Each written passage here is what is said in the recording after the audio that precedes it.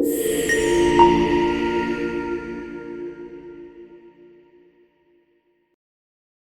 Secret Doctrine, the Synthesis of Science, Religion, and Philosophy by H.P. Blavatsky. Third and revised edition. Satyat Nasti Parodharma. There is no religion higher than truth. Volume 1, Cosmogenesis. This work I dedicate to all true Theosophists, in every country and of every race, for they called it forth, and for them it was recorded. Preface to the first edition. The author, the writer rather, feels it necessary to apologize for the long delay which has occurred in the appearance of this work. It has been occasioned by ill health and the magnitude of the undertaking. Even the 2 volumes now issued do not complete the scheme, nor do these treat exhaustively of the subjects dealt with in them. A large quantity of material has already been prepared dealing with the history of occultism as contained in the lives of the great adepts of the Aryan race, and showing the bearing of occult philosophy upon the conduct of life, as it is and as it ought to be. Should the present volumes meet with a favorable reception, no effort will be spared to carry out the scheme of the work in its entirety. This scheme, it must be added, was not in contemplation when the preparation of the work was first announced. As originally announced, it was intended that the Secret Doctrine should be an amended and enlarged version of Isis Unveiled. It was, however, soon found that the explanations which could be added to those already put before the world, in the last named and other works dealing with esoteric science, were such as to require a different method of treatment, and consequently the present volumes do not contain, in all, 20 pages extracted from Isis Unveiled. The author does not feel it necessary to ask the indulgence of her readers and critics for the many defects of literary style, and the imperfect English which may be found in these pages. She is a foreigner, and her knowledge of the language was acquired late in life. The English tongue is employed because it offers the most widely diffused medium for conveying the truths which it had become her duty to place before the world. These truths are in no sense put forward as a revelation, nor does the author claim the position of a revealer of mystic lore now made public for the first time in the world's history. For what is contained in this work is to be found scattered throughout thousands of volumes embodying the scriptures of the great Asiatic and early European religions, hidden under glyph and symbol, and hitherto left unnoticed because of this veil. What is now attempted is to gather the oldest tenets together and make of them one harmonious and unbroken whole. The sole advantage which the writer has over her predecessors is that she need not resort to personal speculations and theories, for this work is a partial statement of what she herself has been taught by more advanced students, supplemented in a few details only by the result of her own study and observation. The publication of many of the facts herein stated has been rendered necessary by the wild and fanciful speculations in which many theosophists and students of mysticism have indulged during the last few years in their endeavor, as they imagined, to work out a complete system of thought from the few facts previously communicated to them. It is needless to explain that this book is not the Secret Doctrine in its entirety, but a select number of fragments of its fundamental tenets, special attention being paid to some facts which have been seized upon by various writers and distorted out of all resemblance to the truth. But it is perhaps desirable to state unequivocally that the teachings, however fragmentary and incomplete, contained in these volumes do not belong to the Hindu, the Zoroastrian, the Chaldean, or the Egyptian religion, nor to Buddhism, Islam, Judaism, or Christianity exclusively. The Secret Doctrine is the essence of all these. Sprung from it in their origins, the various religious schemes are now made to merge back into their original element, out of which every mystery and dogma has grown, developed, and become materialized. It is more than probable that the book will be regarded by a large section of the public as a romance of the wildest kind. For who has ever heard of the Book of Dizian? The writer, therefore, is fully prepared to take all the responsibility for what is contained in this work, and even to face the charge of having invented the whole of it. That it has many shortcomings, she is fully aware. All that she claims for it is that, romantic as it may seem to many, its logical coherence and consistency entitle this new Genesis to rank, at any rate, on a level with the working hypothesis so freely accepted by modern science. Further, it claims consideration not by reason of any appeal to dogmatic authority, but because it closely adheres to nature and follows the laws of uniformity and analogy. The aim of this work may be thus stated: to show that nature is not a fortuitous concurrence of atoms, and to assign to man his rightful place in the scheme of the universe, to rescue from degradation the archaic truths which are the basis of all religions, to uncover, to some extent, the fundamental unity from which they all spring. Finally, to show that the occult side of nature has never been approached by the science of modern civilization. If this is in any degree accomplished, the writer is content. It is written in the service of humanity, and by humanity and the future generations it must be judged. Its author recognizes no inferior court of appeal. Abuse she is accustomed to. Calumny she is daily acquainted with. At slander she smiles in silent contempt. De minimis non curat lex. HPB, London, October 1888. Preface to the third and revised edition. In preparing this edition for the press, we have striven to correct minor points of detail in literary form, without touching at all more important matters. Had H.P. Blavatsky lived to issue the new edition, she would doubtless have corrected and enlarged it to a very considerable extent. That this is not done is one of the many minor losses caused by the one great loss. Awkward phrases due to imperfect knowledge of English have been corrected. Most of the quotations have been verified and exact references given, a work involving great labor, as the references in the previous editions were often very loose. A uniform system of transliteration for Sanskrit words has been adopted. Rejecting the form most favored by Western Orientalists as being misleading to the general reader, we have given to the consonants not present in our English alphabet combinations that approximately express their sound values, and we have carefully inserted quantities wherever they occur on the vowels. In a few instances, we have incorporated notes in the text, but this has been very sparingly done and only when they obviously formed part of it. We have added a copious index for the assistance of students and have bound it separately so that reference to it may be facilitated. For the great labor in this, we, and all students, are the debtors of Mr. A. J. Foulding. Annie Besant, G.R.S. Mead, London, 1893. Introductory. Gently to hear, kindly to judge. Shakespeare. Since the appearance of theosophical literature in England, it has become customary to call its teachings Esoteric Buddhism. And having become a habit, as an old proverb based on daily experience has it, error runs down an inclined plane while truth has to laboriously climb its way up the hill. Old truisms are often the wisest.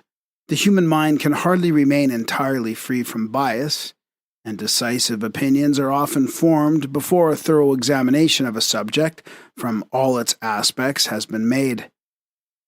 This is said with reference to the prevailing double mistake, A, of limiting Theosophy to Buddhism, and B, of confounding the tenets of the religious philosophy preached by Gautama, the Buddha, with the doctrines broadly outlined in Esoteric Buddhism. Anything more erroneous than this could hardly be imagined. It has enabled our enemies to find an effective weapon against Theosophy, because, as an eminent Pali scholar very pointedly expressed it, there was in the volume named neither esotericism nor Buddhism. The esoteric truths presented in Mr. Sinnett's work ceased to be esoteric from the moment they were made public, nor did the book contain the religion of Buddha, but simply a few tenets from a hitherto hidden teaching, which are now explained and supplemented by many more in the present volumes. And even the latter, though giving out many fundamental tenets from the secret doctrine of the East, raise but a small corner of the dark veil. For no one, not even the greatest living adept, would be permitted to, or could, even if he would, give out promiscuously to a mocking, unbelieving world that which has been so effectually concealed from it for eons and ages. Esoteric Buddhism was an excellent work with a very unfortunate title, though it meant no more than does the title of this work, The Secret Doctrine. It proved unfortunate because people are always in the habit of judging things by their appearance rather than by their meaning, and because the error has now become so universal that even most of the fellows of the Theosophical Society have fallen victims to the same misconception. From the first, however, protests were raised by Brahmins and others against the title, and in justice to myself, I must add that Esoteric Buddhism was presented to me as a completed volume, and that I was entirely unaware of the manner in which the author intended to spell the word Buddhism. This has to be laid directly at the door of those who, having been the first to bring the subject under public notice, neglected to point out the difference between Buddhism, the religious system of ethics preached by the Lord Gautama, and so named from his title of Buddha, the enlightened, and Buddhism, from Buddha, wisdom or knowledge, vidya, the faculty of cognizing, from the Sanskrit root bud, to know. We Theosophists of India are ourselves the real culprits, although at the time we did our best to correct the mistake. To avoid this deplorable misnomer was easy. The spelling of the word had only to be altered, and by common consent both pronounced and written Buddhism instead of Buddhism. Nor is the latter term correctly spelt and pronounced, as it ought to be called in English, Buddhism, and its votaries, Buddhists.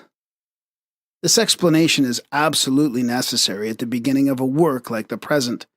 The wisdom religion is the inheritance of all the nations the world over, in spite of the statement made in Esoteric Buddhism that 2 years ago, i.e. in 1883, neither I nor any other European living knew the alphabet of the science, here for the first time put into a scientific shape, etc. This error must have crept in through inadvertence. The present writer knew all that is divulged in Esoteric Buddhism and much more, many years before it became her duty, in 1880, to impart a small portion of the Secret Doctrine to 2 European gentlemen, one of whom was the author of Esoteric Buddhism. And surely the present writer has the undoubted, though to her rather equivocal, privilege of being a European by birth and education. Moreover, a considerable part of the philosophy expounded by Mr. Sinnett was taught in America, even before Isis Unveiled was published, to 2 Europeans and to my colleague, Colonel H.S. Olcott. Of the 3 teachers the latter gentleman has had, the first was a Hungarian initiate, the second an Egyptian, the third a Hindu. As permitted, Colonel Olcott has given out some of this teaching in various ways. If the other 2 have not, it has been simply because they were not allowed, their time for public work having not yet come. But the others it has, and the appearance of Mr. Sennett's several interesting books is a visible proof of the fact. Moreover, it is above everything important to keep in mind that no theosophical book acquires the least additional value from pretended authority. Adai, or Adai Buddha, the One, or the First, and Supreme Wisdom, is a term used by Arya Sangha in his secret treatises, and now by all the mystic northern Buddhists. It is a Sanskrit term, and an appellation given by the earliest Aryans to the unknown deity, the word Brahma not being found in the Vedas and the early works. It means the absolute wisdom. And Adibhuta is translated by Fitz Ward Hall, the primeval uncreated cause of all. Aeons of untold duration must have elapsed before the epithet of Buddha was so humanized, so to speak, as to allow of the term being applied to mortals and finally appropriated to one whose unparalleled virtues and knowledge caused him to receive the title of the Buddha of wisdom unmoved. Bodha means the innate possession of divine intellect or understanding. Buddha, the acquirement of it by personal effects and merit, while Buddhai is the faculty of cognizing, the channel through which divine knowledge reaches the ego, the discernment of good and evil, also divine conscience, and the spiritual soul, which is the vehicle of Atma. When Buddhai absorbs our egotism, destroys it, with all its vikaras, Avalokiteshvara becomes manifested to us, and nirvana, or mukti, is reached. Mukti being the same as nirvana, i.e., freedom from the trammels of maya, or illusion. Bodhi is likewise the name of a particular state of trance condition called samadhi, during which the subject reaches the culmination of spiritual knowledge. Unwise are those who, in their blind and, in our age, untimely hatred of Buddhism, and by reaction of Buddhism, deny its esoteric teachings, which are those also of the Brahmins, simply because the name suggests what to them, as monotheists, are noxious doctrines. Unwise is the correct term to use in their case. For in this age of crass and illogical materialism, the esoteric philosophy alone is calculated to withstand the repeated attacks on all and everything man holds most dear and sacred in his inner spiritual life. The true philosopher, the student of esoteric wisdom, entirely loses sight of personalities, dogmatic beliefs, and special religions. Moreover, esoteric philosophy reconciles all religions, strips every one of its outward human garments, and shows the root of each to be identical with that of every other great religion. It proves the necessity of a divine absolute principle in nature. It denies deity no more than it does the sun. Esoteric philosophy has never rejected God in nature, nor deity as the absolute and abstract ends. It only refuses to accept any of the gods of the so-called monotheistic religions, gods created by man in his own image and likeness, a blasphemous and sorry caricature of the ever unknowable. Furthermore, the records we mean to place before the reader embrace the esoteric tenets of the whole world since the beginning of our humanity, and Buddhistic occultism occupies therein only its legitimate place, and no more. Indeed, the secret portions of the Dan or Dhyana of Gautama's metaphysics, grand as they appear to one unacquainted with the tenets of the wisdom religion of antiquity, are but a very small portion of the whole. The Hindu reformer limited his public teachings to the purely moral and physiological aspect of the wisdom religion, to ethics and man alone. Things unseen and incorporeal, the mysteries of being outside our terrestrial sphere, the great teacher left entirely untouched in his public lectures, reserving the hidden truths for a select circle of his arhats. The latter received their initiation at the famous Saptaparna cave, the Satapani and Mahavansa near Mount Babar, the Webhara of the Pali MSS. This cave was in Rajagriha, the ancient capital of Magadha, and was the Cheta cave of Fehan, as is rightly suspected by some archaeologists. Time and human imagination made short work of the purity and philosophy of these teachings. Once that they were transplanted from the secret and sacred circle of the Arhats, during the course on their work of proselytism, into a soil less prepared for metaphysical conceptions than India. Once they were transferred into China, Japan, Siam, and Burma. How the pristine purity of these grand revelations was dealt with may be seen in studying some of the so-called esoteric Buddhist schools of antiquity in their modern garb, not only in China and other Buddhist countries in general, but even in not a few schools of Tibet, which have been left to the care of the uninitiated lamas and Mongolian innovators. Thus, the reader is asked to bear in mind the very important differences between Orthodox Buddhism, i.e. the public teachings of Gautama, the Buddha, and his esoteric Buddhism. His secret doctrine, however, differed in no wise from that of the initiated Brahmins of his day. The Buddha was a child of Aryan soil, a born Hindu, a Kshatriya, and a disciple of the twice-born, the initiated Brahmins or Devas. His teachings, therefore, could not be different from their doctrines, for the whole Buddhist reform consisted merely in giving out a portion of that which had been kept secret from every man outside the enchanted circles of the ascetics and temple initiates. Unable, owing to his pledges, to teach all that had been imparted to him, though the Buddha taught a philosophy built upon the groundwork of the true esoteric knowledge, he gave to the world only its outward material body and kept its soul for his elect. Many Chinese scholars among Orientalists have heard of the soul doctrine. None seem to have understood its real meaning and importance. That doctrine was preserved secretly, too secretly perhaps, within the sanctuary. The mystery that shrouded its chief dogma and aspiration, nirvana, has so tried and irritated the curiosity of those scholars who have studied it that, unable to solve it logically and satisfactorily, by untying its Gordian knot, they have cut it through by declaring that nirvana means absolute annihilation. Toward the end of the first quarter of this century, a distinct class of literature appeared in the world, which with every year became more defined in its tendency.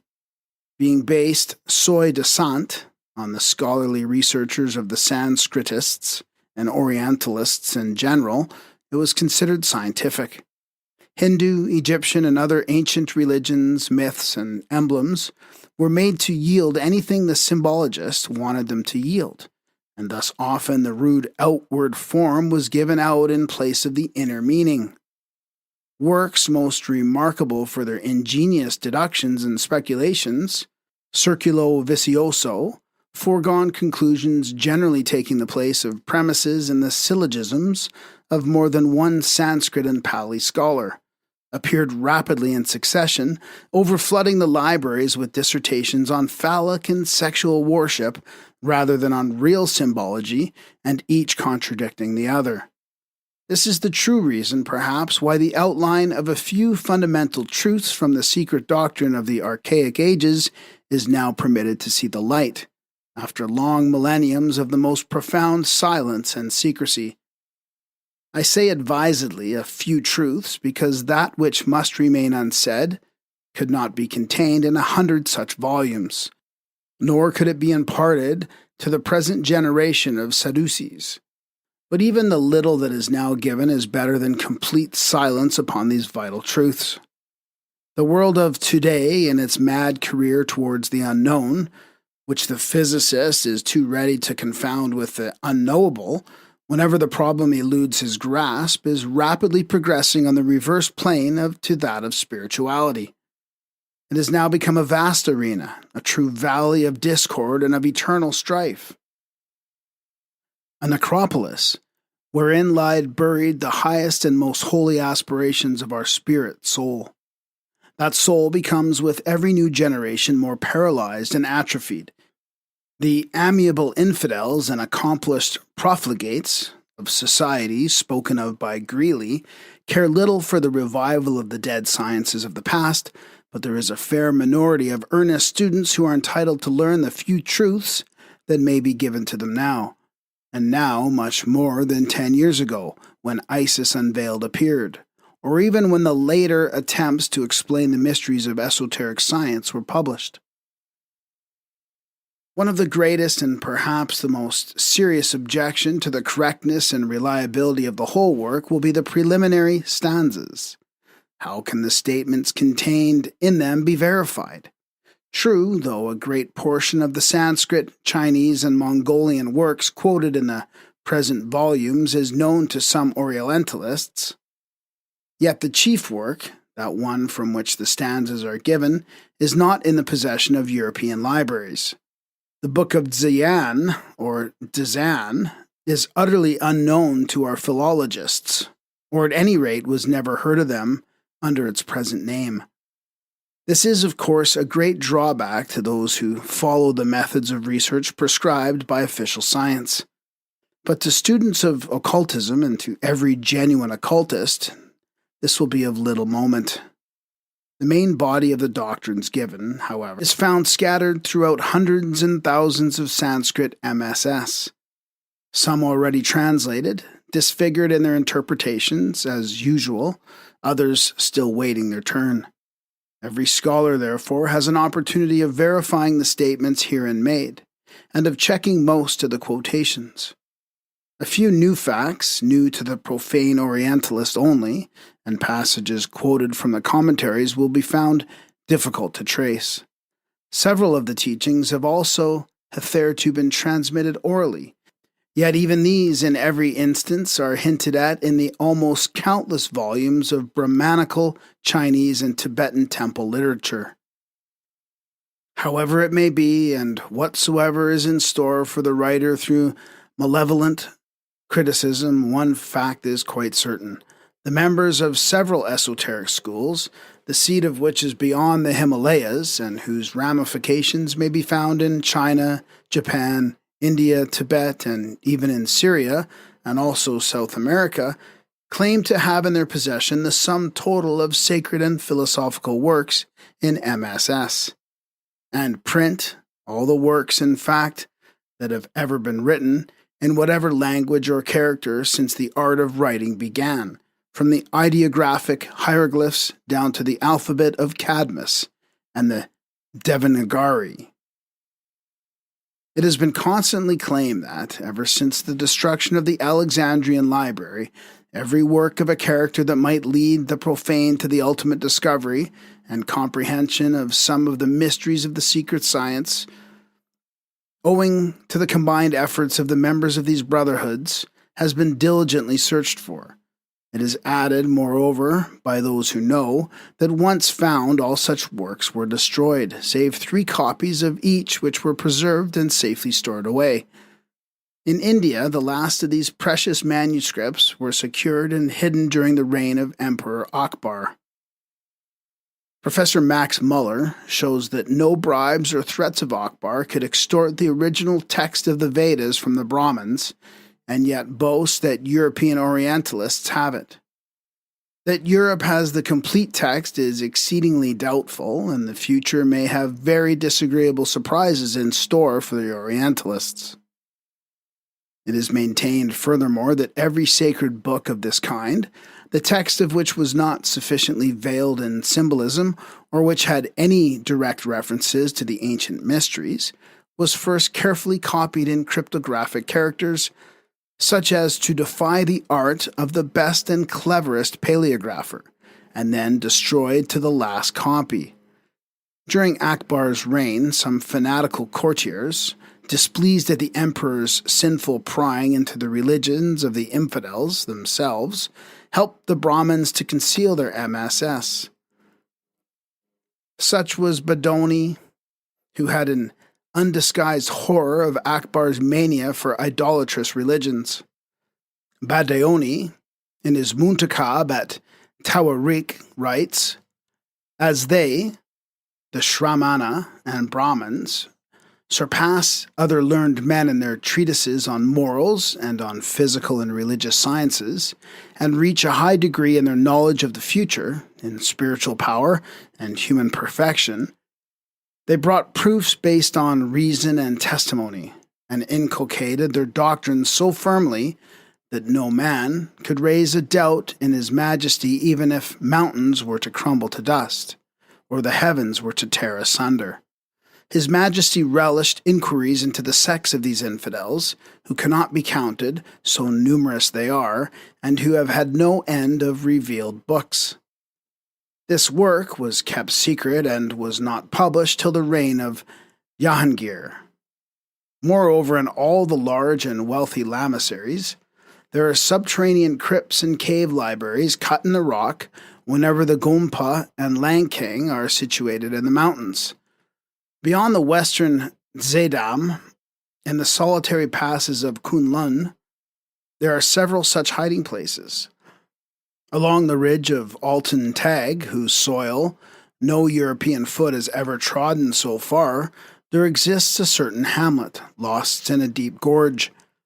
It is a small cluster of houses, a hamlet rather than a monastery, with a poor-looking temple in it, and one old lama, a hermit, living nearby to watch it. Pilgrims say that the subterranean galleries and halls under it contain a collection of books, the number of which, according to the accounts given, is too large to find room even in the British Museum. According to the same tradition, the now desolate regions of the waterless land of Tarim, a veritable wilderness in the heart of Turkestan, were in days of old covered with flourishing and wealthy cities. At present, a few verdant oases only relieve its dread solitude. One such, carpeting the sepulchre of a vast city buried under the sandy soil of the desert, belongs to no one, but is often visited by Mongolians and Buddhists. The tradition also speaks of immense subterranean abodes, of large corridors filled with tiles and cylinders. It may be an idle rumor, and it may be an actual fact. All this will timely provoke a smile of doubt. But before the reader rejects the truthfulness of the reports, let him pause and reflect over the following well-known facts. The collective researches of Orientalists, and especially of late years the labors of students of comparative philology and the science of religion, have enabled them to ascertain that an incalculable number of MSS, and even of printed works known to have existed, are now to be no more found. They have disappeared without leaving the slightest trace behind. Were they works of no importance, they might, in the natural course of time, have been left to perish, and their very names would have been obliterated from human memory. But this is not so, for, as now ascertained, most of them contain the true keys to works still extant, and now entirely incomprehensible for the greater portion of the readers, without these additional volumes of commentaries and explanations. Such, for instance, are the works of Lao Tse, the predecessor of Confucius. He is said to have written 930 books on ethics and religions, and 70 on magic, 1,000 in all. His great work, however, the Tao Te King, the heart of his doctrine, and the sacred scripture of the Tao Tse, has in it, as Stanislaus Julian shows, only about 5,000 words, hardly a dozen pages. Yet Professor Max Muller finds that the text is unintelligible without commentaries, so that M. Julian had to consult more than 60 commentators for the purpose of his translation, the earliest going back as far as the year 163 BC, and not earlier, as we see. During the 4 centuries and a half that preceded the earliest of the commentators, there was ample time to veil the true Lao Tse doctrine from all but his initiated priests. The Japanese, among whom are now to be found the most learned of the priests and followers of Lao Tse, simply laugh at the blunders and hypotheses of European Chinese scholars. And tradition affirms that the commentaries to which our Western sinologues have access are not the real occult records, but intentional veils, and that the true commentaries, as well as almost all the texts, have long disappeared from the eyes of the profane.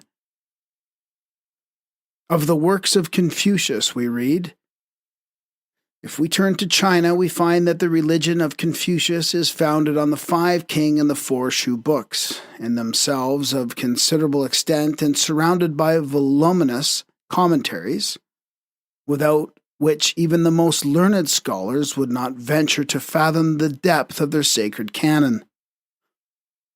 but they have not fathomed it, and this is the complaint of the Confucianists, as a very learned member of that body in Paris complained in 1881.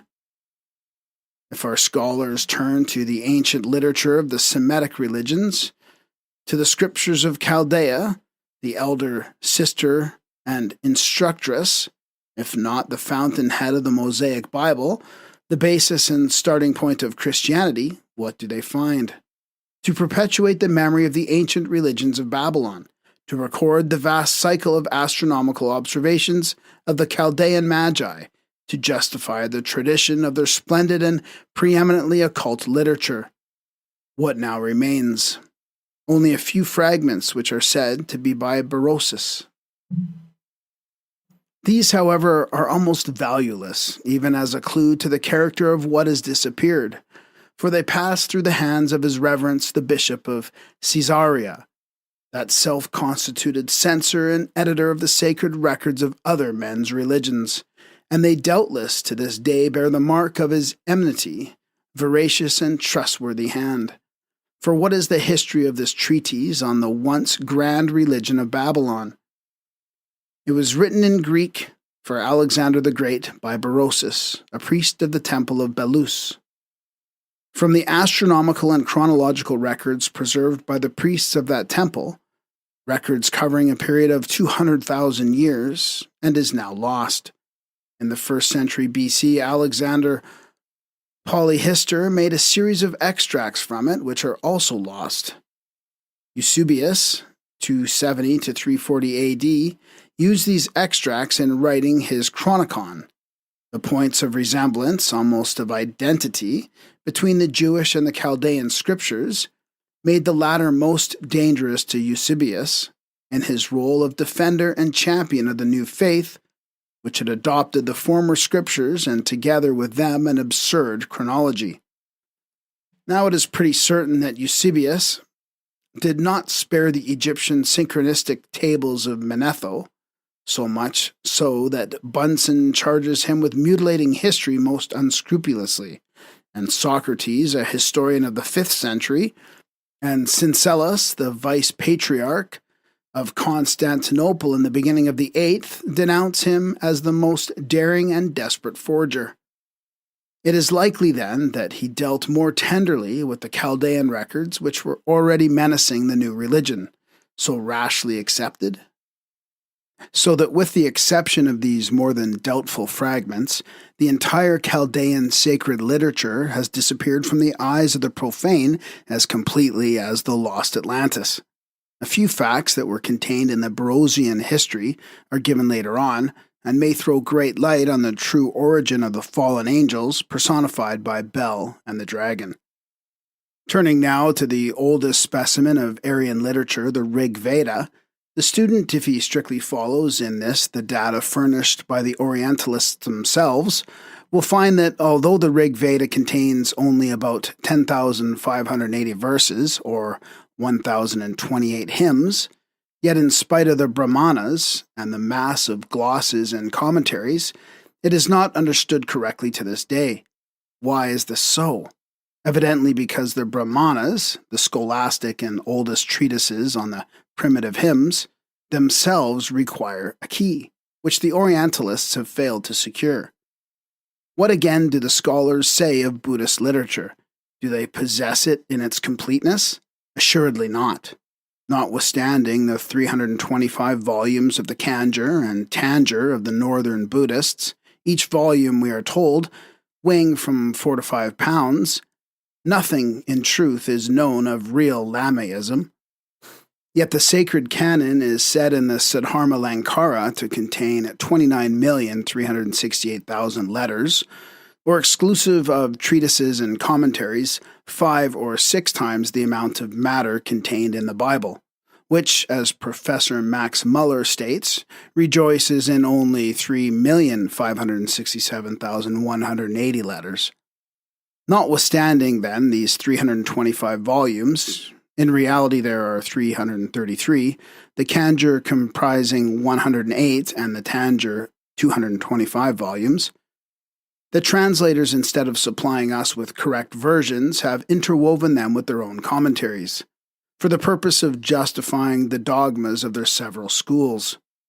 Moreover, according to a tradition preserved by the Buddhist schools, both of the South and of the North, the sacred Buddhist canon comprised originally 80,000 or 84,000 tracts, but most of them were lost so that there remained but 6,000. As the professor tells his audience, lost as usual for Europeans. But who can be quite sure that they are likewise lost for Buddhists and Brahmins? Considering the reverence of the Buddhists for every line written upon Buddha and the good law, the loss of nearly 76,000 tracts does seem miraculous.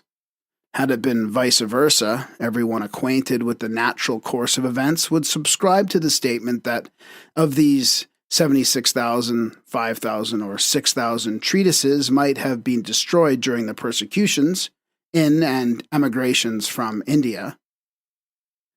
But as it is well ascertained that the Buddhist Arhats began their religious exodus for the purpose of propagating the new faith beyond Kashmir and the Himalayas, as early as the year 300 before our era, and reached China in the year 61 AD, when Kashyapa, at the invitation of the Emperor Ming-Ti, went there to acquaint the Son of Heaven with the tenets of Buddhism, it does seem strange to hear the Orientalists speaking of such a loss as though it were really possible. They do not seem to allow for one moment the possibility that the text may be lost only for the West and for themselves, or that the Asiatic people should have the unparalleled boldness to keep their most sacred records out of the reach of foreigners, thus refusing to deliver them to the profanation and misuse even of races so vastly superior to themselves. Judging by the expressed regrets and numerous confessions of almost every one of the Orientalists, the public may feel sufficiently sure, A, that the students of ancient religions have indeed very few data upon which to build such final conclusions as they generally do about the old faiths, and B, that such lack of data does not in the least prevent them from dogmatizing. One would imagine that thanks to the numerous records of the Egyptian theogony and mysteries, preserved in the classics and in a number of ancient writers, the rites and dogmas of pharaonic Egypt, at least, ought to be well understood, better at any rate than the two abstruse philosophies and pantheism of India, of whose religion and language Europe had hardly any idea before the beginning of the present century. Along the Nile and on the face of the whole country there stand to this hour, yearly and daily exhumed ever-fresh relics which eloquently tell their own history. Still it is not so. The learned Oxford philologist himself confesses the truth by saying, "We see still standing the pyramids and the ruins of temples and labyrinths, their walls covered with hieroglyphic inscriptions and with the strange pictures of gods and goddesses, on rolls of papyrus which seem to defy the ravages of time. We have even fragments of what may be called the sacred books of the Egyptians. Yet though much has been deciphered in the ancient records of the mysterious race, the mainspring of the religion of Egypt and the original intention of its ceremonial worship are far from being fully disclosed to us. Here again the mysterious hieroglyphic documents remain, but the keys by which alone they become intelligible have disappeared. In fact, so little acquainted are our greatest Egyptologists with the funeral rites of the Egyptians and the outward marks of the difference of sex on the mummies that it has led to the most ludicrous mistakes. Only a year or two ago, one of this kind was discovered at Bulaq, Cairo. The mummy of what was considered the wife of an unimportant pharaoh has, thanks to an inscription found on an amulet hung around its neck, turned out to be that of Sesostris, the greatest king of Egypt. Nevertheless, having found that there is a natural connection between language and religion, and that there was a common Aryan religion before the separation of the Aryan race, a common Semitic religion before the separation of the Semitic race, and a common Turanic religion before the separation of the Chinese and the other tribes belonging to the Turanian class, having in fact discovered only 3 ancient centers of religion and 3 centers of language, And though as entirely ignorant of those primitive religions and languages as of their origin, the professor does not hesitate to declare that a truly historical basis for a scientific treatment of the principal religions of the world has been gained. A scientific treatment of a subject is no guarantee for its historical basis, and with such scarcity of data on hand, no philologist, even among the most eminent, is justified in giving out his own conclusions for historical facts. No doubt the eminent Orientalist has thoroughly proved to the world's satisfaction that, according to the phonetic rules of Grimm's Law, Odin and Buddha are two different personages, quite distinct from each other, and has proved it scientifically. When, however, he takes the opportunity of saying in the same breath that Odin was worshipped as the supreme deity during a period long anterior to the age of the Veda and of Homer, he has not the slightest historical basis for it, but makes history and facts subservient to his own conclusions, which may be very scientific in the sight of Oriental scholars, but yet very wide of the mark of actual truth. The conflicting views of the various eminent philologists and Orientalists, from Martin Hogg down to Professor Max Muller himself, on the subject of chronology, in the case of the Vedas, are an evident proof that the statement has no historical basis to stand upon, internal evidence being very often a jack-o'-lantern instead of a safe beacon to follow. Nor has the science of modern comparative mythology any better argument to bring forward to crush the contention of those learned writers who have insisted for the last century or so that there must have been fragments of a primeval revelation, granted to the ancestors of the whole race of mankind, preserved in the temples of Greece and Italy. For this is what all the Eastern initiates and pandits have been proclaiming to the world from time to time. And while a prominent Sinhalese priest assured the writer that it was well known that the most important tracts belonging to the Buddhist sacred canon were stored away in countries and places inaccessible to the European pandits, the late Swami Dayanand Sarasvati, the greatest Sanskritist of his day in India, assured some members of the Theosophical Society of the same fact with regard to ancient Brahmanical works. When told that Professor Max Muller had declared to the audiences of his lectures that the theory that there was a primeval preternatural revelation granted to the fathers of the human race finds but few supporters at present, the holy and learned man laughed. His answer was suggestive.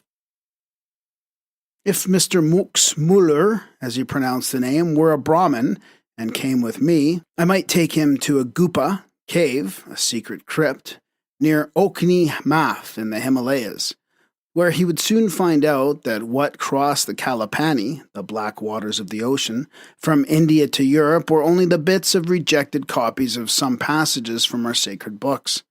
There was a primeval revelation, and it still exists, nor will it ever be lost to the world, but will reappear, though the Mikekas will of course have to wait. Questioned further on the point, he would say no more. This was at Meerut in 1880. No doubt the mystification played by the Brahmins upon Colonel Wilford and Sir William Jones in the last century at Calcutta was cruel, but it had been well deserved, and no one was more to blame in that affair than the missionaries and Colonel Wilford himself. The former, on the testimony of Sir William Jones himself, were silly enough to maintain that the Hindus were even now almost Christians, because their Brahma, Vishnu, and Mahesha were no other than the Christian Trinity. It was a good lesson. It made the Oriental scholars doubly cautious. But perchance it also made some of them too shy and, in its reaction, has caused the pendulum of foregone conclusions to swing too much the other way. For that first supply from the Brahmanical market, in answer to the demand of Colonel Wilford, has now created an evident necessity and desire in the Orientalists to declare nearly every archaic Sanskrit manuscript so modern as to give the missionaries full justification for availing themselves of their opportunity. That they do so, and to the full extent of their mental powers, is shown by the absurd attempts of late to prove that the whole Puranic story of Krishna was plagiarized by the Brahmins from the Bible. But the facts cited by the Oxford professor in his lectures concerning the now famous interpolations, for the benefit and later on to the sorrow of Colonel Wilford, do not at all interfere with the conclusions to which one who studies the secret doctrine must avoidably come. For, if the results show that neither the New nor even the Old Testament borrowed anything from the more ancient religion of the Brahmins and Buddhists, it does not follow that the Jews have not borrowed all they knew from the Chaldean records, the latter being mutilated later on by Eusebius.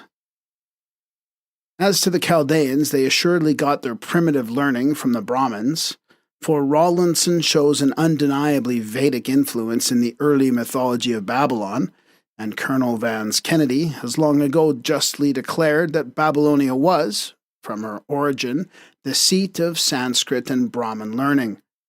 But all such proofs must lose their value in the presence of the latest theory worked out by Professor Max Muller. What it is, everyone knows. The Code of Phonetic Laws has now become a universal solvent for every identification and connection between the gods of many nations.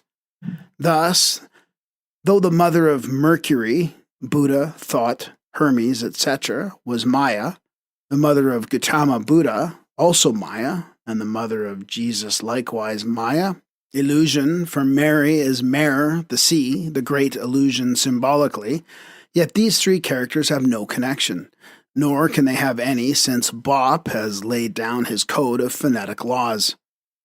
In their effort to collect together the many skeins of unwritten history, it is a bold step for our Orientalists to take, to deny a priori everything that does not dovetail with their special conclusions.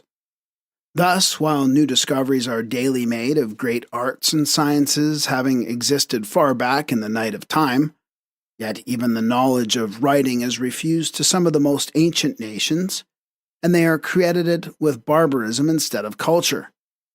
Nevertheless, traces of an immense civilization, even in Central Asia, are still to be found. This civilization is undeniably prehistoric. And how can there be civilization without a literature in some form, without annals or chronicles? Common sense alone ought to supplement the broken links in the history of departed nations, the gigantic and unbroken wall of the mountains that hem in the whole tableland of Tibet, from the upper course of the river Kuan Ke down to the Karakoram Hills, witnessed a civilization during millenniums of years and should have strange secrets to tell mankind. The eastern and central portions of these regions, the Nanchan and the Altan Tag, were once upon a time covered with cities that could well vie with Babylon. A whole geological period has swept over the land since those cities breathed their last, as the mounds of shifting sand and the sterile and now dead soil of the immense central plains of the basin of Tarim testify. The borderlands alone are superficially known to the traveler. Within those tablelands of sand there is water, and fresh oases are found blooming there, wherein no European foot has ever yet ventured, or trodden the now treacherous soil. Among these verdant oases there are some which are entirely inaccessible even to the profane native traveler. Hurricanes may tear up the sands and sweep whole plains away. They are powerless to destroy that which is beyond their reach. Built deep in the bowels of the earth, the subterranean stores are secure, and as their entrances are concealed, there is little fear that anyone would discover them, even should several armies invade the sandy wastes where not a pool, not a bush, not a house is seen, and the mountain range forms a rugged screen round the parched flats of the dry desert. But there is no need to send the reader across the desert, when the same proofs of ancient civilization are found even in contemplatively populated regions of the same country. The oasis of Churchin, for instance, situated about 4,000 feet above the level of the river Churchindaria, is now surrounded in every direction by the ruins of archaic towns and cities. There are some 3,000 human beings represent the relics of about 100 extinct nations and races, the very names of which are now unknown to our ethnologists. An anthropologist would feel more than embarrassed to class, divide, and subdivide them, the more so as the respective descendants of all these antediluvian races and tribes themselves know as little of their own forefathers as if they had fallen from the moon. When questioned about their origin, they reply that they know not whence their fathers had come, but had heard that their first or earliest men were ruled by great genii of these deserts. This may be put down to ignorance and superstition, yet, in the view of the teachings of the Secret Doctrine, the answer may be based upon primeval tradition. Alone the tribe of Khorasan claims to have come from what is now known as Afghanistan long before the days of Alexander, and brings legendary lore to that effect in corroboration. The Russian traveler, Colonel, now General, Przewalski, found quite close to the oasis of Chechern the ruins of two enormous cities, the oldest of which, according to the local tradition, was destroyed 3,000 years ago by a hero and giant, and the other by Mongolians in the 10th century of our era. The emplacement of the two cities is now covered, owing to shifting sands and the desert wind, with strange and heterogeneous relics, with broken china and kitchen utensils and human bones. The natives often find copper and gold coins, melted silver ingots, diamonds and turquoises, and what is the most remarkable, broken glass. Coffins of some undecaying wood or material also, within which beautifully preserved embalmed bodies are found. The male mummies are all extremely tall, powerfully built men with long wavy hair. A vault was found with 12 dead men sitting in it. Another time, in a separate coffin, a young girl was discovered by us. Her eyes were closed with golden discs, and the jaws held firm by a golden circlet running from under the chin across the top of the head. Clad in a narrow woolen garment, her bosom was covered with golden stars, the feet being left naked. To this, the famous traveler adds that all along their way on the river Churchen, they heard legends about 23 towns buried ages ago by the shifting sands of the deserts. The same tradition exists on the Lobnar and in the oasis of Kernia. The traces of such civilization and these and like traditions give us the right to credit other legendary lore, warranted by well-educated and learned natives of India and Mongolia who speak of immense libraries reclaimed from the sand, together with various relics of ancient magic lore which have all been safely stowed away. To recapitulate, the Secret Doctrine was the universally diffused religion of the ancient and prehistoric world. Proofs of its diffusion, authentic records of its history, a complete chain of documents showing its character and presence in every land, together with the teaching of all its great adepts, exist to this day in the secret crypts of libraries belonging to the occult fraternity. This statement is rendered more credible by a consideration of the following facts. The tradition of the thousands of ancient parchments, saved when the Alexandrian library was destroyed, the thousands of Sanskrit words which disappeared in India in the reign of Akbar, the universal tradition in China and Japan that the true ancient texts with the commentaries, which alone make them comprehensible, amounting to many thousands of volumes, have long passed out of the reach of profane hands. The disappearance of the vast sacred and occult literature of Babylon, the loss of those keys which alone could solve the 1,000 riddles of the Egyptian hieroglyphic records.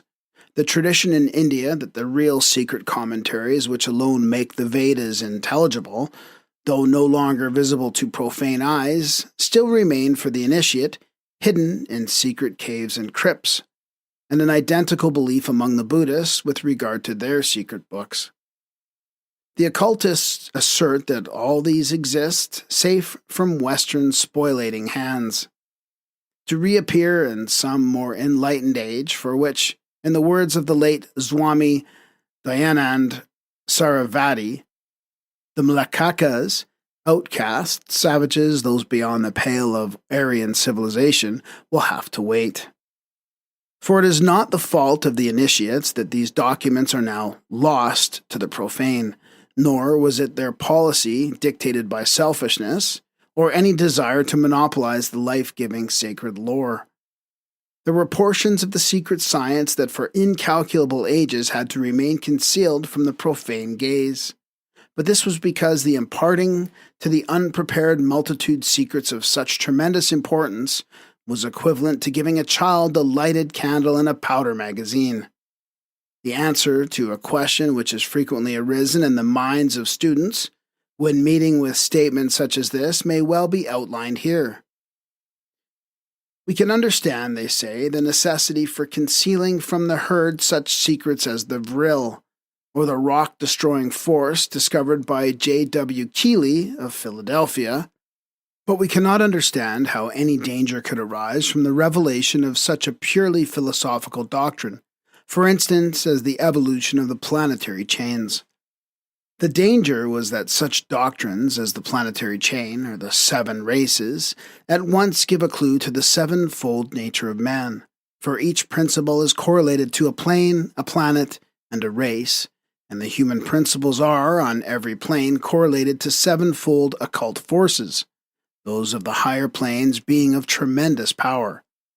So that any septenary division at once gives a clue to tremendous occult powers, the abuse of which would cause incalculable evil to humanity, a clue which is perhaps no clue to the present generation, especially to Westerns, protected as they are by their very blindness and ignorant materialistic disbelief in the occult, but a clue which would, nevertheless, have been very real in the early centuries of the Christian era, to people fully convinced of the reality of occultism, and entering a cycle of degradation which made them rife for abuse of occult powers and sorcery of the worst description.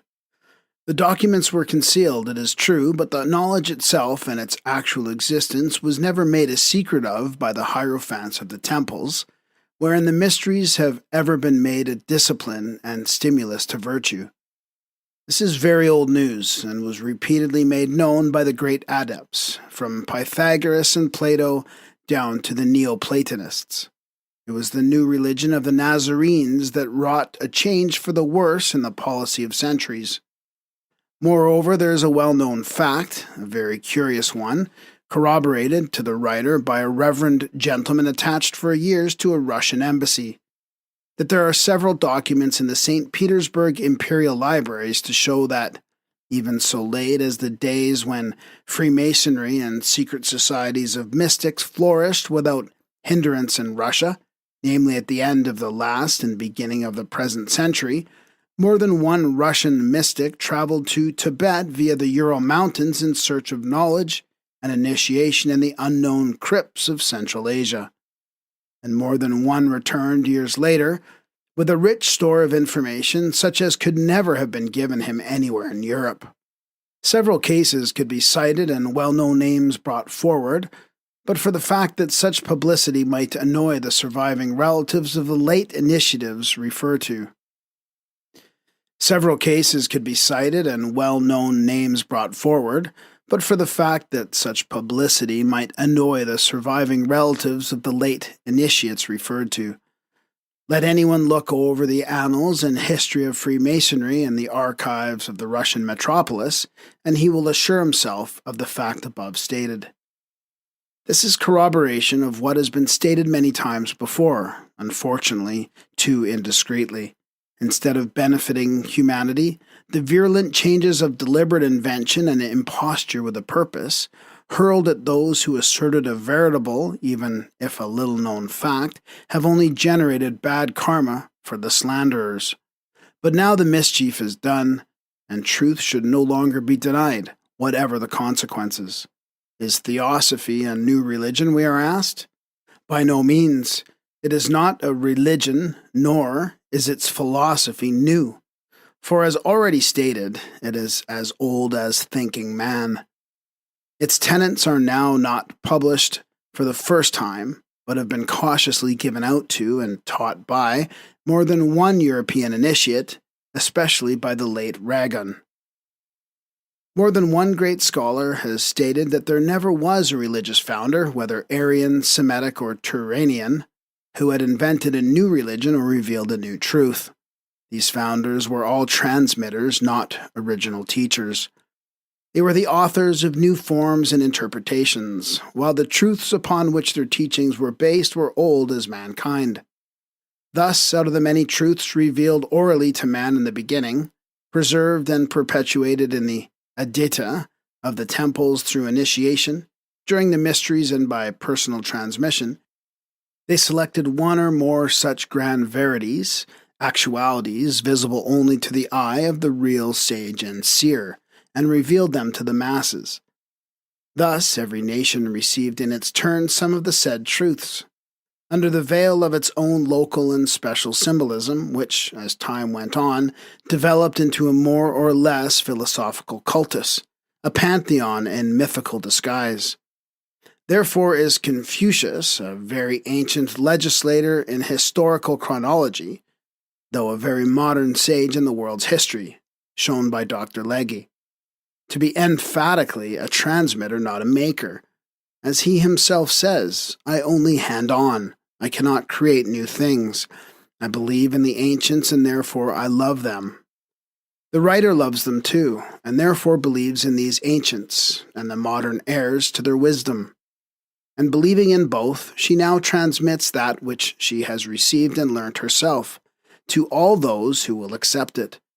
As to those who may reject her testimony, the great majority, she will bear them no malice, for they will be as right in their way of denying as she is right in hers in affirming, since they look at truth from two entirely different standpoints. Agreeably with the rules of critical scholarship, the Orientalist has to reject a priori whatever evidence he cannot fully verify for himself. And how can a Western scholar accept on hearsay that which he knows nothing about? Indeed, that which is given in these volumes is selected from oral as much as from written teachings. The first installment of the Esoteric Doctrines is based upon stanzas, which are the records of a people unknown to ethnology. They are written, it is claimed, in a tongue absent from the nomenclature of languages and dialects with which philosophy is acquainted, are said to emanate from a source repudiated by science, to wit, occultism, and finally they are offered through an agency incessantly discredited before the world by all those who hate unwelcome truths, or have some special hobby of their own to defend. Therefore, the rejection of these teachings may be expected, and must be expected beforehand. No one styling himself a scholar in whatever department of exact science will permit himself to regard these teachings seriously. They will be derided and rejected a priori in this century, but only in this one.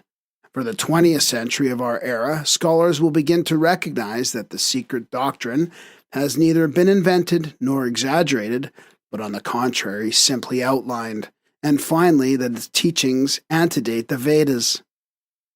There is no pretension to prophecy, but simply a statement based on the knowledge of facts. Every century, an attempt is being made to show the world that occultism is no vain superstition. Once the door is permitted to remain a little ajar, it will be opened wider with every new century.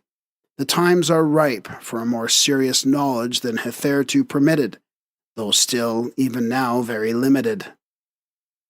For have not even the Vedas been derided, rejected, and called a modern forgery, even so recently as 50 years ago? Was not Sanskrit proclaimed at one time the progeny of and a dialect derived from the Greek, according to Lempriere and other scholars?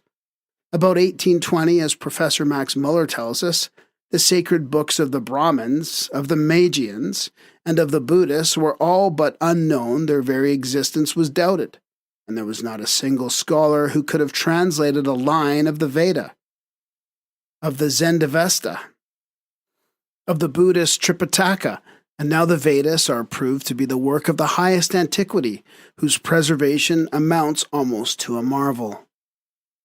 The same will be said of the secret archaic doctrine when undeniable proofs are given of its existence and records. But it will be centuries before much more is given from it.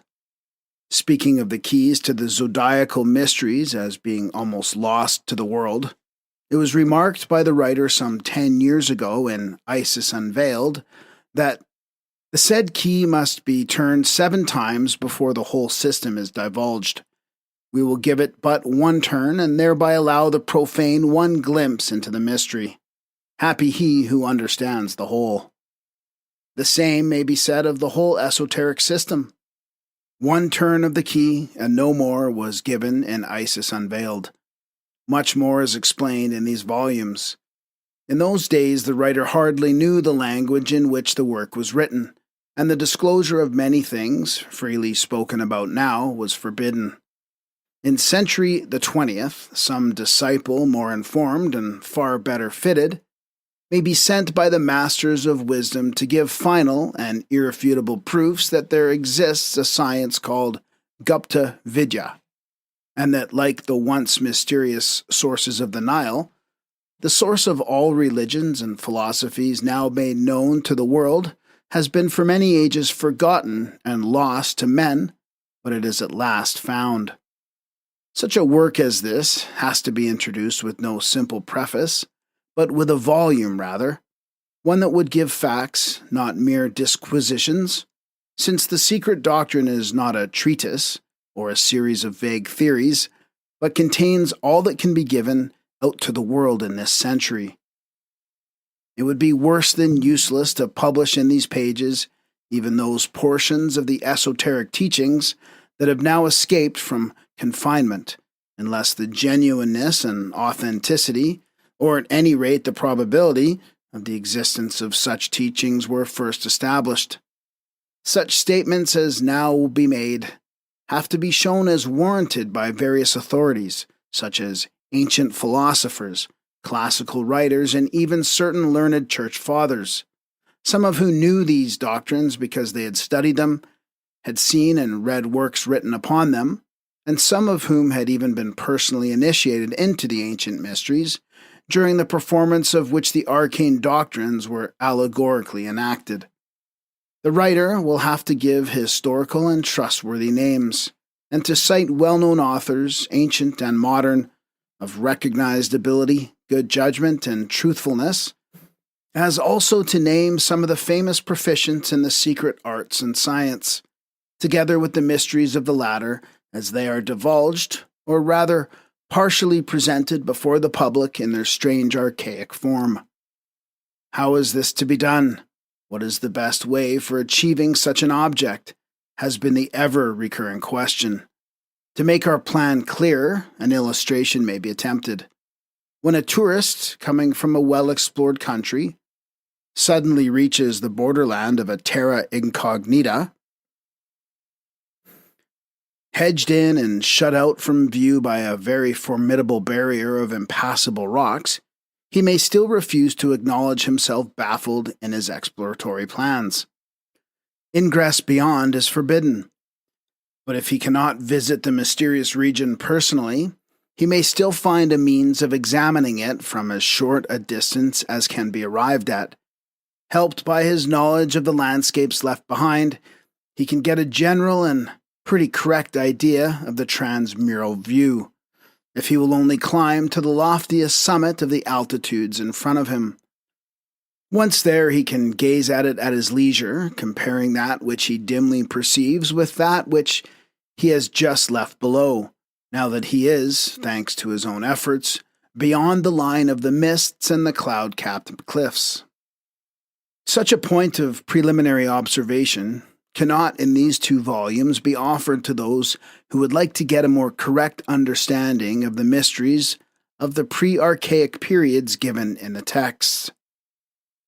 But if the reader has patience and will glance at the present state of beliefs and creeds in Europe, compare and check it with what is known to history of the ages directly preceding and following the Christian era, then he will find all this in a future volume of the present work. In the latter volume, a brief recapitulation will be made of all the principal adepts known to history, and the downfall of the mysteries will be described, after which began the disappearance and the systematic and final elimination from the memory of men of the real nature of initiation and the sacred science. From that time its teachings became occult, and magic sailed but too often under the venerable but frequently misleading name of Hermetic philosophy. As real occultism has been prevalent among the mystics during the centuries that preceded our era, so magic, or rather sorcery, with its occult arts, followed the beginning of Christianity. However great and zealous and the fanatical efforts during these early centuries to obliterate every trace of the mental and intellectual labor of the pagans, they were a failure. But the same spirit of the dark demon of bigotry and intolerance has ever since systematically perverted every bright page written in the pre-Christian periods. Even history, in her uncertain records, has preserved enough of that which has survived to throw an impartial light upon the whole. Let then the reader tarry a little while with the writer on the spot of observation selected. He is asked to give all his attention to that millennium of the pre-Christian and the post-Christian periods, divided by the year 1 of the Nativity. This event, whether historically correct or not, has nevertheless been made to serve as a first signal for the erection of manifold bulwarks against any possible return of, or even a glimpse into, the hated religions of the past. Hated and dreaded because throwing such a vivid light on the novel and intentionally veiled interpretation of what is now known as the New Dispensation. However superhuman the efforts of the early Christian fathers to obliterate the secret doctrine from the very memory of man, they all failed. Truth can never be killed, hence the failure to sweep away entirely from the face of the earth every vestige of that ancient wisdom, and to shackle and gag every witness who testified to it. Let one only think of the thousands, perhaps millions of MSS burnt, of monuments with their too indiscreet inscriptions and pictorial symbols pulverized to dust, of the bands of early hermits and ascetics roaming around among the ruined cities of Upper and Lower Egypt, in desert and mountain, valley and highland, seeking for and eager to destroy every obelisk and pillar, scroll or parchment they could lay their hands on, if only it bore the symbol of the Tao, or any other sign borrowed and appropriated by the new faith. And he will see plainly how it is that so little has remained of the records of the past. Verily, the fiendish spirit of fanaticism of early and medieval Christianity and of Islam has loved from the first to dwell in darkness and ignorance, and both have made the sun-like blood, the earth a tomb, the tomb a hell, and hell itself a murkier gloom. Both creeds have won their proselytes at this point of the sword. Both have built their churches on heaven-kissing hecatombs of human victims. Over the gateway of century 1 of our era, the ominous words, the karma of Israel, fatally glowed.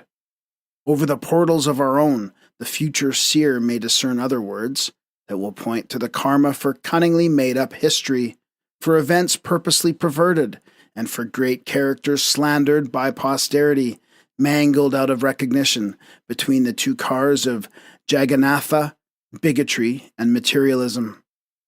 One accepting too much, the other denying all.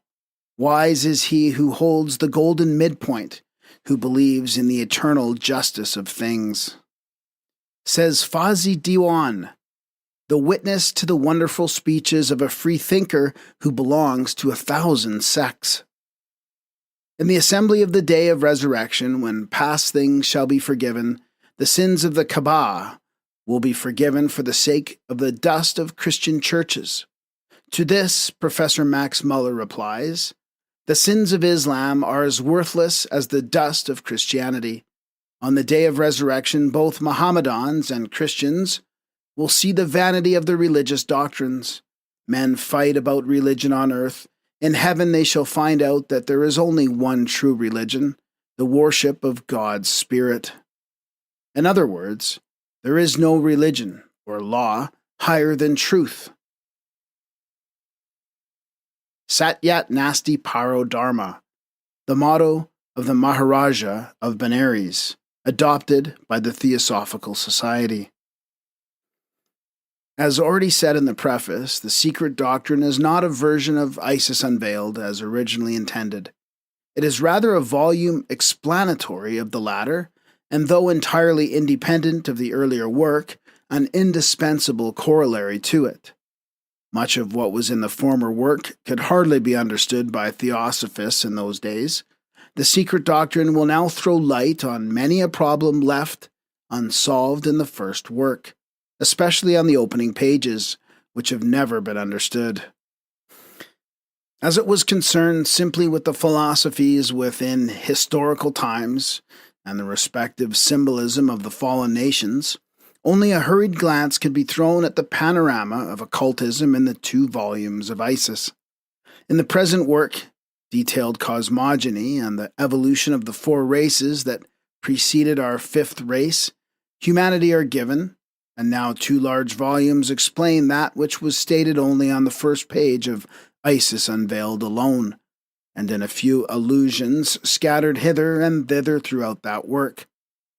Nor can the vast catalogue of the archaic sciences be attempted in the present volumes, before we have disposed of such tremendous problems as cosmic and planetary evolution, and the gradual development of the mysterious humanities and races that preceded our Adamic humanity. Therefore, the present attempt to elucidate some mysteries of the esoteric philosophy has, in truth, nothing to do with the earlier work. The writer must be allowed to illustrate what is said by an instance. Volume 1 of Isis begins with a reference to an old book, so very old that our modern antiquarians might ponder over its pages an indefinite time, and still not quite agree as to the nature of the fabric upon which it is written.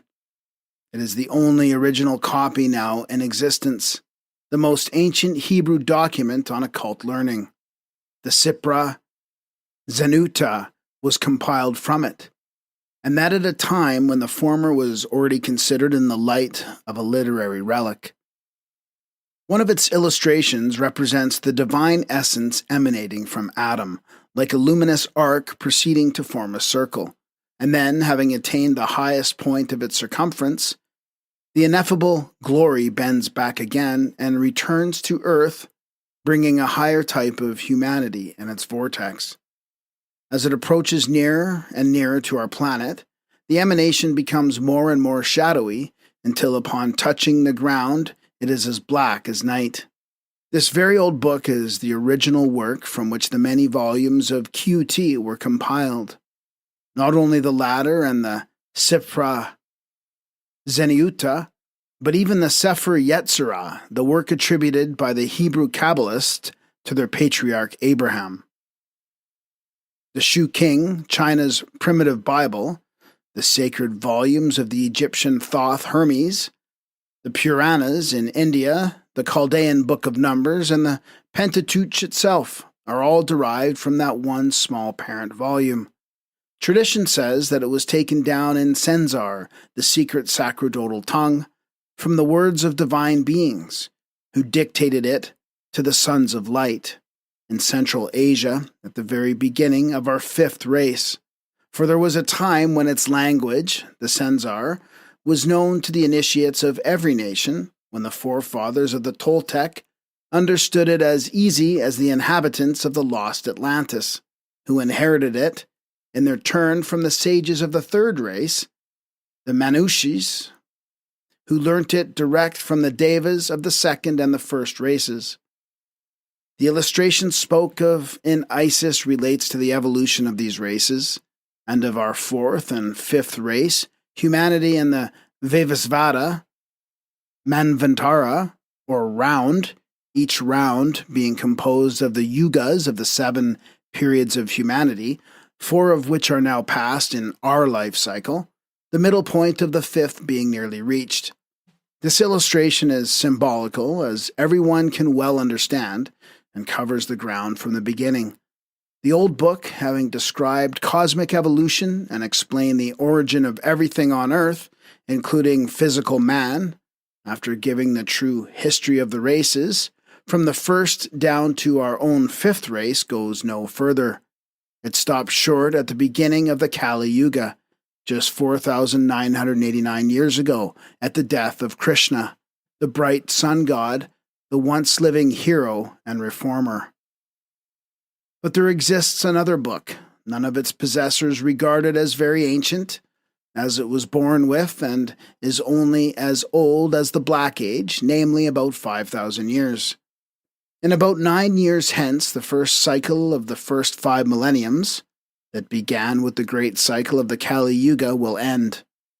And then the last prophecy contained in that book, the first volume of the prophetic record for the Black Age, will be accomplished. We have not long to wait, and many of us will witness the dawn of the new cycle, at the end of which not a few accounts will be settled and squared between the races. Volume 2 of the prophecies is nearly ready, having seen in preparation since the time of Buddha's grand successor, Shankaracharya. One more important point must be noticed, one that stands foremost in the series of proofs given of the existence of one primeval universal wisdom, at any rate for Christian Kabbalists and students. The teachings were, at least, partially known to several of the fathers of the Church. It is maintained on purely historical grounds that Origen, Synesius, and even Clemens Alexandrinus had themselves been initiated into the mysteries before adding to the Neoplatonism of the Alexandrian school that of the Gnostics under the Christian veil.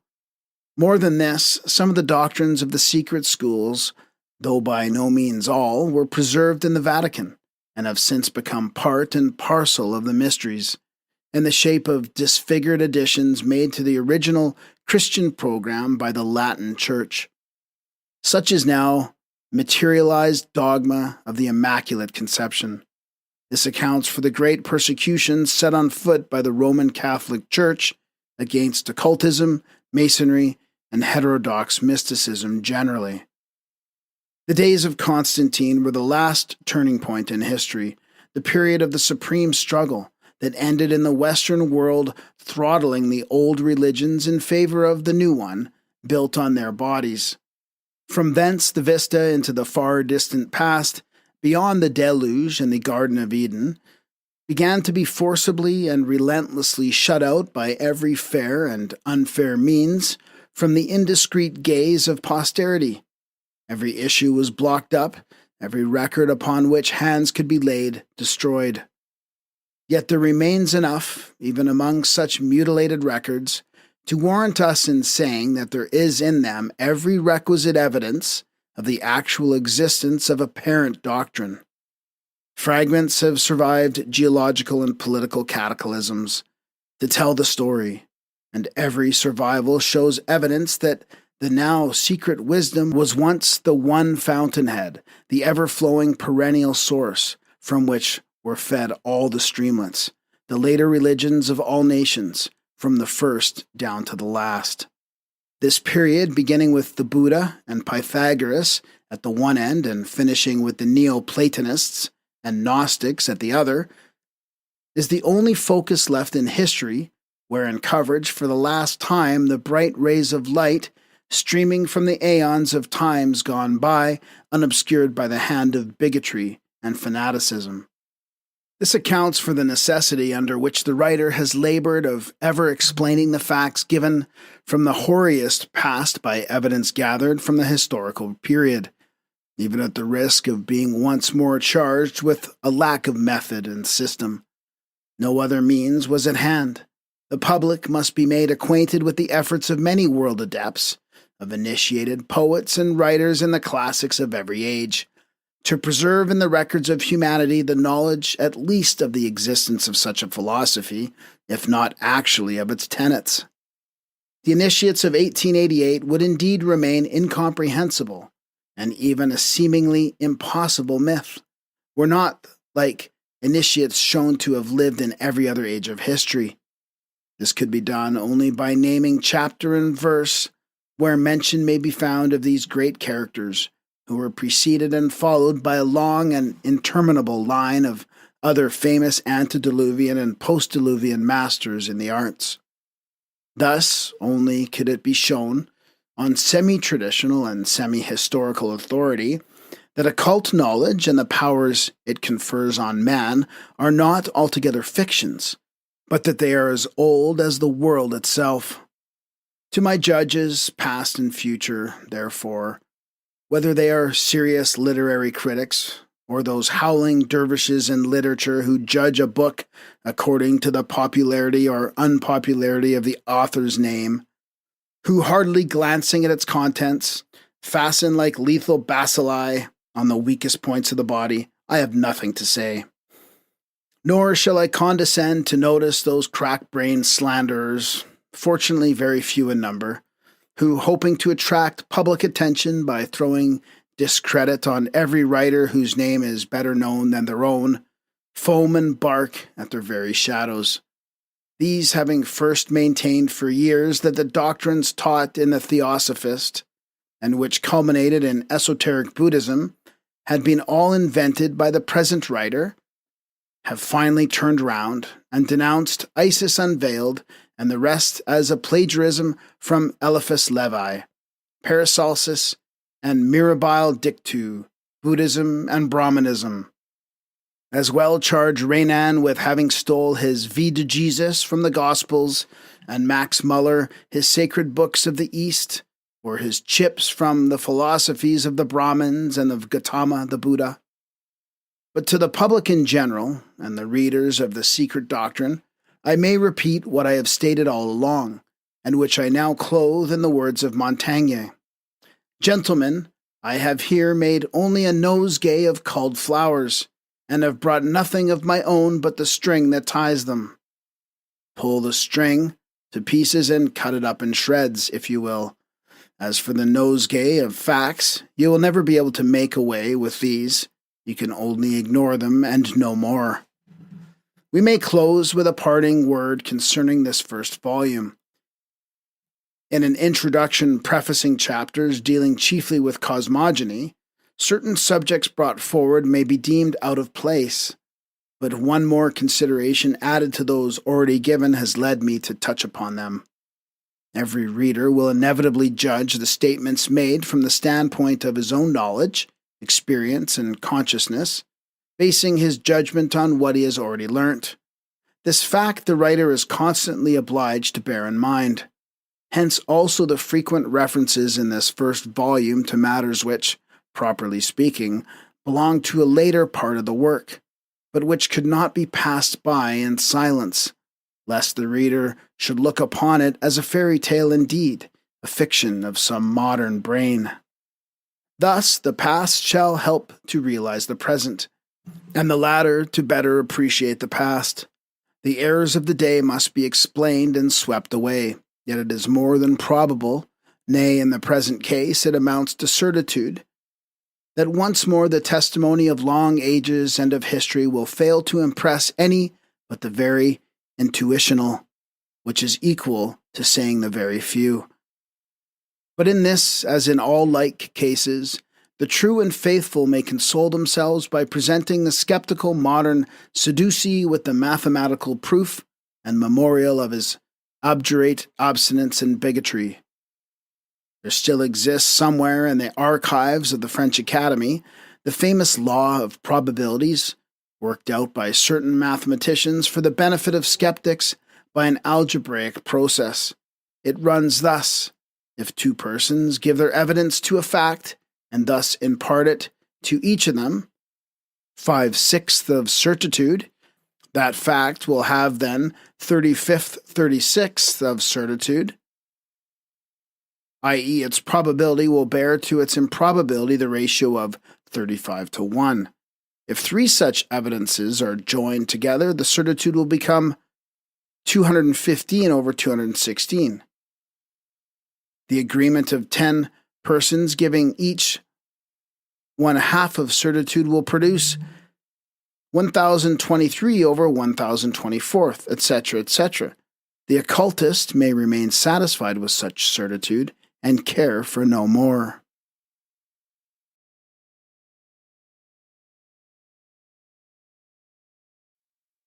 Proem. Pages from a prehistoric record. An archaic manuscript, a collection of palm leaves made impermeable to water, fire, and air by some specific and unknown process, is before the writer's eye. On the first page is an immaculate white disc within a dull black background. On the following page, the same disc, but with a central point. The first, the student knows, represents cosmos in eternity, before the reawakening of still slumbering energy, the emanation of the world in later systems. The point in the hitherto immaculate disc, space and eternity in pralaya, denotes the dawn of differentiation. It is the point in the mundane egg, the germ within it, which will become the universe, the all, the boundless, periodical cosmos, a germ which is latent and active, periodically and by turns.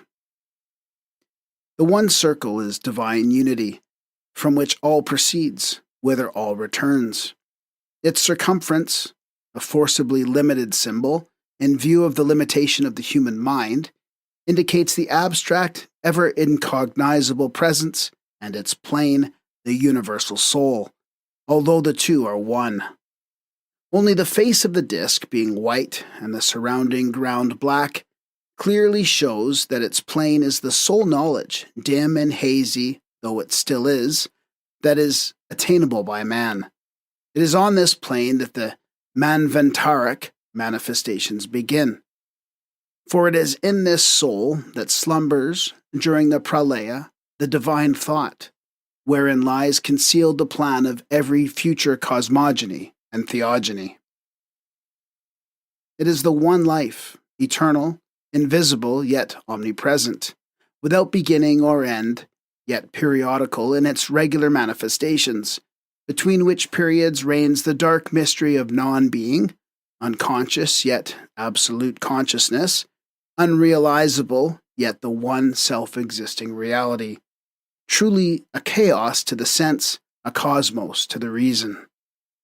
Its one absolute attribute, which is itself eternal, ceaseless motion, is called in esoteric parlance the great breath, which is the perpetual motion of the universe in the sense of limitless, ever-present space.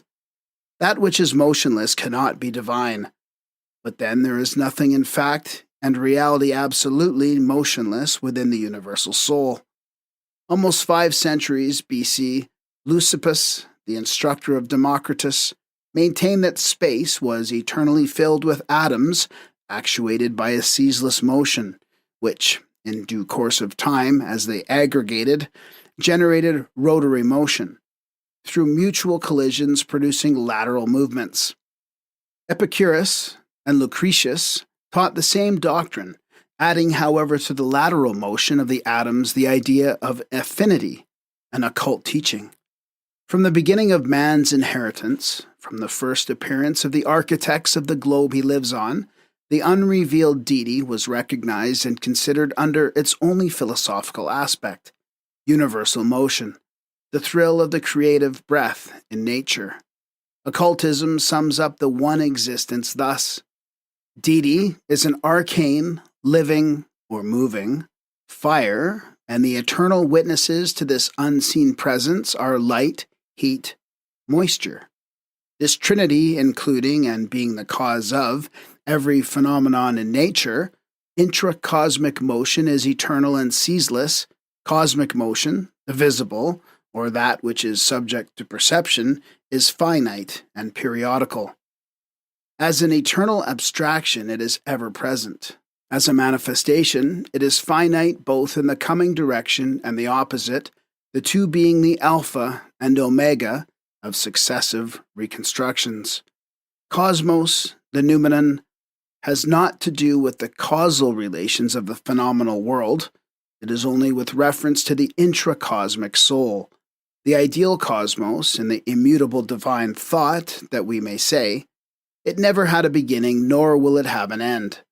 With regard to its body or cosmic organization, though it cannot be said that it had a first or will ever have a last construction, yet at each new Manvantara, its organization may be regarded as the first and the last of its kind, as it evolves every time on a higher plane.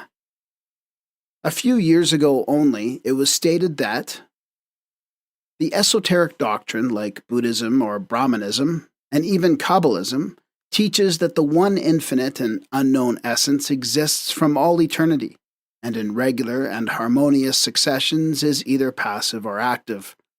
In the poetical phraseology of Manu, these conditions are called the days and the nights of Brahma. The latter is either awake or asleep. The Svabhakitas, or philosophers of the oldest school of Buddhism, which still exists in Nepal, speculate only upon the active condition of this essence, which they call Svabhavat, and deem it foolish to theorize upon the abstract and unknowable power in its passive condition. Hence they are called atheists by both Christian theologians and modern scientists, for neither of the two are able to understand the profound logic of their philosophy. The former will allow no other God than the personified secondary powers which have worked out the invisible universe, and which becomes with them the anthropomorphic God of the Christians, the male Jehovah, roaring amid thunder and lightning.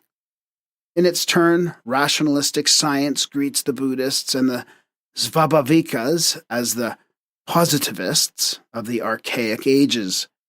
If we take a one-sided view of the philosophy of the latter, our materialists may be right in their own way. The Buddhists maintain that there is no creator, but an infinitude of creative powers, which collectively form the eternal substance, the essence of which is inscrutable, hence not a subject for speculation for any true philosopher. Socrates invariably refused to argue upon the mystery of universal being, yet no one would ever have thought of charging him with atheism, except those who were bent upon his destruction.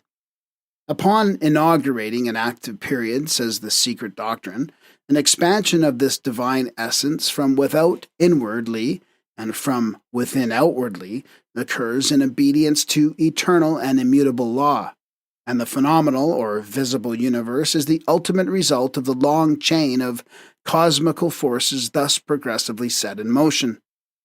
In like manner, when the passive condition is resumed, a contraction of the divine essence takes place, and the previous work of creation is gradually and progressively undone.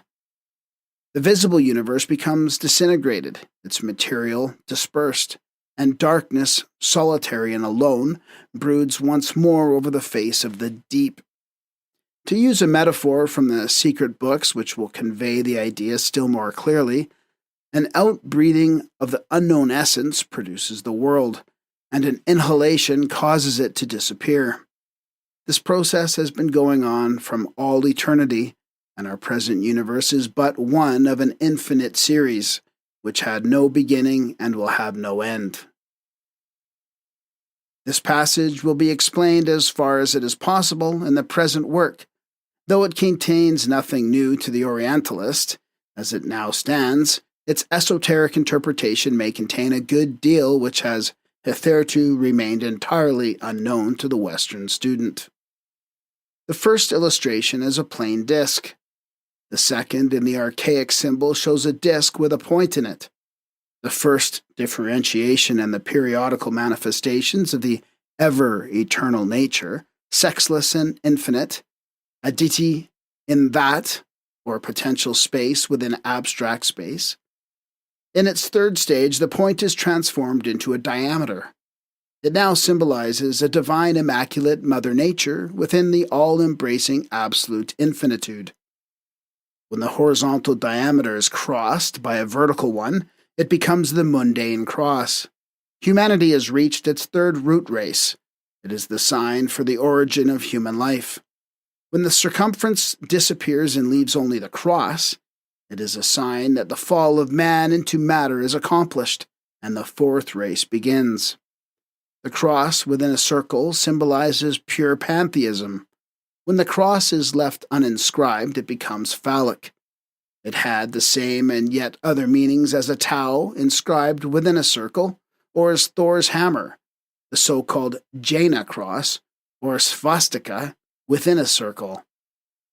By the third symbol, the circle divided in two by a horizontal diameter, was meant the first manifestation of creative nature, still passive because feminine. The first shadowy perception of man connected with procreation is feminine, because man knows his mother more than his father. Hence, female deities were more sacred than male. Nature is therefore feminine, and to a degree, objective and tangible, and the spirit principle which fructifies it is concealed. By adding to the horizontal line in the circle a perpendicular, the tau was formed, T, the oldest form of the letter. It was the glyph of the third root race to the day of its symbolical fall, i.e., when the separation of sexes by natural evolution took place, when the figure became a vertical line, or sexless life modified or separate, a double glyph or symbol.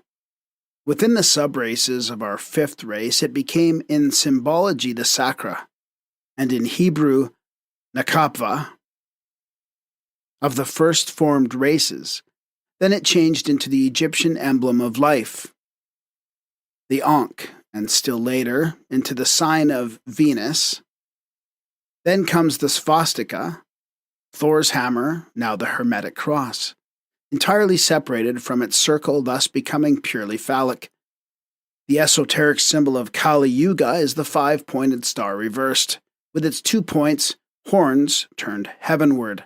Thus, the sign of human sorcery, a position every occultist will recognize as one of the left hand and used in ceremonial magic. It is hoped that during the perusal of this work, the erroneous ideas of the public in general with regard to pantheism will be modified. It is wrong and unjust to regard the Buddhists and Advaitin occultists as atheists. If not all of them philosophers, they are, at any rate, all logicians, their objections and arguments being based on strict reasoning. Indeed, if the Para-Brahman of the Hindus may be taken as a representative of the hidden and nameless deities of other nations, this absolute principle will be found to be the prototype from which all the others were copied. Para-Brahman is not God because it is not a god. It is that which is supreme and not supreme, Paravara. It is supreme as cause, not supreme as effect. Para-Brahman is simply a secondless reality, the all-inclusive cosmos, or rather the infinite cosmic space, in the highest spiritual sense, of course. Brahman, neuter, being the unchanging, pure, free, undecaying supreme root, the one true existence, Paramarthika, and the absolute Chit and Chaitanya, intelligence, consciousness, cannot be a cognizer, for that can have no subject of cognition. Can the flame be called the essence of fire? The essence is the life and light of the universe. The visible fire and flame are destruction, death, and evil. Fire and flame destroy the body of an arat. Their essence makes him immortal. The knowledge of the absolute spirit, like the effulgence of the sun or like heat and fire, is not else than the absolute essence itself, says Shankaracharya. It is the spirit of the fire, not fire itself. Therefore, the attributes of the latter, heat or flame, are not the attributes of the spirit, but of that of which that spirit is the unconscious cause. Is not the above sentence the true keynote of later Rosicrucian philosophy? Para-Brahman is, in short, the collective aggregate of cosmos in its infinity and eternity, the that and this to which distribute aggregates cannot be applied. In the beginning, this was the self, one only, and the great Shankaracharya explains that this refers to the universe, Jagat. The words in the beginning, meaning before the reproduction of the phenomenal universe. Therefore, when the pantheists echo the Upanishads, which state, as in the Secret Doctrine, that this cannot create, they do not deny a creator, or rather a collective aggregate of creators. They simply refuse, very logically, to attribute creation, and especially formation, something finite to an infinite principle.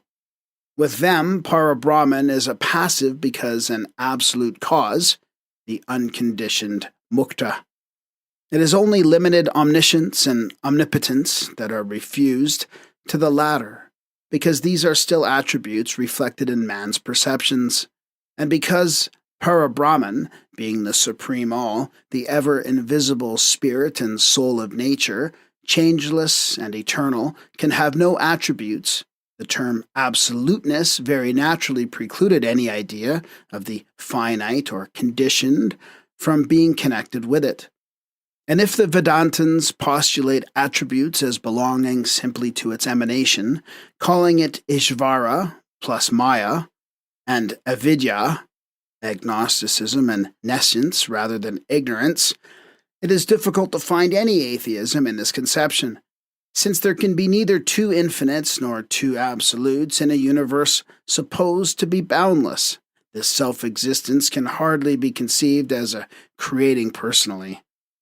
To the senses and in the perceptions of finite beings, that is non-being, in the sense that it is the one beingness, for in this all lies concealed its co-eternal and coeval emanation, or inherent radiation, which becoming periodically Brahma, the male-female potency, expands itself into the manifested universe.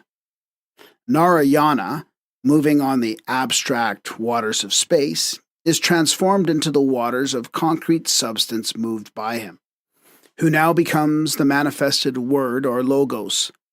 The orthodox Brahmins, those who rise the most against the pantheists and Advaitins, calling them atheists, are forced, if Manu has any authority in this matter, to accept the death of Brahma, the creator, at the expiration of every age of this deity, 100 divine years, a period which, in our years, requires 15 figures to express.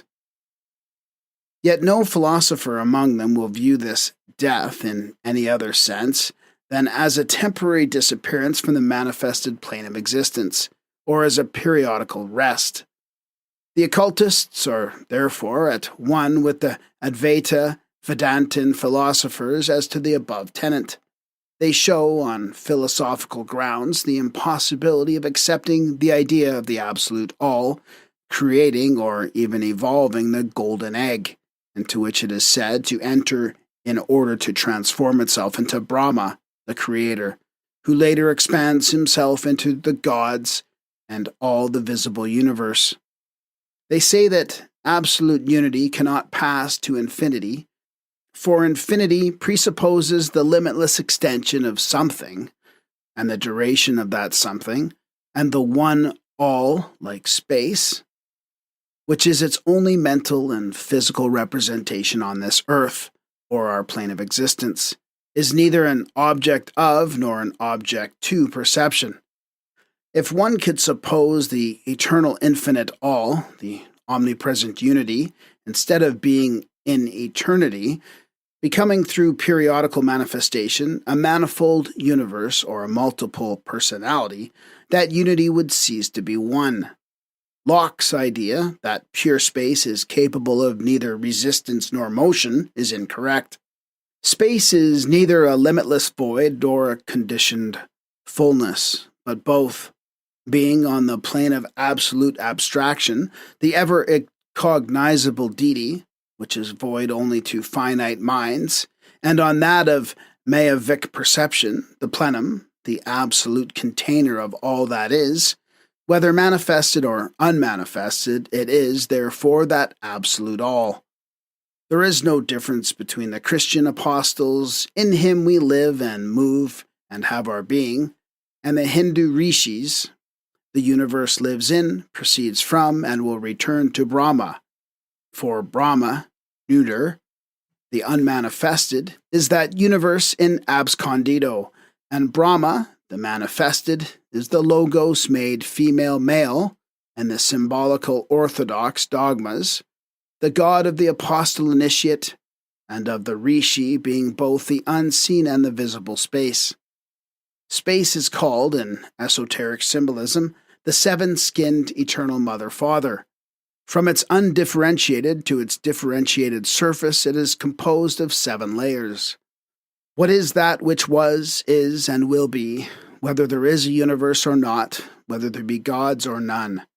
Asks the Esoteric Censar Catechism, and the answer made is space. It is not the one unknown ever-present God in nature, or nature in abscondido, that is rejected, but the God of human dogma, and his humanized word. Man, in his infinite conceit and inherent pride and vanity, shaped it himself with his sacrilegious handout of the material he found in his own small brain fabric, and forced it upon his fellows as a direct revelation from the one unrevealed space. The occultist accepts revelation as coming from divine yet still finite beings, the manifested lives, never from the unmanifestable one, life. From those entities called primordial man, Dhyani Buddhas, or Dhyan Chohans, the Rishi Prajapati of the Hindus, the Elohim, or the sons of God of the Jews, the planetary spirits of all nations who have become gods for men. The occultists also regard the Adi Shakti, the direct emanation of Mula Prakriti, the eternal root of Vat, and the female aspect of the creative cause, Brahma, in their Akashic form on the universal soul, as philosophically a Maya and cause of human Maya. But this view does not prevent him from believing in its existence so long as it lasts, to wit, for one Mahanvantara, nor from applying Akasha to the radiation of Mula Prakriti. To practical purposes, connected as this world soul is with all natural phenomena known or unknown to science. The oldest religions of the world, exoterically, for the esoteric root or foundation is one, are the Indian, the Mazdean, and the Egyptian. Next comes Chaldean, the outcome of these now entirely lost to the New World, except in its disfigured Sabianism, as at present rendered by the archaeologists. Then, passing over a number of religions that will be mentioned later, comes the Jewish, esoterically following in the line of Babylonian magism, as in the Kabbalah, exoterically a collection of allegorical legends, as in Genesis and the Pentateuch, read by the light of the Zohar. The 4 initial chapters of Genesis are the fragment of a highly philosophical page in the world's cosmogony. Left in their symbolic disguise, they are a nursery tale, an ugly thorn in the side of science and logic, an evident effect of karma. To let them serve as a prologue to Christianity was a cruel revenge on the part of the rabbis, who knew better what their Pentateuch meant. It was a silent protest against the spoliation, and the Jews have now certainly the better of their traditional persecutors. The above-named exoteric creeds will be explained in the light of the universal doctrine as we proceed. The occult catechism contains the following questions and answers. What is it that ever is? Space, the eternal, anupadaka, parentless. What is it that ever was? The germ in the root. What is it that is ever coming and going? The great breath. Then, there are 3 eternals?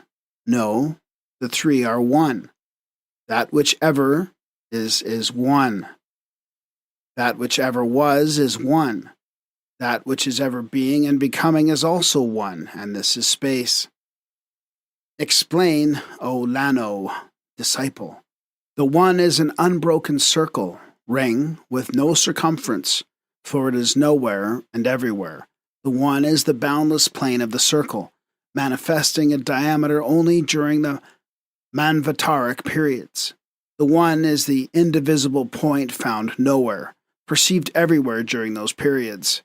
It is the vertical and the horizontal, the father and the mother, the summit and the base of the father, the two extremities of the mother, reaching in reality nowhere, for the one is the ring and also the rings that are within that ring. Light in darkness and darkness in light, the breath which is eternal. It proceeds from without inwardly, when it is everywhere, and from within outwardly, when it is nowhere, i.e. Maya, one of the centers. It expands and contracts, exhalation and inhalation. When it expands, the mother diffuses and scatters. When it contracts, the mother draws back and ingathers. This produces the periods of the evolution and dissolution. Manvantara and Pralaya. The germ is invisible and fiery. The root, the plane of the circle, is cool. But during evolution and Manvantara, her garment is cold and radiant. Hot breath is the father who devours the progeny of the many-faced element. Heterogeneous, and leaves the single-faced ones homogeneous. Cool breath is the mother who conceives, forms, brings forth, and receives them back into her bosom, to reform them at the dawn of the day of Brahma, or Manvantara. For a clearer understanding on the part of the general reader, it must be stated that occult science recognizes 7 cosmic elements, 4 entirely physical, and the 5th, ether, semi-material, which will become visible in the air towards the end of the 4th round, to reign supreme over the others during the whole of the 5th. The remaining 2 are as yet absolutely beyond the range of human perception. They will, however, appear as presentiments during the 6th and 7th races of this round, and will be fully known in the 6th and 7th rounds respectively. These 7 elements, with their numberless sub-elements, which are far more numerous than those known to science, are simply conditional modifications and aspects of the one and only element. This latter is not ether, not even akasha, but the source of these. The 5th element, now quite freely advocated by science, is not the ether hypothesized by Sir Isaac Newton, although he calls it by that name, having probably associated it in his mind with Aether, the father-mother of antiquity. As Newton intuitionally says, nature is a perpetual circulatory worker, generating fluids out of solids, fixed things out of volatile, and volatile out of fixed, subtile out of gross, and gross out of subtile. Thus perhaps may all things be originated from ether. The reader has to bear in mind that the stanzas treat only of the cosmogony of our own planetary system and of what is visible around it after a solar pralaya. The secret teachings with regard to the evolution of the universal cosmos cannot be given, since they could not be understood by even the highest minds in this age. And there seem to be very few initiates, even among the greatest, who are allowed to speculate upon this subject. Moreover, the teachers say openly that not even the highest Dhyani Chohans have ever penetrated the mysteries beyond those boundaries that separate the milliards of solar systems from the central sun, as it is called. Therefore, that which is given relates only to our visible cosmos after a night of Brahma.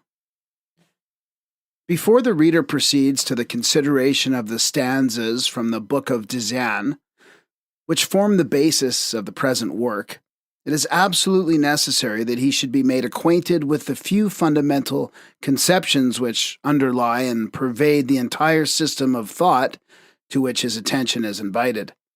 These basic ideas are few in number, but on their clear apprehension depends the understanding of all that follows. Therefore, no apology is required for asking the reader to make himself familiar with these first, before entering on the perusal of the work itself. The Secret Doctrine, then, establishes 3 fundamental propositions. 1. An omnipresent, eternal, boundless, and immutable principle on which all speculation is impossible, since it transcends the power of human conception and can only be dwarfed by any human expression or similitude. It is beyond the range and reach of thought, in the words of the Mandukya, unthinkable and unspeakable. To render these ideas clearer to the general reader, let him set out with the postulate that there is one absolute reality which antecedes all manifested, conditioned being. This infinite and eternal cause, dimly formulated in the unconscious and unknowable of current European philosophy, is the rootless root of all that was, is, or ever shall be. It is, of course, devoid of all attributes and is essentially without any relation to manifested finite being. It is beingness rather than being, sat in Sanskrit, and is beyond all thought or speculation. This beingness is symbolized in the Secret Doctrine under two aspects. On the one hand, absolute abstract space, representing bare subjectivity, the one thing which no human mind can either exclude from any conception or conceive of by itself. On the other, absolute abstract motion representing unconditioned consciousness. Even our Western thinkers have shown that consciousness is inconceivable to us apart from change, and motion best symbolizes change, its essential characteristic. This latter aspect of the one reality is also symbolized by the term the Great Breath, a symbol sufficiently graphic to need no further elucidation. Thus, then, the first fundamental axiom of the Secret Doctrine is this metaphysical one, absolute beingness, symbolized by finite intelligence as the theological Trinity. It may, however, assist the student if a few further explanations are here given. Herbert Spencer has of late so far modified his agnosticism as to assert that the nature of the first cause, which the occultist more logically derives from the causeless cause, the eternal and the unknowable, may be essentially the same as that of the consciousness which wells up within us. In short, that the impersonal reality pervading the cosmos is the pure noumenon of thought. This advance on his part brings him very near to the esoteric and Vedantin tenet. Para-Brahman, the one reality, the absolute, is the field of absolute consciousness, i.e., that essence which is out of all relation to conditioned existence, and of which conscious existence is a conditioned symbol. But once that we pass in thought from this to us, absolute negation, duality supervenes in the contrast of spirit, or consciousness, and matter, subject and object. Spirit, or consciousness, and matter are, however, to be regarded not as independent realities, but as the two symbols or aspects of the absolute para-Brahman, which constitute the basis of conditioned being, whether subjective or objective. Considering this metaphysical triad as the root from which proceeds all manifestation, the Great Breath assumes the character of pre-cosmic ideation. It is the fons et origo of force and of all individual consciousness, and supplies the guiding intelligence in the vast scheme of cosmic evolution. On the other hand, pre-cosmic root substance is that aspect of the absolute which underlies all the objective planes of nature. Just as pre-cosmic ideation is the root of all individual consciousness, so pre-cosmic substance is the substratum of matter in the various grades of its differentiation. Hence, it will be apparent that the contrast of these two aspects of the absolute is essential to the existence of the manifested universe. Apart from cosmic substance, cosmic ideation could not manifest as individual consciousness, since it is only through a vehicle of matter that consciousness wells up as I am, I, a physical basis being necessary to focus a ray of the universal mind at a certain stage of complexity. Again, apart from cosmic ideation, cosmic substance would remain an empty abstraction, and no emergence of consciousness could ensue. The manifested universe, therefore, is pervaded by duality, which is, as it were, the very essence of its existence as manifestation. But just as the opposite poles of subject and object, spirit and matter, are but aspects of the one unity in which they are synthesized, so in the manifested universe there is that which links spirit to matter, subject to object. This something, as present unknown to Western speculation, is called by occultists Fohat. It is the bridge by which the ideas existing in the divine thought are impressed on cosmic substance as the laws of nature. Fohat is thus the dynamic energy of cosmic ideation, or regarded from the other side, it is the intelligent medium, the guiding power of all manifestation, the thought divine, transmitted and made manifest through the Dayan Chohans, the architects of the visible world. Thus, from spirit or cosmic ideation comes our consciousness. From cosmic substance, the several vehicles in which that consciousness is individualized and attains to self, or reflective consciousness, while Fohat in his various manifestations is the mysterious link between mind and matter, the animating principle electrifying every atom into life. The following summary will afford a clearer idea to the reader. 1. Absoluteness. The para-Brahman of the Vedantins, or the one reality, Sat, which is, as Hegel says, both absolute being and non-being. 2. The first Logos, the impersonal and, in philosophy, unmanifested Logos, the precursor of the manifested. This is the first cause, the unconscious of European pantheists. 3. The second Logos, spirit matter, life, the spirit of the universe, Purusha, and Prakriti. 4.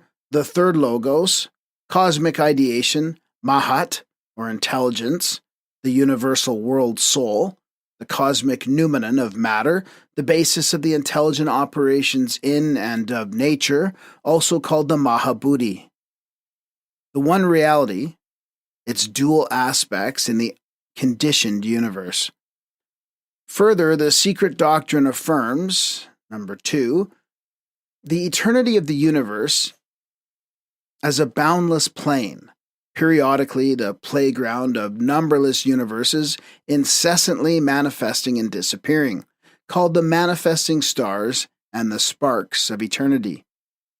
The eternity of the pilgrim is like a wink of the eye of self-existence, as the Book of Dzyan puts it. The appearance and disappearance of worlds is like a regular tidal ebb of flux and reflux. This second assertion of the Secret Doctrine is the absolute universality of that law of periodicity, of flux and reflux, ebb and flow, which physical science has observed and recorded in all departments of nature. An alteration such as that of day and night, life and death, sleeping and waking, is a fact so common, so perfectly universal and without exception, that it is easy to comprehend that in it we see one of the absolutely fundamental laws of the universe. Moreover, the Secret Doctrine teaches, 3, the fundamental identity of all souls within the universal Oversoul, the latter being itself an aspect of the unknown root, and the obligatory pilgrimage of every soul, a spark of the former, through the cycle of incarnation or necessity, in accordance with cyclic and karmic law during the whole term. In other words, no purely spiritual buddhi, divine soul, can have an independent conscious existence before the spark which issued from the pure essence of the universal sixth principle, or the Oversoul, has A. passed through every elemental form on the phenomenal world of Manvatara, and B. acquired individuality, first by natural impulse and then by self-induced and self-devised efforts, checked by its karma, thus ascending through all the degrees of intelligence from the lowest to the highest manas, from mineral and plant up to the holiest archangel, Dhyani Buddha. The pivotal doctrine of the esoteric philosophy admits no privileges or special gifts in man, save those won by his own ego through personal effort and merit throughout a long series of metempsychosis and reincarnations.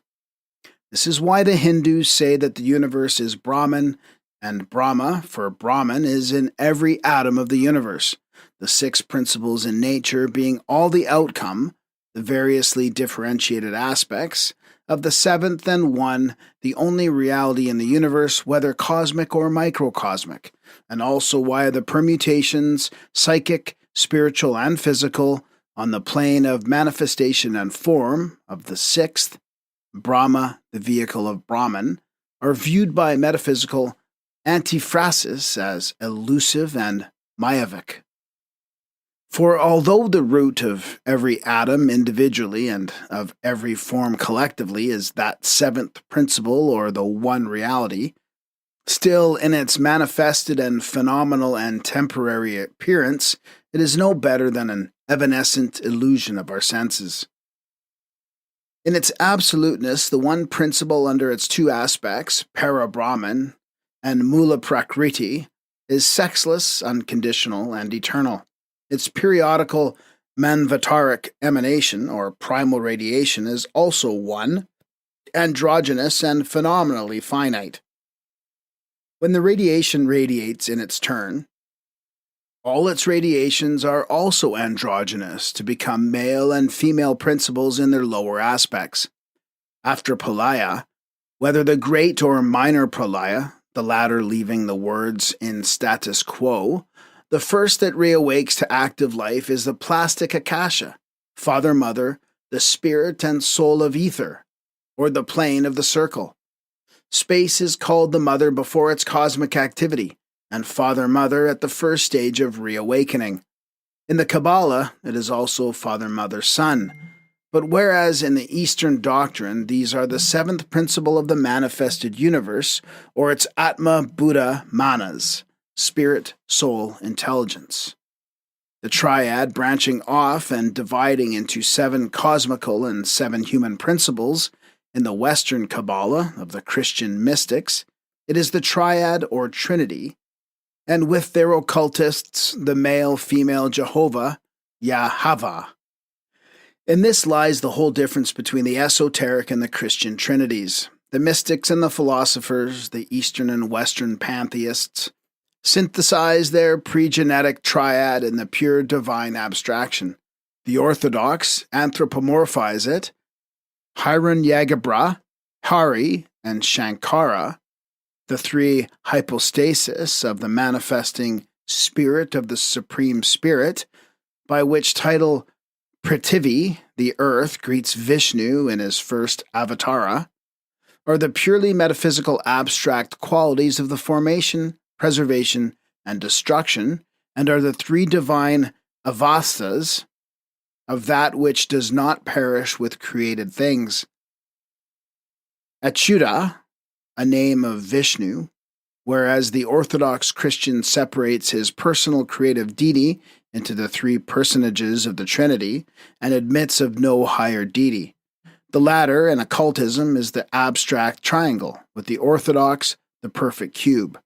The creative God, or the aggregate gods, are regarded by the Eastern philosopher as Brontidar's Shanata, false appearances, something conceived of by reason of erroneous appearances as a material form, and explained as arising from the elusive conception of the egotistic, personal, and human soul, lower fifth principle. It is beautifully expressed in a revised translation in Fitzward Hall's notes to Wilson's translation of the Vishnu Purana, that Brahma, in its totality, has essentially the aspect of Prakriti, both evolved and unevolved, Mula Prakriti, and also the aspect of spirit and the aspect of time. Spirit, O twice born, is the leading aspect of the Supreme Brahma. The next is a twofold aspect, Prakriti, both evolved and unevolved, and time is the last.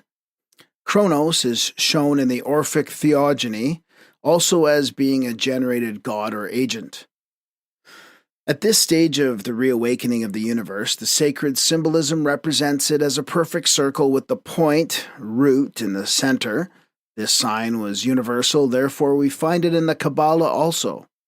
The Western Kabbalah, however, now in the hands of Christian mystics, ignores it altogether, though it is plainly shown in the Zohar. These sectarians begin at the end and give as the symbol of pregenetic cosmos, the circle with the cross, calling it the union of the rose and cross, the great mystery of occult generation, from whence the name Rosicrucian, rose cross. This may be seen from one of the most important and best known of their symbols, one which has never been hitherto understood even by modern mystics. It is that of the pelican tearing open its breast to feed its 7 little ones, the real creed of the Brothers of the Rosy Cross and a direct outcome from the Eastern Secret Doctrine. Brahman, neuter, is called Kalahamsa, meaning, as explained by Western Orientalists, the eternal swan, or goose, and so is Brahma, the creator. A great mistake is thus brought under notice.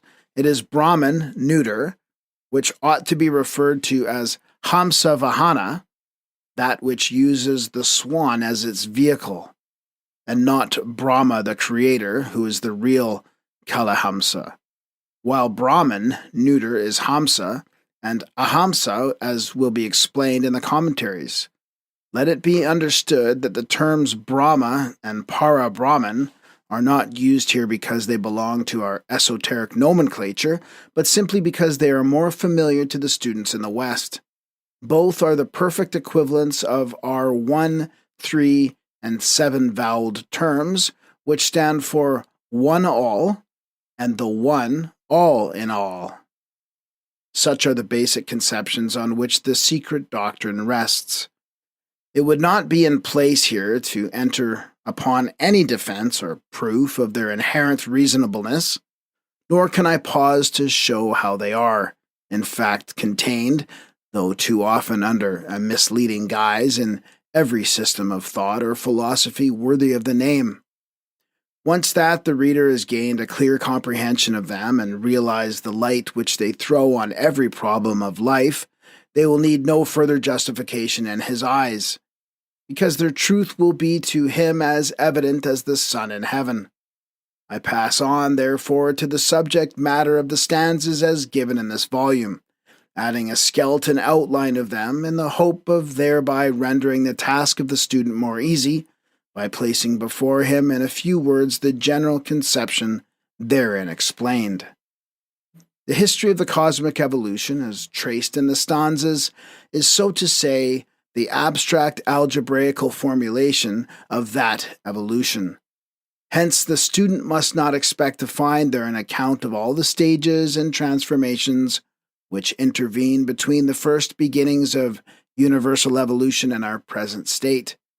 To give such an account would be as impossible as it would be incomprehensible to men whom cannot grasp the nature of even the plane of existence next to that to which, for the moment, their consciousness is limited. The stanzas, therefore, give an abstract formula which can be applied, mutatis mutandis, to all evolution, to that of our tiny earth, to that of the chain of planets of which that earth forms one, to the solar universe, to that which chain belongs, and so on in an ascending scale till the mind reels and is exhausted in the effort. The 7 stanzas given in this volume represent the 7 terms of the abstract formula. They refer to and describe the 7 great stages of the evolutionary process, which are spoken of in the Puranas as the 7 creations and in the Bible as the days of creation. Stanza 1 describes the state of one all during pralaya before the first flutter of reawakening manifestation. A moment's thought shows that such a state can only be symbolized. To describe it is impossible, nor can it be symbolized except in negatives, For since it is the state of absoluteness per se, it can possess none of those specific attributes which serve us to describe objects in positive terms. Hence, that state can only be suggested by the negatives of all those most abstract attributes which men feel rather than conceive as the remotest limits attainable by their power of conception. Stanza 2 describes a stage which, to a Western mind, is so nearly identical with that mentioned in stanza 1 that to express the idea of its difference would require a treatise in itself. Hence it must be left to the intuition and the higher faculties of the reader to grasp, as far as he can, the meaning of the allegorical phrases used. Indeed, it must be remembered that all these stanzas appeal to the inner faculties rather than to the ordinary comprehension of the physical brain. Stanza 3 describes the reawakening of the universe to life after Pralaya. It depicts the emergence of the monads from their state of absorption within the One, the earliest and highest stage in the formation of worlds, the term monad being one which may apply equally to the vastest solar system or the tiniest atom. Stanza 4 shows the differentiation of the germ of the universe into the septenary hierarchy of conscious divine powers, which are the active manifestations of the one supreme energy. They are the framers, shapers, and ultimately the creators of all the manifested universe, in the only sense in which the name creator is intelligible. They inform and guide it. They are the intelligent beings who adjust and control evolution, embodying in themselves those manifestations of the one law, which we know as the laws of nature. Generically, they are known as the Dhyan Chohans, though each of the various groups has its own designation in the Secret Doctrine. This stage of evolution is spoken of in Hindu mythology as the creation of the gods. Stanza 5 describes the process of world formation. First, diffused cosmic matter, then the fiery whirlwind, the first stages in the formation of a nebula. This nebula condenses and, after passing through various transformations, forms a solar universe, a planetary chain, or a single planet as the case may be. Stanza 6 indicates the subsequent stages in the formation of a world, and brings the evolution of such a world down to its fourth great period, corresponding to the period in which we are now living. Stanza 7 continues the history, tracing the descent of life down to the appearance of man, and thus closes the first book of the Secret Doctrine. The development of man from his first appearance on this earth in this round to the state in which we now find him will form the subject of Book 2. The stanzas which form the thesis of every section are given throughout in their modern translated version, as it would be worse than useless to make the subject still more difficult by introducing the archaic phraseology of the original with its puzzling style and words. Extracts are given from the Chinese, Tibetan, and Sanskrit translations of the original Senzar commentaries and glosses on the Book of Dzyan, now rendered for the first time into a European language. It is almost unnecessary to state that only portions of the 7 stanzas are here given. Were they were published complete, they would remain incomprehensible to all save a few high occultists. Nor is there any need to assure the reader that no more than most of the profane does the writer, or rather the humble recorder, understand these forbidden passages.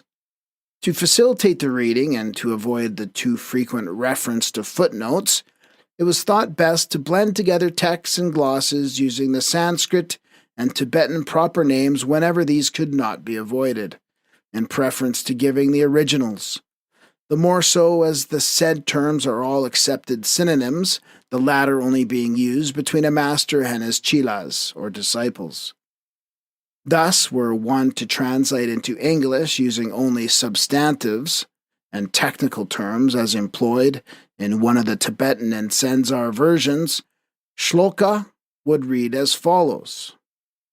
Thoag in Jigyu slept 7 korlo, Zodmanas Ziba, All Niog Bozum, Conch Hog not, Thian Cam not, Lao Chohan not, Tenbrel Chugnia not, Dharmaka seized, Chen Chang not become, Barnang and Sa in Novnidi, Alone Thog, Yinsin in Night of Sun Chan and Yongrub, Parena Shapana, etc., etc., this would sound like pure abracadabra. As this work is written for the instruction of students of occultism and not for the benefit of philologists, we may well avoid such foreign terms whenever it is possible to do so. The untranslatable terms alone, incomprehensible unless their meanings are explained, are left, but all such terms are rendered in their Sanskrit form. Needless to remind the reader that these are, in almost every case, the late developments of the latter language, and pertain to the fifth root race. Sanskrit, as now known, was not spoken by the Atlanteans, and most of the philosophical terms used in the systems of the India of the post-Mahabharatan period are not found in the Vedas, nor are they to be met with in the original stanzas, but only their equivalents.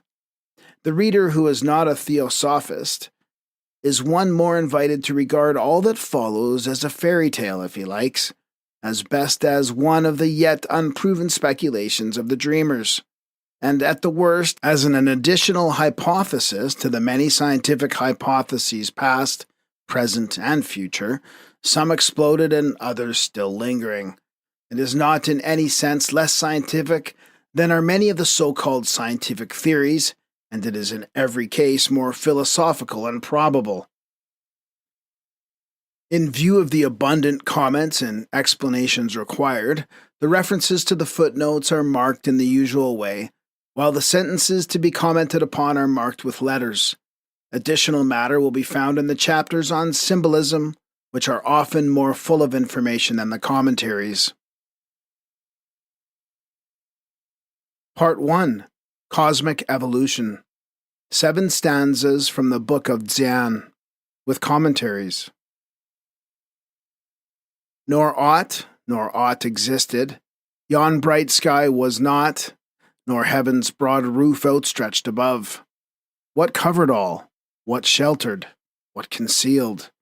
Was it the water's fathomless abyss? There was no death, yet there was naught immortal. There was no confine betwixt day and night. The only one breathed breathless by itself.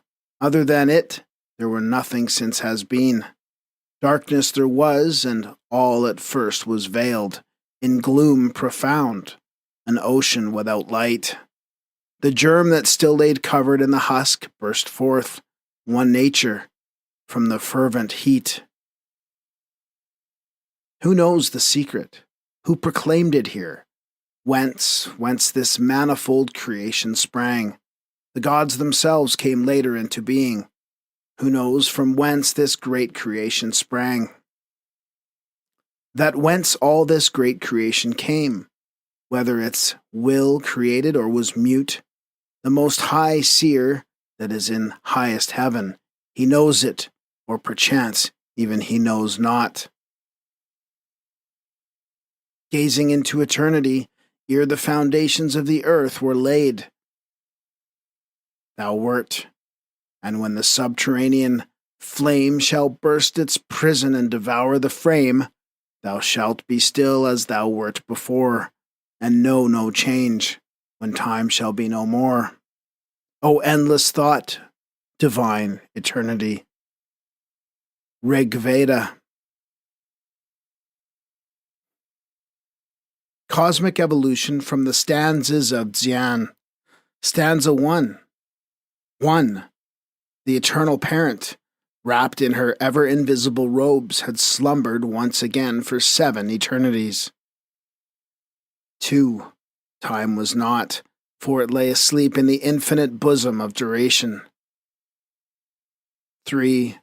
Universal mind was not, for there were no ahi to contain it. 4. The 7 ways to bliss were not. The great causes of misery were not, for there was no one to produce and get ensnared by them. 5. Darkness alone filled the boundless all, for Father, Mother, and Son were once more one, and the Son had not yet awakened for the new wheel and his pilgrimage thereon. 6. The 7 sublime lords and the 7 truths had ceased to be, and the universe, the son of necessity, was immersed in paranishpana, to be out-breathed by that which is and yet is not. Naught was. 7. The causes of existence had been done away with. The visible that was and the invisible that is rested in eternal non-being, the one being. 8. Alone the one form of existence stretched boundless, infinite, causeless, in dreamless sleep, and life pulsated unconscious in universal space, throughout that all-presence which is sensed by the opened eye of Dagma. 9. But where was Dagma when the Alaya of the universe was in Paramartha, and the great wheel was Anupadaka? Stanza 2. 1. Where were the builders, the luminous sons of Manvataric dawn? In the unknown darkness in their Ahi Paranishpana, the producers of form from no form, the root of the world, the Divamatri and Svabhavat rested in the bliss of non-being. 2. Where was silence? Were the ears to sense it? No, there was neither silence nor sound, naught save ceaseless eternal breath, which knows itself not. 3. The hour had not yet struck, the ray had not yet flashed into the germ, the Matripadma had not yet swollen. 4. Her heart not yet opened for the one ray to enter, thence to fall, as 3 into 4, into the lap of Maya. 5. The 7 were not yet born from the web of light. Darkness alone was Father, Mother, Svabhavat, and Svabhavat was in darkness. 6. These 2 are the germ, and the germ is one. The universe was still concealed in the divine thought and the divine bosom. Stanza 3. 1. The last vibration of the 7th eternity thrills through infinitude. The mother swells, expanding from within, without, like the bud of the lotus. 2. The vibration sweeps along, touching with its swift wing the whole universe and the germ that dwelleth in darkness, the darkness that breathes over the slumbering waters of life. 3. Darkness radiates light, and light drops one solitary ray into the waters, into the mother deep. The ray shoots through the virgin egg. The ray causes the eternal egg to thrill and drop the non-eternal gem, which condenses into the world egg. 4. The 3 fall into the 4. The radiant essence becomes 7 inside, 7 outside. The luminous egg, which in itself is 3, curdles and spreads in milk-white curds throughout the depths of Mother, the root that grows in the depths of the ocean of life. 5. The root remains, the light remains, the curds remain, and still Ohu is one. 6. The root of life was in every drop of the ocean of immortality, and the ocean was radiant light, which was fire and heat and motion.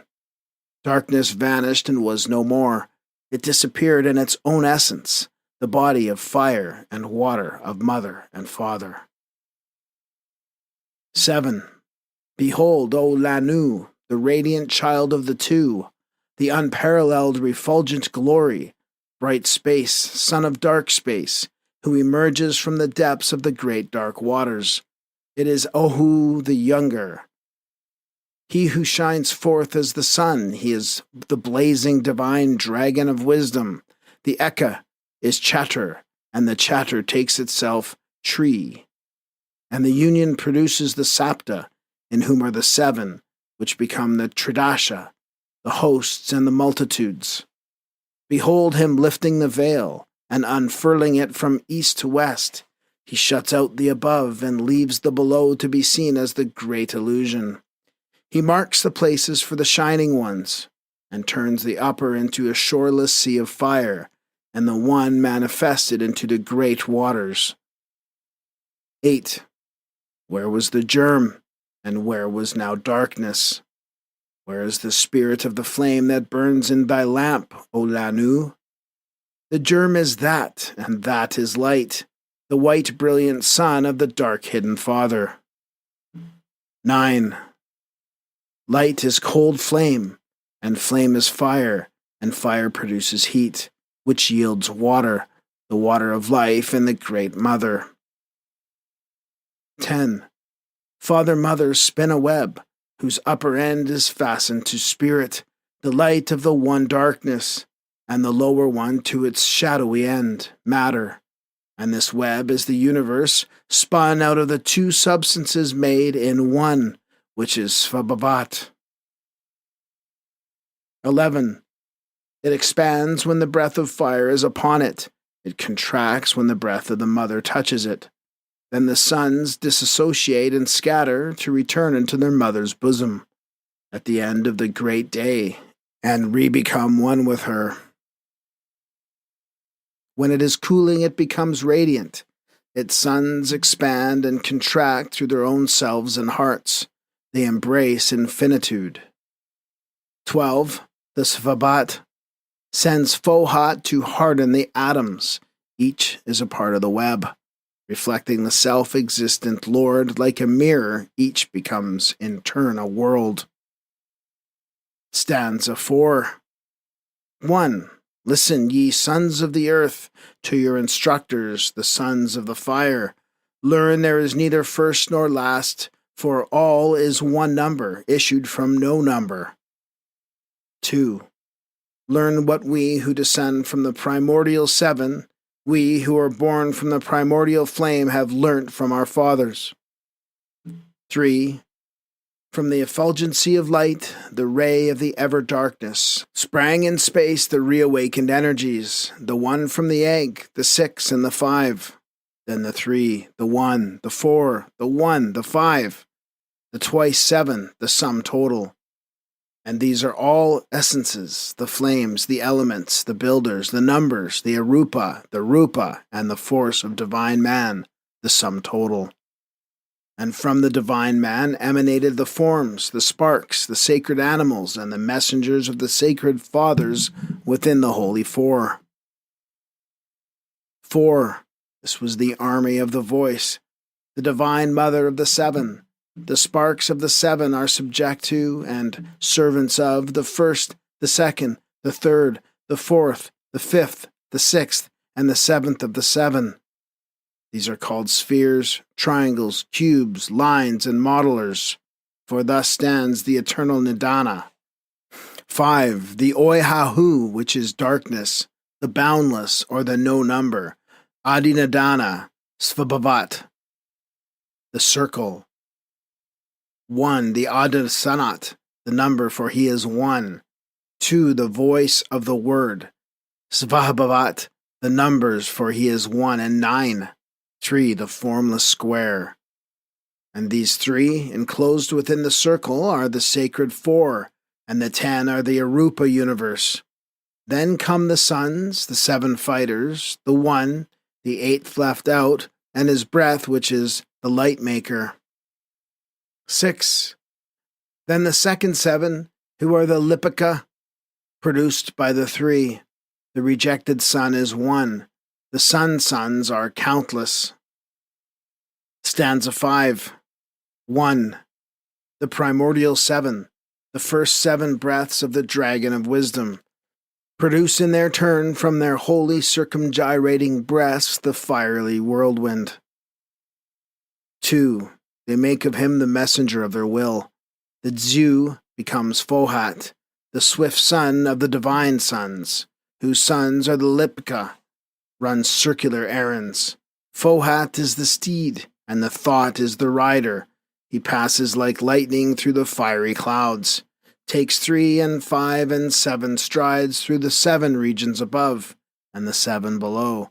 He lifts his voice and calls the innumerable sparks and joins them together. 3. He is their guiding spirit and leader. When he commences work, he separates the sparks of the lower kingdom that float and thrill with joy in their radiant dwellings, and from therewith the germs of wheels.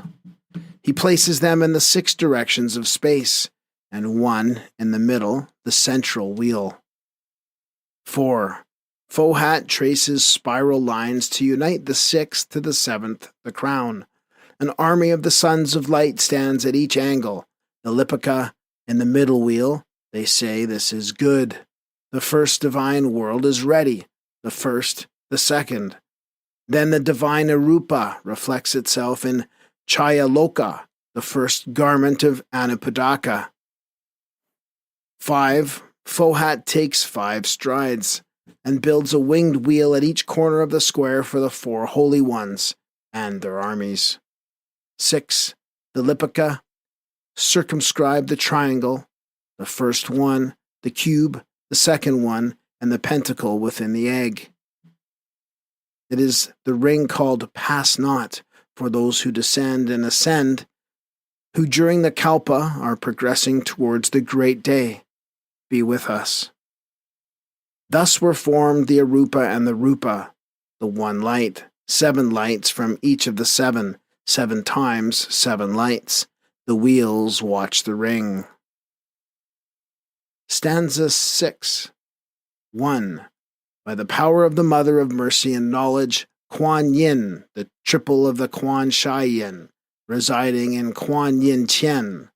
Fohat, the breath of their progeny, the son of the sons, having called forth from the lower abyss the elusive form of Xian Chan and the 7 elements. 2. The swift and the radiant one produces the 7 Laya centers, against which none will prevail to the great day. Be with us, and seats the universe on these eternal foundations, surrounding Xian Chan with the elementary germs. 3. Of the 7, first one manifested, 6 concealed, 2 manifested, 5 concealed, 3 manifested, 4 concealed, 4 produced, 3 hidden, 4 and 1 san revealed, 2 and 1/2 concealed, 6 to be manifested, 1 laid aside. Lastly, 7 small wheels revolving, 1 giving birth to the other. 4. He builds them in the likeness of older wheels, placing them on the imperishable centers. How does Fohat build them? He collects the fiery dust, he makes balls of fire, runs through them and round them, infusing them thereinto, then sets them into motion, some one way and some the other way. They are cold, he makes them hot. They are dry, he makes them moist. They shine, he fans and cools them. Thus acts Fohat from one twilight to the other, during 7 eternities. 5. At the 4th, the sons are told to create their images. 1/3 refuses, 2 obey. The curse is pronounced. They will be born in the 4th, suffer and cause suffering. This is the first war. 6. The older wheels rotated downward and upward. The mother's spawn filled the whole. There were battles fought between the creators and the destroyers, and battles fought for space, the seed appearing and reappearing continuously. 7. Make thy calculations, O Lanu, if thou wouldst learn the correct age of thy small wheel. Its 4th spoke is our mother. Reach the 4th fruit of the 4th path of knowledge that leads to nirvana, and thou shalt comprehend, for thou shalt see. Stanza 7.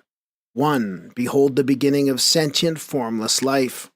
First the divine, the 1 from the mother spirit, then the spiritual, the 3 from the 1, the 4 from the 1, and the 5, from which the 3, the 5, and the 7, these are the 3-fold and the 4-fold downward, the midborn sons of the first Lord, the shining 7. It is they who are thou, I, he, O Lanu, they who watch over thee, and thy mother, Bhumi. 2. The one ray multiplies the smaller rays.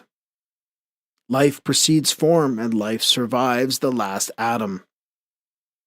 Through the countless rays of the life ray, the one like a thread through many beads. 3. When the one becomes 2, the threefold appears, and the 3 are one, and it is our thread, O Lanu, the heart of the man-plant called Septaparna. 4. It is the root that never dies, the 3-tongued flame of the 4 wicks. The wicks are the sparks that draw from the 3-tongued flame shot out by the 7, their flame. The beams and sparks of one moon reflecting in the running waves of all the rivers of earth.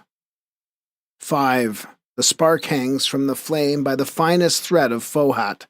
It journeys through the 7 worlds of Maya. It stops in the first and is metal and stone. It passes into the second, and behold, a plant. The plant whirls through 7 changes and becomes a sacred animal. From the combined attributes of these, Manu the thinker is formed. Who forms him? The 7 lives and the 1 life.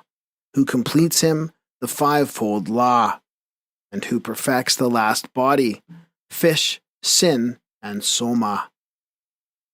6. From the firstborn, the thread between the silent watcher and his shadow becomes more strong and radiant with every change.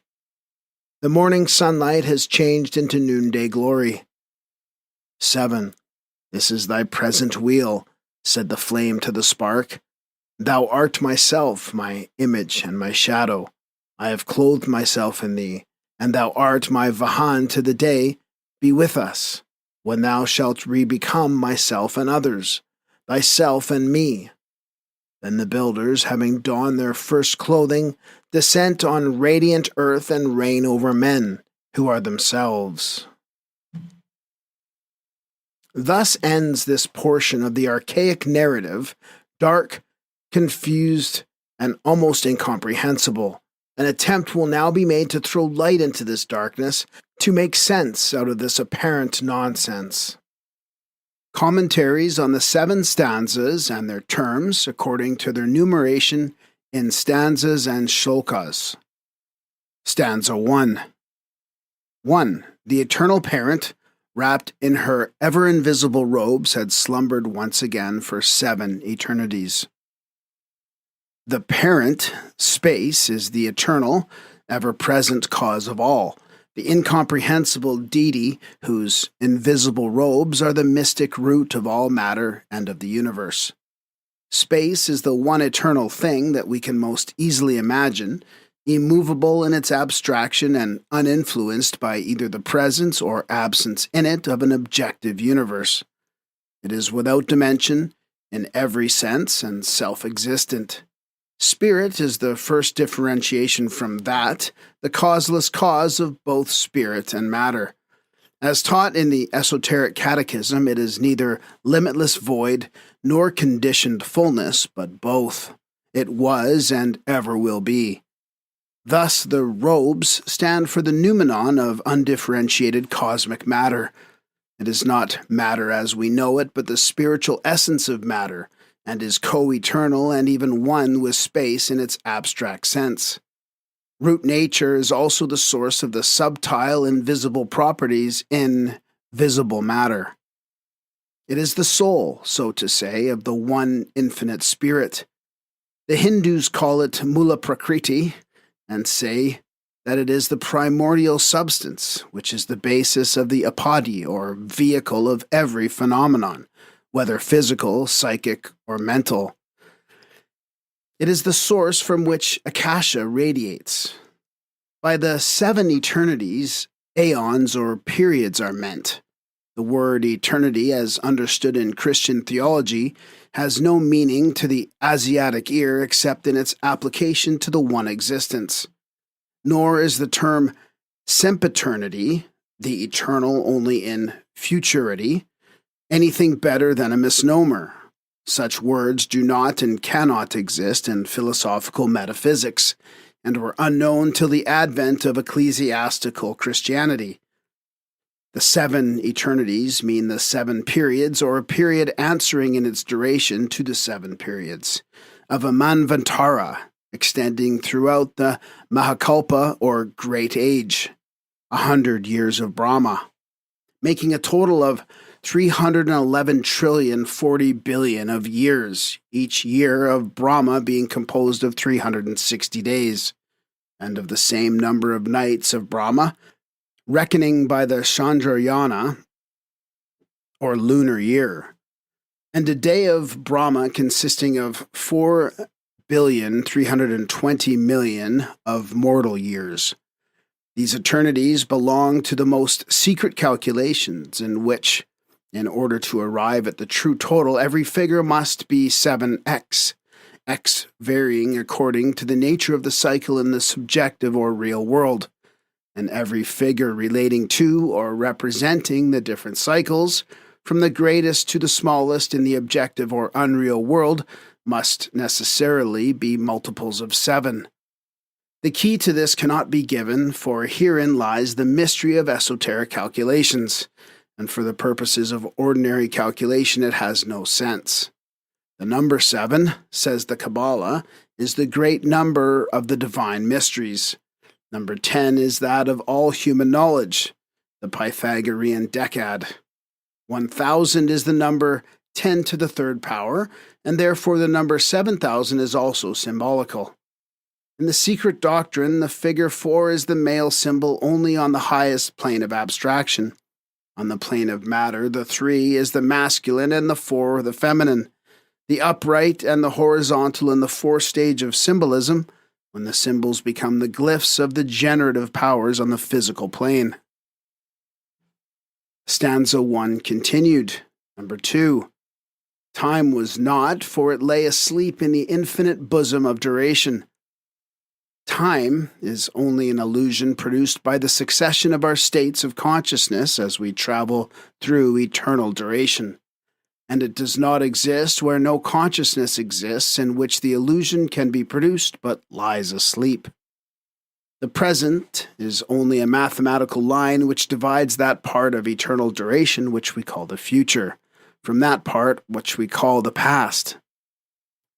Nothing on earth has real duration, for nothing remains without change, or the same, for the billionth part of a second, and the sensation we have of the actuality of the division of time known as the present comes from the blurring of the momentary glimpse or succession of glimpses of things that our sense gives us, as those things pass from the region of ideals, which we call the future, to the region of memories that we name the past. In the same way, we experience a sensation of duration in the case of the instantaneous electric spark by reason of the blurred and continuing impression on the retina. The real person or thing does not consist solely of what is seen at any particular moment, but is composed of the sum of all its various and changing conditions, from its appearance in material form to its disappearance from earth. It is these sum totals that exist from eternity in the future and pass by degrees through matter to exist for eternity in the past.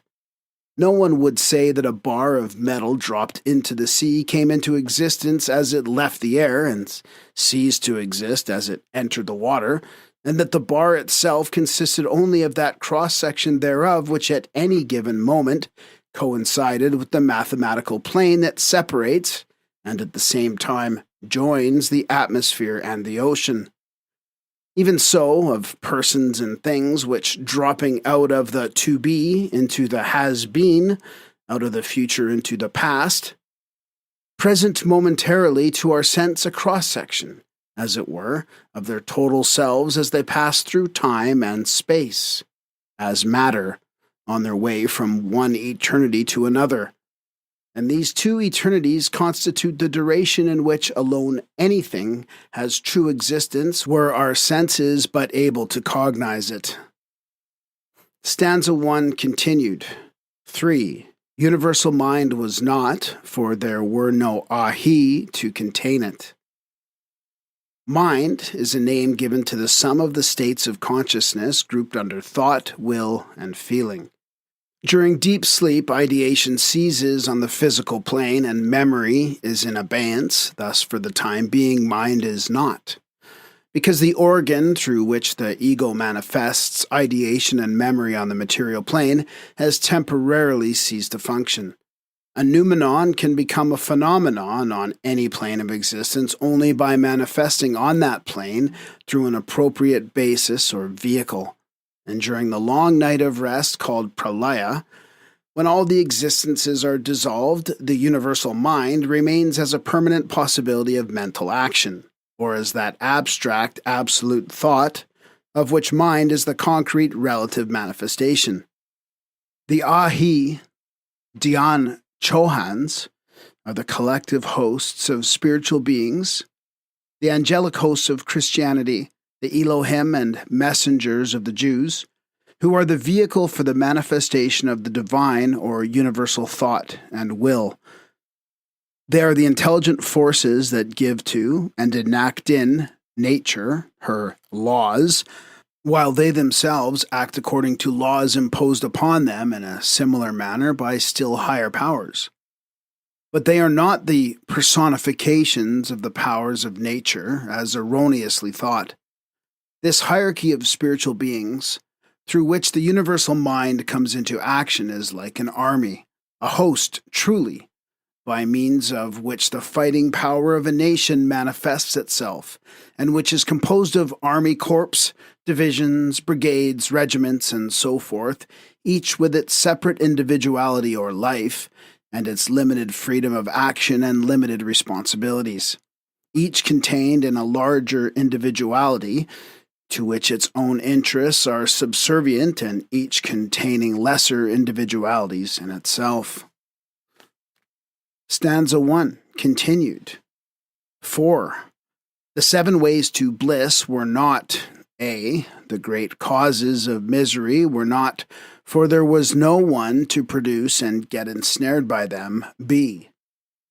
A, there are 7 paths or ways to the bliss of non-existence, which is absolute being, existence, and consciousness. They were not because the universe so far was empty and existed only in the divine thought. B, for it is the 12 nidanas, or causes of being. Each is the effect of its antecedent cause, and a cause in its turn to its successor, the sum total of the nidanas being based on the 4 truths, a doctrine especially characteristic of the Hinayana system. They belong to the theory of the stream of catenated law which produced merit and demerit and finally brings karma into full sway. It is a system based upon the great truth that reincarnation is to be dreaded, as existence in this world entails upon man only suffering, misery, and pain. Death itself being unable to deliver man from it, since death is merely the door through which he passes to another life on earth after a little rest on its threshold. Devachan. The Hinayana system, or school of the little vehicle, is of very ancient growth, while the Mahayana, or school of the great vehicle, is of a later period, having originated after the death of Buddha. Yet the tenets of the latter are as old as the hills that have contained such schools from time immemorial, and the Hinayana and the Mahayana schools both teach the same doctrine in reality.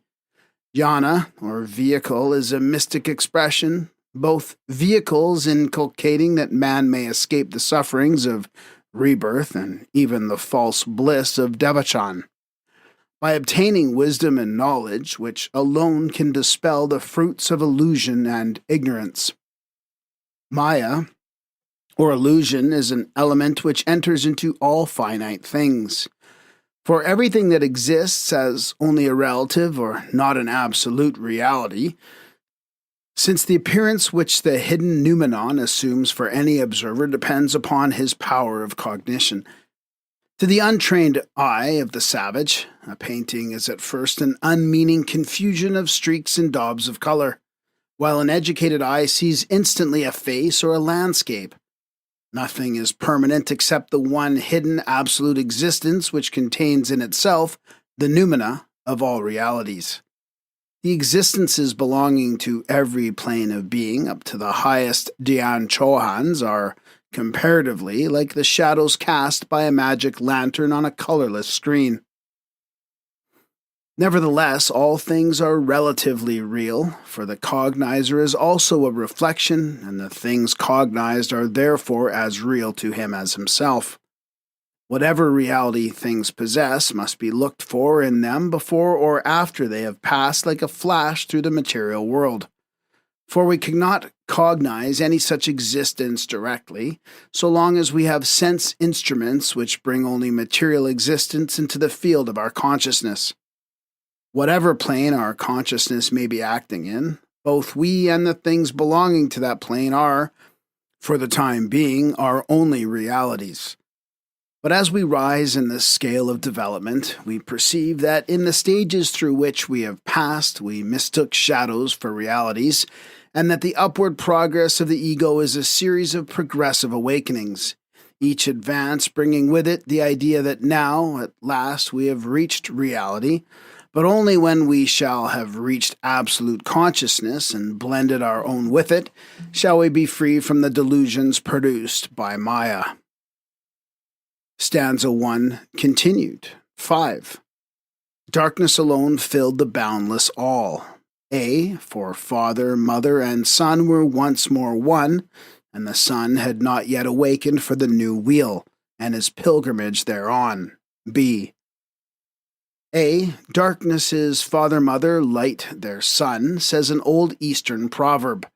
Light is inconceivable except as coming from some source which is the cause of it, and as in the case of primordial light, that source is unknown, though so strongly demanded by reason and logic, therefore it is called darkness by us, from an intellectual point of view.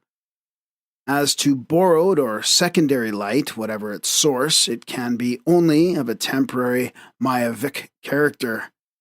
Darkness, then, is the eternal matrix in which the sources of light appear and disappear. Nothing is added to darkness to make of it light, or to light to make it darkness, on this our plane. They are interchangeable, and scientifically light is but a mode of darkness and vice versa. Yet both are phenomenon of the same noumenon, which is the absolute darkness to the scientific mind, and but a grey twilight to the perception of the average mystic, though to that of the spiritual eye of the initiate is absolute light. How far we discern that light that shines in darkness depends upon our powers of vision. What is light to us is darkness to certain insects, and the eye of the clairvoyant sees illumination where the normal eye perceives only blackness. When the whole universe was plunged in sleep, had returned to its one primordial element, there was neither center of luminosity nor eye to perceive light, and darkness necessarily filled the boundless all. B. The father and mother are the male and female principles in root nature, the opposite poles that manifest in all things on every plane of cosmos, or spirit and substance in a less allegorical aspect, the resultant of which is the universe or the sun. They are once more one when in night of Brahma during Pralaya, all in the objective universe has returned to its one primal and eternal cause, to reappear at the following dawn, as it does periodically. Karana, eternal cause, was alone. To put it more plainly, Karana is alone during the nights of Brahma. The previous objective universe has dissolved into one primal and eternal cause, and is, so to say, held in solution in space, to differentiate again and crystallize out anew at the following Manvataric dawn, which is the commencement of a new day or new activity of Brahma, the symbol of a universe. In esoteric parlance, Brahma is father, mother, son, or spirit, soul and body at once, each personage being symbolical of an attribute, and each attribute or quality being a graduated efflux of divine breath in its cyclic differentiation, involutionary and evolutionary. In the cosmico-physical sense, it is the universe, the planetary chain, and the earth. In the purely spiritual, the unknown deity, planetary spirit and man, the son of the two, the creature of spirit and matter, and the manifestation of them in his periodical appearances on earth during the wheels or the manvataras. Stanza 1 continued. 6. The seven sublime lords and the seven truths had ceased to be A, and the universe, the son of necessity, was immersed in parashapana, B, to be outbreathed by that which is and yet is not. Not was C. A, the seven sublime lords, are the seven creative spirits, the Dhyan Chohans, who correspond to the Hebrew Elohim. It is the same hierarchy of archangels to which Saint Michael, Saint Gabriel, and others belong in Christian theogony. Only while Saint Michael, for instance, is allowed in dogmatic Latin theology to watch over all the promontories and gulfs, in the esoteric system, the Dhyanis watch successively over one of the rounds and the great root races of our planetary chain. They are, moreover, said to send their bodhisattvas, the human correspondents of the Dhyani Buddhas during every round and race. Out of the seven truths and revelations, or rather revealed secrets, 4 only have been handed to us, and we are still in the 4th round, and the world also had only 4 Buddhas so far. This is a very complicated question and will receive more ample treatment later on. So far, there are only 4 truths and 4 Vedas, said the Buddhists and the Hindus. For a similar reason, Irenaeus insisted on the necessity of 4 Gospels. But as every new root race at the head of a round must have its revelation and revealers, the next round will bring the 5th, the following the 6th, and so on. B. Paranashpana is the absolute perfection to which all existences attain at the close of a great period of activity, or Mahavantara, and in which they rest during the succeeding period of repose. In Tibetan, it is called Yongrub. Up to the day of the Yogacharya school, the true nature of Parinirvana was taught publicly, but since then it has become entirely esoteric, hence so many contradictory interpretations of it. It is only a true idealist who can understand it. Everything has to be viewed as ideal, with the exception of parinirvana by him who would comprehend that state and acquire a knowledge of how non-ego, voidless, and darkness are 3 in 1 and alone self-existent and perfect. It is absolute, however, only in a relative sense, for it must give room to further absolute perfection according to a higher standard of excellence in the following period of activity. Just as a perfect flower must cease to be a perfect flower and die in order to grow into a perfect fruit, if such a mode of expression may be permitted. The Secret Doctrine teaches the progressive development of everything, worlds as well as atoms, and this stupendous development has neither conceivable beginning nor imaginable end. Our universe is only one of an infinite number of universes, all of them sons of necessity, because links in the great cosmic chain of universes, each one standing in the relation of an effect as regards its predecessor, and of a cause as regards its successor.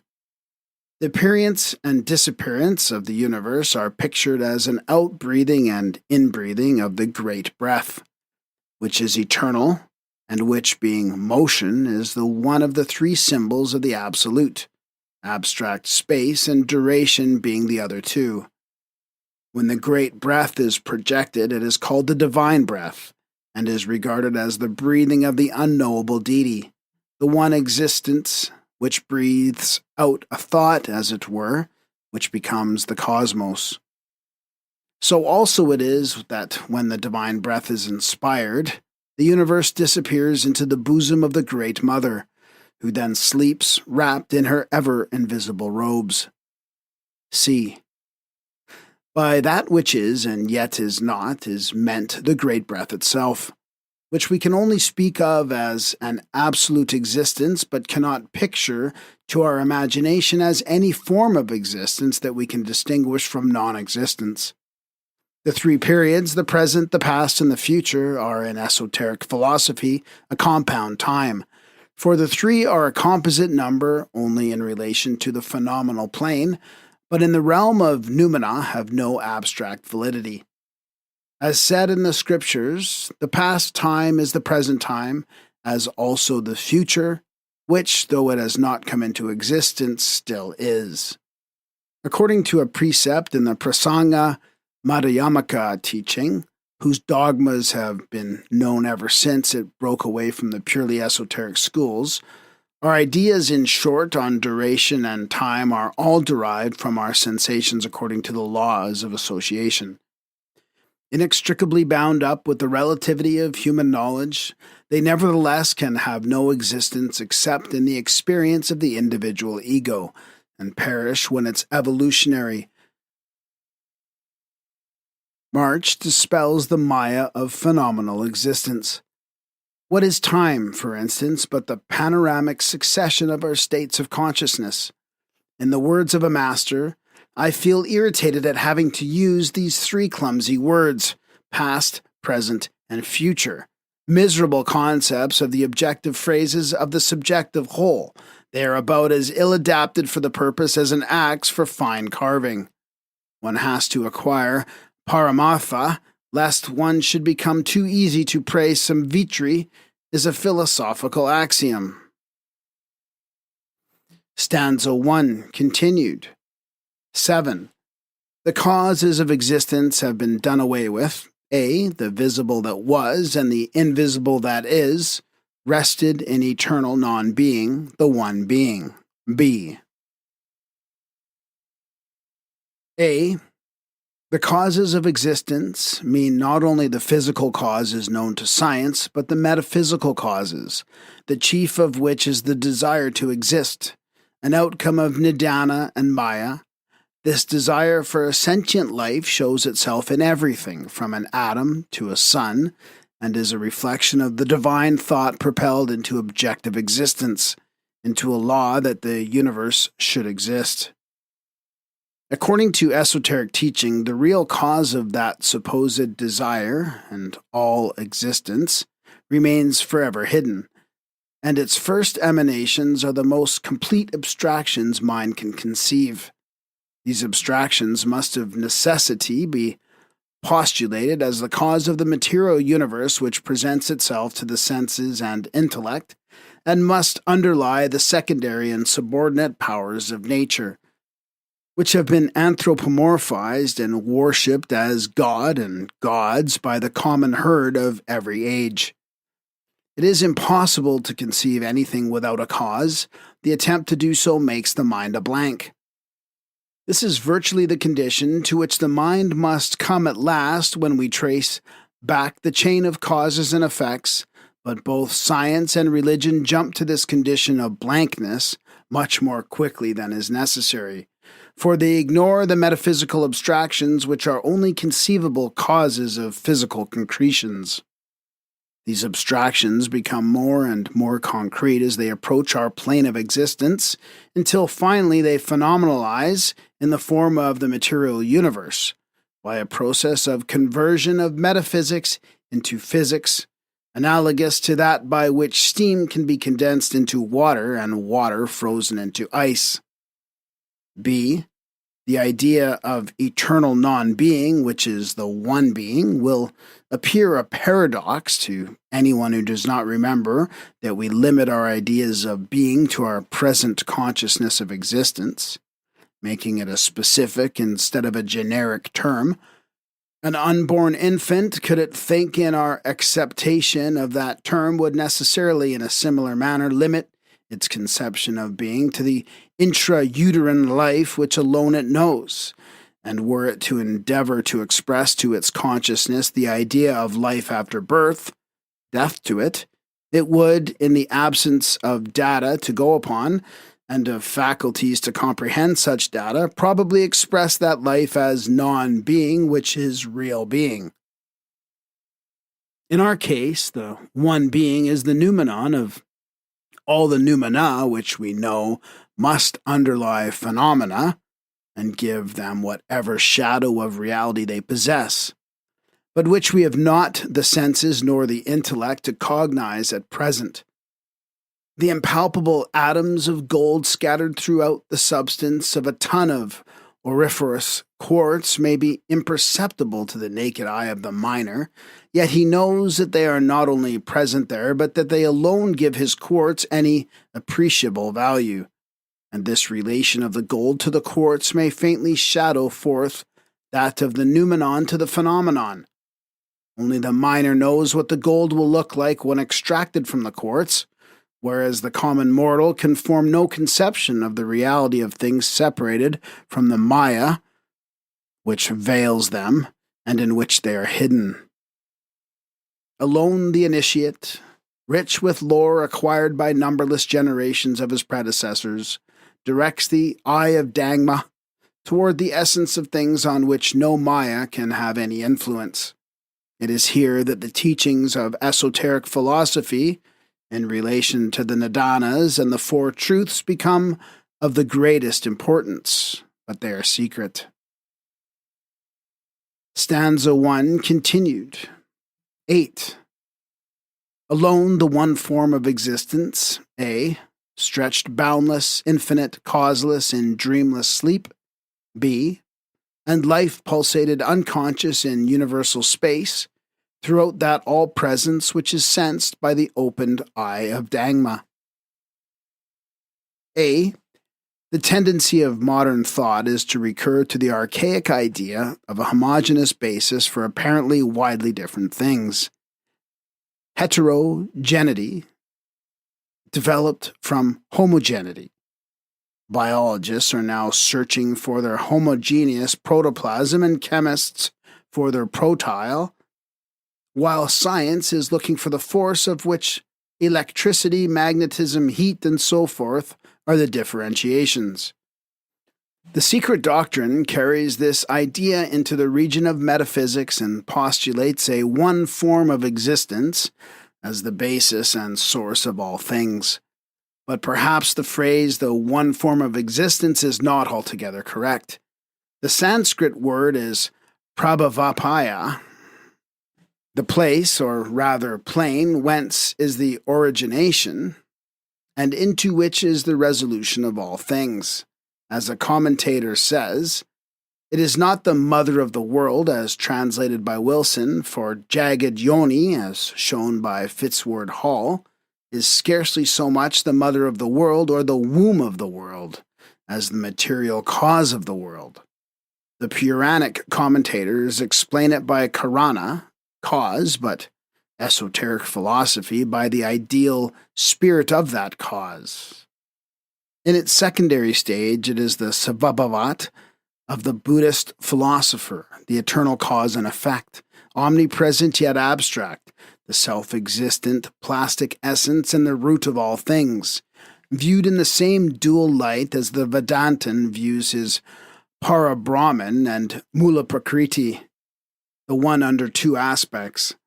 It seems indeed extraordinary to find great scholars speculating on the possibility of the Vedanta and the Uttara Mimamsa, especially having been evoked by the teachings of the Buddhists, whereas on the contrary it is Buddhism, the teaching of Gautama Buddha, that was evoked and entirely upreared on the tenets of the Secret Doctrine, of which a partial sketch is here attempted, and on which also the Upanishads are made to rest. According to the teachings of Sri Shankaracharya, our contention is undeniable. B. Dreamless sleep is one of the 7 states of consciousness known in Oriental esotericism. In each of these states, a different portion of the mind comes into action, or as a Vedantin would express it, the individual is conscious in a different plane of his being.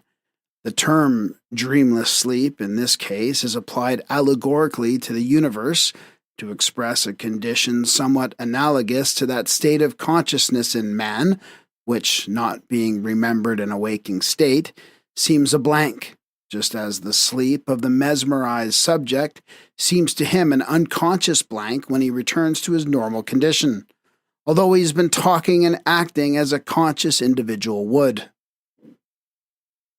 Stanza 1 continued. 9.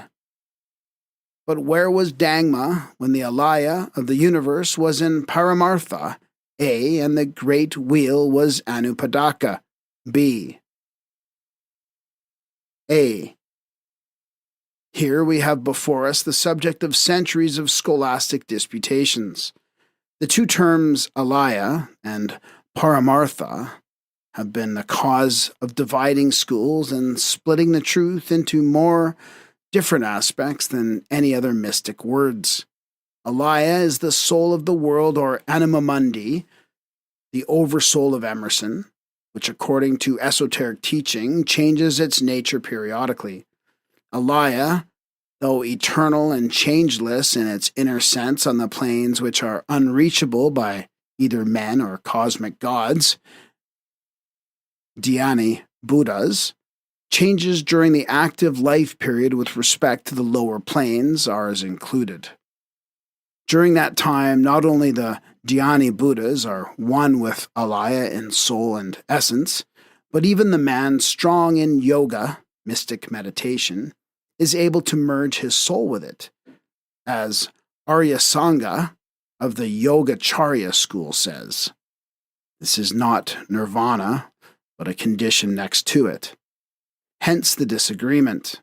Thus, while the Yogacharyas of the Mahayana school say that alaya, Nyingpo and Sang in Tibetan, is the personification of the voidness, and yet alaya is the basis of every visible and invisible thing, and that though it is eternal and immutable in its essence, it reflects itself in every object of the universe like the moon in clear, tranquil water. Other schools dispute the statement, the same for Paramartha. The Yogacharyas interpret the term as that which is also dependent upon other things, Paratantra, and the Madhyamikas say that Paramartha is limited to Parashapanana, or absolute perfection, i.e., in the exposition of these two truths, of the four, the former believe and maintain that on this plane, at any rate, there exists only Samvritsadya, or relative truth, and the latter teach the existence of Paramatsyada, absolute truth. No erat, O mendicants, can reach absolute knowledge before he becomes one with Paranirvana. Parakalpita and Paratantra are his two great enemies. Parakalpita, in Tibetan Kuntang, is error made by those unable to realize the emptiness and illusionary nature of all, who believe something to exist which does not, example, the non-ego. And Paratantra is that, whatever it is, which exists only through a dependent or causal connection, and which has to disappear as soon as the cause from which it proceeds is removed. Example, the flame of a wick. Destroy or extinguish it and light disappears. Esoteric philosophy teaches that everything lives and is conscious, but not all life and consciousness are similar to those of human or even animal beings. Life we look upon as the one form of existence, manifesting in what is called matter, or what incorrectly separating them we call spirit, soul, and matter in man. Matter is the vehicle for the manifestation of soul on this plane of existence, and soul is the vehicle on a higher plane for the manifestation of spirit, and these three are a trinity synthesized by life, which pervades them all. The idea of universal life is one of those ancient conceptions which are returning to the human mind in this century, as a consequence of its liberation from anthropomorphic theology. Science, it is true, contents itself with tracing or postulating the signs of universal life, but has not yet been bold enough to even whisper anima mundi. The idea of crystalline life, now familiar to science, would have been scouted half a century ago. Botanists are now searching for the nerves of plants. Not that they suppose that plants can feel or think as animals do, but because they believe that some structure bearing the same relation functionality to plant life that nerves bear to animal life is necessary to explain vegetable growth and nutrition. It seems hardly possible that science, by mere use of terms such as force and energy, can disguise from itself much longer the fact that things that have life are living things, whether they be atoms or planets. But what is the belief of the inner esoteric schools, the reader may ask? What are the doctrines taught on this subject by the esoteric Buddhists? With them, we answer, alaya has a double and even a threefold meaning. In the Yogacarya system of the contemplative Mahayana school, alaya is both the universal soul, anima mundi, and the self of a progressed adept. He who is strong in the yoga can introduce at will his alaya by means of meditation into the true nature of existence. The alaya has an absolute eternal existence, says Aryasanga, the rival of Nagarjuna. In one sense, it is pradana, which is explained in Vishnu Purana as that which is the unevolved cause is emphatically called by the most eminent sages pradana, original base, which is subtile prakriti, viz., that which is eternal and which at once is or comprehends what is and what is not or is mere process. The indiscrete cause, which is uniform and both cause and effect, and which those who are acquainted with first principles call pradana and prakriti, is the incognizable Brahma who is before all. I.e., Brahma does not put forth evolution itself or create, but only exhibits various aspects of oneself, one of which is prakriti, an aspect of pradana. Prakriti, however, is an incorrect word, and alaya would explain it better, for prakriti is not the uncognizable Brahma. It is a mistake of those who know nothing of the universality of the occult doctrines from the very cradle of the human races, and especially so of those scholars who reject the very idea of a primordial revelation, to teach that the anima mundi, the one life or universal soul, was made known only by Anaxagoras, or during his age. This philosopher brought the teaching forward simply to oppose the two materialistic conceptions of Democritus on cosmogony, based on the exoteric theory of blindly driven atoms. Anaxagoras of Clazomene, however, was not its inventor, but only its propagator, as was also Plato. That which he called mundane intelligence, nous, the principle that according to his views is absolutely separated and free from matter and acts with design, was called motion, the one life, or Jivatma. In India, ages before the year 500 BC, only the Aryan philosophers never endowed this principle, which with them is infinite, with the finite attribute of thinking. This leads naturally to the supreme spirit of Hegel and the German transcendentalists. A contrast that it may be useful to point out. The schools of Schelling and Fichte have diverged widely from the primitive archaic conception of an absolute principle and have mirrored an aspect only of the basic idea of the Vedanta.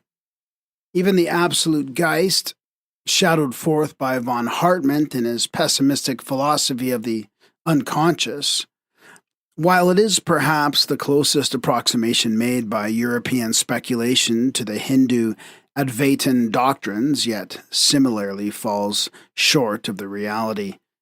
According to Hegel, the unconscious would never have undertaken the vast and laborious task of evolving the universe. except in the hope of attaining clear self-consciousness. In this connection, it is to be borne in mind that in designating spirit, a term which the European pantheists use as equivalent to Brahman as unconscious, they do not attach to the expression the connotation it usually bears. It is employed in the absence of a better term to symbolize a profound mystery. The absolute consciousness behind phenomena, they tell us, which is only termed unconsciousness in the absence of any element of personality, transcends human conception. Man, unable to form a single concept except in terms of empirical phenomenon, is powerless from the very constitution of his being to raise the veil that shrouds the majesty of the Absolute. Only the liberated spirit is able to faintly realize the nature of the source whence it sprung and whither it must eventually return. As the highest Dhyan Chohan, however, can but bow in ignorance before the awful mystery of absolute being, and since, even in that culmination of conscious existence, the merging of the individual in the universal consciousness, to use a phrase of Fick's, the finite cannot conceive the infinite, nor can it apply to its own standard of mental experiences. How can it be said that the unconscious and the absolute can have even an indistinctive impulse or hope of attaining clear self-consciousness? A Vedantin, moreover, would never admit this Hegelian idea, and the occultist would say that it applies perfectly to the awakened Mahat, the universal mind already projected into the phenomenal world as the first aspect of the changeless absolute, but never to the latter. Spirit and matter, or Purusha and Prakriti, are but the two primeval aspects of the one and secondless, we are taught. The matter-moving nous, the animal soul, immanent in every atom, manifested in man, latent in the stone, has different degrees of power, and this pantheistic idea of a general spirit soul pervading all nature is the oldest of all the philosophical notions. Nor was the Archeus a discovery either of Paracelsus or of his pupil Van Helmont, for this same Archeus is the Father Ether, the manifested basis and source of the innumerable phenomenon of life localized. The whole series of the numberless speculations of this kind are but variations on the same theme, the keynote of which was struck in this primeval revelation. B. The term Anupadaka, parentless or without progenitors, is a mystical designation having several meanings in our philosophy. By this name, celestial beings, the Dhyan Chohans or Dhyani Buddhas, are generally meant. These correspond mystically to the human Buddhas and Bodhisattvas, known as the Manushi, human Buddhas, which latter are also designated Anupadaka. Once that their whole personality is merged in their compound sixth and seventh principles, or Atma Buddhi, and they have become the diamond-souled Varasvadas or full Mahatmas. The concealed Lord, sang by Dagpo, the one merged with the Absolute, can have no parents since he is self-existent, and one with the universal spirit, the Svabhabat in its highest aspect. The mystery of the hierarchy of the Anupadaka is great, its apex being the universal spirit soul, and the lower rung the Manushi Buddha, and even every soul-endowed man is an Anupadaka in a latent state. Hence, when speaking of the universe in its formless, eternal, or absolute condition, before it was fashioned by the builders, the expression, the great wheel, universe, was Anupadaka. Stanza 2. 1. Where were the builders, the luminous sons of Manvantaric dawn? In the unknown darkness in their Ahi Parapashmana. The producers of form from no form, the root of the world, the Devamatri and Svabhavat, rested in the bliss of non-being. A. The builders, the sons of Manvantaric Dawn, are the real creators of the universe. And in this doctrine, which deals only with our planetary system, they, as the architects of the latter, are also called the watchers of the seven spheres, which exoterically are the seven planets, and esoterically the seven earths or spheres, globes of our chain also. The opening sentence of stanza 1, when mentioning seven eternities, applies both to Mahakalpa, or the great age of Brahma, as well as to the solar pralaya and subsequent resurrection of our planetary system on a higher plane. There are many kinds of pralaya, dissolution of a thing visible, as will be shown elsewhere. B. Parinishpana, remember, is the summum bonum, the absolute, hence the same as parinirvana. Besides being the final state, it is that condition of subjectivity which has no relation to anything but the one absolute truth on its own plane. It is that state which leads one to appreciate correctly the full meaning of non-being, which, as explained, is absolute being. Sooner or later, all that now seemingly exists will be in reality and actually in the state of parinishpana. But there is a great difference between conscious and unconscious being. The condition of parinishpana, without paramartha, the self-analyzing consciousness, is no bliss, but simply extinction for seven eternities. Thus, an iron ball placed under the scorching rays of the sun will get heated through, but will not feel or appreciate the warmth while a man will. It is only with a mind clear and undarked by personality, and an assimilation of the merit of manifold existences devoted to being in its collectivity, the whole living and sentient universe, that one gets rid of personal existence, merging into, becoming one with the Absolute, and continuing in full possession of Paramartha. Stanza 2, continued. Number 2. Where was silence? Were the ears to sense it? No, there was neither silence nor sound, naught save ceaseless eternal breath, which knows itself not.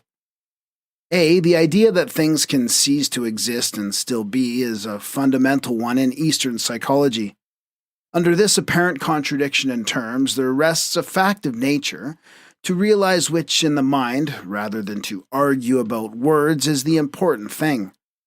A familiar instance of a similar paradox is afforded by chemical combination. The question whether hydrogen and oxygen cease to exist when they combine to form water is still a moot one, some arguing that since they are found again when the water is decomposed, they must be there all the while others contending that as they actually turn into something totally different, they must cease to exist as themselves for the time being. But neither side is able to form the faintest conception of the real condition of a thing, which has become something else and yet has not ceased to be itself.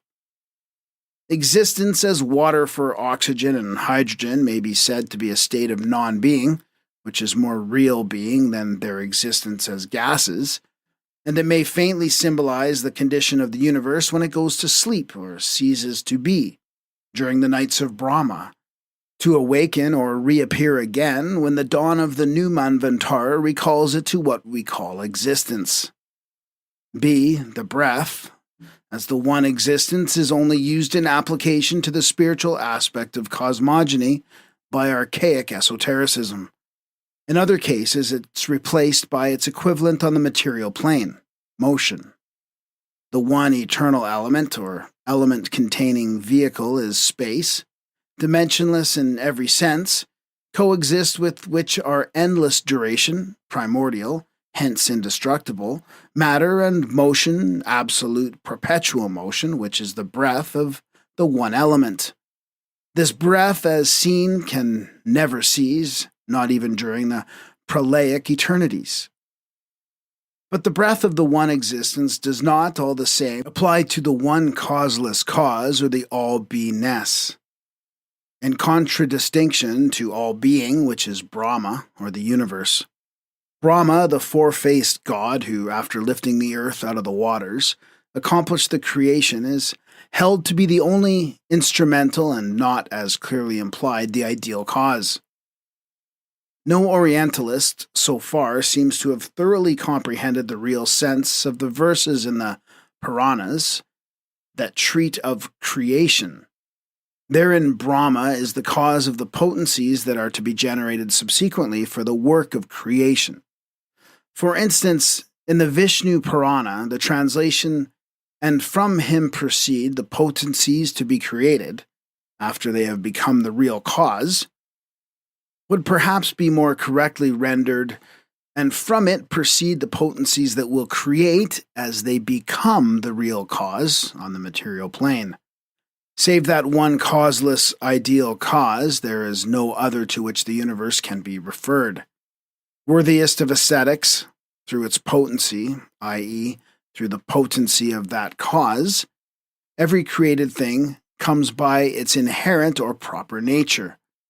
If, in the Vedanta and Nyaya, nimitta is the efficient cause as contrasted by the upadana, the material cause, and in the Sankhya, pradhana implies the functions of both. In the esoteric philosophy which reconciles all these systems, and the nearest exponent of which is the Vedanta as expounded by the Advaita Vedantists, none but the upadana can be speculated upon. That which is in the minds of the Vaishnavas as the ideal in contradistinction to the real, or Parabrahman and Ishvara, can find no room in published speculations, since that ideal even is a misnomer, when applied to that of which no human reason, even that of an adept, can conceive. To know itself or oneself necessitates consciousness and perception to be cognized, both limited faculties in relation to any subject except Parabrahman, hence the eternal breath which knows itself not. Infinity cannot comprehend finiteness. The boundless can have no relation to the bounded and the conditioned. In the occult teachings, the unknown and the unknowable mover, or the self-existing, is the absolute divine essence. And thus, being absolute consciousness and absolute motion, to the limited senses of those who describe this indescribable, it is the unconsciousness and immovableness.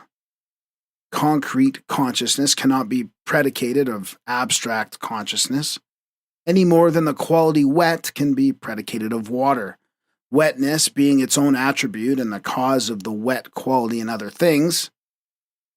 Consciousness implies limitations and qualifications, something to be conscious of and someone to be conscious of it. But absolute consciousness contains the cognizer, the thing cognized, and the cognition, all three in itself and all three one. No man is conscious of more than that portion of his knowledge which happens to be recalled to his mind at any particular time. Yet such is the poverty of language that we have no term to distinguish the knowledge not actively thought of from knowledge we are unable to recall to memory. To forget is synonymous with not to remember. How much greater must be the difficulty of finding terms to describe and to distinguish between abstract metaphysical facts or differences. It must not be forgotten also that we give names to things according to the appearances they assume for ourselves. We call absolute consciousness unconsciousness, because it seems to us that it must necessarily be so, just as we call the absolute darkness, because to our finite understanding it appears quite impenetrable. Yet we recognize fully that our perception of such things does not do them justice. We involuntarily distinguish in our minds, for instance, between unconscious absolute consciousness and unconsciousness, by secretly endowing the former with some indefinite quality that corresponds on a higher plane than our thoughts can reach. With what we know as consciousness in ourselves, but this is not any kind of consciousness that we can manage to distinguish from what appears to us as unconsciousness. Stanza 2 continued. 3. The hour had not yet struck. The ray had not yet flashed into the germ. The metropadma had not yet swollen. A. The ray of the ever-darkness becomes as it is emitted.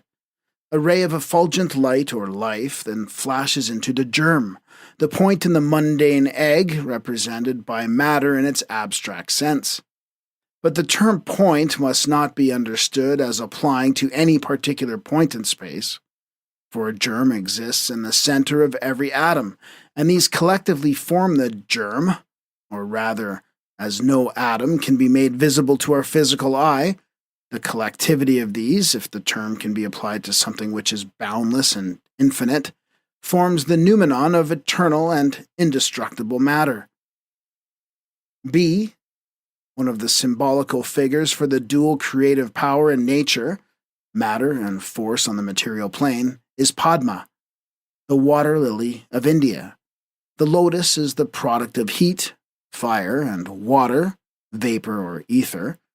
Fire, standing in every philosophical and religious system, even in Christianity, as a representation of the spirit of deity, the active male generative principle, and ether, or the soul of matter, the light of the fire, for the passive female principle from which everything in the universe emanated. Hence, ether or water is the mother and fire is the father. Sir William Jones, and before him Archaic Botany, showed that the seeds of the lotus contain, even before they germinate, perfectly formed leaves, with the miniature shape of what one day as perfect plants they will become, nature thus giving us a specimen of the preformation of its production. The seeds of all the phanergamous plants bearing proper flowers containing an embryo plantlet ready formed. This explains the sentence, the matripadma had not yet swollen, the form being usually sacrificed to the inner or root idea in archaic symbology.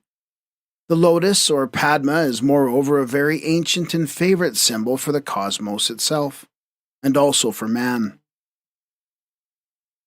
The popular reasons given are firstly the fact just mentioned, that the lotus seed contains within itself a perfect miniature of the future plant, which typifies the fact that the spiritual prototypes of all things exist in the immaterial world before these things become materialized on earth. Secondly, the fact that the lotus plant grows up through the water, having its root in the ilus, or mud, and spreading its flower in the air above. The lotus thus typifies the life of man and also that of the cosmos. For the Secret Doctrine teaches that the elements of both are the same, and that both are developing in the same direction. The root of the lotus sunk in the mud represents material life.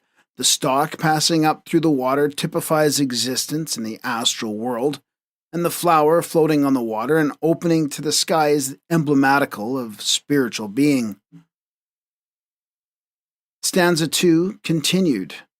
Number 4. Her heart had not yet opened for the one ray to enter, thence to fall, and 3 into 4 into the lap of Maya. The primordial substance had not yet passed out of its pre-cosmic latency into differentiated objectivity, or even become the, to man so far, invisible proto of science. But as the hour strikes and it becomes receptive of the phohatic impress of the divine thought, the logos, or the male aspect of the anima mundi, alaya, its heart opens. It differentiates, and the 3, father, mother, son, are transformed into 4. Herein lies the origin of the double mystery of the Trinity and the Immaculate Conception. The first and fundamental dogma of occultism is universal unity, or homogeneity, under 3 aspects. This leads to a possible conception of deity, which as an absolute unity must remain forever incomprehensible to finite intellects. The idea of absolute unity would be broken entirely in our conception had we not had something concrete before our eyes to contain that unity, and the deity, being absolute, must be omnipresent, hence not an atom but contains it within itself. The roots, the trunk, and its many branches are three distinct objects, yet they are one tree. Say the Kabbalists, the deity is one because it is infinite. It is triple because it is ever manifesting. This manifestation is triple in its aspects, for it requires, as Aristotle has it, three principles for every natural body to become objective: privation, form, and matter. Privation meant, in the mind of the great philosopher, that which the occultists call the prototypes impressed in the astral light, the lowest plane and world of anima mundi. The union of these three principles depends upon a fourth, the life which radiates from the summits of the unreachable, to become a universally diffused essence on the manifested planes of existence. And this quaternary, Father, Mother, Son as a unity, and a quaternary as a living manifestation, has become the means of leading to the very archaic idea of Immaculate Conception, now finally crystallized into a dogma of the Christian Church, which has carnalized this metaphysical idea beyond any common sense. For one has but to read the Kabbalah and study its numerical methods of interpretation to find the origin of the dogma. It is purely astronomical, mathematical, and preeminently metaphysical. The male element in nature, personified by the male deities and logi, Viraj or Brahma, Horus or Osiris, etc., is born through, not from, an immaculate source, personified by the mother, for the abstract deity being sexless and not even a being but Venus, or life itself, that male having a mother cannot have a father. Let us render this in the mathematical language of the author of the Source of Measures. Speaking of the measure of a man and his numerical Kabbalistic value, he writes that in Genesis 4:I, it is called the man even Jehovah measure, and this is obtained in this way, viz. 113 times 5 equals 565. And the value of 565 can be placed under the form of expression 56.5 times 10 equals 565. Hence, the man number 113 becomes a factor of 56.5 times 10. And the Kabbalistic reading of this last numbered expression is Jod, he, Vow, he, or Jehovah. The expansion of 565 into 56.5 times 10 is purposed to show the emanation of the male, Jod, from the female, Eva, principle, or so to speak, the birth of a male element from an immaculate source, in other words, an immaculate conception. Thus is repeated on earth the mystery enacted, according to the seers on the divine plane. The son of the immaculate celestial virgin, or the undifferentiated cosmic protyle, matter in its infinitude, is born again on earth as the son of the terrestrial Eve, our Mother Earth, and becomes humanity as a total, past, present, and future. For Jehovah, or Jod, he, ve, he, is androgyne, or both male and female. Above, the sun is the whole cosmos, below he is mankind. The triad, or triangle, becomes tetractys, the sacred Pythagorean number, the perfect square, and his six-faced cube on earth. The macroprosophus, the great face, is now microprosophus, the lesser face. Or as the Kabbalists have it, the Ancient of Days, descending on Adam Kadmon, whom he uses as his vehicle to manifest through, gets transformed into Tetragrammaton. It is now in the lap of Maya, the great illusion, and between itself and the reality has the astral light, the great deceiver of a man's limited senses, unless knowledge through Paramartha Satya comes to the rescue. Stanza 2, continued. Number 5. The seven were not yet born from the web of light. Darkness alone was father-mother Svabhavat, and Svabhavat was in darkness. The secret doctrine in the stanzas here given occupies itself chiefly, if not entirely, with our solar system, and especially with our planetary chain. The seven suns, therefore, are the creators of the latter. This teaching will be explained more fully hereafter.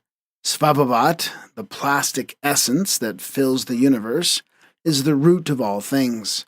Svabhavat is, so to say, the Buddhistic concrete aspect of the abstraction called in Hindu philosophy Mula Prakriti. It is the body of the soul, and that which ether would be to Akasha, the latter being the informing principle of the former. Chinese mystics have made of it the synonym of being. In the Chinese translation of the Ikashloka Shastra of Nagarjuna, the Lung Shu of China, called the Yik Shu Luk Kia Lung, it is said that the term being, or subhava, you in Chinese, means the substance giving substance to itself. It is also explained by him as meaning without action and with action, the nature which has no nature of its own. Subhava, from the Svabhavat, is composed of two words, su, fair, handsome, good, sva, self, and bhava, being or states of being. Stanza 2 continued. 6. These two are the germ, and the germ is one. The universe was still concealed in the divine thought of the divine bosom. The divine thought does not imply the idea of a divine thinker. The universe, not only past, present, and future, a human and infinite idea expressed by finite thought, but in its totality, the Sat, an untranslatable term, absolute being with the past and future crystallized in an eternal present, is that thought itself reflected in a secondary or manifested cause. Brahman, neuter as the mysterium magnum of Paracelsus, and as an absolute mystery to the human mind. Brahma, the male-female, the aspect and anthropomorphic reflection of Brahman, is conceivable to the perceptions of blind faith, though rejected by human intellect when it attains its majority. Hence the statement that during the prologue, so to say, of the drama of creation, or the beginning of cosmic evolution, the universe or the sun lies still concealed in the divine thought, which had not yet penetrated into the divine bosom. This idea, note well, is at the root and forms the origin of all the allegories about the sons of God born of immaculate virgins. Stanza 3. 1. The last vibration of the seventh eternity thrills through infinitude. The mother swells, expanding from within without like the bud of the lotus. A. The seemingly paradoxical use of the term seventh eternity, thus dividing the indivisible, is sanctified in esoteric philosophy.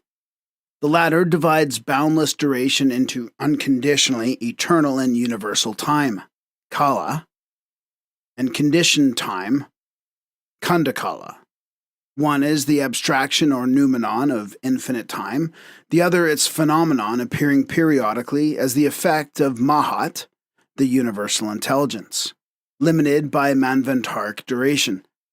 With some schools, Mahat is the firstborn of pradana, undifferentiated substance or the periodical aspect of Mula Prakriti, the root of nature, which pradana is called Maya, illusion. In this respect, I believe, esoteric teachings differs from the Vedantan doctrines of both the Advaita and the Vishishtadvaita schools. For it says that while Mula Prakriti, the noumenon, is self-existing and without any origin, is in short parentless anupadaka as one with Brahman, Prakriti, its phenomenon, is periodical and no better than a phantasm of the former.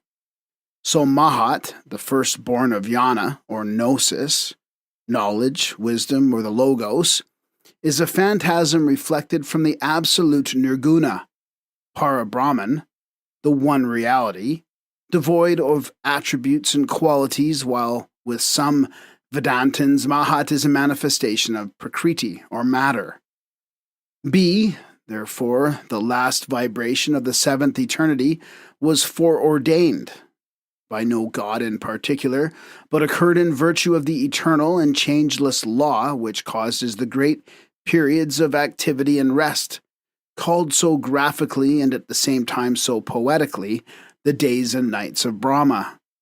The expansion from within without of the mother, called elsewhere the waters of space, universal matrix, etc., does not allude to an expansion from a small center or focus, but means the development of limitless subjectivity into as limitless objectivity without reference to size or limitation or area.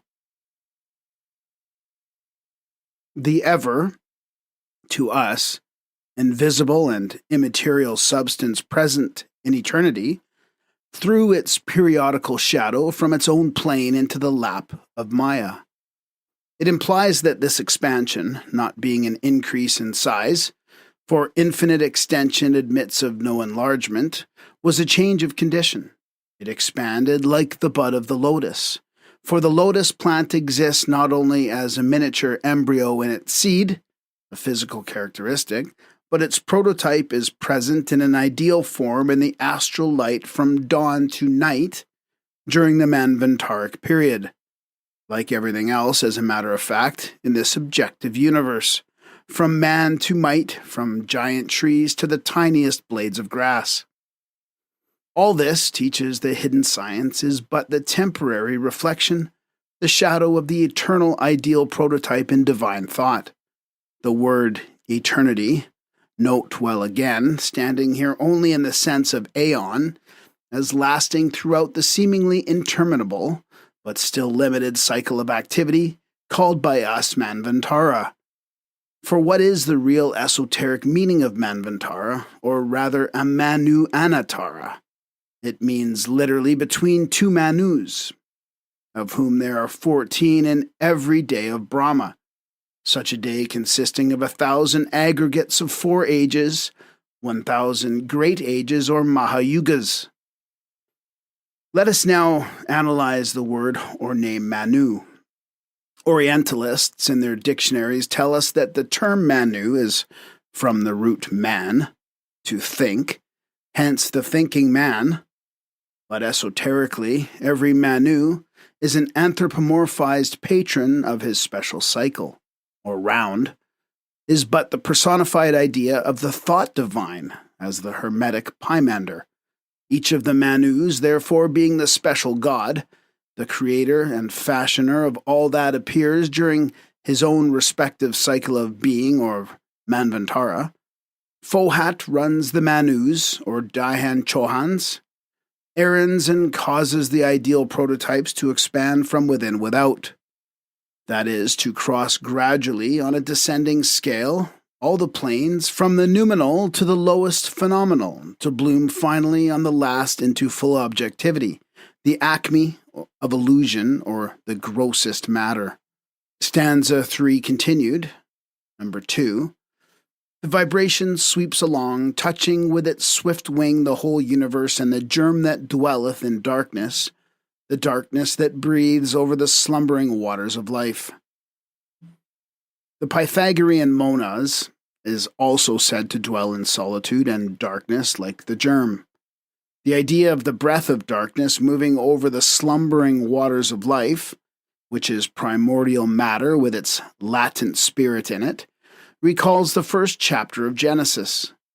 Its original is the Brahminical Narayana, the mover on the waters, who is the personification of the eternal breath of the unconscious all, or Para-Brahman of the Eastern occultists. The water of life, or chaos, the female principle in symbolism, are the vacuum to our mental sight in which lie the latent spirit and matter. This it was that made Democritus assert, after his instructor Leucippus, that the primordial principles of all were atoms and a vacuum, in the sense of space but not of empty space, for nature abhors a vacuum, according to the Periapetics and every ancient philosopher. In all cosmogonies, water plays the same important part. It is the base and source of material existence. Scientists, mistaking the word for the thing, understand by it the definite chemical combination of oxygen and hydrogen, thus giving a specific meaning to a term used by occultists in a generic sense, and which is employed in cosmogony with a metaphysical and mystical meaning. Ice is not water, neither is steam, although all three have precisely the same chemical composition. Stanza 3 continued. Number 3.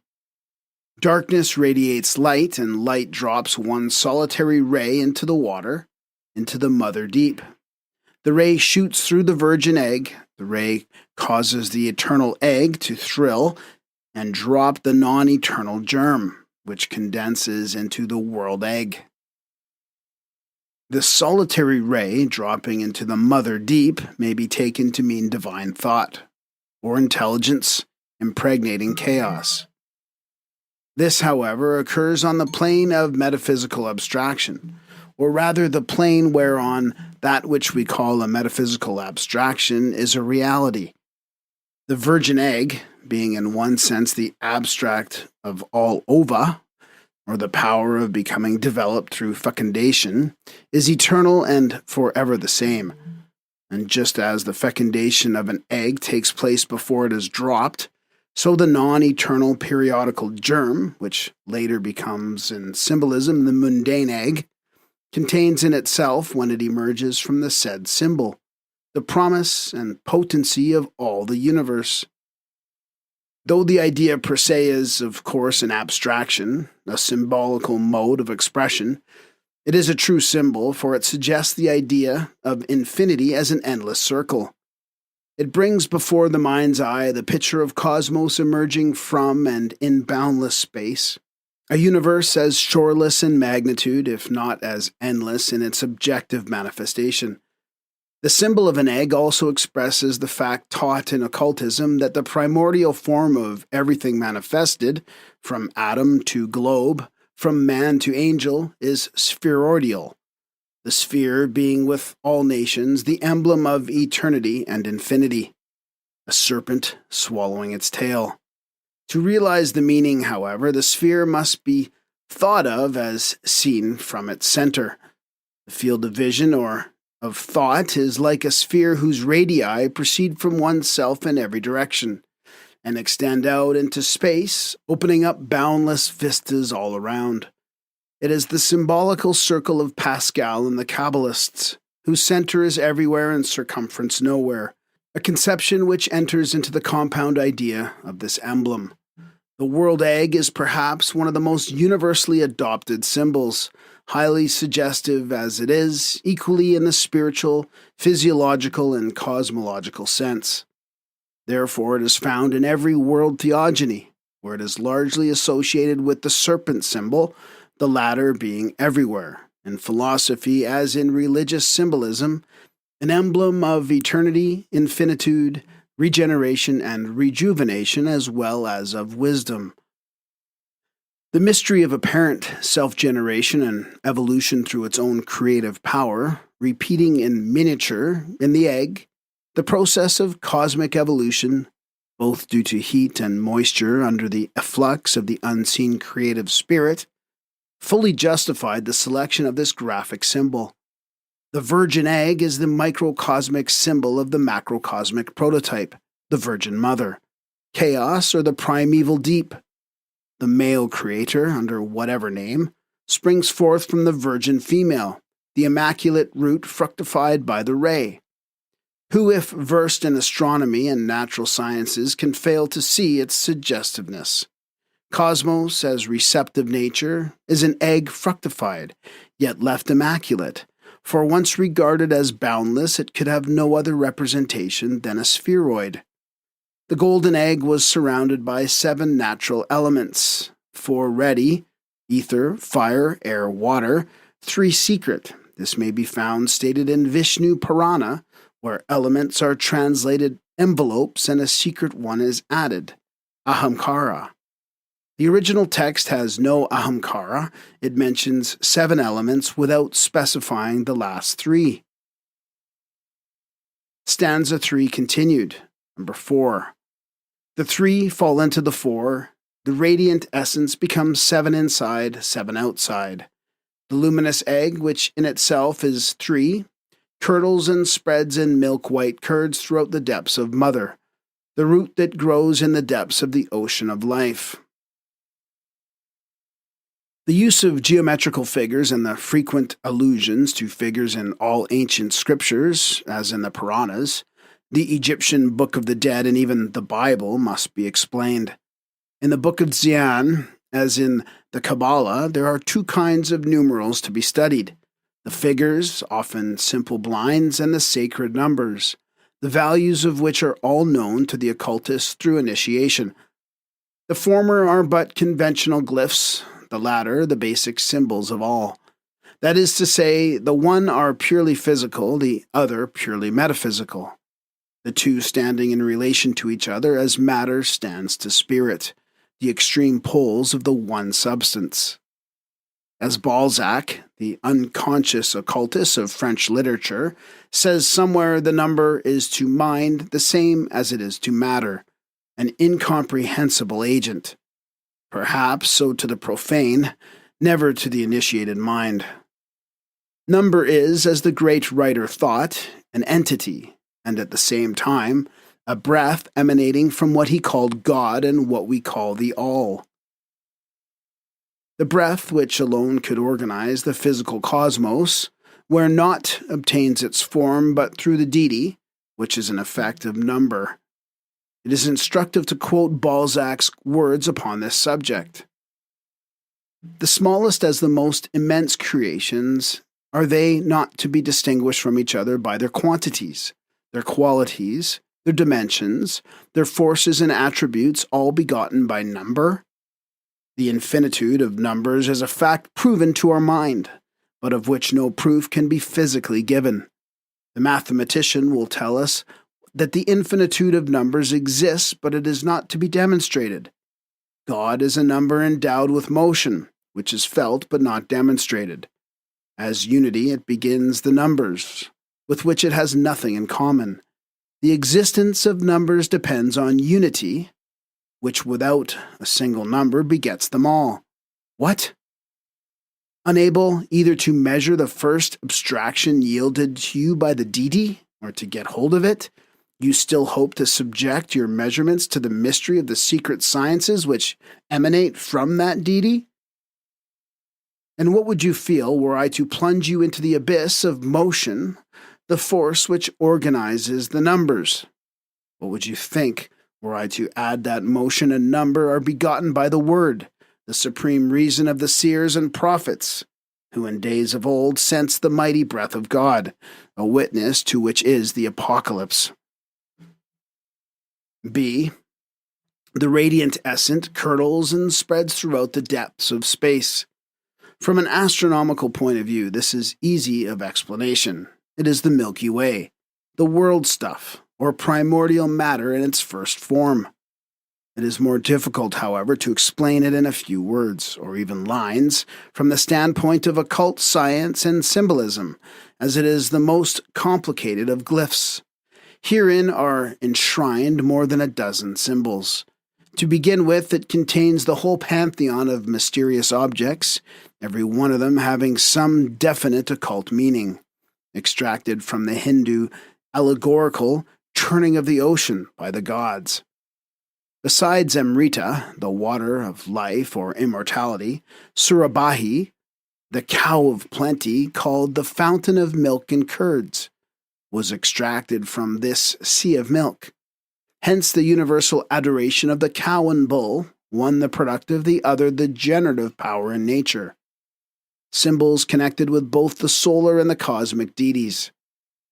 The specific properties for occult purposes of the 14 precious things, being explained only at the fourth initiation, cannot be given here.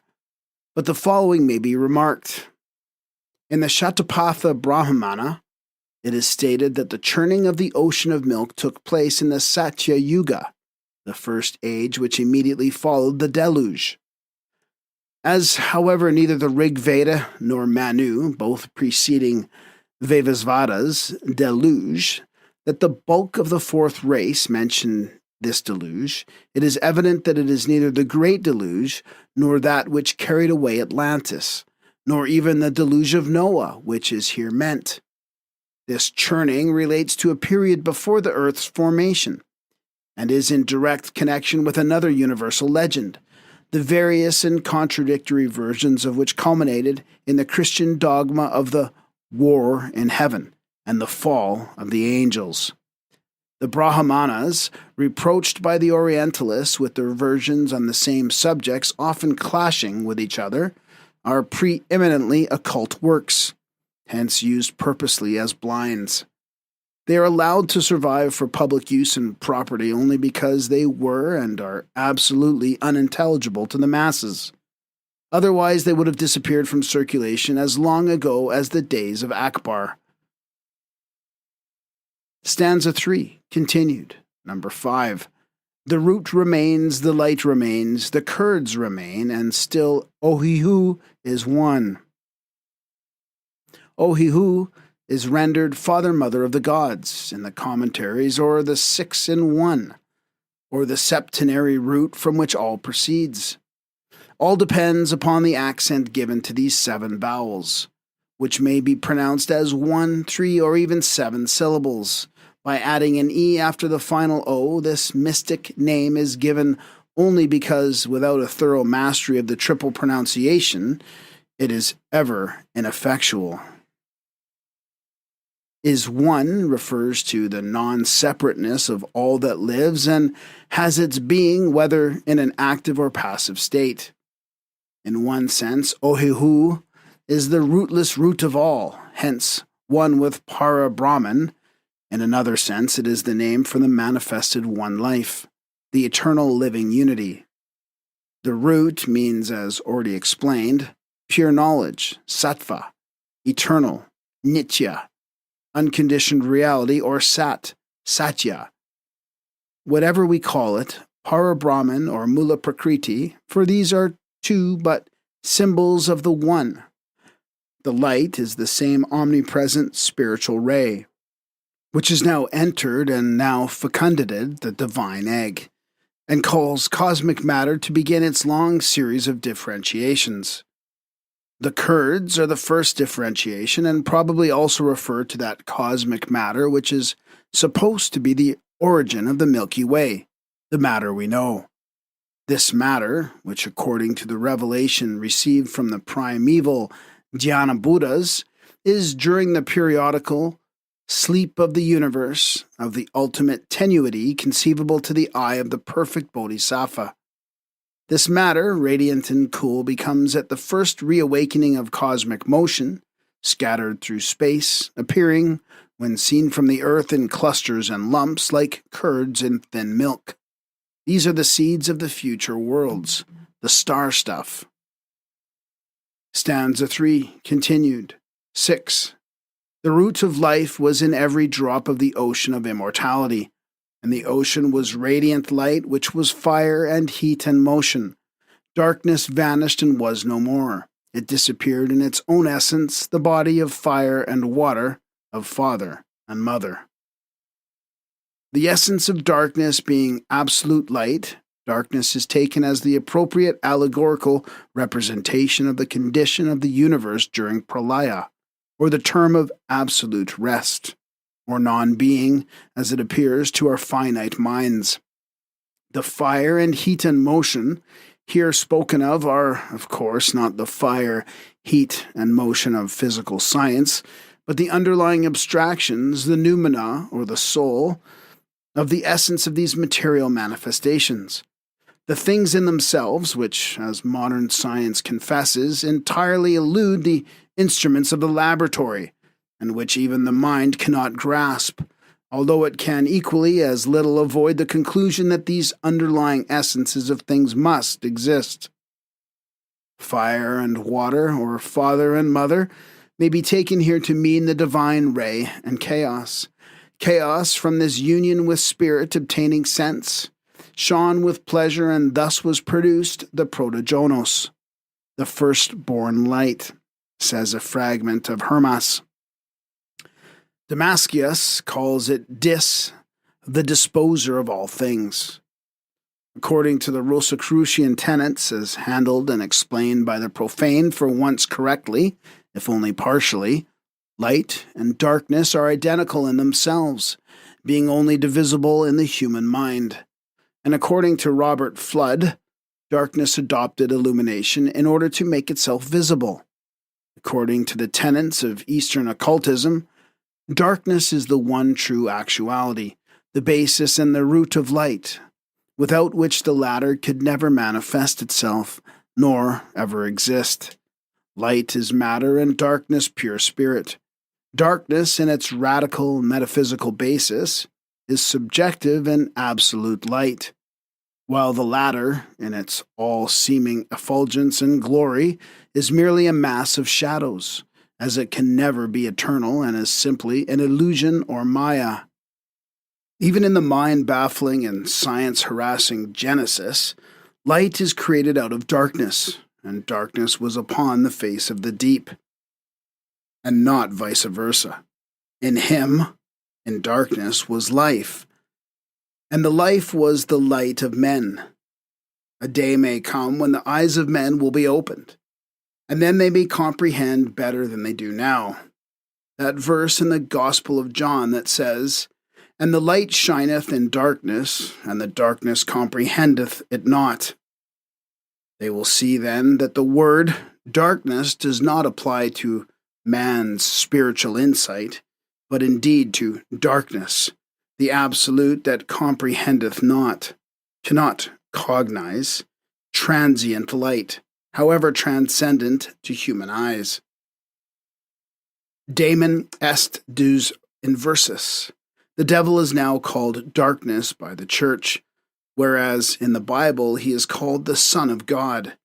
The bright star of the early morning, Lucifer. There is a whole philosophy of dogmatic craft in the reason why the first archangel, who sprang from the depths of chaos, was called Lux, Lucifer, the luminous son of the morning, or Manvantarg dawn. He was transformed by the church into Lucifer, or Satan, because he is higher and older than Jehovah and had to be sacrificed to the new dogma. Stanza 3, continued. 7. Behold, O Lanu, the radiant child of the two, the unparalleled refulgent glory, bright space, son of dark space, who emerged from the depths of the great dark waters. It is Ohiu, the younger, he who shines forth as the sun. He is the blazing divine dragon of wisdom. The Eka is Chatter, and Chatter takes to itself tree, and the union produces the Sapta, in whom are the seven which become the Tridasha, and the hosts of the multitudes. Behold him lifting the veil, and unfurling it from the east to west. He shuts out the above and leaves the below to be seen as the great illusion. He marks the places for the shining ones, and turns the upper into a shoreless sea of fire, and the one manifested into the great waters. A.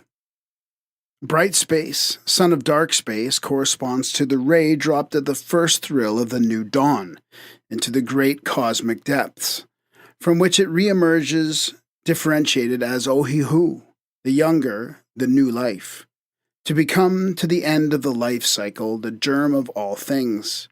He is the incorporeal man who contains in himself the divine idea, the generator of light and life, to use an expression of Philo Judaeus. He is called the blazing dragon of wisdom, because firstly, he is that which the Greek philosophers called the logos, the verbum of the thought divine, and secondly, because in esoteric philosophy, this first manifestation, being the synthesis or the aggregate of universal wisdom, Ohihu, the son of the sun, contains in himself the seven creative hosts, the Sephiroth, and is thus the essence of manifested wisdom. He who bathes in the light of Ohihu will never be deceived by the veil of Maya.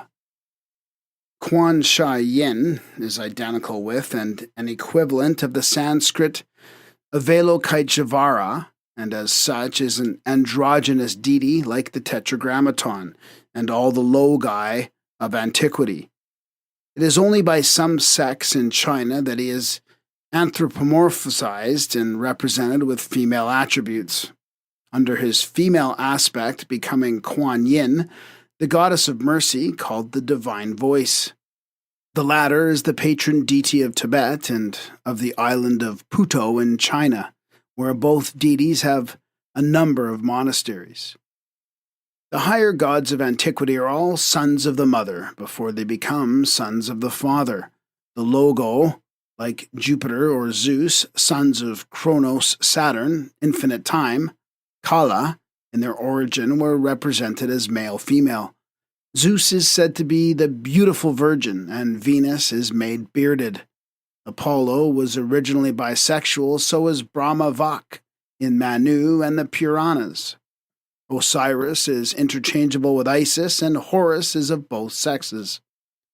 Finally, in St. John's vision in Revelation, the Logos, who is now connected with Jesus, is hermaphrodite, for he is described as having female breasts. So also is Tetragrammaton, or Jehovah. But there are two Avalokiteshvaras in esotericism, the first and the second Logos. No religious symbol can escape profanation and even derision in our days of politics and science. In southern India, the writer has seen a converted native making puja with offerings before a statue of Jesus, clad in women clothes with a ring in its nose. On asking the meaning of this masquerade, we were answered that it was Jesu Maria blended in one, and it was done by the permission of the padre, as the zealous convert had no money to purchase two statues or idols, as they, very properly, were called by a witness, another but a non-converted Hindu. Blasphemous this will appear to a dogmatic Christian, but the Theosophist and the Occultist must award the palm of logic to the converted Hindu. The esoteric Christos in the Gnosis is, of course, sexless, but in exoteric theology he is male and female. B. The dragon of wisdom is the one, the Eka or Saka. It is curious that Jehovah's name in Hebrew should also be one, Akkad. His name is Akkad, says the rabbins. The philologists ought to decide which of the two is derived from the other, linguistically and symbolically, surely not the Sanskrit. The one and the dragon are expressions used by the ancients in connection with their respective logi. Jehovah, esoterically Elohim, is also the serpent or dragon that tempted Eve, and the dragon is an old glyph for the astral light, primordial principle, which is the wisdom of chaos. Archaic philosophy, recognizing neither good nor evil as a fundamental or independent power, but starting from the absolute all, universal perfection eternally, traces both through the course of natural evolution to pure light, condensing gradually into form and hence becoming matter or evil. It was left with the early and ignorant Christian fathers to degrade the philosophical and highly scientific idea of this emblem into the absurd superstition called the devil. They took this from the latter Zoroastrians, who saw devils or evil in the Hindu devas, and the word evil has become by a double transmutation de-evil, diabolos, diabol, diavolo, tufel. But the pagans have always shown a philosophical discrimination in their symbols. The primitive symbol of the serpent symbolized divine wisdom and perfection, and has always stood for physical regeneration and immortality. Hence, Hermes calling the serpent the most spiritual of all beings. Moses, initiated into the wisdom of Hermes, followed suit in Genesis, the Gnostic serpent with the 7 vowels over its head, being the emblem of the 7 hierarchies of the septenary or planetary creators. Hence also the Hindu serpent Shisha, or Ananta, the infinite and name of Vishnu, and his first vahana, or vehicle, on the primordial waters. Like the Logi and the hierarchies of powers, however, these serpents have to be distinguished from one another. Shisha, or Ananta, the couch of Vishnu, is an allegorical abstraction symbolizing infinite time in space, which contains the germ and throws off periodically the efflorescence of this germ, the manifested universe, whereas the Gnostic Ophis contains the same triple symbolism in its 7 vowels as the 1, 3, and 7-syllabled Eohu of the Archaic Doctrine, i.e., the first unmanifested logos, the second manifested, the triangle concreting into the quaternary or tetragrammaton, and the rays of the latter on the material plane.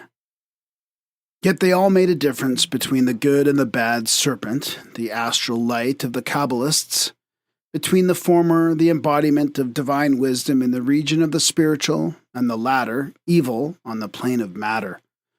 For the astral light, or the ether, of the ancient pagans, the name astral light is quite modern, is spirit matter. Beginning with the pure spiritual plane, it becomes grosser as it descends until it becomes Maya, or the tempting and deceitful serpent on our plane. Jesus accepted the serpent as a synonym of wisdom and thus formed this part of the teaching. Be ye wise as serpents, he says. In the beginning, before mother became father-mother, the fiery dragon moved in the infinitudes alone. The Acharya Brahmana calls the earth Sarpajini, the serpent queen, and the mother of all that moves. Before our globe became egg-shaped, and the universe also, a long trail of cosmic dust, or fire mist, moved and writhed like a serpent in space. The Spirit of God moving on chaos was symbolized by every nation in the shape of a fiery serpent breathing fire and light upon the primordial waters, until it had incubated cosmic matter and made it assume the annular shape of a serpent with its tail and its mouth, which symbolizes not only eternity and infinitude, but also the globular shape of all the bodies formed within the universe from that fiery mist. The universe, as also the earth and man, serpent-like, periodically cast off their old skins, to assume new ones after a time of rest. The serpent is surely not a less graceful or a more unpoetical image than the caterpillar and chrysalis, which springs the butterfly, the Greek emblem of Psyche, the human soul.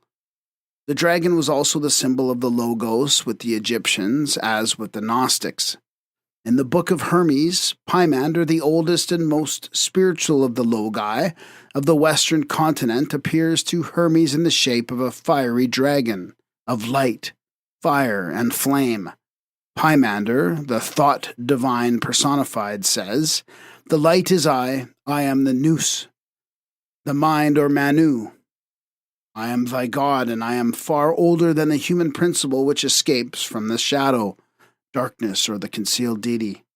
I am the germ of thought, the resplendent word, the Son of God. All that thus sees and hears in thee is the verbum of the matter.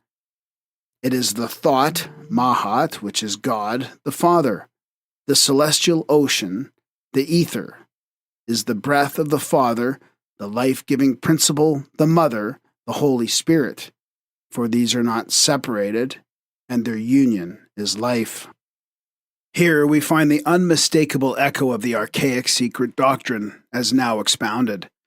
Only the latter does not place at the head of the evolution of life the Father, who comes third and is the Son of the Mother, but the eternal and ceaseless breath of the All. Mahat, understanding, universal mind, thought, etc. Before it manifests itself as Brahma or Shiva, appears as Vishnu, says the Sankhya Sara. Hence it has several aspects, just as the Logos has. Mahat is called the Lord in the primary creation, and is, in this case, universal cognition or thought divine. But that Mahat which was first produced is, afterwards, called egoism, when it is born as the feeling itself, I, that is said to be the secondary creation.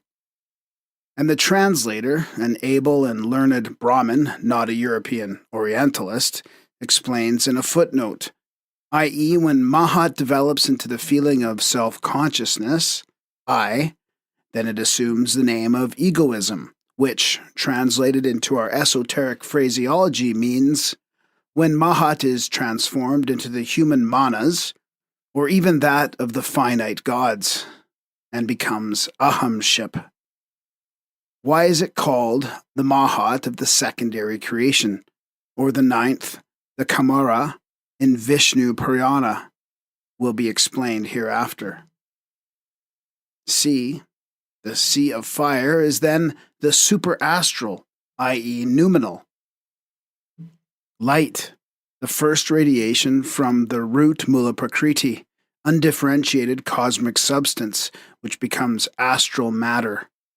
It is also called the fiery serpent, as above described, if the student bears in mind that there is but one universal element which is infinite, unborn, and undying, and that all the rest, as in the world of phenomena, are but so many various differentiated aspects and transformations, correlations they are now called, of that one, from macrocosmical dawn to microcosmical effects, from superhuman down to human and subhuman beings, the totality, in short, of objective existence, then the first and chief difficulty will disappear and occult cosmology may be mastered.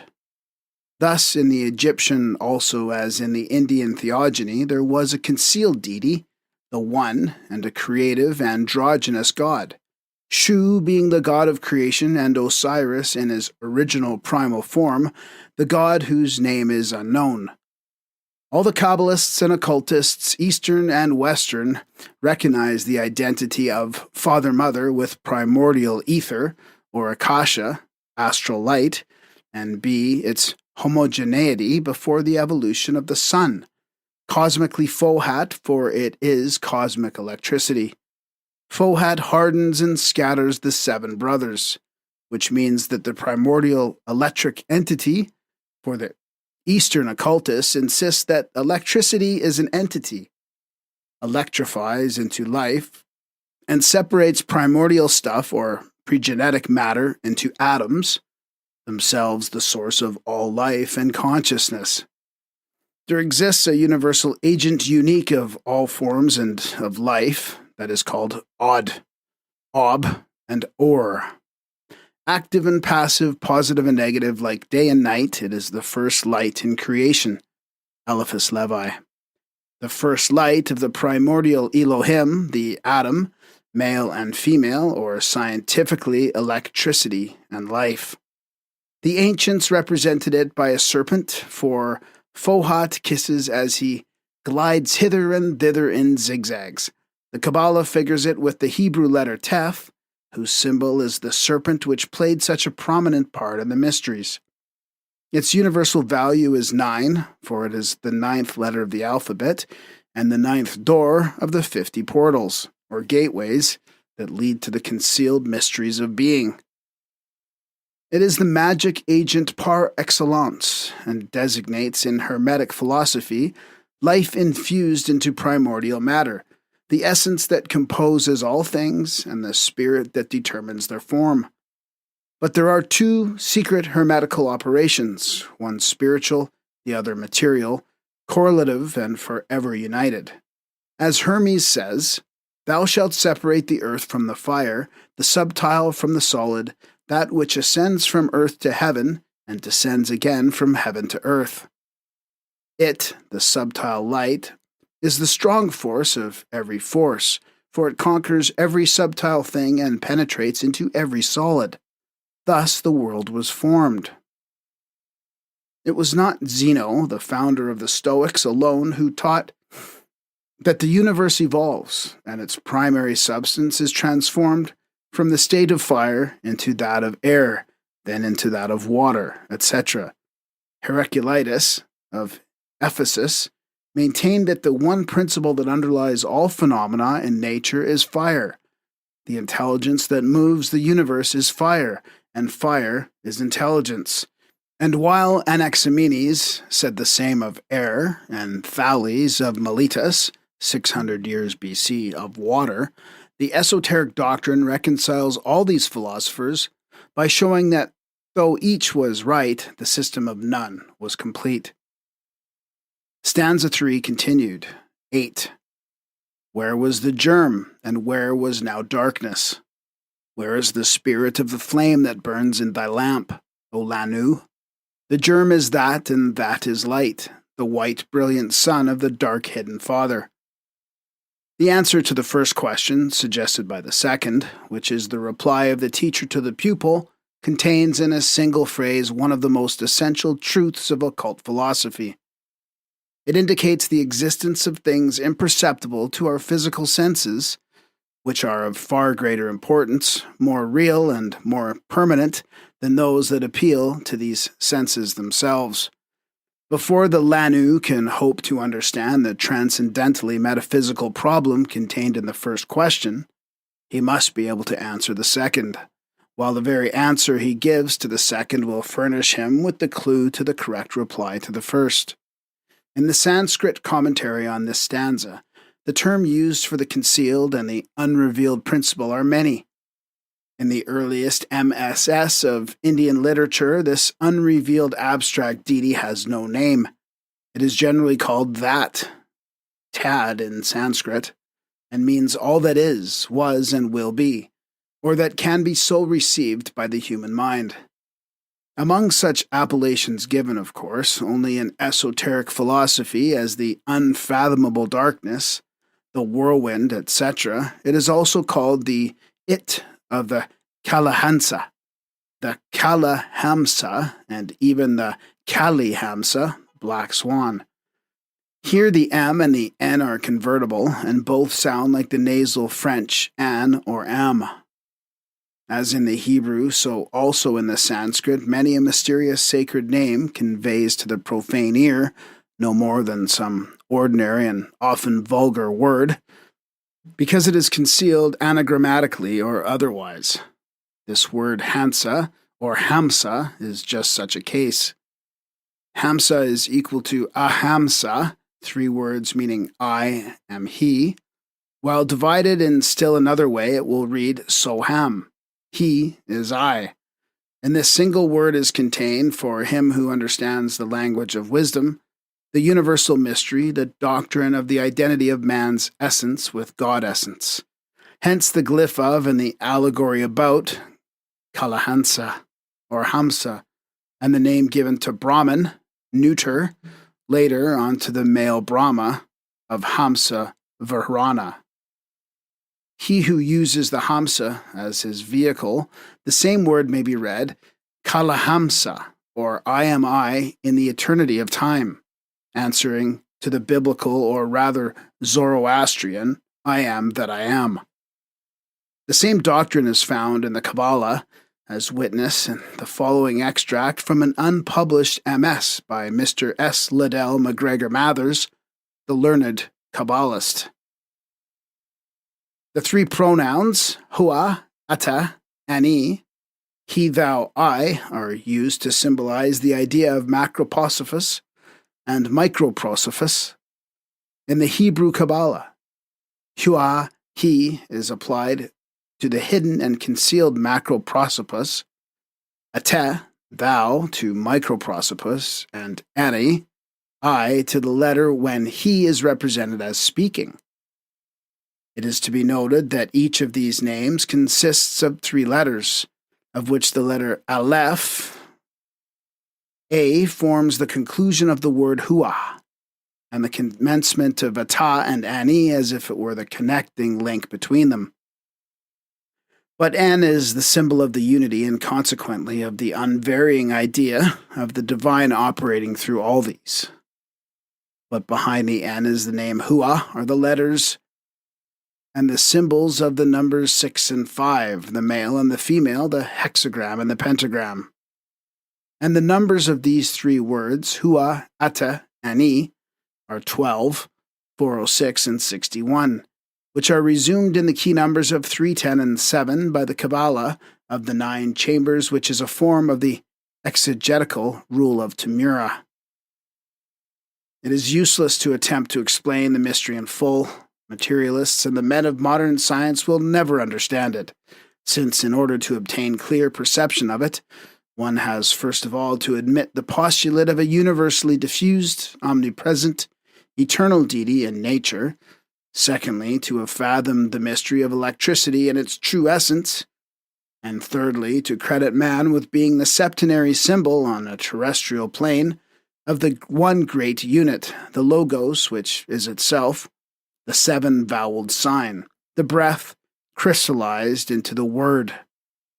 He who believes in all of this has also to believe in the multiple combination of the 7 planets of occultism and of the Kabbalah, with the 12 zodiacal signs, and attribute, as we do, to each planet and to each constellation an influence which, in the words of Mr. Elie Starr, a French astrologer, is proper to it, beneficent or maleficent, and this after the planetary spirit which rules it, who in his turn is capable of influencing men and things which are found in harmony with him and with which he has any affinity. For these reasons, and since few believe in the foregoing, all that can now be given is that both cases, the symbol of Hansa, whether I, he, goose, or swan, is an important symbol, representing, among other things, divine wisdom, wisdom in darkness beyond the reach of men. For all exoteric purposes, Hansa, as every Hindu knows, is a fabulous bird which, when, in the allegory, given milk mixed with water for its food, separated the two, drinking the milk and leaving the water, thus showing inherent wisdom, milk standing symbolically for spirit and water for matter.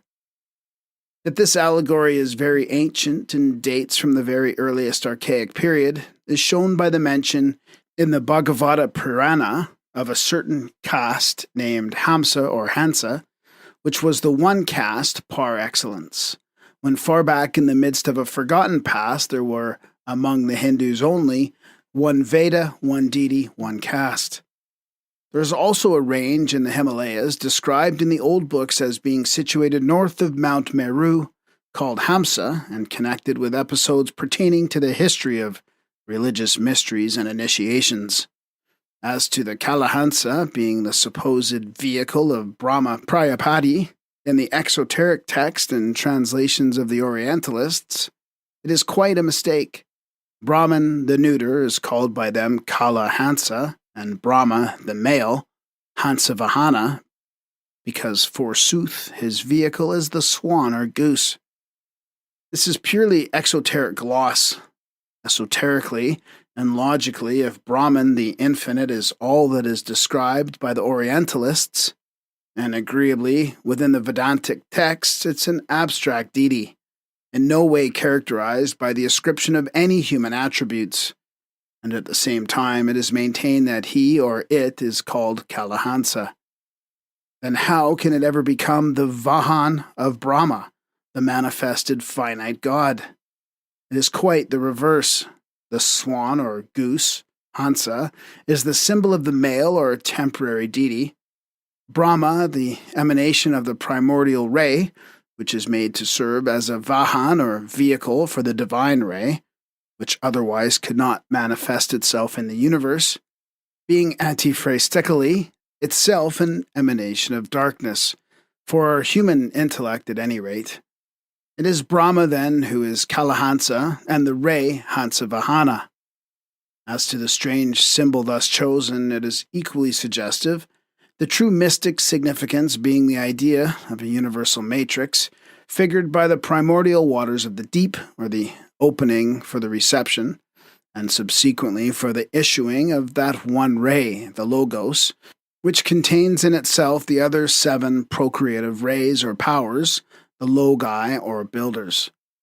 Hence the choice by the Rose-Croix of the aquatic fowl, whether swan or pelican, with 7 young ones for a symbol modified and adapted to the religion of every country.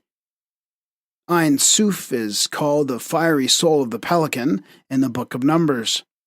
appearing with every Manvantara or Narayana or Swami Bhava, the self-existent and penetrating into the mundane egg, it emerges from it at the end of the divine incubation as Brahma or Prayapti, the progenitor of the future universe into which he expands.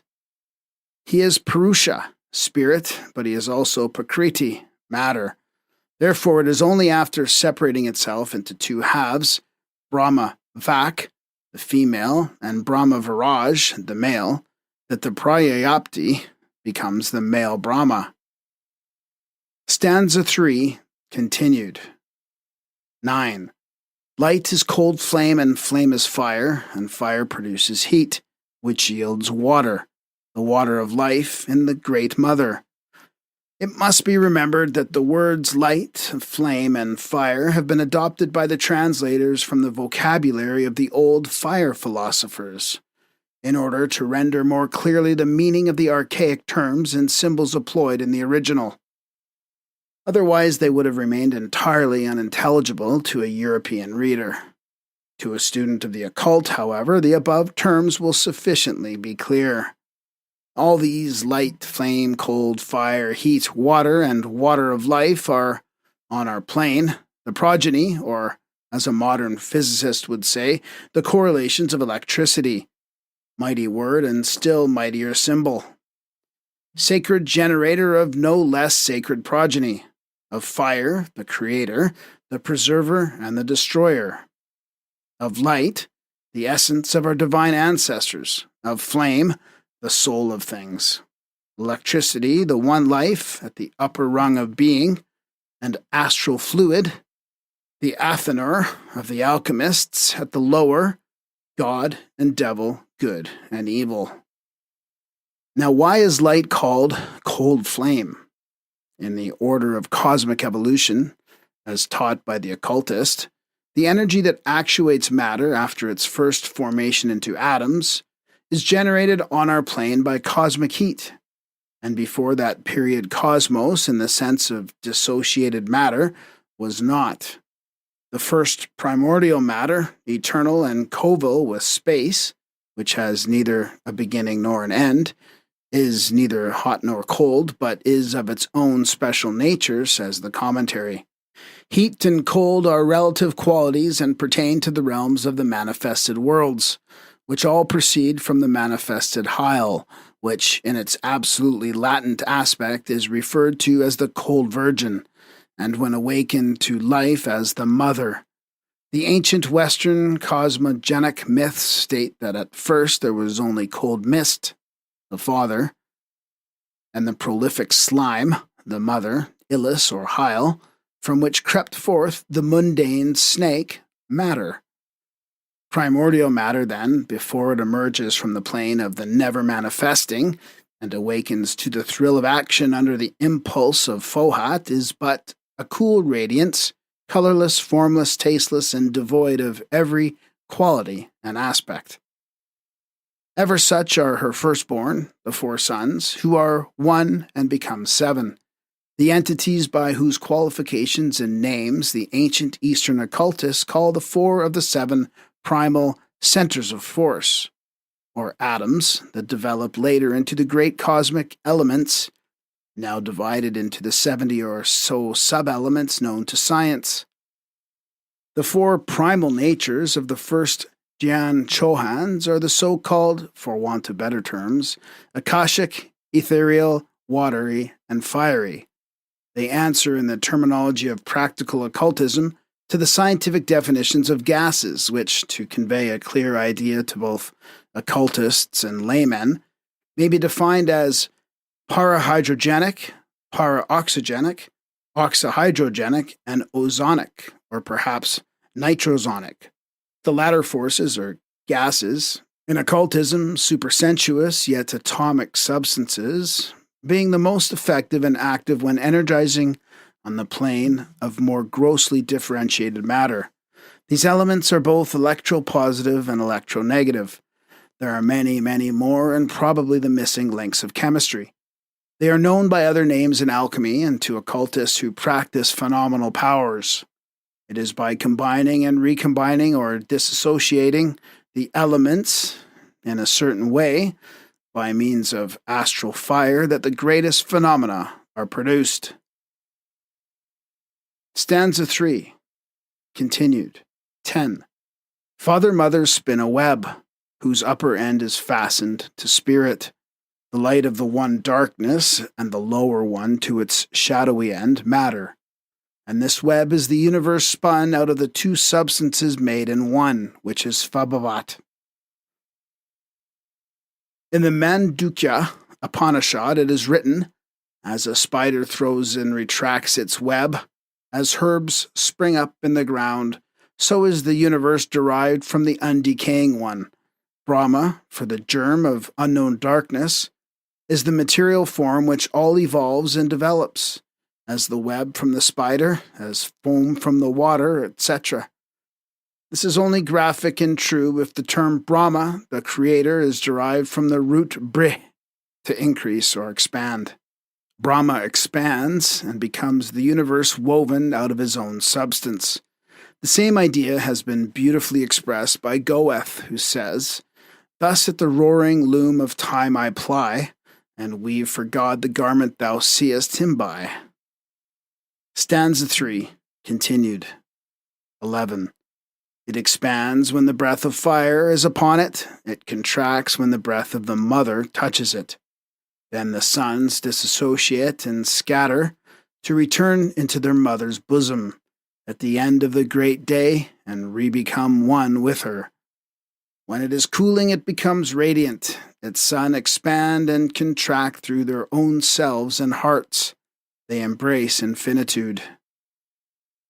The expanding of the universe under the breath of fire is very suggestive in the light of the fire mist period, of which modern science speaks so much and knows in reality so little. Great heat breaks up the compound elements and resolves the heavenly bodies into their primeval one element, explains the commentary. Once disintegrated into its primal constituent, by getting within the attraction after reach of a focus, or center of heat, energy, of which many are carried about to and fro in space, a body, whether alive or dead, will be vaporized and held in the bosom of the mother, until Fohat, gathering a few of the clusters of cosmic matter, nebulae, will, by giving it an impulse, set it in motion anew, develop the required heat, and then leave it to follow its own new growth. The expanding and contracting of the web, i.e. the world stuff or atoms, expressed here the pulsatory movement, for it is the regular contraction and expansion of the infinite and shoreless ocean of that which we may call the noumenon of matter, emanated by Svabhavat, which causes the universal vibration of atoms. But it is also suggestive of something else. It shows that the ancients were acquainted with that which is now the puzzle of many scientists, and especially of astronomers, the cause of the first ignition of matter, or world stuff, the paradox of the heat produced by refrigerative contraction, and other such cosmic riddles, for it points unmistakably to a knowledge by the ancients of such phenomena. There is a heat internal and heat external in every atom, says the MSS, commentaries to which the writer has had access, the breath of the father, spirit, and the breath or heat of the mother, matter, and they give explanations which show that the modern theory of the extinction of the solar fires by loss of heat through radiation is erroneous. The assumption is false even on the scientist's own admission. For as Professor Newcomb points out, by losing heat a gaseous body contracts, and the heat generated by the contraction exceeds that which it had to lose in order to produce the contraction. This paradox that a body gets hotter as the shrinking produced by its getting colder is greater has led to long disputes. The surplus of heat, it is argued, is lost by radiation, and to assume that the temperature is not lowered pari passu with a decrease of volume under a constant pressure is to set at naught the law of Charles. Contraction develops heat, it is true, but contraction from cooling is incapable of developing the whole amount of heat at any time existing in the mass. or even of maintaining a body at constant temperature, etc. Professor Winchell tries to reconcile the paradox, only a seeming one in fact, as J. Homer Lane proved by suggesting something besides heat. May it not be, he asks, simply a repulsion among the molecules which varies according but to some law of the distance? But even this will be found irreconcilable unless this something besides heat is ticketed causeless heat, the breath of fire, the all-creative force plus absolute intelligence, which physical science is not likely to accept. However it may be, the reading of this stanza, notwithstanding its archaic phraseology, shows it to be more scientific than even modern science. Stanza 3, continued.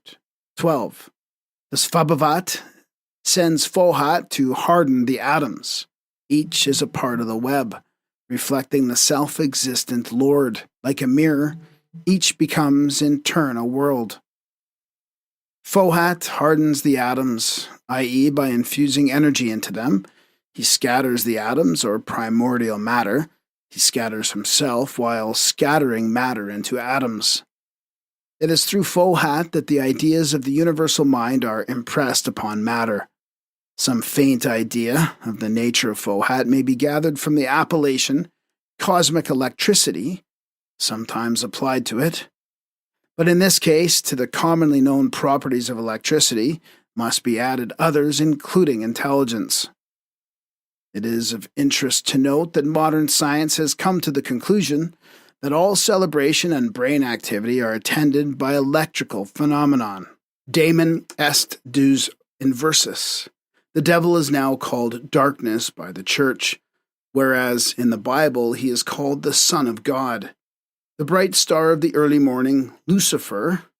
There is a whole philosophy of dogmatic craft in the reason why the first archangel, who sprang from the depths of chaos, was called Lux, Lucifer, the luminous son of the morning, or Manvantarg dawn.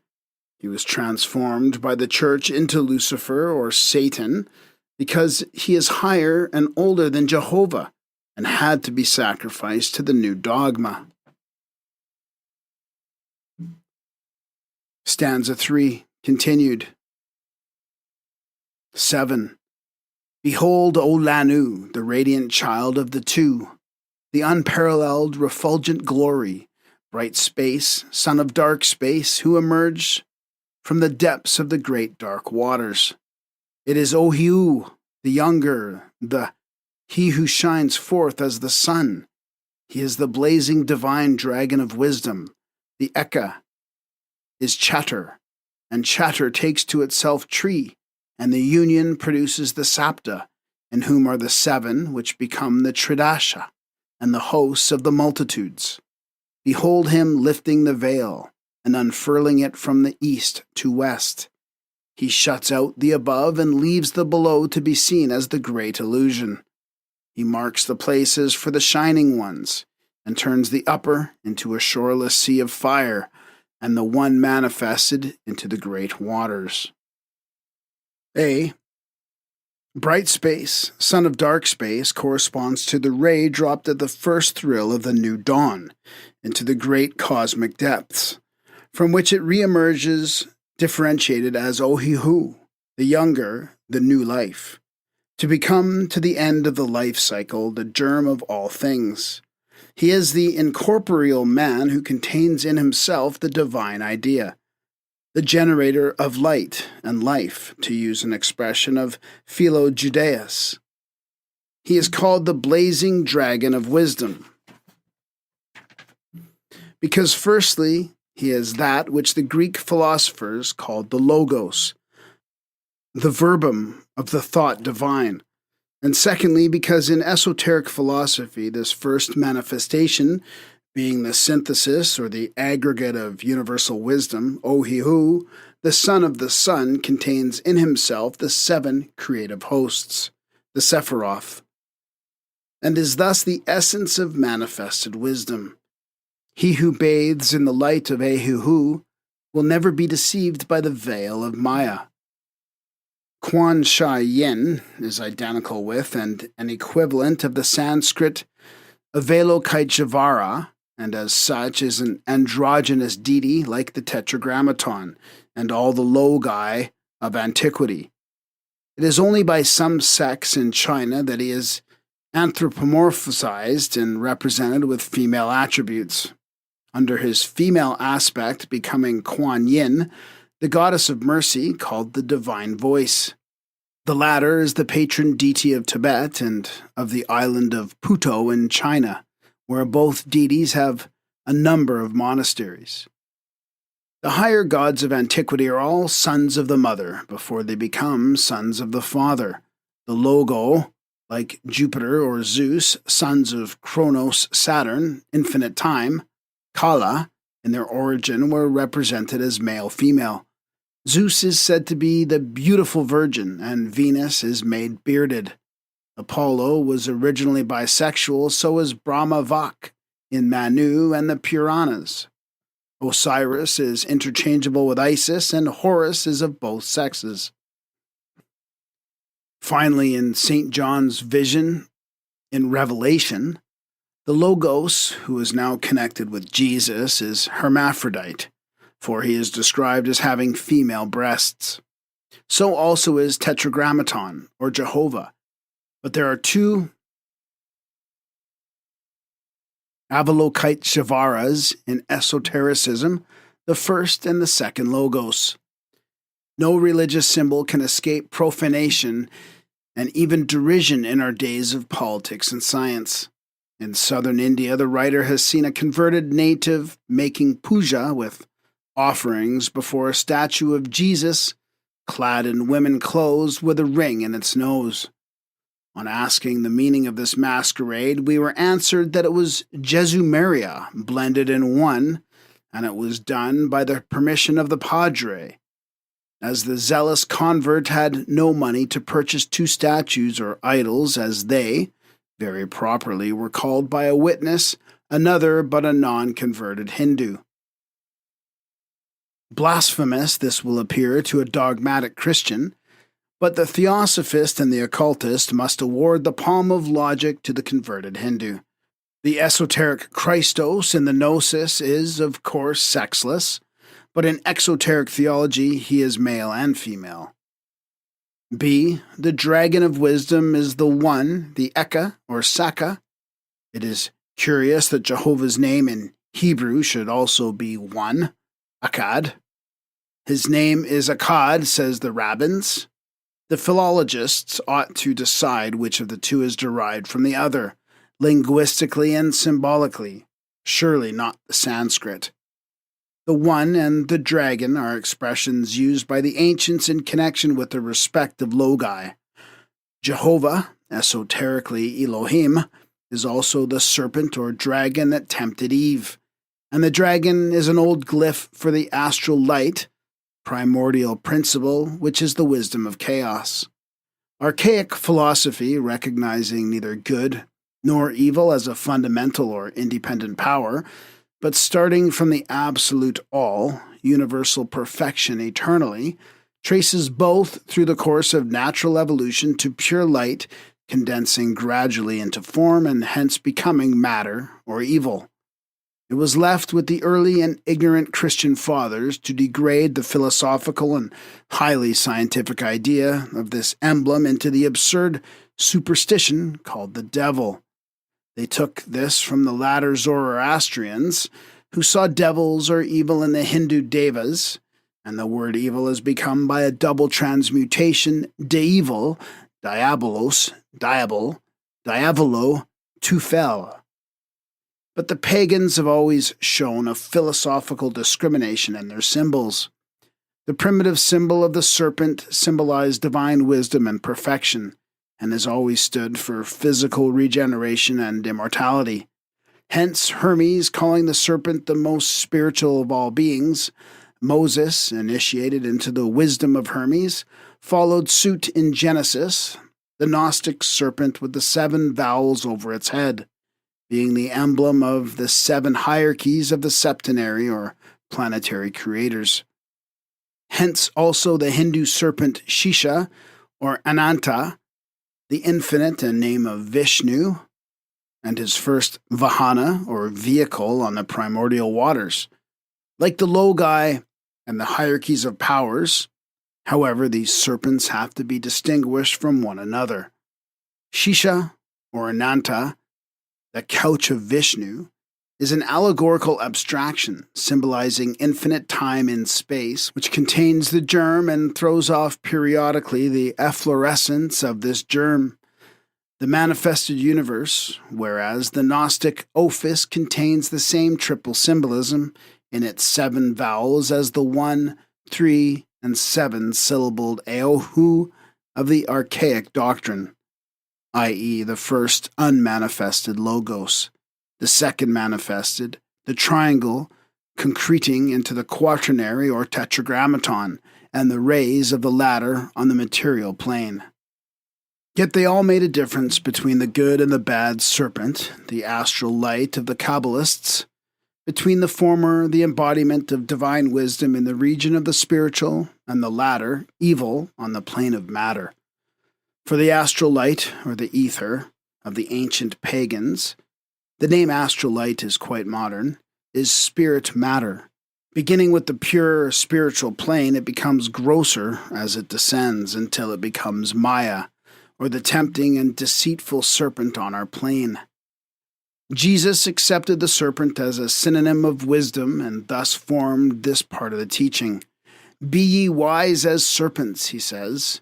In the beginning, before mother became father-mother, the fiery dragon moved in the infinitudes alone. The Acharya Brahmana calls the earth Sarpajini, the serpent queen, and the mother of all that moves. Before our globe became egg-shaped, and the universe also, a long trail of cosmic dust, or fire mist, moved and writhed like a serpent in space.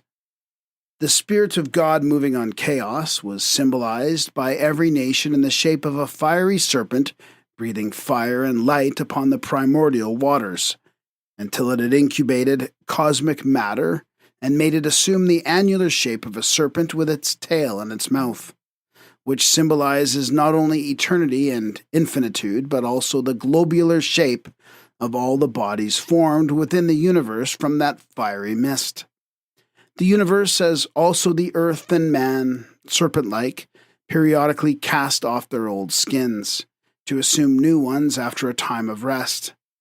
The serpent is surely not a less graceful or a more unpoetical image than the caterpillar and chrysalis, which springs the butterfly, the Greek emblem of Psyche, the human soul. The dragon was also the symbol of the Logos with the Egyptians, as with the Gnostics. In the Book of Hermes, Pymander, the oldest and most spiritual of the Logi of the western continent, appears to Hermes in the shape of a fiery dragon, of light, fire, and flame. Pymander, the thought divine personified, says, "The light is I am the nous, the mind or Manu. I am thy God, and I am far older than the human principle which escapes from the shadow, darkness, or the concealed deity. I am the germ of thought, the resplendent word, the Son of God. All that thus sees and hears in thee is the verbum of the matter. It is the thought, Mahat, which is God, the Father. The celestial ocean, the ether, is the breath of the Father, the life-giving principle, the Mother, the Holy Spirit. For these are not separated, and their union is life." Stanza 4. 1. Listen, ye sons of the earth, to your instructors, the sons of the fire.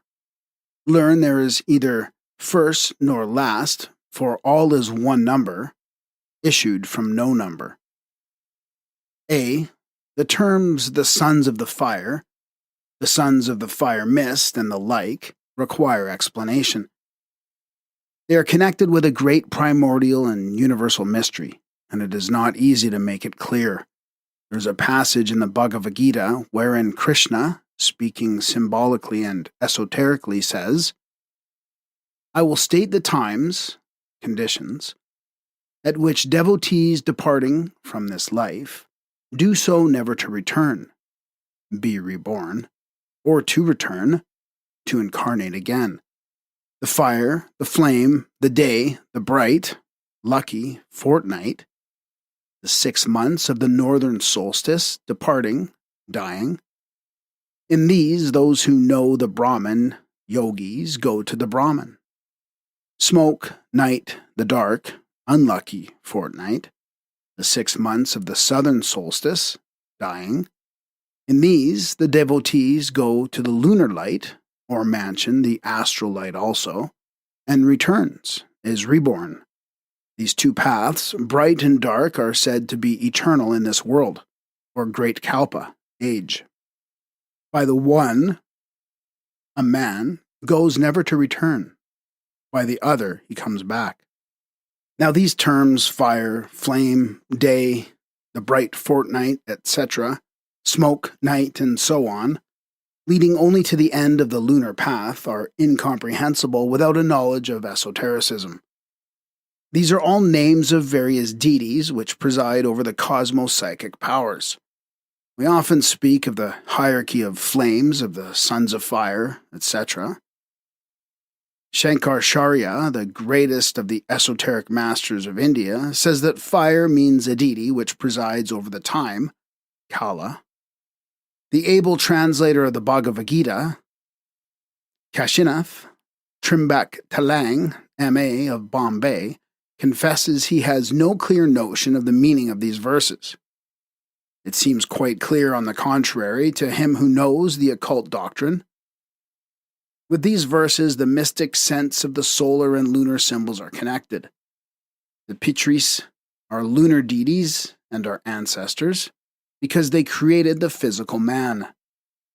The Agnishvara, the Kumaras, the 7 mystic sages, are solar deities, though they are Pitris also, and these are the fashioners of the inner man. They are the sons of fire because they are the first beings, called minds, in the Secret Doctrine, evolved from primordial fire. The Lord is a consuming fire. The Lord shall be revealed, with his mighty angels in flaming fire. The Holy Ghost descended on the apostles as cloven tongues like as of fire.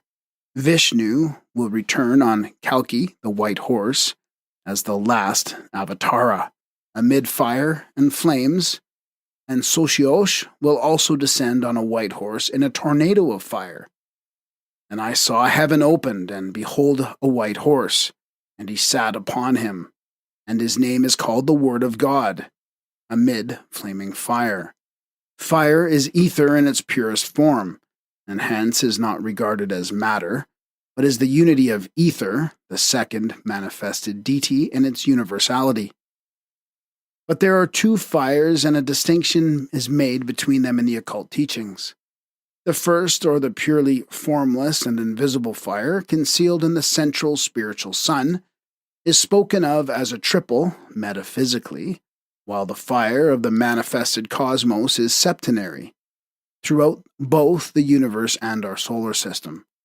The fire of knowledge burns up all action on the plane of illusion, says the commentary. Therefore, those who have acquired it, are emancipated, are called fires. Speaking of the 7 senses symbolized as hotras, or priests, Narada says in Anugita, these 7 senses, smell and taste and color and sound, etc., are the causes of emancipation. And the translator adds, it is from these 7 from which the self is to be emancipated. I, in the sentence I am, devoid of qualities, must mean the self, not the Brahmana who speaks. B, the expression, all is one number, issued from no number, relates again to that universal and philosophical tenet just explained in the commentary on Shloka 4 of stanza 3. That which is absolute is, of course, no number, but in its later significance it has an application both in space and in time. It means that not only every increment of time is part of a larger increment, up to the most indefinitely prolonged duration conceivable by the human intellect, but also that no manifested thing can be thought of except as part of a whole, the total aggregate being the one manifested universe that issues from the unmanifested or absolute, called non-being, or no number, to distinguish it from being, or the one number. Stanza 4 continued. Number 2. Learn what we, who descend from the primordial seven, we, who are born from the primordial flame, have learnt from our fathers. This is explained in Book 2, and the term primordial flame corroborates what is said in the first paragraph of the preceding commentary on stanza 4. The distinction between the primordial and the subsequent seven builders is that the former are the ray and direct emanation of the first sacred four, the tetractys, that is, the eternally self-existent one, eternal in essence, note well, not in manifestation, and distinct from the universal one, latent during pralaya and active during manvatara. The primordial proceed from father-mother, spirit Heil or Illis, whereas the other manifested quaternary and the seven proceed from the mother alone. It is the latter who is the Immaculate Virgin Mother, who is overshadowed, not impregnated, by the universal mystery, when she emerges from her state of laya, or undifferentiated condition. In reality, they are, of course, all one, but their aspects on the various planes of being are different. The first primordial are the highest beings on the scale of existence. They are the archangels of Christianity, those who refuse to create or rather to multiply, as did Michael in the latter system, and as did the eldest mind-born sons of Brahma, Vedas. Stanza 4 continued. Number 3. From the effulgency of light, the ray of the ever-darkness, sprang in the space the reawakened energies, the one from the egg, the 6 and the 5, then the 3, the 1, the 4, the 1, the 5, the twice 7, the sum total. And these are the essences, the flames, the elements, the builders, the numbers, the arupa, the rupa, and the force or divine man, the sum total. And from the divine man emanated the forms, the sparks, the sacred animals, and the messengers of the sacred fathers within the Holy Four. A. This relates to the sacred science of the numerals, so sacred indeed and so important in the study of occultism that the subject can hardly be skimmed, even in such a large work as the present. It is on the hierarchies and the correct numbers of these beings, invisible to us, except upon very rare occasions, that the mystery of the whole universe is built. The Kumaras, for instance, are called the Four, though in reality 7 in number, because Sanaka, Sananda, Sanatana, and Sanakumara are the chief Vedatra, their patronymic name, who sprang from the fourfold mystery. To make whole clearer, we have to turn for our illustrations to tenets more familiar to some of our readers, namely the Brahmanical. According to Manu, Hiranyagarbha is Brahma, the first male, formed by the undiscernible causeless cause, in a golden egg resplendent as the sun, as states the Hindu classical dictionary. Hiranyagarbha, meaning the golden, or rather the effulgent womb or egg. The meaning tallies awkwardly with the epithet male. Surely the esoteric meaning of the sentence is clear enough. In the Rig Veda it is said that the one Lord of all beings, the one animating principle of gods and men, arose in the beginning in the golden womb, Hiranyagarbha, which is the mundane egg or sphere of our universe. That being is surely androgynous, and the allegory of Brahma separating into two and creating in one of his halves, the female Vak, himself as Viraj, is a proof of it. The 1 from the egg, the 6 and the 5, give the number 1065, the value of the firstborn. Later, on the male and female Brahma Prajapati, who answers to the numbers 7 and 14 and 21, respectively. The Prajapati, like the Sephiroth, are only 7, including the synthetic Sephira of the triad from which they spring. Thus, from Hiranyagarbha, or Prajapati, the triune, the primeval Vedic Trimurti, Agni, Vayu, and Surya, emanate the other 7, or again 10, if we separate the first 3 which exist in 1 and 1 in 3, all moreover being comprehended within that one supreme Parama called Guya, or secret, and Sarvatman, or the Supersoul. The 7 lords of being lie concealed in Sarvatman like thoughts in one brain. So with the Sephiroth. They are either 7 when counting from the upper triad, headed by Kether, or 10 exoterically. In the Mahabharata, the Prajapati are 21 in number, or 10, 6, and 5, 1065, thrice 7. B. The 3, the 1, the 4, the 1, the 5, in their total twice 7 represents 31415.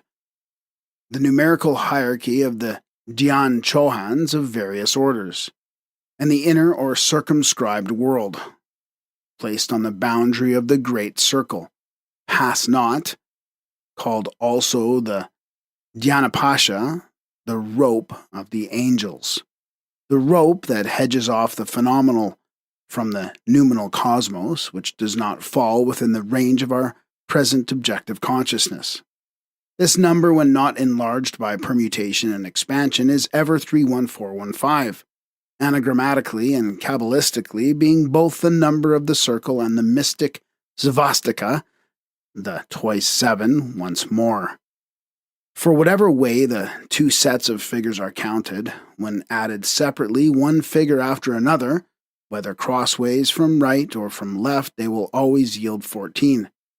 Mathematically, they represent the well-known mathematical formula that the ratio of the diameter of a circle to the circumference is as 1 to 3.1415, or the value of pi, square root of pi as it is called.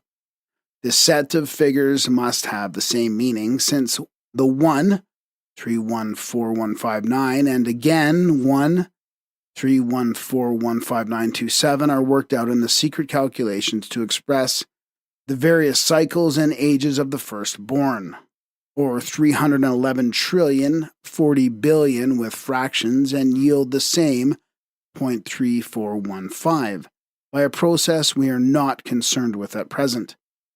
And it may be shown that Mr. Ralston Skinner, the author of The Source of Measures, reads the Hebrew word alhim in the same number values by omitting, as said, the ciphers, and by permutation 13514, since N, A is 1,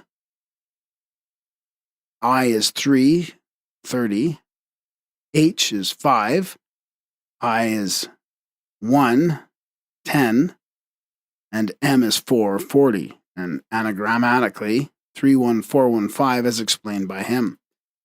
Thus, while in the metaphysical world, the circle with the one central point in it has no number, and is called anupadaka, parentless and numberless, for it can fall under no calculation.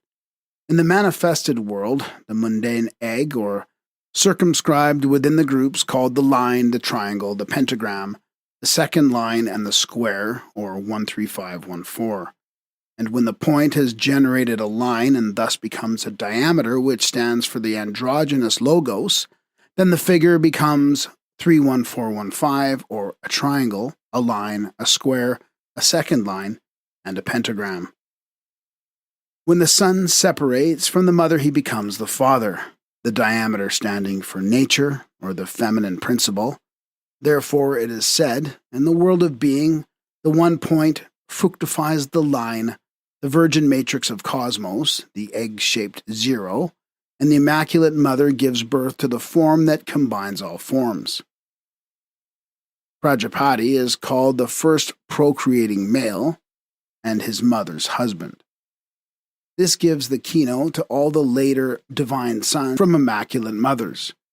It is strongly corroborated by the significant fact that Anna, the name of the mother of the Virgin Mary, now represented by the Roman Catholic Church as having given birth to her daughter in an immaculate way, Mary conceived without sin, is derived from the Chaldean Anna, heaven or astral light, anima mundi, whence Anatya, Devi Durga, the wife of Shiva, is also called Annapurna, and Kanya, the Virgin, Umakanya being her esoteric name and the meaning the Virgin of Light, astral light in one of its multitudinous aspects. C. The Devas, Pitras, Rishis, the Suras and the Asuras, the Daityas and Adityas, the Danavas and the Gandharvas, etc., have all their synonyms in our secret doctrine, as well as in the Kabbalah and Hebrew angelology. But it is useless to give their ancient names, as it would only create confusion. Many of these may now be also found even in the Christian hierarchy of divine and celestial powers. All those thrones and dominions, virtues and principalities, cherubs, seraphs and demons, the various denizens of the sidereal world, are the modern copies of archaic prototypes. The very symbolism in their names, when transliterated and arranged in Greek and Latin, are sufficient to show it, as will be proved in several cases further on. D. The sacred animals are found in the Bible as well as in the Kabbalah, and they have their meaning, a very profound one too, on the page of the origins of life.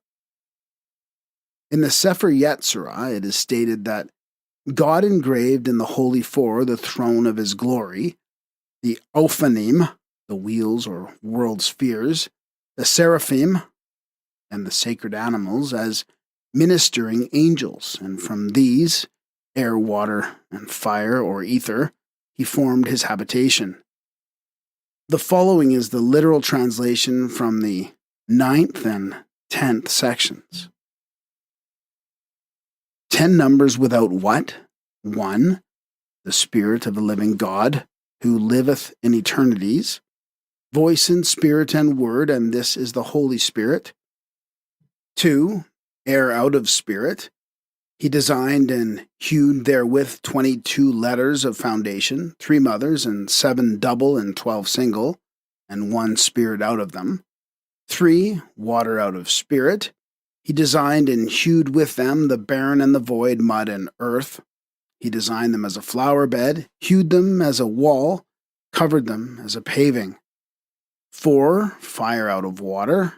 He designed and hewed therewith the throne of glory and the wheels, and the seraphim and the holy animals as ministering angels. And of the 3, he founded his dwelling, as it is said, he makes his angels spirits and his servants fiery flames. The words founded his dwelling show clearly that in the Kabbalah, as in India, the deity was considered as the universe and was not, in his origin, the extra-cosmic God he now is. Thus was the world made through 3 seraphim, Sephir, Saphir, and Seper, or through numbers, and numbered. With the astronomical key, these sacred animals become the signs of the zodiac. Stanza 4 continued. Number 4. This was the army of the voice, the divine mother of the 7.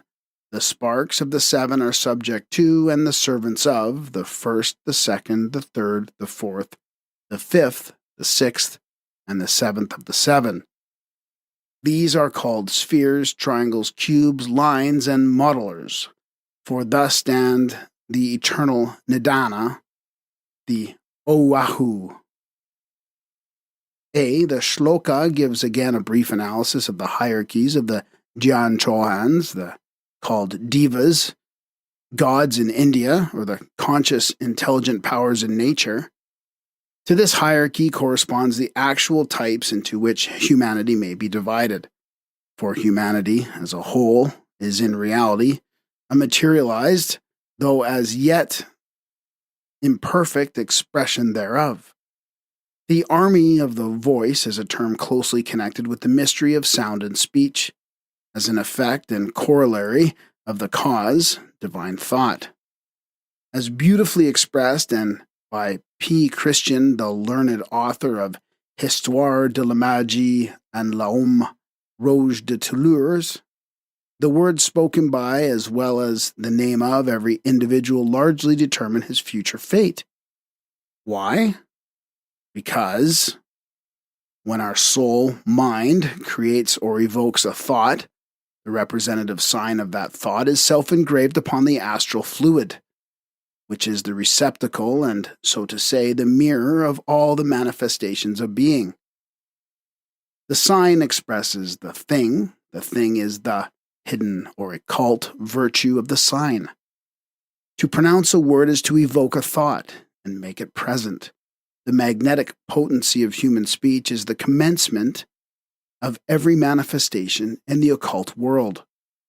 To utter a name is not only to define a being, an entity, but to place it under and condemn it through the emission of the word, verbum, to the influence of one or more occult potencies. Things are, for every one of us, that which it, the word, makes them while naming them.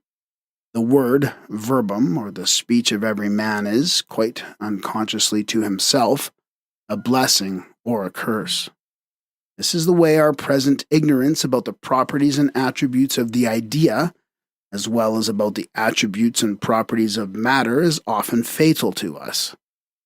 Yes, names and words are either beneficent or maleficent.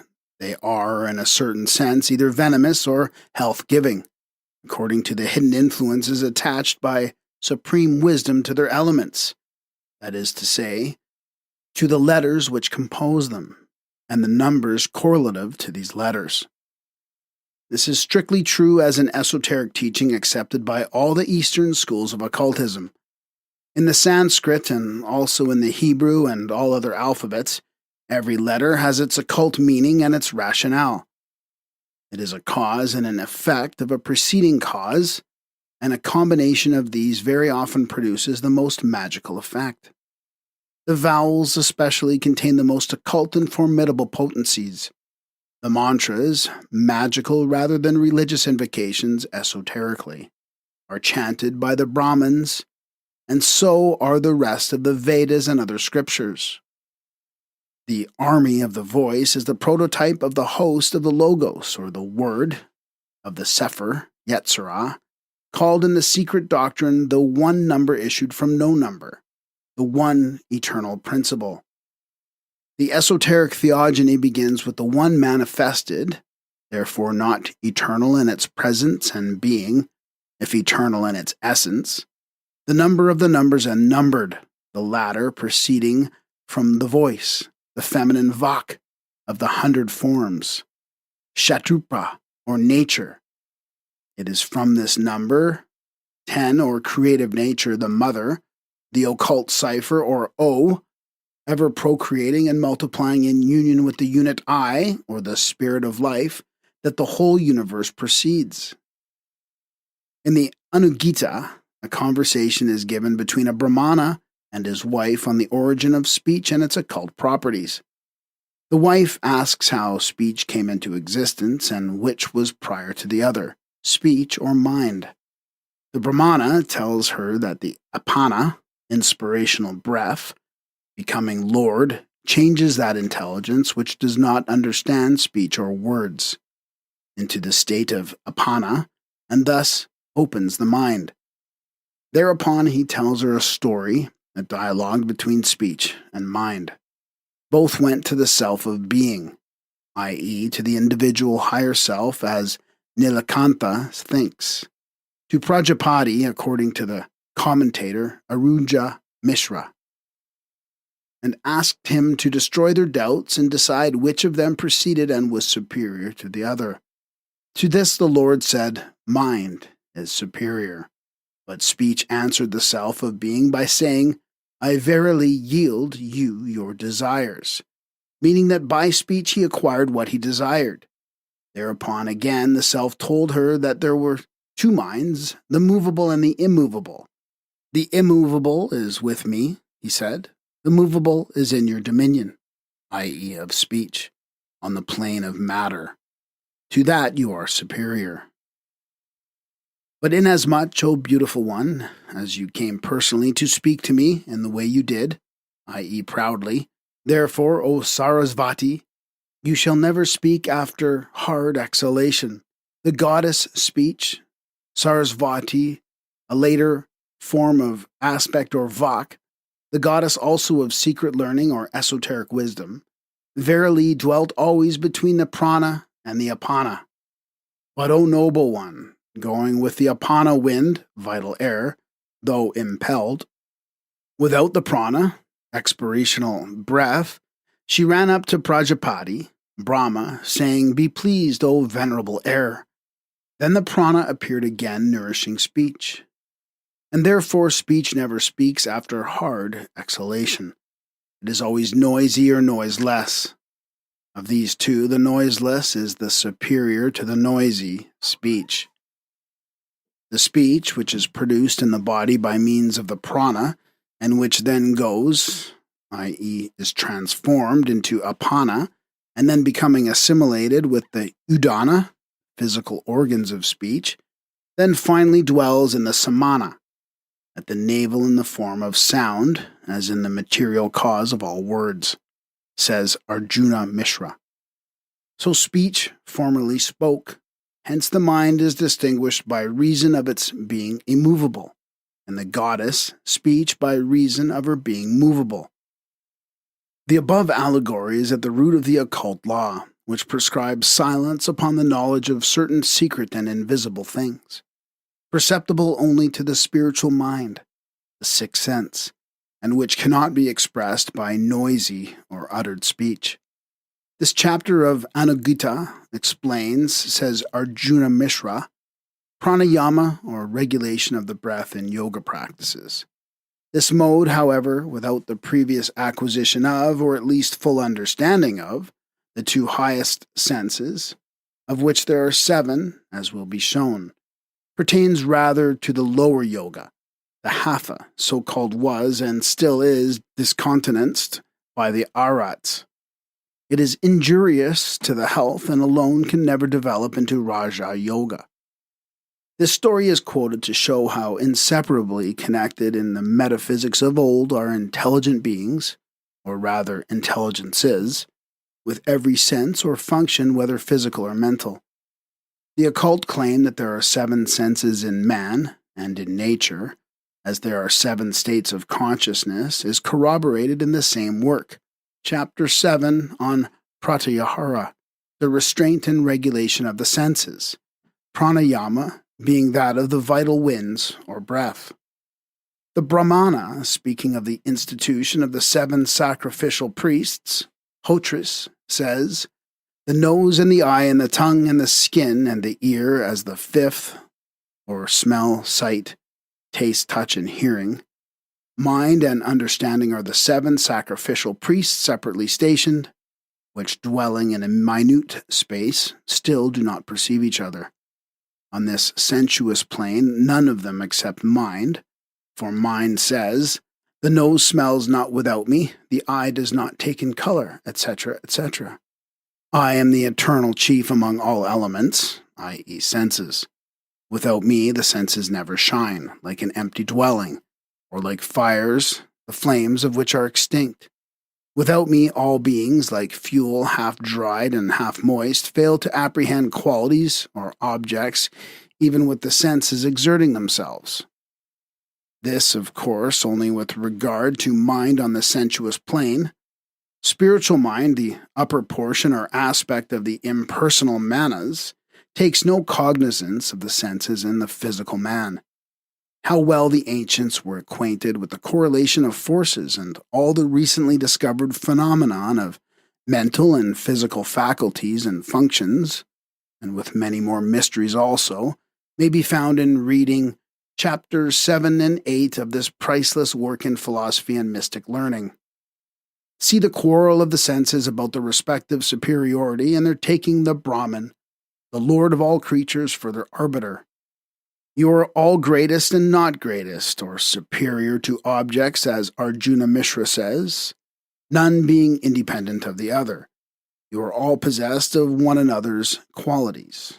All are greatest in their own spheres, and all support one another. There is one unmoving, life wind or breath, the yoga inhalation, so called, which is the breath of the one or higher self. That one is my own self, accumulated in numerous forms. This breath, voice, self, or wind, pneuma, is the synthesis of the 7 senses, nominally all minor deities, and esoterically the septenary and the army of the voice. B. Next we see cosmic matter scattering and forming itself into elements, grouped into the mystic 4 within the 5th element, ether, the lining of Akasha, the anima mundi, or mother of cosmos. Dots, lines, triangles, cubes, circles, and finally spheres. Why or how? Because, says the commentary, such is the first law of nature, and because nature geometrizes universally in all her manifestations. There is an inherent law, not only in the primordial but also in the manifested matter of our phenomenal plane, by which nature correlates her geometrical forms and later, also, her compound elements, and in which also there is no place for accident or chance. It is a fundamental law in occultism that there is no rest or cessation of motion in nature. That which seems rest is only the change of one form into another, the change of substance going hand in hand with that of form. So at least we are taught in occult physics, which thus seems to have anticipated the discovery of the conservation of matter by a considerable time. Says the ancient commentary to stanza 4. The mother is the fiery fish of life. She scatters her spawn, and the breath, motion, heats and quickens it. The grains of spawn are soon attracted to each other and form the curds in the ocean of space. The larger lumps coalesce and receive new spawn in fiery dots, triangles, and cubes, which ripen, and at the appointed time some of the lumps detach themselves and assume spheroidal form, a process which they effect only when not interfered with by the others, after which law number asterisk comes into operation. Motion, the breath, becomes the whirlwind and sets them into rotation. Stanza 4 continued, number 5. The Oihahu, which is darkness, the boundless or the no number, Adinadana, Svavabat, the circle. Number 1, the Adisanat, the number, for he is one. Number 2, the voice of the word, Svavavat, the numbers, for he is 1 and 9. Number 3, the formless square. And these 3 enclosed within the circle are the sacred 4, and the 10 are the Arupa, universe. Then come the suns, the 7 fighters, the 1, the 8th left out, and his breath, which is the light maker. A. Adisanat translates literally, is the first or primeval ancient, a name which identifies the Kabbalistic Ancient of Days and the Holy Aged, Sephira and Adam Kadmon, with Brahma, the Creator, called also Sanat among his other names and titles. Svabhavat is the mystic essence, the plastic root of physical nature, numbers when manifested, the number in its unity of substance on the highest plane.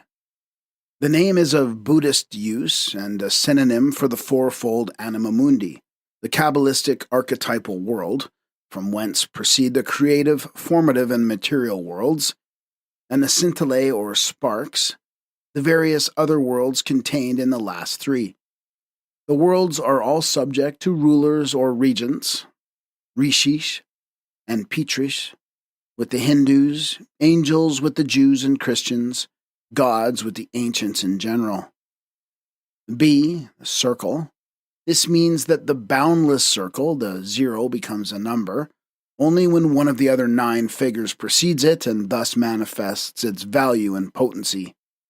The word, or logos, in union with voice and spirit, the expression and source of consciousness.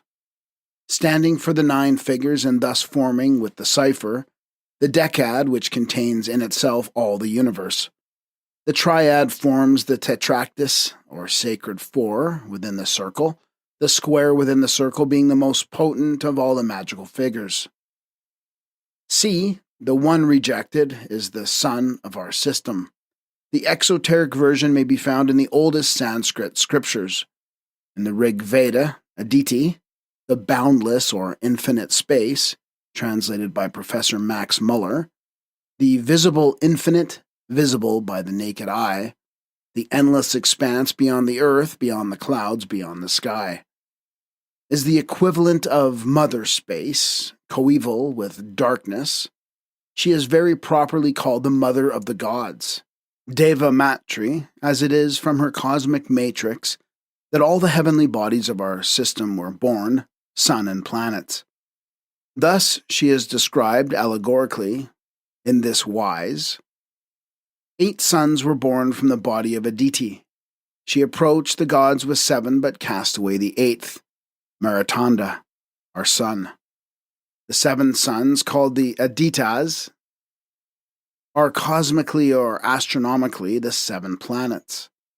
And the sun being excluded from their number shows plainly that the Hindus may have known, and in fact knew, of a 7th planet, without calling it Uranus. But esoterically and theologically, so to say, the Adityas, in their primitive most ancient meanings, are the 8, the 12 great gods of the Hindu pantheon. The 7 allow the mortals to see their dwellings, but show themselves only to the Arhats, says an old proverb. Their dwellings, standing here for the planets. The ancient commentary gives the following allegory and explains it. 8 houses were built by Mother, 8 houses for her 8 divine sons, 4 large and 4 small ones, 8 brilliant sons according to their age and merits. Balilu, Maritanda, was not satisfied, though his house was the largest. He began to work, as the huge elephants do. He breathed, drew into his stomach, the vital airs of his brothers. He sought to devour them. The larger 4 were far away, far on the margin of their kingdom. They were not robbed, affected, and laughed. Do your worst, sir, you cannot reach us, they said. But the smaller wept, they complained to the mother. She exiled Balilu to the center of her kingdom, from whence he could not move. Since then, he only watches and threatens. He pursues them, turning slowly round himself, they turning swiftly from him, and he following from afar the direction in which his brothers move on the path that encircles their houses. From that day he feeds on the sweat of the mother's body. He fills himself with her breath and refuse. Therefore she rejected him. Thus the rejected son, being our son, evidently as shown above, the sons, refer not only to our planets but to the heavenly bodies in general. Surya, himself only a reflection of the central spiritual sun, is the prototype of all these bodies that evolved after him. In the Vedas, he is called Loka Chakshash, the eye of the world, our planetary world, and he is one of the 3 chief deities.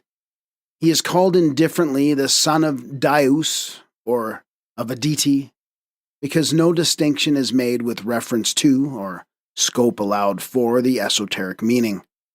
Thus he is depicted as drawn by 7 horses, and by 1 horse with 7 heads. the former referring to his 7 planets, the latter to their one common origin from the one cosmic element. This one element is called figuratively fire. The Vedas teach that fire verily is all the deities. The meaning of the allegory is plain, for we have both the Jizyan commentary and modern science to explain it, though the two differ in more than one particular. The occult doctrine rejects the hypothesis born in the nebular theory, that the 7 great planets have evolved from the Sun's central mass, of this our visible Sun, at any rate. The first condensation of cosmic matter, of course, took place about a central nucleus, its parent Sun, but our Sun, it is taught, merely detached itself earlier than all the others, as the rotating mass contracted, and is their elder, bigger brother, therefore not their father. The 8 Adityas, the gods, are all formed from the eternal substance, cometary matter, the mother, or the world stuff, which is both the 5th and the 6th cosmic principle, the apadi, or basis of the universal soul, just as in man, the microcosm, manas, and the apadi of buddhi. There is a whole poem on the pre-genetic battles fought by the growing planets before the final formation of cosmos, thus accounting for the seemingly disturbed position of the systems of several planets. The plane of the satellites of some, of Neptune and Uranus for instance, of which the ancients knew nothing, it is said, being tilted over, thus giving them an appearance of retrograde motion. These planets are called the warriors, the architects, and are accepted by the Roman Church as the leaders of the heavenly hosts, thus showing the same traditions. Having evolved from cosmic space, the Sun, we are taught, before the final formation of the primaries and the annulation of the planetary nebulae, drew into the depths of his mass all the cosmic vitality he could, threatening to engulf his weaker brothers before the law of attraction and repulsion was finally adjusted, after which he began feeding on the mother's refuse and sweat. In other words, on those portions of ether, the breath of the universal soul, of the existence and constitution of which science is as yet absolutely ignorant. As a theory of this kind has been propounded by Sir William Grove, who theorizes that the systems are gradually changing by atmospheric additions or subtractions, or by accretions and diminutions arising from nebular substance, and again that the Sun may condense gaseous matter as it travels in space, and so heat may be produced. The archaic teaching seems scientific enough even in this age. Mr. W. Matthew Williams suggested that the diffused matter, or ether, which is the recipient of the heat radiations of the universe, is thereby drawn into the depths of the solar mass, expelling thence the previously condensed and thermally exhausted ether. It becomes compressed and gives up its heat, to be in turn itself driven out in a rarefied and cooled state, to absorb a fresh supply of heat, which he supposes to be in this way taken up by the ether, and again concentrated and redistributed by the suns of the universe.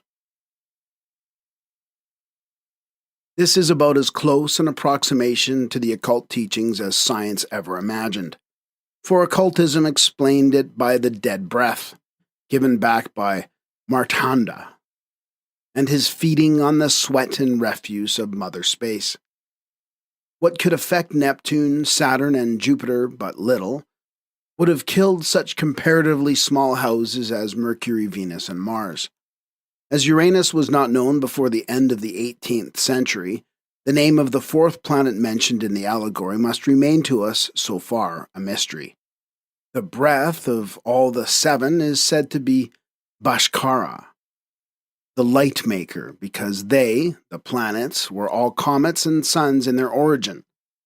They evolve into manvantaric life from primeval chaos, now the noumenon of irresolvable nebulae, by aggregation and accumulation of the primary differentiations of eternal matter, according to the beautiful expression in the commentary.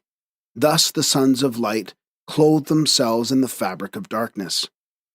They are called allegorically the heavenly snails on account of their, to us, formless intelligences inhabiting unseen their starry and planetary homes, and so to speak, carrying them as the snails do along with themselves in their revolution.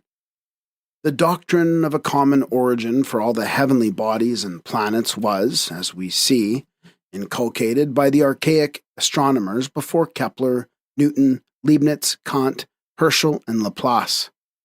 Heat, the breath, attraction, and repulsion, the three great factors of motion, are the conditions under which all the members of this primitive family are born, develop, and die.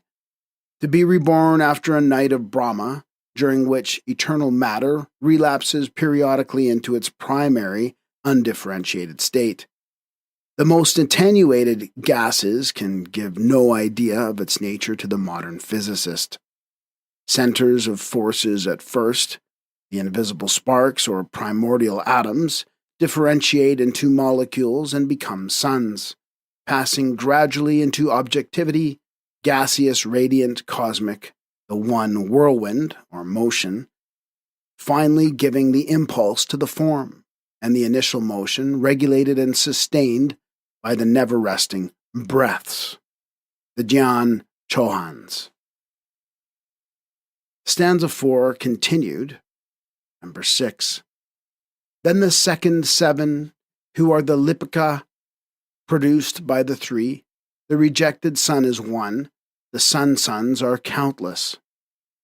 The Lipika, from the word lipi, writing, means literally scribes.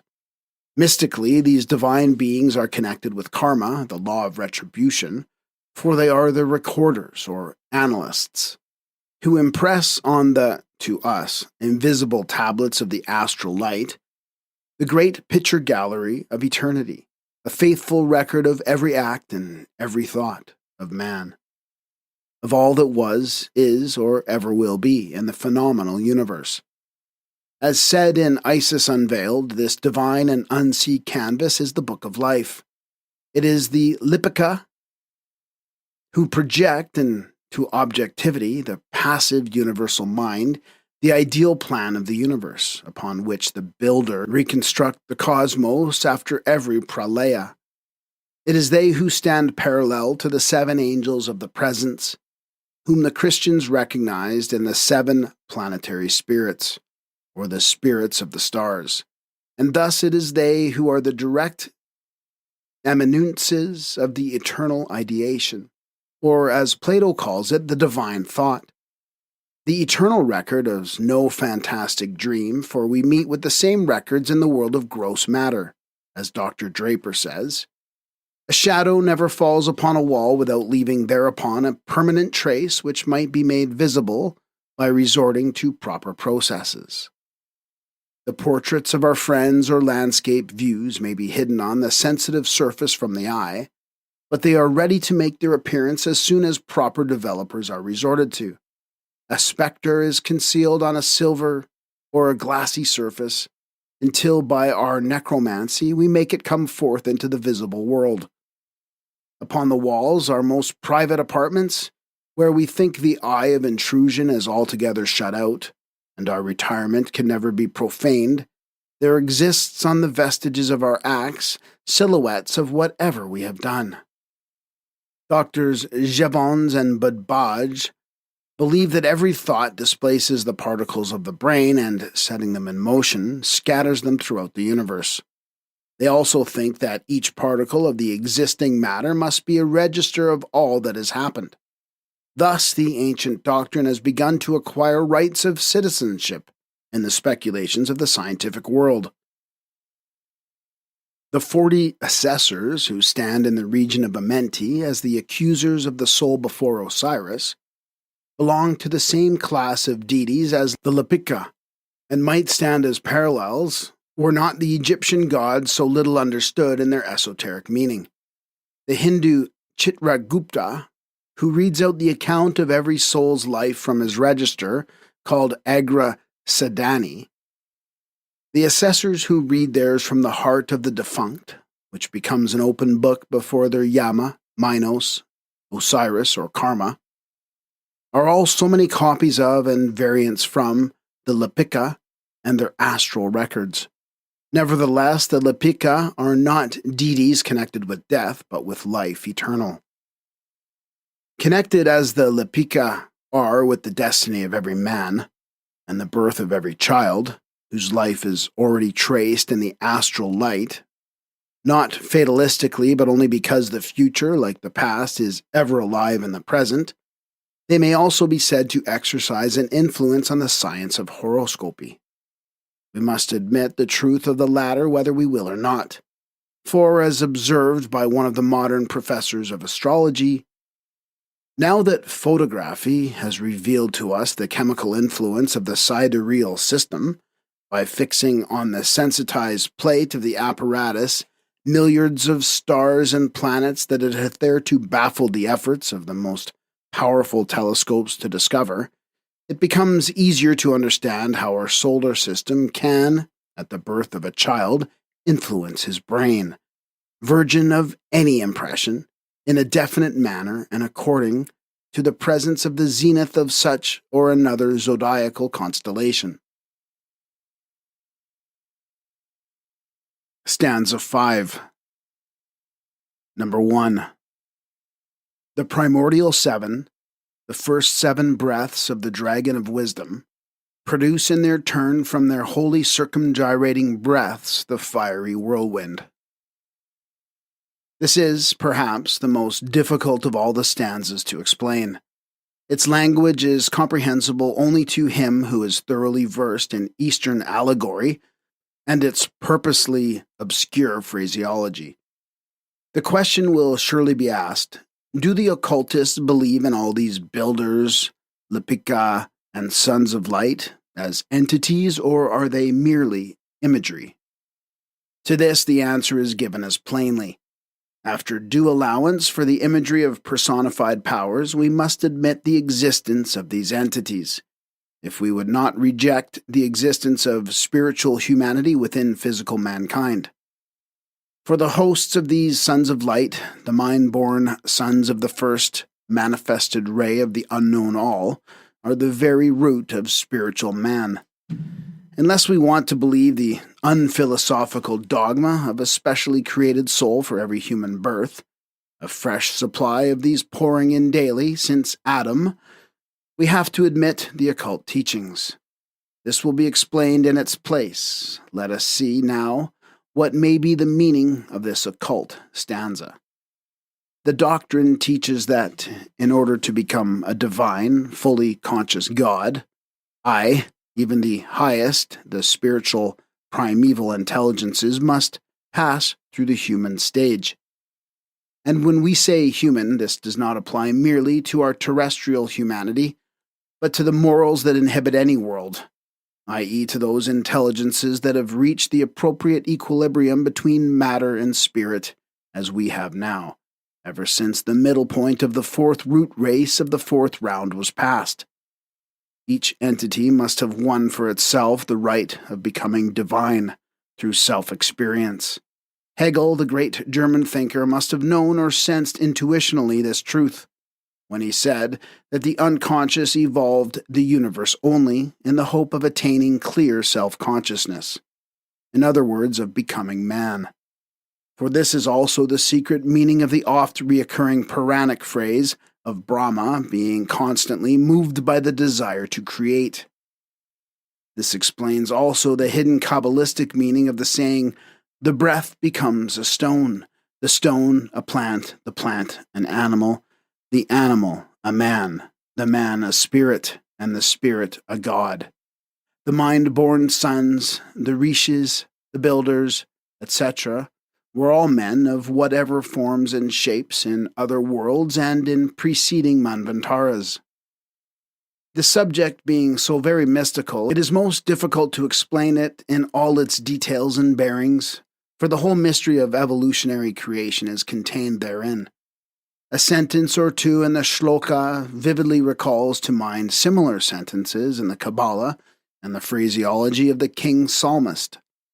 Both, when speaking of God, show him making the wind his messenger and his ministers a flaming fire. But in the esoteric doctrine, it is used figuratively. The fiery whirlwind is the incandescent cosmic dust which only follows magnetically, as the iron filings follow the magnet, the directing thought of the creative forces. Yet this cosmic dust is something more. For every atom in the universe, it has the potentiality of self-consciousness in it, and is, like the monads of Leibniz, a universe in itself, and for itself. It is an atom and an angel. In this connection, it should be noted that one of the luminaries of the modern evolutionist school, Mr. A.R. Wallace, when discussing the inadequacy of natural selection as the sole factor in the development of physical man, practically concedes the whole point here discussed. He holds that the evolution of man was directed and furthered by superior intelligences, whose agency is a necessary factor in the scheme of nature. But once the operation of these intelligences is admitted in one place, it is only a logical deduction to extend it still further. No hard and fast line can be drawn.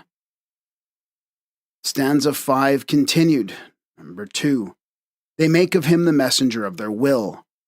The Dizu becomes Fohat, the swift son of the divine sons, whose sons are the Lipika, runs circular errands. Fohat is the steed, and the thought is the rider.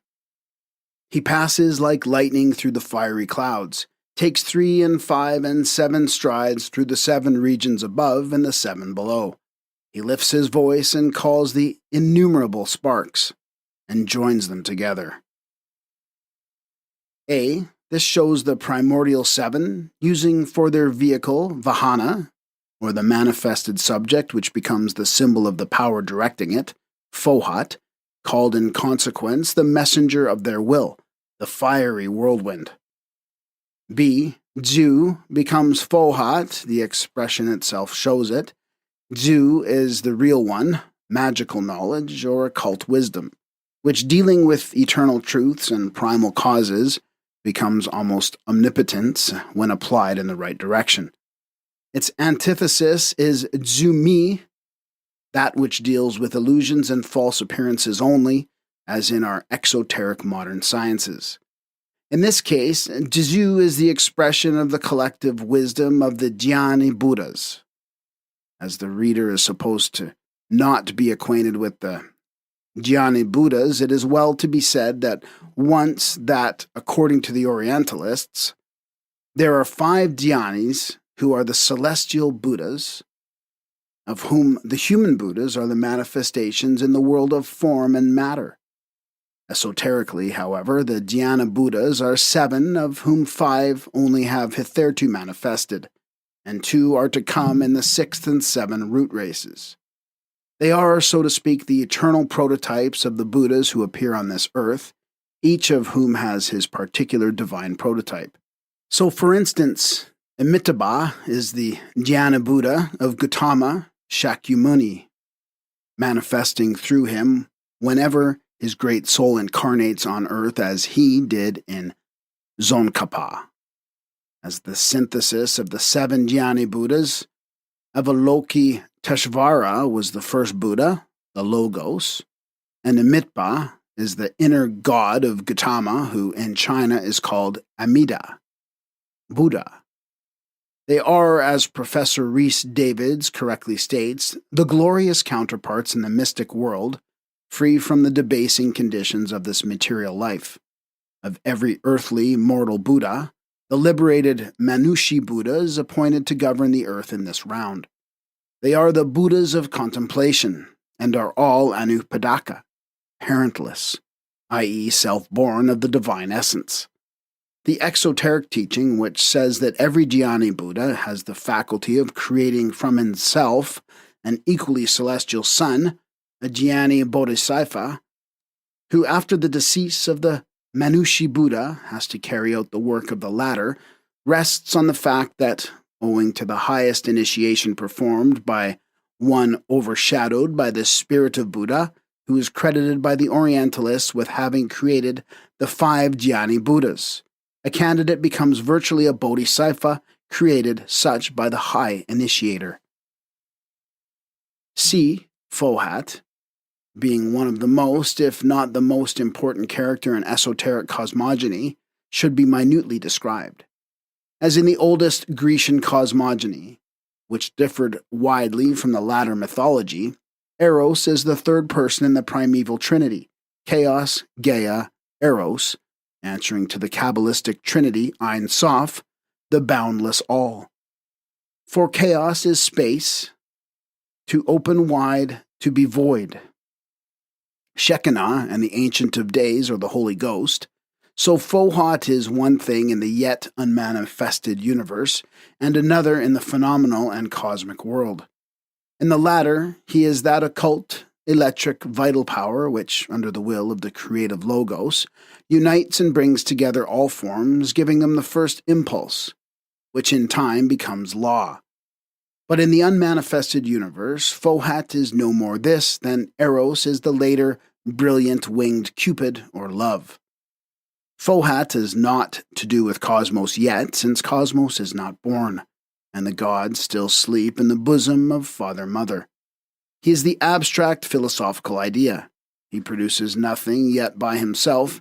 He is simply that potential creative power, in virtue of whose action the noumenon of all future phenomenon divides, so to speak, but will reunite in a mystic, supersensuous act and emit the creative ray. When the divine sun breaks forth, then Fohat becomes the propelling force, the active power which causes the one to become two and three on the cosmic plane of manifestation. The triple one differentiates into the many, and then Fohat is transformed into that force which brings together the elemental atoms and makes them aggregate and combine. We find an echo of this primeval teaching in early Greek mythology. Erebus and Nux are born out of chaos and, under the action of Eros, give birth in their turn to Ether and Hemera, the light of the superior and the light of the inferior or terrestrial regions. Darkness generates light. Compare in the Puranas Brahma's will or desire to create, and in the Phoenician cosmogony of Sanchuniathon the doctrine that desire is the principle of creation. Fohat is closely related to the one life, from the unknown one, the infinite totality, the manifested one or the periodical Manvantaric deity emanates. And this is the universal mind which, separated from its fountain source, is the demiurge or the creative logos of the Western Kabbalists, and the four-faced Brahma of the Hindu religion. In its totality, viewed in the esoteric doctrine from this standpoint of manifested divine thought, it represents the hosts of the higher creative Dhyan Chohans. Simultaneously with the evolution of the universal mind, the concealed wisdom of Adi Buddha, the one supreme and eternal, manifests itself as Avalokiteshvara, or manifested Ishvara, which is the Osiris of the Egyptians, the Ahura Mazda of the Zoroastrians, the heavenly man of the Hermetic philosophers, the Logos of the Platonists, and the Atman of the Vedantins. By the action of the manifested wisdom, or Mahat, represented by these innumerable centers of spiritual energy in the cosmos, the reflection of the universal mind, which is cosmic ideation, and the intellectual force accompanying such ideation, becomes objectively the Fohat of the Buddhist esoteric philosopher. Fohat, running along the seven principles of Akasha, acts upon manifested substance, or the one element, as declared above, and by differentiating it into various centers of energy, sets in motion the law of cosmic evolution, which, in obedience to the ideation of the universal mind, brings into existence all the various states of being in the manifested solar system. The solar system, brought into existence by these agencies, consists of 7 principles. Like everything else with these centers, such is the teaching of the trans-Himalayan esotericism. Every philosophy, however, has its own way of dividing these principles. Fohat, then, is the personified electric vital power, the transcendental binding unity of all cosmic energies. on the unseen as on the manifested planes, the action of which resembles, on an immense scale, that of a living force created by will. In those phenomena where the seemingly subjective acts on the seemingly objective and propels it into action. Fohat is not only the living symbol and container of that force, but is looked upon by the occultists as an entity. The forces it acts upon being cosmic, human, and terrestrial, and exercising their influence on all these planes respectively. On the earthly plane, its influence is felt in the magnetic and active force generating by the strong desire of the magnetizer. On the cosmic, it is present in the constructive power that, in the formation of things, from the planetary system down to the glowworm and simple daisy, carries out the plan in the mind of nature or in the divine thought, with regard to the development and growth of a particular thing.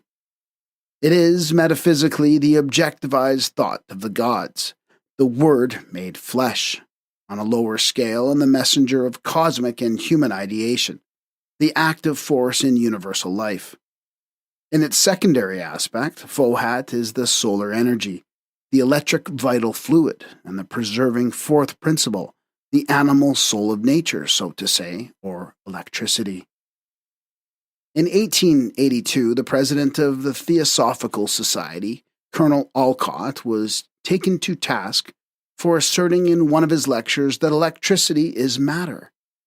Such, nevertheless, is the teaching of the occult doctrine. Force, energy may be better names for it, so long as European science knows so little about its true nature, yet matter it is as much as ether is matter, since it is as atomic, though indeed several removes from ether. It seems ridiculous to argue that because a thing is imponderable to science, therefore it cannot be called matter. Electricity is immaterial in the sense that its molecules are not subject to perception and experiment, yet it may be, and occultism says it is, atomic. Therefore it is matter. But even supposing it were unscientific to speak of it in such terms, once electricity is called in science a source of energy, energy simply and a force, where is that force or that energy which can be thought of without thinking of matter? Maxwell, a mathematician and one of the greatest authorities upon electricity and its phenomena, said years ago that electricity was matter, not motion merely. If we accept the hypothesis that the elementary substances are composed of atoms, we cannot avoid concluding that electricity also, positive as well as negative, is divided into definite elementary portions which behave like atoms of electricity. We will go further than this and assert that electricity is not only substance, but that it is an emanation from an entity, which is neither God nor devil, but one of the numberless entities that rule and guide our world, according to the eternal law of karma. To return to Fohat, it is connected with Vishnu and Surya and the early character of the former god, for Vishnu is not a high god in the Rig Veda. The name Vishnu is from the root vish, to pervade, and Fohat is called the pervader, and the manufacturer because he shapes the atoms from crude material. In the sacred texts of the Rig Veda, Vishnu is also a manifestation of the solar energy and is described as striding through the 7 regions of the universe in 3 steps, the Vedic god having little in common with the Vishnu of later times. Therefore, the two are identical in this particular feature, and one is the copy of the other.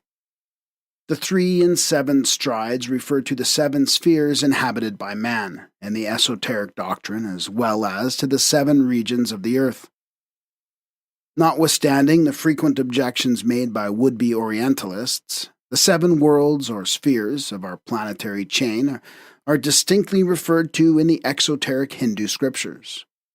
But how strangely all these numbers are connected with like numbers in other cosmogonies and with their symbols can be seen from the comparisons and parallelisms made by the students of old religions. The 3 strides of Vishnu, through the 7 regions of the universe of the Rig Veda, have been variously explained by commentators as meaning fire, lightning, and the sun, cosmically, and as having been taken in the earth, the atmosphere and the sky. More philosophically, and in the astronomical sense very correctly, they are explained by Ornavaba as being the various positions of the sun, rising, noon, and setting. Esoteric philosophy alone explains it clearly, though the Zohar has laid it down very philosophically and comprehensively. It is plainly demonstrated therein that in the beginning the Elohim, Alhim, were called Akkad, one, or the deity, one in many. A very simple idea in a pantheistic conception, pantheistic in its philosophical sense, of course. Then came the change. Jehovah is Elohim, thus unifying the multiplicity and taking the first step towards monotheism. Now to the query, how is Jehovah Elohim? The answer is by 3 steps from below. The meaning is plain. The steps are symbols and emblematic, mutually and correlatively, of spirit, soul, and body, man, of the circle transformed into spirit, the soul of the world and its body, or earth. Stepping out of the circle of infinity that no man comprehendeth, Ein Sof, the Kabbalistic synonym for Para-Brahman, for the Zerawana Akern of the Mazdians, or for any other unknowable, becomes one. The Akkad, the Eka, the Ahu, then he, or it, is transformed by evolution into the one in many. The Gyan Buddhas, or the Elohim, or again the Amshaspands, his third step being taken into the generation of the flesh, or man. And from man, or Jehovah, male-female, the inner divine entity becomes, on the metaphysical plane, once more the Elohim. The numbers 3, 5, and 7 are prominent in speculative masonry, as shown in Isis Unveiled. A Mason writes, "There are the 3, 5, and 7 steps to show a circular walk. The 3 faces of 3, 3, 5, 3, and 7, 3, etc., etc. Sometimes it comes in this form. 7, 5, 3 over 2 equals 376.5, and 7, 6, 3, 5 over 2 equals 3817.5, and the ratio of 20613 over 6561 feet for cubic measures gives the Great Pyramid measures. 3, 5, and 7 are mystical numbers, and the last and the first are as greatly honored by Masons as by Parsis, the triangle being a symbol of deity everywhere. As a matter of course, doctors of divinity, Castle, for instance, show the Zohar explaining and supporting the Christian Trinity. It is the latter, however, that has had its origin from the triangle and the archaic occultism and symbology of the heathen. The 3 strides relate metaphysically to the descents of spirit into matter, of the Logos falling as a ray into the spirit, then into the soul, and finally into the human physical form of man in which it becomes life. The Kabbalistic idea is identical with the esotericism of the archaic period. This esotericism is the common property of all and belongs neither to the Aryan 5th race nor to any of its numerous subraces. It cannot be claimed by the Turanians, so-called, the Egyptians, Chinese, Chaldeans, or by any of the 7 divisions of the 5th root race, but really belongs to the 3rd and 4th root races, whose descendants we find in the seed of the 5th, the earliest Aryans. The circle was with every nation the symbol of the unknown, boundless space, the abstract garb of an ever-present abstraction, the incognizable deity. It represents limitless time and eternity. The Zerawana, a kern, is also the boundless circle of unknown time, from which circle issues the radiant light, the universal sun, or Ormazd. And the latter is identical with Chronos in his Aeolian form, that of a circle. For the circle is Sar and Saros, or cycle. It was the Babylonian god whose circular horizon was the visible symbol of the invisible, while the sun was the one circle from which proceeded the cosmic orbs, of which he was considered the leader. Zerawana is the chakra, or circle, of Vishnu, the mysterious emblem which is, according to the definition of a mystic, a curve of such a nature that is to any, the least possible, Part thereof, if the curve be protracted either way, it will proceed and finally re-enter upon itself and form one in the same curve, or that which we call the circle. No better definition could thus be given of the natural symbol and the evident nature of deity, which having its circumference everywhere, the boundless, has therefore its central point also everywhere. In other words, is in every point of the universe. The invisible deity is thus also the Dhyan Chohans or the Rishis, the primitive 7 and the 9 without and 10, including their synthetical unit from which it steps into man. Returning to commentary 4 of stanza 4, the reader now will understand why, while the Trans-Himalayan chakra has inscribed within it triangle, square, star, triangle first line, square second line, and a pentacle with a point in the center, either thus star or some other variation, the Kabbalistic circle of the Elohim reveals when the letters of the word Alhim or Elohim are read numerically, the famous numerals 13514, or anagrammatically 31415, the astronomical pi, or the hidden meaning of the Dhyan Buddhas, or the Gebers, the Gibberim, the Kabiri, and the Elohim, all signifying great men, titans, heavenly men, and on earth, giants. The 7 was a sacred number with every nation, but none applied it to more physiologically materialistic uses than the Hebrews.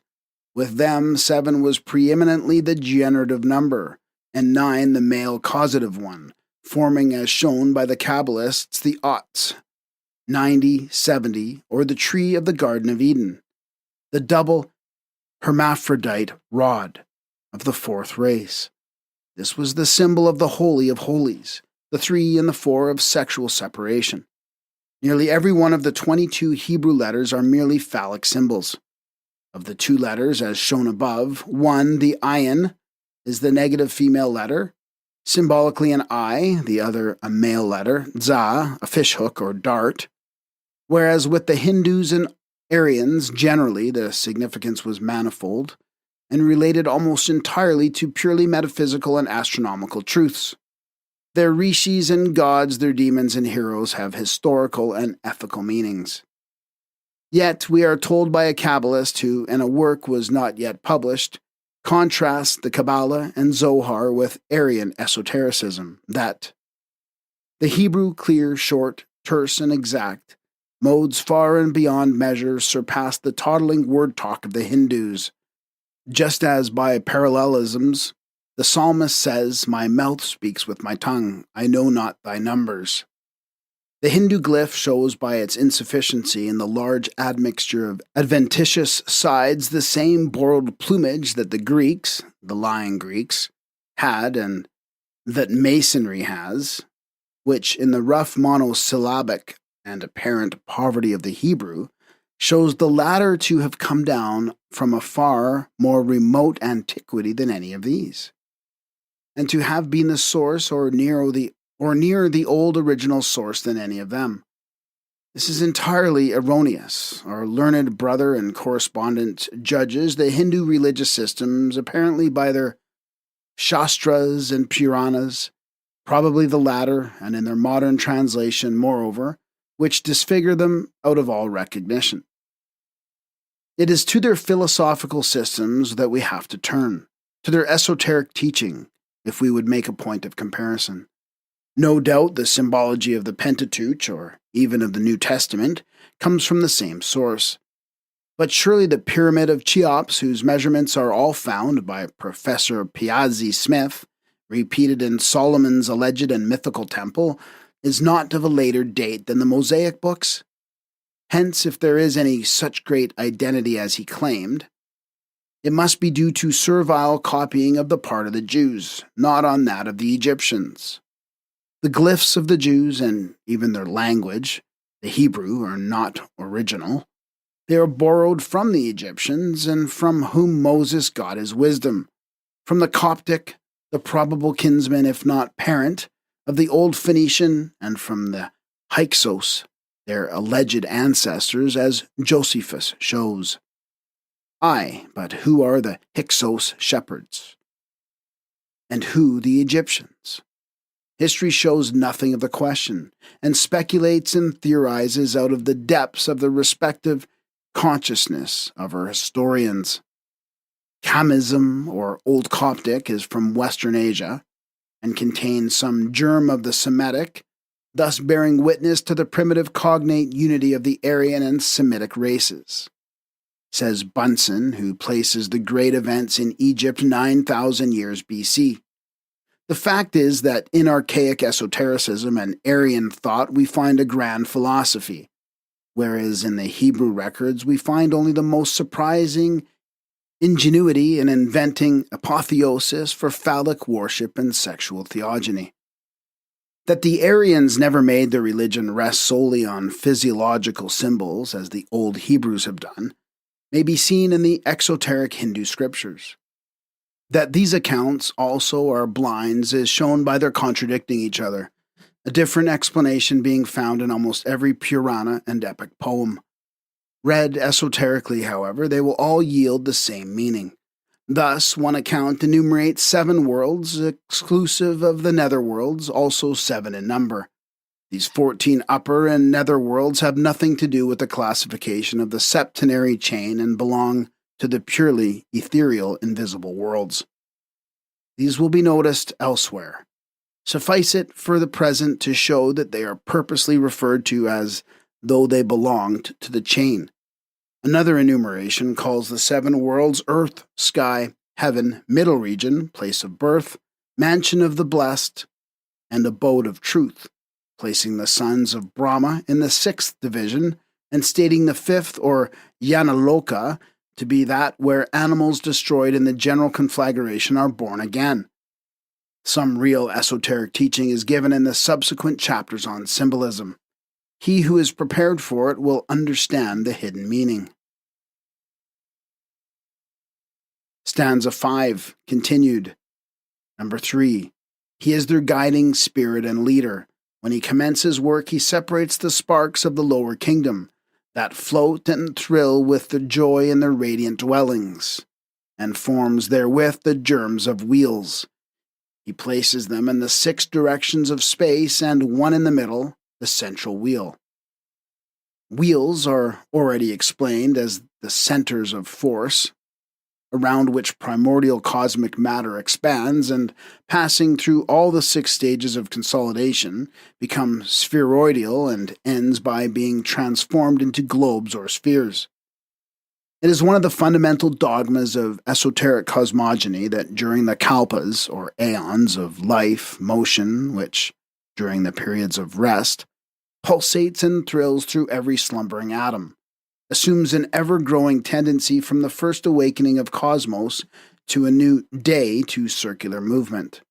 The deity becomes a whirlwind. It may be asked, as the writer has not failed to ask, who is there to ascertain the difference in that motion, since all nature is reduced to its primal essence and there can be no one, not even one of the Gyan Chohans who are all in nirvana, to see it? The answer to this is everything in nature has to be judged by analogy. Though the highest deities, archangels, or Dhyan Buddhas are unable to penetrate the mysteries which lie too far beyond our planetary system and the visible cosmos, yet there were great seers and prophets in olden times who were enabled to perceive the mysteries of breath and motion retrospectively, when the systems of worlds were at rest and plunged in their periodic sleep. The wheels are also called rotai, the moving wheels of the celestial orbs participating in the world's creation. When the meaning refers to the animating principle of the stars and planets, for in the Kabbalah they are represented by the Ophanim, the angels of the spheres and the stars, of which they are the informing souls. This law of vortical movement in primordial matter is one of the oldest conceptions of Greek philosophy, whose first historical sages were nearly all initiates of the mysteries. The Greeks had it from the Egyptians, and the latter from the Chaldeans, who had been the pupils of Brahmins in the esoteric school. Leucippus and Democritus of Abdera, the pupil of the Magi, taught that this gyratory movement of the atoms and spheres existed from eternity. Hicetas, Heraclides, Asphantus, Pythagoras, and all his pupils taught the rotation of the earth. The Aryabhata of India, Aristarchus, Seleucus, and Archimedes calculated its revolution as scientifically as the astronomers do now, while the theory of elemental vortices was known to Anaxagoras and maintained by him 500 years BC, or nearly 2,000 before it was taken up by Galileo, Descartes, Swedenborg, and finally, with slight modifications, by Sir W. Thomson. All such knowledge, if justice be only done, is an echo of the archaic doctrine, an attempt to explain which is now being made. How men of the last few centuries have come to the same ideas and conclusions that were taught as axiomatic truths in the secrecy of the Advaita dozens of millenniums ago is a question that is treated separately. Some were led to it by the natural progress and physical science and by independent observation. Others, such as Copernicus, Swedenborg, and a few more, their great learning notwithstanding, owed their knowledge far more to intuitive than to acquired ideas, developed in the usual way by a course of study. That Swedenborg, who could not possibly have known anything of the esoteric ideas of Buddhism, independently came near the occult teachings in his general conceptions, is shown by his essay on the vortical theory. In Clissold's translation of it, quoted by Professor Winchell, we find the following resume. The first cause is the infinite or unlimited. This gives existence to the first finite or limited, the logos in its manifestation and the universe. That which produces a limit is analogous to motion. See stanza 1, supra. The limit produced is a point, the essence of which is motion, but being without parts, this essence is not actual motion, but only a conatus to it. In our doctrine, it is not a conatus, but a change from eternal vibration, in the unmanifested to vortical motion, in the phenomenal or manifested world. From this first proceed extension, space, figure, and succession or time. As in geometry, a point generates a line a surface, and a surface a solid, so here the conatus of the point tends towards lines, surfaces, and solids. In other words, the universe is contained in ovo in the first natural point. The motion toward which the conatus tends is circular, since the circle is the most perfect of all figures. The most perfect figure of the motion above described must be the perpetually circular. That is to say, it must proceed from the center to the periphery and from the periphery to the center. This is occultism pure and simple. By the 6 directions of space is here meant the double triangle, the junction and blending together of pure spirit and matter, the arupa and the rupa, of which the triangles are a symbol. This double triangle is a sign of Vishnu. It is Solomon's seal and the Sri Antara of the Brahmins. Stanza 5 continued. Number 4. Fohat traces spiral lines to unite the 6th to the 7th, the crown. An army of the sons of light stands at each angle, the Lipika of the middle wheel. They say this is good. The first divine world is ready, the first, the second. Then the divine Arupa reflects itself in Chaya Loka, the first garment of Anupadaka. This tracing of spiral lines refers to the evolution of man's as well as of nature's principles, an evolution which takes place gradually, as does everything else in nature. The 6th principle in man, Buddhai, the divine soul, though a mere breath in our conceptions, is still something material when compared with divine spirit, Atma, of which it is the carrier or vehicle. Fohat, in his capacity of divine love, Eros, the electric power of affinity and sympathy is shown allegorically, trying to bring to the pure spirit the ray inseparable from the one absolute. into union with the soul, the two constituting in man the mohad and in nature the first link between the ever unconditioned and the manifested. The first is now the second world of the Lipikas, has reference to the same. B, the army at each angle is the host of the angelic beings, Yan Chohans, appointed to guide and watch over each respective region from the beginning to the end of the Manvantara. They are the mystic watchers of the Christian Kabbalists and alchemists, and relate symbolically as well as cosmogenically to the numerical system of the universe. The numbers with which these celestial beings are connected are extremely difficult to explain, as each number refers to several groups of distinct ideas, according to the particular group of angels which it is intended to represent. Herein lies the notice in the study of symbology, with which so many scholars, unable to untie it, have preferred dealing as Alexander dealt with the Gordian knot, hence erroneous conceptions and teachings as a direct result. C. The first is the second, because the first cannot really be numbered or regarded as such, for the first is the realm of noumena in its primary manifestation, the threshold to the world of truth, or sat, through which the direct energy that radiates from the one reality, the nameless deity, reaches us. Here again the untranslatable term sat, Venus, is likely to lead to an erroneous conception, since that which is manifested cannot be sat, but is something phenomenal, not everlasting, nor, in truth, even sempiternal. It is coeval and coexistent with the one life, secondless, but as a manifestation it is still a Maya like the rest. This world of truth, in the words of the commentary, can be described only as a bright star dropped from the heart of eternity, the beacon of hope on whose 7 rays hang the 7 worlds of being. Truly so, since these are the 7 lights whose reflections are the human immortal monads, the Atma, or the irradiating spirit of every creature of the human family. First this septenary light, then the divine world, the countless lights lit at the primeval light, the buddhis, or formless divine souls, of the last arupa, formless, world, the sum total in the mysterious language of the old stanza. In the Catechism, the master is made to ask the pupil, "Lift thy head, O Lanu. Dost thou see one, or countless lights above thee, burning in the dark midnight sky? I sense one flame, O Guru Deva.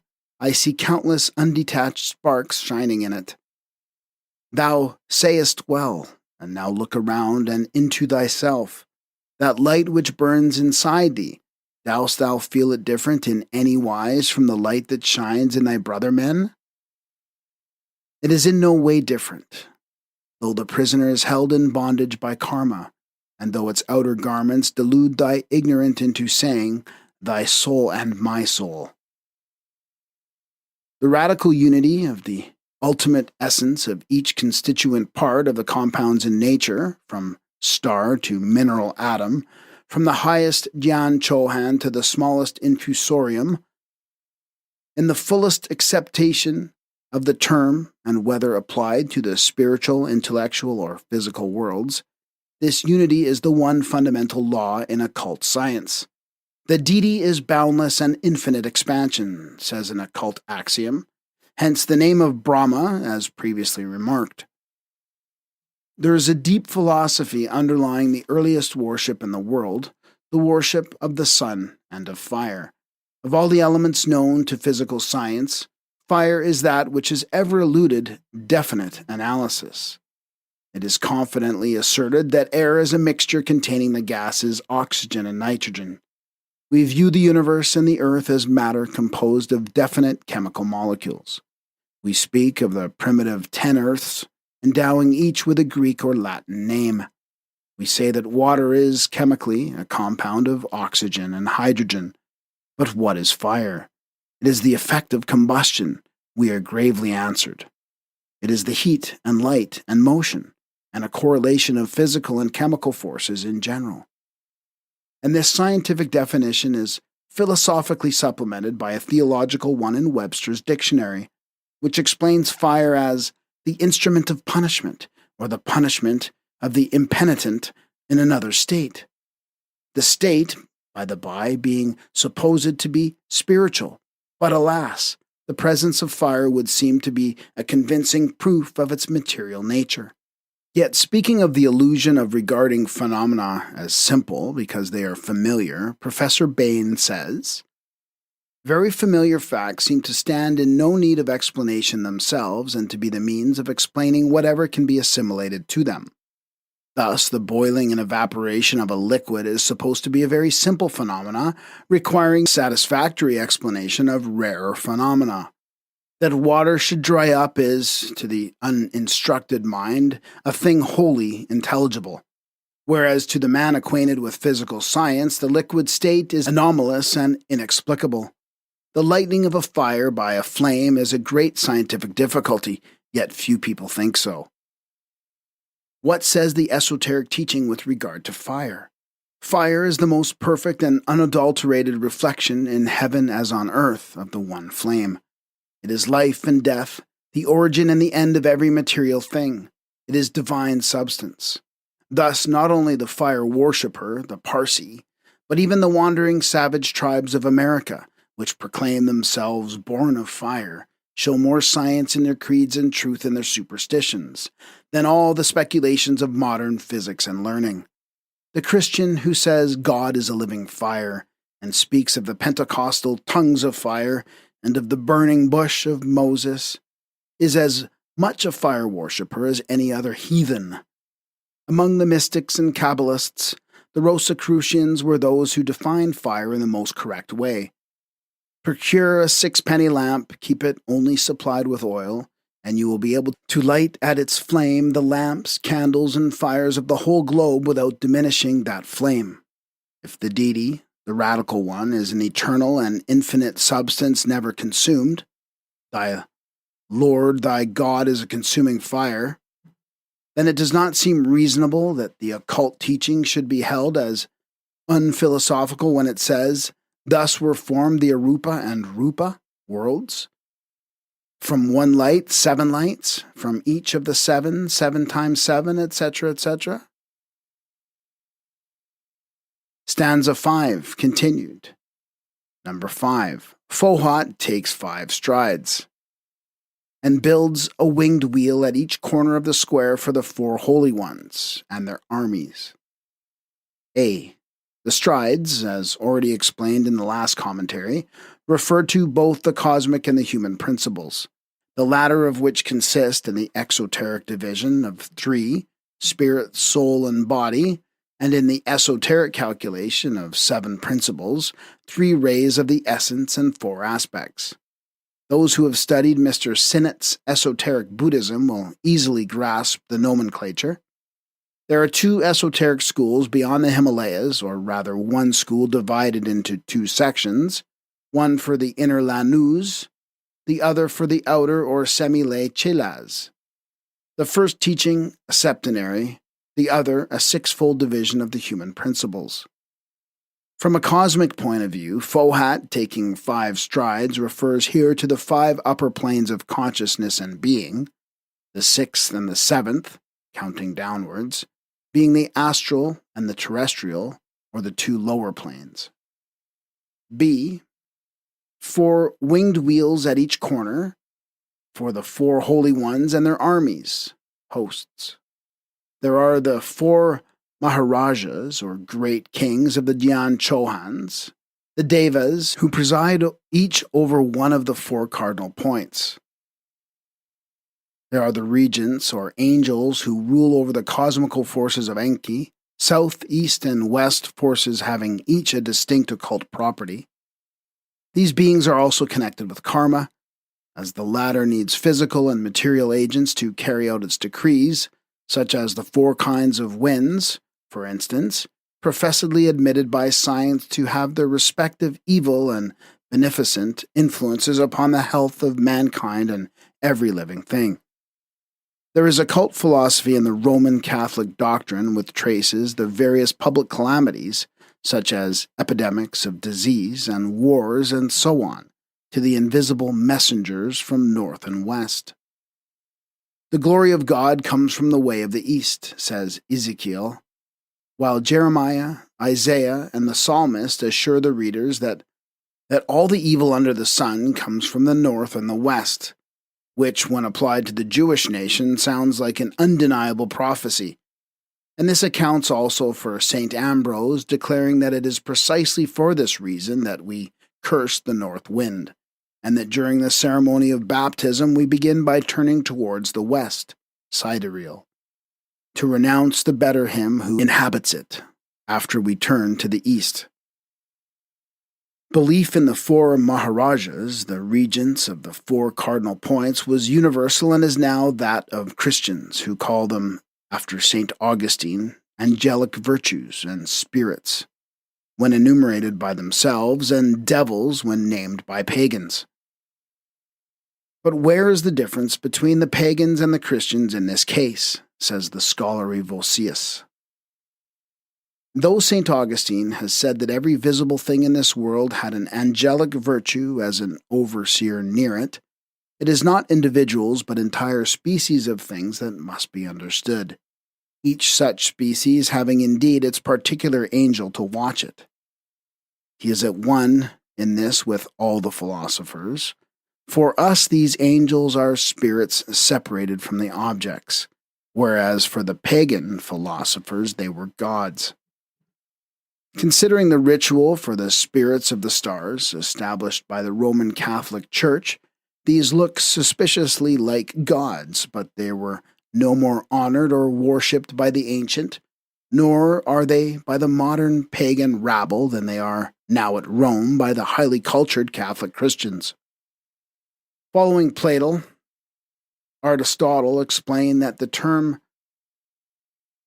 aroxia was understood only as meaning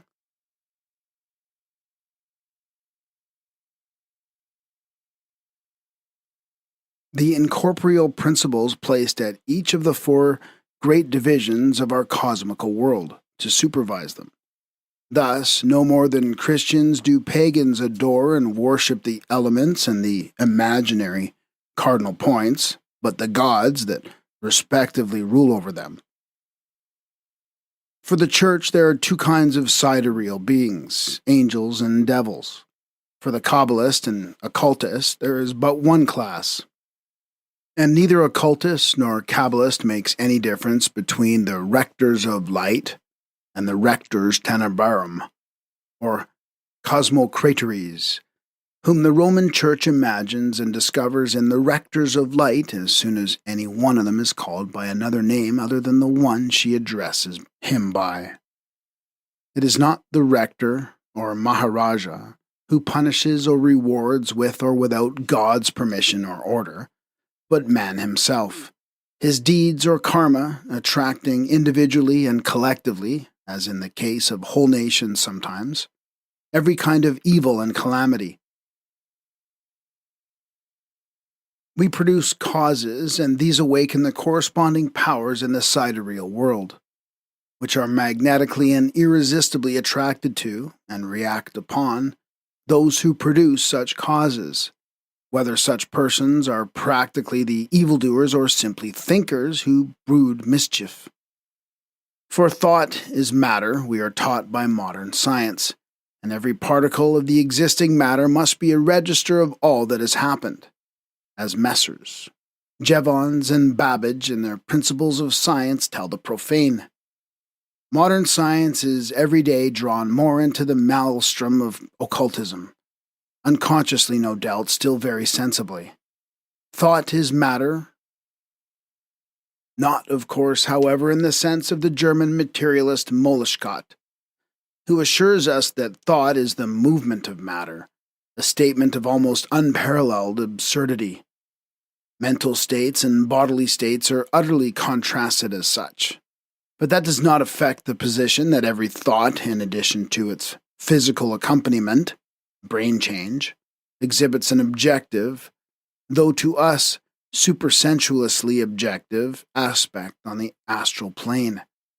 The two main theories of science as to the relations between mind and matter are monism and materialism.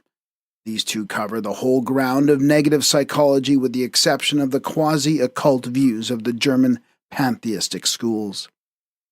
The view of our present-day scientific thinkers as to the relations between mind and matter may be reduced to the following two hypotheses. These show that both views equally exclude the possibility of an independent soul, distinct from the physical brain through which it functions. They are 1. Materialism, the theory which regards mental phenomena as the product of molecular change in the brain, i.e., as the outcome of a transformation of motion into feeling. The cruder school once went so far as to identify mind with a peculiar mode of motion, but this view is now happily regarded as absurd by most of the men of science themselves. 2. Monism, or the single substance doctrine, is the more subtle form of negative psychology, which one of its advocates, Professor Bain, ably terms guarded materialism.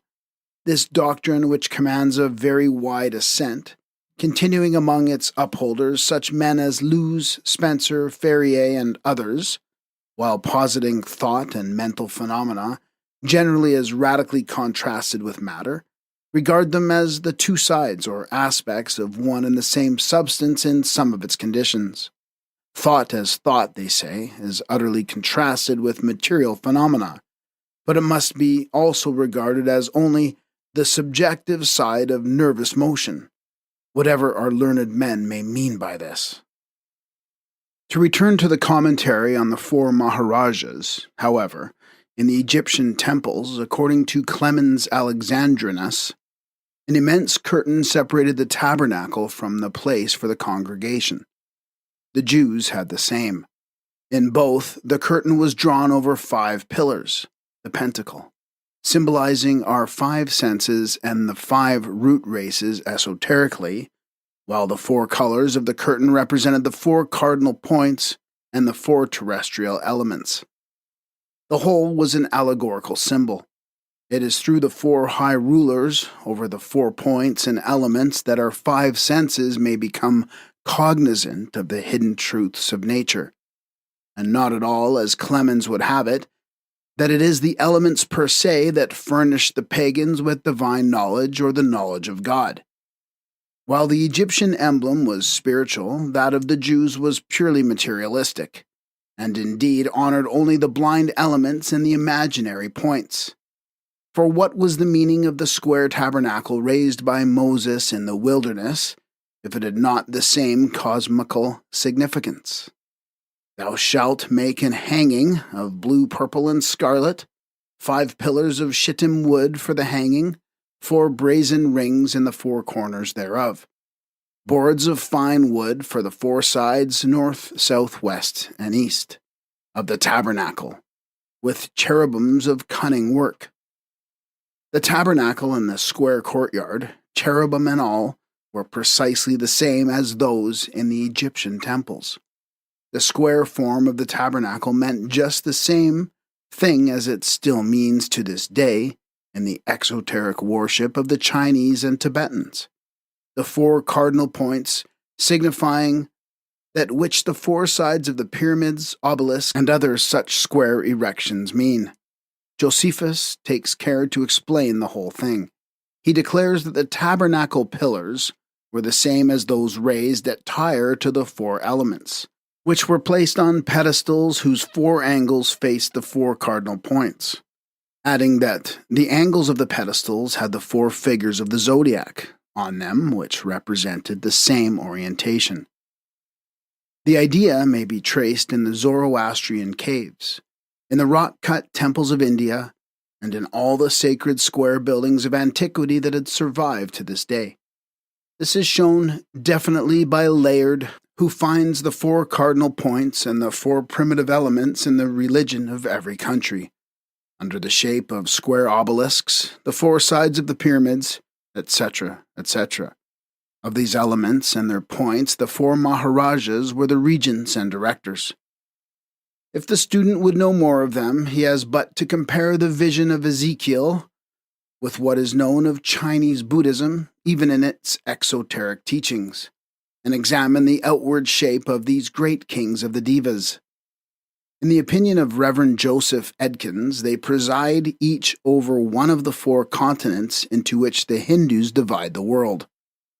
Each leads an army of spiritual beings to protect mankind and Buddhism. With the exception of favoritism towards Buddhism, the 4 celestial beings are precisely this. The Hindus, however, happen to divide the world into 7 continents, exoterically as well as esoterically, and their 4 cosmic devas are 8, presiding over the 8 points of the compass and not over the continents. The 4 are the protectors of mankind and also the agents of karma on earth, whereas the Lipika are concerned with humanity's hereafter. At the same time, there are the 4 living creatures who have the likeness of a man, of Ezekiel's vision called by the translators of the Bible cherubim, seraphim, etc., by the occultists winged globes, fiery wheels, and in the Hindu pantheon by a number of different names. All these Gandharvas, the sweet songsters, the Asuras, Kinnaras, and Nagas are the allegorical descriptions of the 4 Maharajas. The seraphim are the fiery serpents of heaven, which we find in a passage describing Mount Meru as the exalted mass of glory, the venerable haunt of gods and heavenly choristers, not to be reached by sinful men. Because guarded by serpents, they are called the Avengers and the Winged Wheels. Their mission and character being explained, let us see what the Christian Bible interpreters say of the cherubim.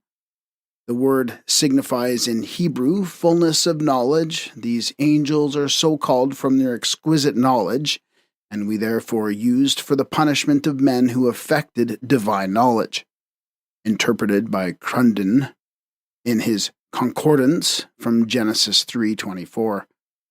Very well, and vague as the information is, it shows that the cherub placed at the gate of the Garden of Eden after the fall suggested to the venerable interpreters the idea of punishment connected with forbidden science or divine knowledge, one that generally leads to another fall, that of the gods or God in man's estimation.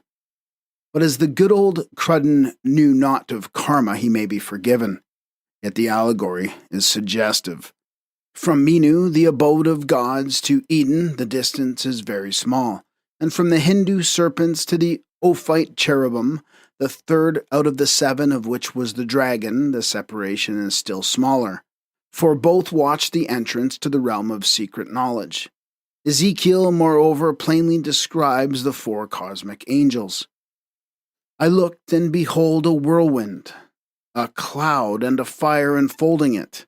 Also out of the midst thereof came the likeness of 4 living creatures. They had the likeness of a man, and every one had 4 faces and 4 wings, the face of a man, and the face of a lion, the face of an ox, and the face of an eagle. Now as I beheld the living creatures, behold one wheel upon the earth, with his 4 faces, as it were a wheel in the middle of a wheel. For the spirit of the living creature was in the wheel. There are 3 chief groups of builders, and as many of the planetary spirits and the Lipika, each group being again divided into 7 subgroups. It is impossible, even in such a large work as this, to enter into a minute examination of even the 3 principal groups, as it would demand an extra volume. The builders are the representatives of the first mind-born entities, therefore of the primeval Rishi Prayapati, also of the 7 great gods of Egypt, of which Osiris is the chief, of the 7 Amshaspans, of the Zoroastrians with Ormazd at their head, of the 7 spirits of the face, of the 7 Sephiroth separated from the first triad, etc., etc. They build, or rather rebuild, every system after the night. The second group of builders is the architect of our planetary chain exclusively, and the third, the progenitor of our humanity, the macrocosmic prototype of the microcosm. The planetary spirits are the informing spirits of the stars in general, and of the planets especially. They rule the destinies of men who are all born under one or other of their constellations. The second and third groups pertaining to other systems have the same functions, and all rule various departments in nature. In the Hindu exoteric pantheon, they are the guardian deities who preside over the 8 points of the compass, the 4 cardinal and the 4 intermediate points, and are called Lokapalas. Supporters or guardians of the world in our visible cosmos, of which Indra, east, Yama, south, Varuna, west, and Kuvera, north, are the chief. Their elephants and spouses pertaining, of course, to fancy and afterthought, though all of them have an occult significance. The Lipika, a description of whom is given in Commentary 6 of stanza 4, are the spirits of the universe, whereas the builders are only our own planetary deities. The former belong to the most occult portion of Cosmogenesis, which cannot be given here. Whether the adepts, even the highest, know this angelic order in the completeness of its triple degrees, or only the lower one connected with the records of our world, is something which the writer is unprepared to say, and she would rather incline to the latter supposition.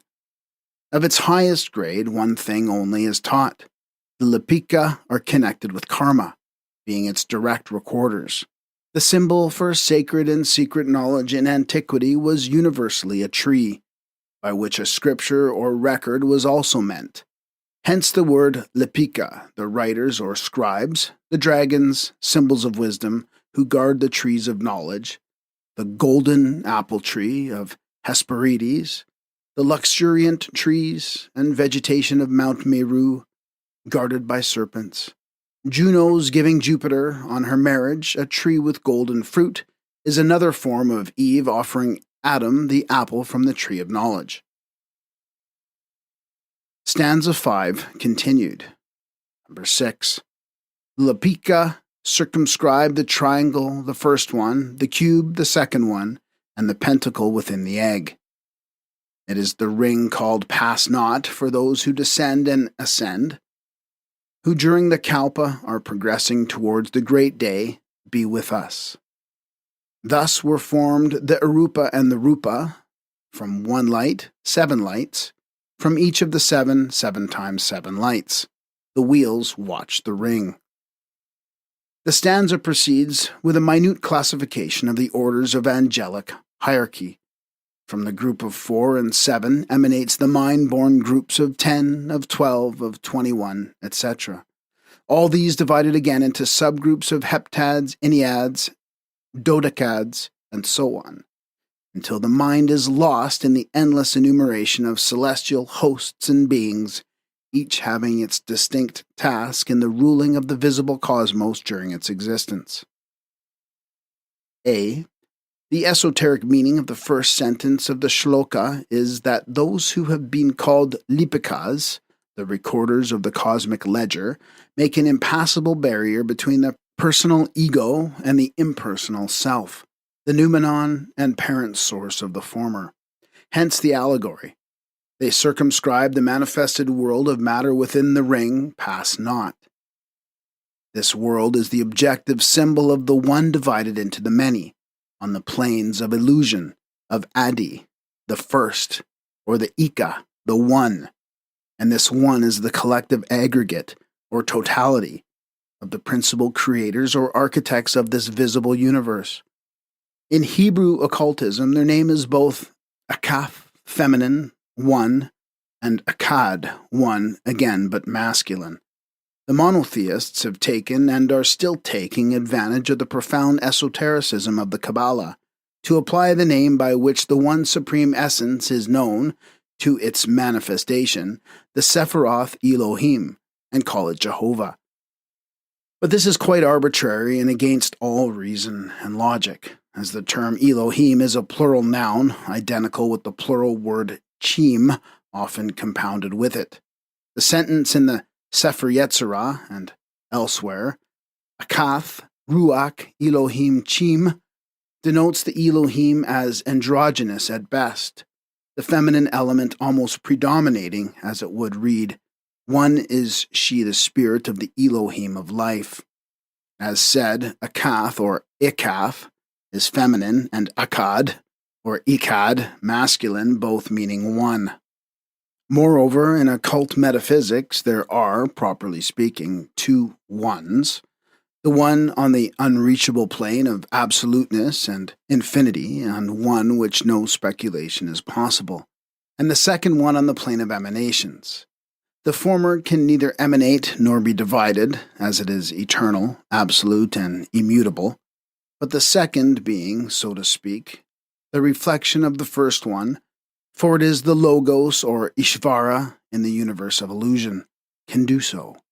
It emanates from itself as the upper Sephirothal triad emanates the lower seven Sephiroth, the seven rays of Dhyan Chohans. In other words, the homogeneous becomes the heterogeneous. The protyle differentiates into the elements. But these, unless they return into their primal element, can never cross beyond the Leia, or 0 point. This metaphysical tenet can hardly be better described than in T. Suba's Rose Bhagavad Gita lectures. Mula Prakriti, the veil of Parabrahman, acts as the one energy through the Logos, or Ishvara. Now Parabrahman is the one essence from which starts into the existence a center of energy, which I shall for the present call the Logos. It is called the Verbum by the Christians, and it is the divine Christos who is eternal in the bosom of his Father. It is called Avalokiteshvara by the Buddhists. In almost every doctrine they have formulated the existence of a center of spiritual energy which is unborn and eternal, and which exists in the bosom of Parabrahman at the time of Pralaya, and starts as a center of conscious energy at the time of cosmic activity. For as the lecturer premised by saying, Parabrahman is not this or that, it is not even consciousness, as it cannot be related to matter or anything conditioned. It is not ego, nor is it non-ego, nor even Atma, but verily the one source of all manifestations and modes of existence. Thus, in the allegory, the Lipika separate the world, or plane, of pure spirit from that of matter. Those who descend and ascend, the incarnating monads and men striving towards purification and ascending, but still not having quite reached the goal, may cross the circle of pass not, only on the day be with us, that day when man, freeing himself from the trammels of ignorance and recognizing fully the non-separateness of the ego within his personality, erroneously regarded as his own from the universal ego, anima supramundi, merges thereby into the one essence, to become not only one with us, the manifested universal lives which are one life, but that very life itself. Astronomically, the ring pass not that the Lipika trace around the triangle, the first one, the cube, the second one, and the pentacle, to circumscribe these figures is thus again shown to contain the symbols of 31415, or the coefficient constantly used in mathematical tables, the value square pi. The geometrical figures standing here for the numerical figures. According to the general philosophical teachings, this ring is beyond the region of what are called nebulae in astronomy. But this is as erroneous a conception as that of the topography and descriptions given in Puranic and other exoteric scriptures about the 1008 worlds of the Devaloka worlds and firmaments. There are worlds, of course, in the esoteric as well as in the profane scientific teachings, at such incalculable distances that the light of the nearest of them, though it has only just reached our modern Chaldees, may have left its luminary long before the day on which the words "Let there be light" were pronounced. But these are not worlds on the Devolokic plane, but in our cosmos. The chemist goes to the Leia, or 0 point, of the plane of matter in which he deals, and then stops short. The physicist or the astronomer counts billions of miles beyond the nebulae, and then he also stops short. The semi-initiated occultist, who will represent this Leia point to himself as existing on some plane which, if not physical, is still conceivable to the human intellect. But the full initiate knows that the ring pass not is neither a locality nor can it be measured by distance, but that it exists in the absoluteness of infinity. In this infinity of the full initiate, there is neither height, breadth, nor thickness, but all is fathomless profundity, reaching down from the physical to the para-metaphysical. In using the word down, essential depth, nowhere and everywhere is meant not depth of physical matter. If one carefully searches through the exoteric and grossly anthropomorphic allegories of popular religions, even in these the doctrine embodied in the circle of pass not, guarded by the Lipika, may be dimly perceived. Thus one finds it even in the teachings of the Vedantin sect of the Vishishdaveta, the most tenaciously anthropomorphic in all India. For we read of the released soul that, after reaching moksha, a state of bliss meaning release from bandha, or bondage, bliss is enjoyed by it in a place called Paramapada, which place is not material, but made of Sudasvara, the essence of which the body is Ishvara, the Lord is formed. There, muktas or Yivatmas, monads, have attained moksha, are never again subject to the qualities of either matter or karma. But if they choose, for the sake of doing good to the world, they may incarnate on earth. The way to Paramapanda, or the immaterial worlds from this world, is called Devayana. When a person has attained moksha and the body dies, the jiva, soul, goes with sukshma, shararat, from the heart of the body to the brahmarandra in the crown of the head, traversing shashumna, a nerve connecting the heart with the brahmarandra. The jiva breaks through the brahmarandra and goes to the region of the sun, Suri Mandala, through the solar rays. Then it goes through a dark spot in the sun to the Paramapada. The jiva is directed on its way by the supreme wisdom acquired by yoga. The jiva thus proceeds to Paramapada by the aid of the Athivahikas, bearers in transit, known by the names of Archi-ahas, Aditya, Praryapati, etc. The Archas, etc., here mentioned are certain pure souls, etc., etc. No spirits except the recorders, Lipika, have ever crossed the forbidden line of this ring, nor will any do so until the day of the next pralaya, for it is the boundary that separates the finite, however infinite in man's sight, from the truly infinite. The spirits referred to, therefore, as those who ascend and descend are the hosts of what are loosely called celestial beings. But they are, in fact, nothing of the kind. They are entities of higher worlds in the hierarchy of being, so immeasurably high that to us they must appear as gods and collectively God. But so must we, mortal men, appear to the ant, which reasons on the scale of its special capacities. The ant may also, for all we know, see the avenging finger of a personal god in the hand of the urchin who, under the impulse of mischief, destroys in one moment its anthill, the labor of many weeks, long years in the chronology of insects. The ant, feeling it acutely, may also, like man, attribute the undeserved calamity to a combination of providence and sin, and see it in the result of the sin of its first parent. Who knows and who can affirm or deny? The refusal to admit in the whole solar system of any other reasonable and intellectual beings than ourselves on a human plane is the greatest conceit of our age. All that science has a right to affirm is that there are no invisible intelligences living under the same conditions as we do. It cannot deny point blank the possibility of there being worlds within worlds under conditions totally different to those that constitute the nature of our world. Nor can it deny that there may be a certain limited communication between some of these worlds and our own. The greatest philosopher of European birth, Immanuel Kant, assures us that such a communication is in no way improbable. I confess I am much disposed to assert the existence of immaterial natures in the world, and to place my own soul in the class of these beings. It will hereafter, I know not where or when, yet be proved that the human soul stands even in this life in indissoluble connection with all immaterial natures in the spirit world, that it reciprocally acts upon these and receives impressions from them. To the highest of these worlds, we are taught, belong the 7 orders of the purely divine spirits.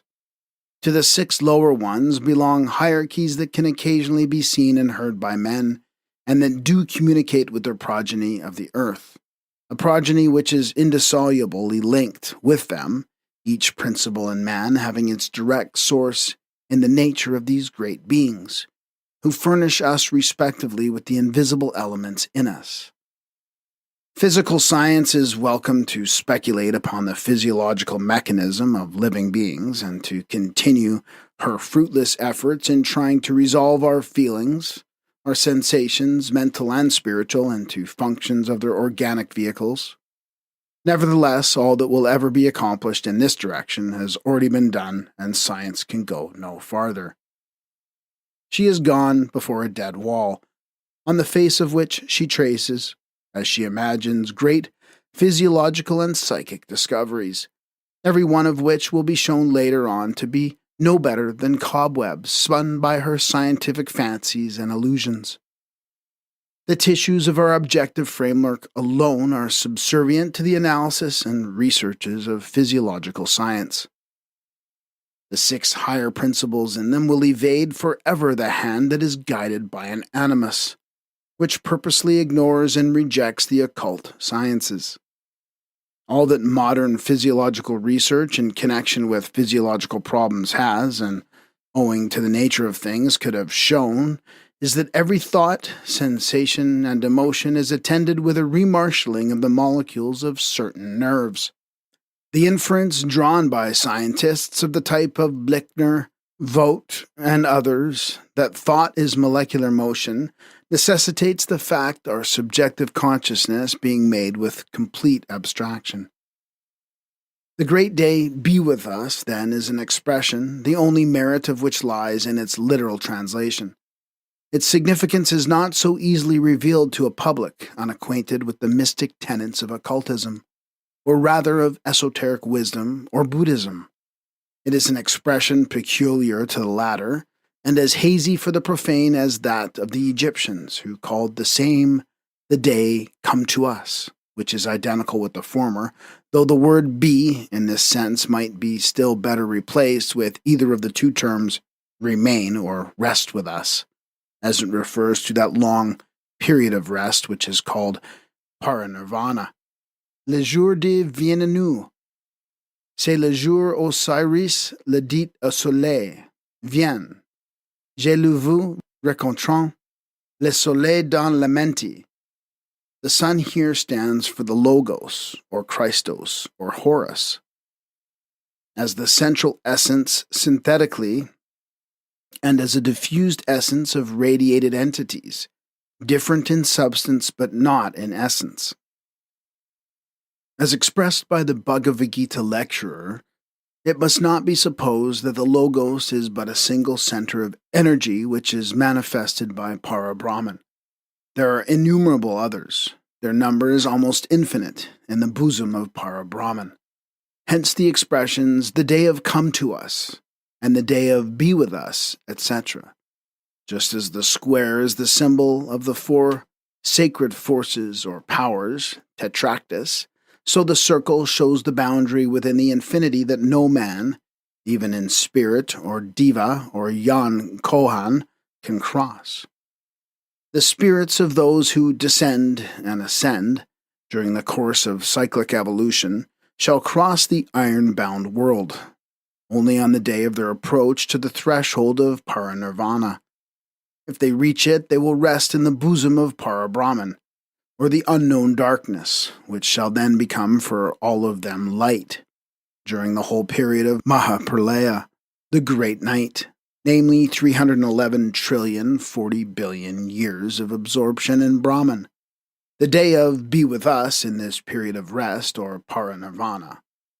It corresponds to the day of the last judgment of the Christians, which has been sorely materialized in their religion. As in the exoteric interpretation of the Egyptian rites, the soul of every defunct person, from the Hierophant down to the sacred bull Apis, became an Osiris, was Osirified. The Secret Doctrine, however, teaching that the real Osirification was the lot of every monad only after 3,000 cycles of existences. So in the present case. The monad, born of the nature and the very essence of the seven, its highest principle becoming immediately enshrined in the seventh cosmic element, has to perform its septenary gyration throughout the cycle of being and forms, from the highest to the lowest, and then again from man to God. At the threshold of parinirvana, it reassumes its primeval essence and becomes the absolute once more. Stanza 6. Number 1. By the power of the Mother of Mercy and Knowledge, Kuan Yin, the triple of Quan Shai Yin, residing in Kuan Yin Tian, Fohat, the breath of their progeny, the son of the suns, having called forth from the lower abyss the elusive form of Xian Chan and the seven elements. This stanza is translated from the Chinese text, and the names given as the equivalents of the original terms are preserved. The real esoteric nomenclature cannot be given, as it would only confuse the reader. The Brahminical doctrine has no equivalents for these. Vok seems, in many an respect, to approach the Chinese Kuan Yin, but there is no regular worship of Vok under this name in India, as there is of Kuan Yin in China.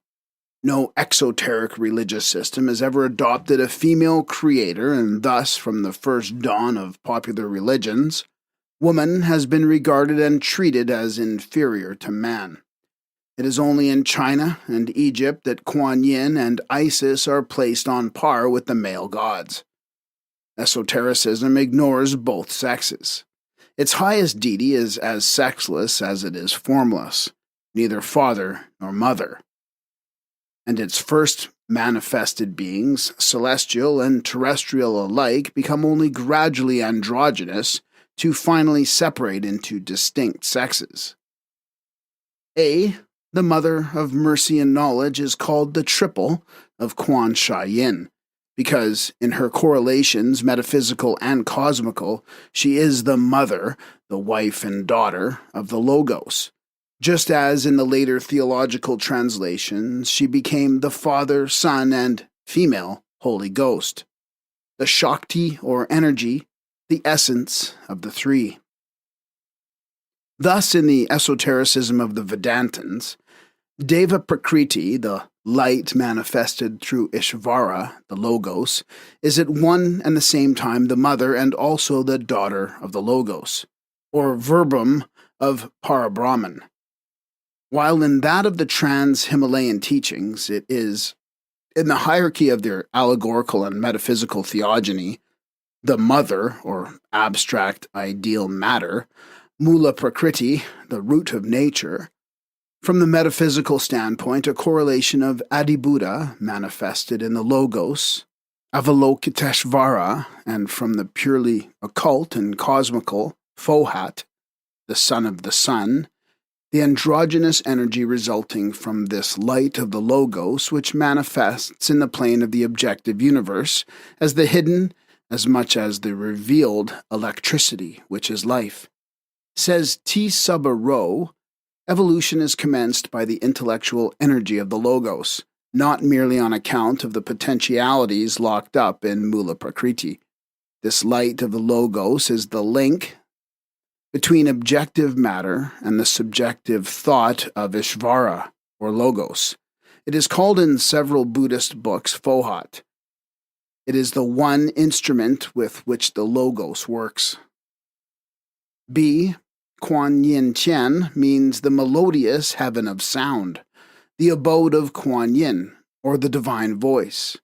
This voice is the synonym of the verbum, or word, speech, as the expression of thought. Thus may be traced the connection with and even the origin of the Hebrew Bath Koi, the daughter of the divine voice, or verbum, or the male and female logos, the heavenly man, or Adam Kadmon, who is at the same time Sephirah. The latter was surely anticipated by the Hindu Vak, the goddess of speech, or of the word.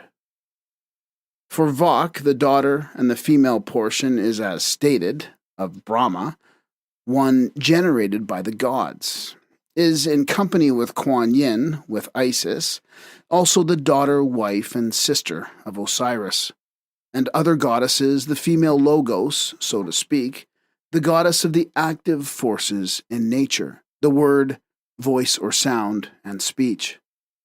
If Kuan Yin is the melodious voice, so is Vak, the melodious cow who milked forth sustenance and water, the female principle, who yields us nourishment and sustenance as Mother Nature. She is associated in the work of creation with Prajapati.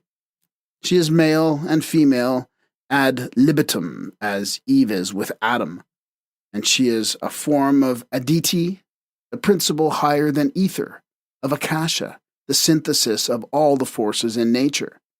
Thus Vak and Kuan Yin are both the magic potency of occult sound in nature and ether, which voice calls forth Xian Qian, the elusive form of the universe out of chaos and the seven elements. Thus in Manu, Brahma, the Logos also, is shown dividing his body into two parts, male and female, and creating in the latter, who is Vak, Viraj, who is himself, or Brahma again. A learned Vedantin occultist speaks of this goddess as follows, explaining the reason why Ishvara, or Brahma, is called verbum or the Logos, why in fact it is called Sabda Brahman. The explanation I'm going to give to you will appear thoroughly mystical, but if mystical, it has a tremendous significance when properly understood. Our old writers said that Vak is of four kinds. See Rig Veda and the Upanishads. Vakari, Vak, is what we utter.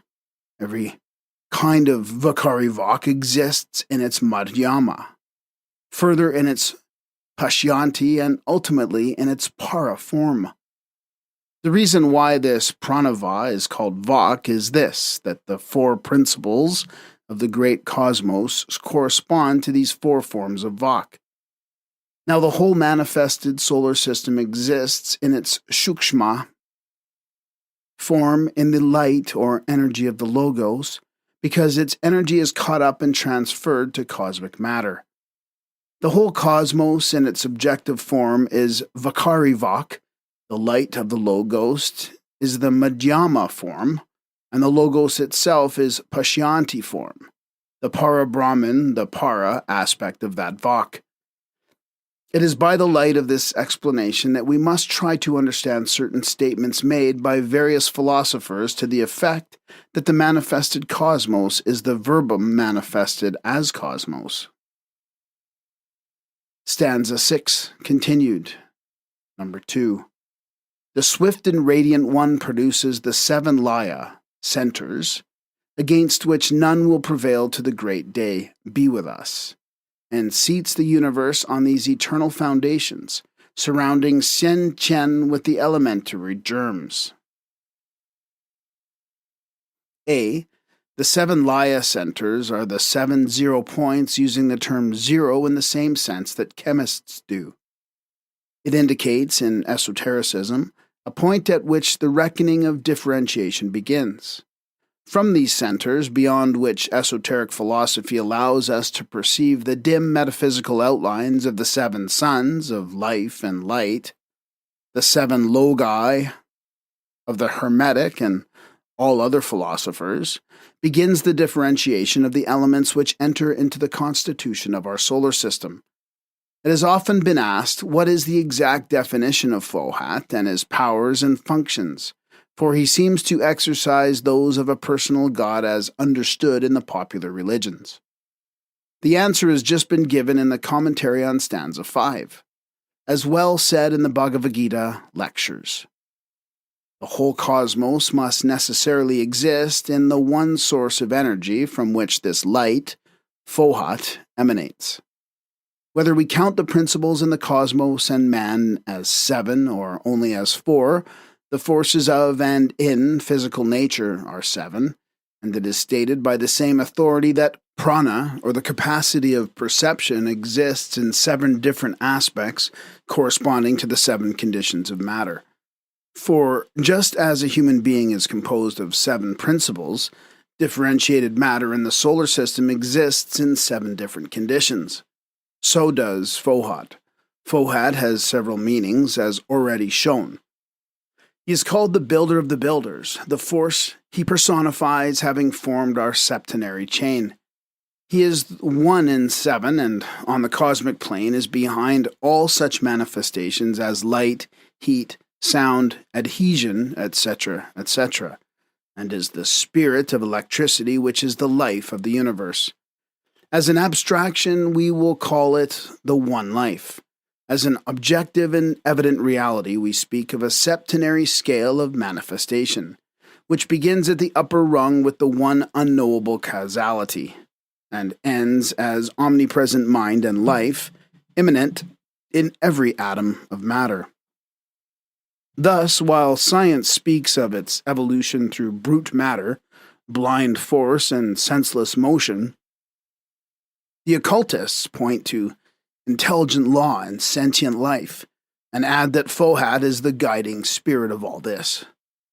Yet he is no personal God at all, but the emanation of those other powers behind him, whom the Christians call the messengers of their God, in reality of the Elohim, or rather one of the 7 creators called Elohim, and we the messenger of the primordial sons of life and light.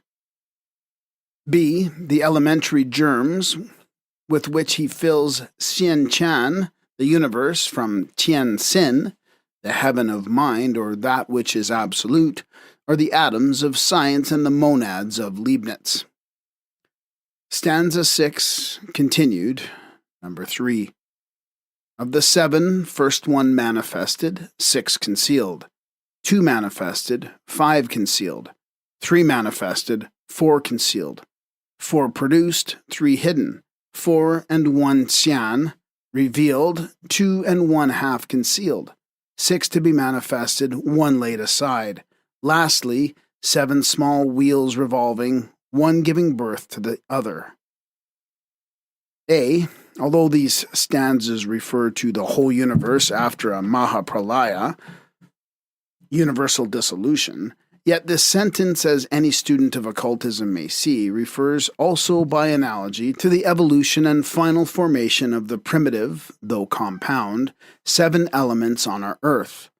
Of these, 4 elements are now fully manifested, while the 5th, ether, is only partially so, as we are hardly in the second half of the 4th round, and consequently the 5th element will manifest fully only in the 5th round.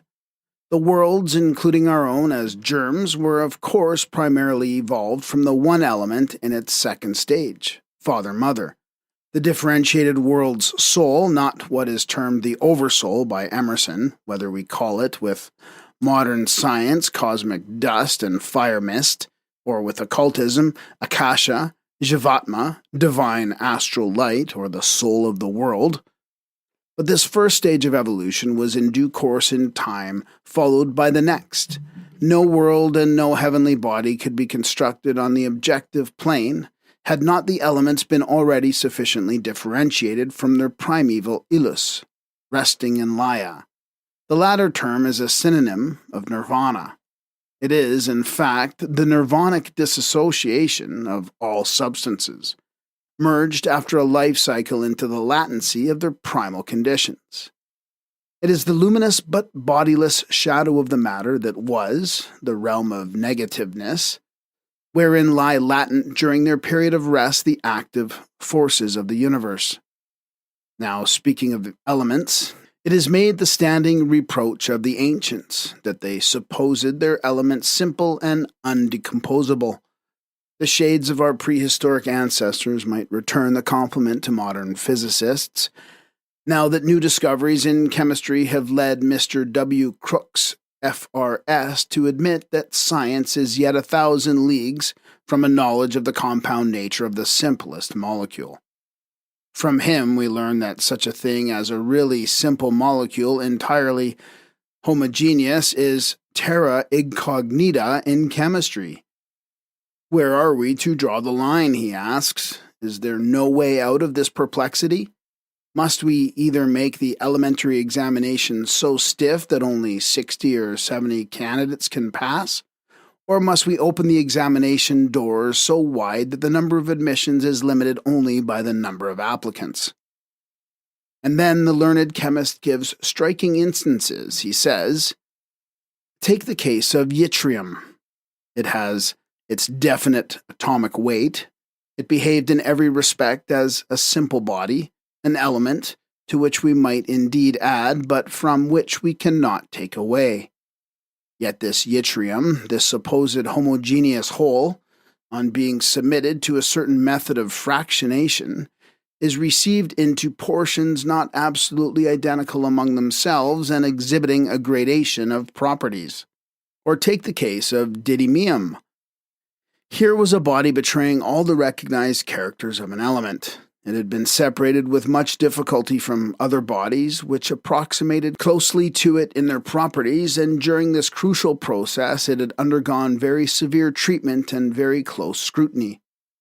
But then came another chemist who, treating this assumed homogeneous body by a peculiar process of fractionation, resolved it into two bodies, phraseodymium and neodymium, between which certain distinctions are perceptible. Further, we even now have no certainty that neodymium and phraseodymium are simple bodies. On the contrary, they likewise exhibit symptoms of splitting up. Now, if one supposed element on proper treatment is thus found to compromise dissimilar molecules, we are surely warranted in asking whether similar results might not be obtained in other elements, perhaps in all elements if treated in the right way. We may ask where the process of sorting out is to stop, a process which of course presupposes variations between the individual molecules of each species. And in these successive separations we naturally find bodies approaching more and more closely to each other. Once more, this reproach against the ancients is an unwarrantable statement. Their initiated philosophers, at any rate, can hardly come under such an imputation, since it is that they who had invented allegories and religious myths from the beginning.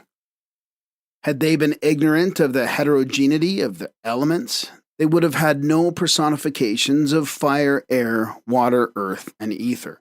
Their cosmic gods and goddesses would never have been blessed with such posterity, with so many sons and daughters, elements born from and within each respective element.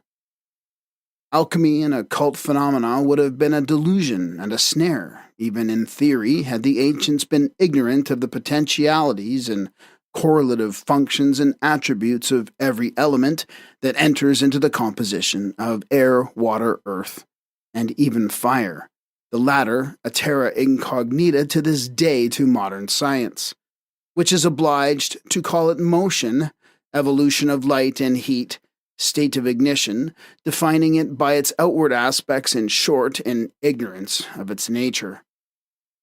But what modern science seems to fail to perceive is that, differentiated as may have been those simple chemical atoms, which archaic philosophy called the creators of their respective parents, fathers, brothers, husbands of their mothers, and these mothers the daughters of their own sons, like Aditi and Daksha, for example, differentiated as these elements were in the beginning, still they were not the compound bodies known to science, as they are now.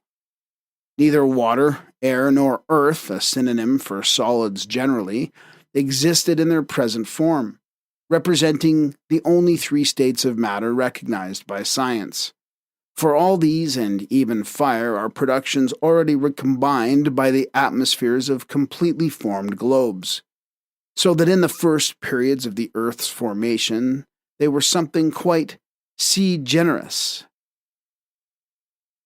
Now that the conditions and laws ruling our solar system are fully developed, and that the atmosphere of our Earth, as of every other globe, has become, so to say, a crucible of its own, occult science teaches that there is a perpetual exchange taking place in space of molecules, or rather of atoms, correlating and thus changing their combining equivalents on every planet. Some men of science, and these among the greatest physicists and chemists, begin to suspect this fact, which has been known for ages to the occultists. The spectroscope shows only the probable similarity, on external evidence, of terrestrial and sidereal substance. It is unable to go any further, or to show whether or not atoms gravitate towards one another in the same way, and under the same conditions, as they are supposed to do on our own planet, physically and chemically. The scale of temperature, from the highest degree to the lowest that can be conceived of, may be imagined to be one and the same in and for the whole universe. Nevertheless, its properties, other than those of dissociation and reassociation, differ on every planet, and thus atoms enter into new forms of existence, undreamed of and incognizable to physical science. As already expressed in 5 Years of Theosophy, the essence of cometary matter, for instance, is totally different from any of the chemical or physical characteristics with which the greatest chemists and physicists of the earth are acquainted. And even that matter, during rapid passage through our atmosphere, undergoes a certain change in its nature. Thus, not only the elements of our planet, but even those of all its sisters in the solar system, differ in their combinations as widely from each other as from the cosmic elements beyond our solar limits. This is again corroborated by the same man of science in the lecture referred to above, who quotes Clerk Maxwell saying that the elements are not absolutely homogeneous. He writes, "It is difficult to conceive of selection and elimination of intermediate varieties, for where can these eliminated molecules have gone to, if we have reason to believe the hydrogen, etc., of the fixed stars is composed of molecules identical in all respects with our own? In the first place, we may call in question this absolute molecular identity, since we have hitherto had no means for coming to a conclusion save the means furnished by the spectroscope, while it is admitted that, for accurately comparing and discriminating the spectra of two bodies, they should be examined under identical states of temperature, pressure, and all other physical conditions. We have certainly seen in the spectrum of the sun rays, which we have not been able to identify. Therefore, the elements of our planet cannot be taken as a standard for comparison with the elements in other worlds. In fact, each world has its Fohat, which is omnipresent in its own sphere of action. But there are as many Fohats as there are worlds, each varying in power and degree of manifestation. The individual Fohats make one universal collective Fohat, the aspect entity of the one absolute non-entity, which is absolute beingness. Sat, millions and billions of worlds are produced at every manvantara, it is said. Therefore, there must be many Fohats whom we consider as conscious and intelligent forces. This, no doubt, to the disgust of scientific minds. Nevertheless, the occultists, who have had good reasons for it, consider all the forces of nature as veritable, though supersensuous states of matter, and as possible objects of perception to beings endowed with the requisite senses. Enshrined in its pristine virgin state within the bosom of the eternal mother, every atom born beyond the threshold of her realm is doomed to incessant differentiation. The mother sleeps, yet is ever breathing, and every breath sends out into the plane of manifestation her protean products, which, carried on by the wave of a flux, are scattered by Fohat, and driven toward or beyond this or another planetary atmosphere. Once caught by the latter, the atom is lost. Its pristine purity is gone forever, unless fate disassociates it by leading it to a current of a flux. An occult term meaning quite a different process from that which the ordinary word applies. When it may be carried once more to the borderland where it had previously perished, and taking its flight, not into space above, but into space within, be brought under a state of differential equilibrium and happily reabsorbed. Were a truly learned occultist alchemist to write the life and adventures of an atom, he would secure thereby the supreme scorn of the modern chemist, though perchance also his subsequent gratitude. Indeed, if such an imaginary chemist happened to be intuitional, and would for a moment step out of the habitual grove of strictly exact science as the alchemists of old did, he might be repaid for his audacity. However it may be, the breath of the Father-Mother issues cold and radiant and gets hot and corrupt, to cool once more and be purified in the eternal bosom of inner space, says the commentary. Man absorbed cold, pure air on the mountain top and throws it out impure, hot, and transformed. Thus, the higher atmosphere of every globe, being its mouth and the lower its lungs, the man of our planet breathes only the refuse of mother. Therefore, he is doomed to die thereon. He who would allotropize sluggish oxygen into ozone to a measure of alchemical activity, reducing it to its pure essence, for which there are means, would discover thereby a substitute for an elixir of life, and prepare it for practical use. B. The process referred to as the small wheels, one giving birth to the other, takes place in the sixth region from above and on the plane of the most material world of all in the manifested cosmos, our terrestrial plane.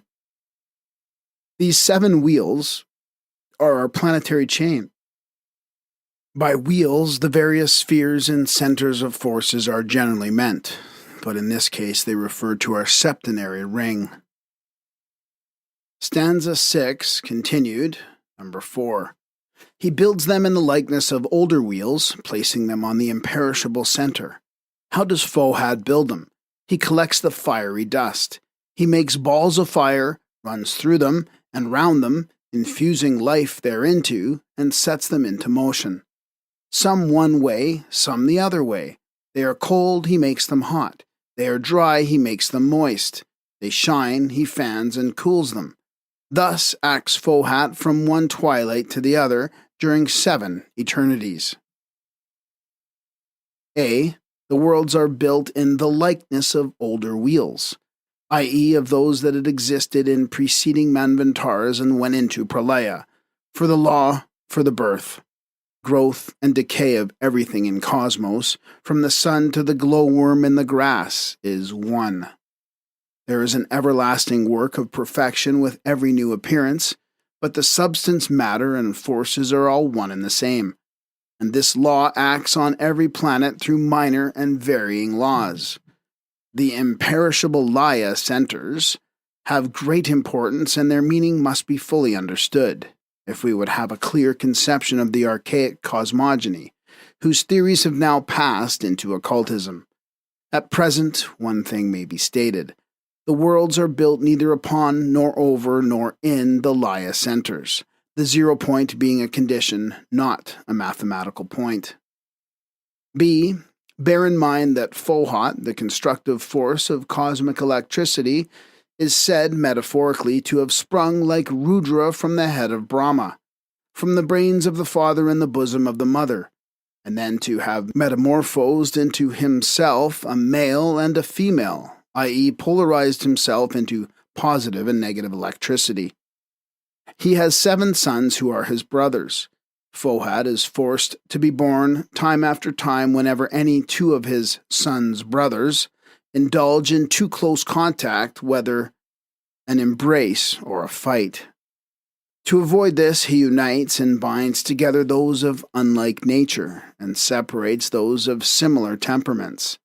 This, as anyone can see, relates, of course, to electricity generated by friction, and to the law of attraction between two objects of unlike and repulsion between those of like polarity. The seven sun brothers, however, represent and personify the seven forms of cosmic magnetism, called in practical occultism the seven radicals, whose cooperative and active progeny are, among other energies, electricity, magnetism, sound, light, heat, cohesion, etc.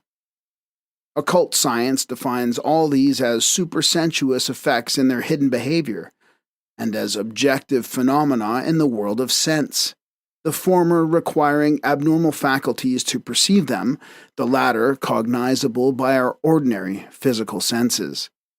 They all pertain to, and are the emanations of, still more supersensuous spiritual qualities, not personated, but belonging to real and conscious causes. To attempt a description of such entities would be worse than useless. The reader must bear in mind that, according to our teaching which regards this phenomenal universe as a great illusion, the nearer a body is to the unknown substance, the more it approaches reality, as being the farther removed from this world of Maya. Therefore, though the molecular constitution of these bodies is not deducible from their manifestations on this plane of consciousness, they nevertheless, from the standpoint of the adept occultist, possess a distinctive objective if not material structure, in the relatively noumenal as opposed to the phenomenal universe. Men of science may term them force or forces generated by matter, or modes of its motion if they will. Occultism sees in these effects elementals, forces, and in the direct causes producing them, intelligent, divine workmen. The intimate connection of these elementals, guided by the unerring hand of the rulers with the elements of pure matter, their correlation we might call it, results in our terrestrial phenomenon such as light, heat, magnetism, etc., etc. Of course, we shall never agree with the American substantialists, who call every force and energy, whether light, heat, electricity, or cohesion, an entity, for this would be equivalent to calling the noise produced by the rolling of the wheels of a vehicle an entity, thus confusing and identifying that noise with the driver outside and the guiding master intelligence within the vehicle. But we do certainly give that name to the drivers and to these guiding intelligences, the ruling Jian Chohans, as has been shown. The elementals, the nature forces, are the acting, though invisible, or rather imperceptible, secondary causes and in themselves the effects of primary causes behind the veil of all terrestrial phenomena. Electricity, light, heat, etc., have been aptly termed the ghosts or shadows of matter in motion, i.e. supersensuous states of matter whose effects only we are able to cognize. To expand, then, the simile given above, the sensation of light is like the sound of the rolling wheels, a purely phenomenal effect, having no existence outside the observer. The proximate exciting cause of the sensation is comparable to the driver, a supersensuous state of matter in motion, a nature, force, or elemental. But behind this, just as the owner of the carriage directs the driver from within, stands the higher and noumenal cause, the intelligence from whose essence radiate these states of mother, generating the countless milliards of elementals or psychic nature spirits, just as every drop of water generates its physical infinitesimal effusoria. It is Fohat who guides the transfer of the principles from one planet to the other, from one star to another child star. When a planet dies, its informing principles are transferred to a Laya or sleeping center, with potential but latent energy in it, which is thus awakened into life and begins to form itself into a new sidereal body. It is most remarkable that, while honestly confessing their entire ignorance of the true nature of even terrestrial matter, primordial substance being regarded more as a dream than as a sober reality, the physicists should, nevertheless, set themselves up as judges of that matter, and claim to know what it is able and not able to do, in various combinations. Scientists know this matter hardly skin deep, and yet they will dogmatize. It is a mode of motion, and nothing else. But the force that is inherent in a living person's breath when blowing a speck of dust from the table is also undeniably a mode of motion. It is as undeniably not a quality of the matter or the particles of the speck, and it emanates from the living and thinking entity that breathed, whether the impulse originated consciously or unconsciously. Indeed, to endow matter, something of which nothing is so far known, with an inherent quality called force of the nature of which still less is known, is to create a far more serious difficulty than which lies in the acceptation of the intervention of our nature spirits in every natural phenomena. The occultists, who, if they would express themselves correctly, do not say that matter, but only the substance or essence of matter, i.e. mula prakriti, the root of all, is indestructible and eternal, assert that the so-called forces of nature, electricity, magnetism, light, heat, etc., etc., far from being modes of motion of material particles, are ines, i.e., in their ultimate constitution, the differentiated aspects of that universal motion which is discussed and explained in the first pages of this volume. When Fohat is said to produce 7 Laya centers, it means that, for formative or creative purposes, the great law, theists may call it God, stays or rather modifies its perpetual motion on 7 invisible points within the area of the manifested universe. The great breath digs through space 7 holes into Laya to cause them to circumgyrate during Manvantara, says the Occult Catechism. We have said that Laya is what science may call the 0 point or line, the realm of absolute negativeness, or the one real absolute force, the noumenon of the 7th state of that which we ignorantly call and recognize as force, or again the noumenon of undifferentiated cosmic substance, which in itself is unreachable and unknowable object for finite perception. The root and basis of all states of objectivity and also subjectivity, the neutral axis, not one of the many aspects but its center. It may serve to elucidate the meaning if we try to imagine a neutral center, the dream of those who would discover perpetual motion. A neutral center is in one aspect the limiting point at any given set of senses. Thus, imagine 2 consecutive planes of matter, each of these corresponding to an appropriate set of perceptive organs. We are forced to admit that between these 2 planes of matter an incessant circulation takes place, and if we follow the atoms and molecules of, say, the lower in their transformation upwards, they will come to a point where they pass altogether beyond the range of the faculties we are using on the lower plane. In fact, for us, the matter of the lower plane there vanishes from our perception, or rather it passes on to the higher plane, and the state of matter corresponding to such a point of transition must certainly possess special and not readily discoverable properties. 7 such neutral centers then are produced by Fohat, who, when, as Milton has it, fair foundations are laid whereon to build, quickens matter into activity and evolution. The primordial atom, Anu, cannot be multiplied either in its pregenetic state or its primogeneity. Therefore it is called the sum total, of course, figuratively, as that sum total is boundless. That which is the abyss of nothingness to the physicist, who knows only the world of visible causes and effects, is the boundless space of the divine plenum to the occultist.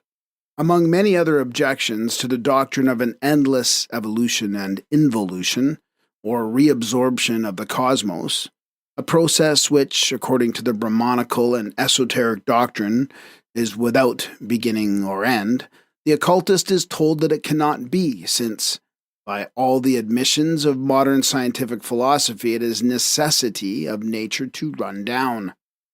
If the tendency of nature to run down is to be considered so forcible an objection to occult cosmogony, How, we may ask, do your positivists and freethinkers and scientists account for the phalanx of active stellar systems around us? They had eternity to run down in why then is it not the cosmos a huge inert mass?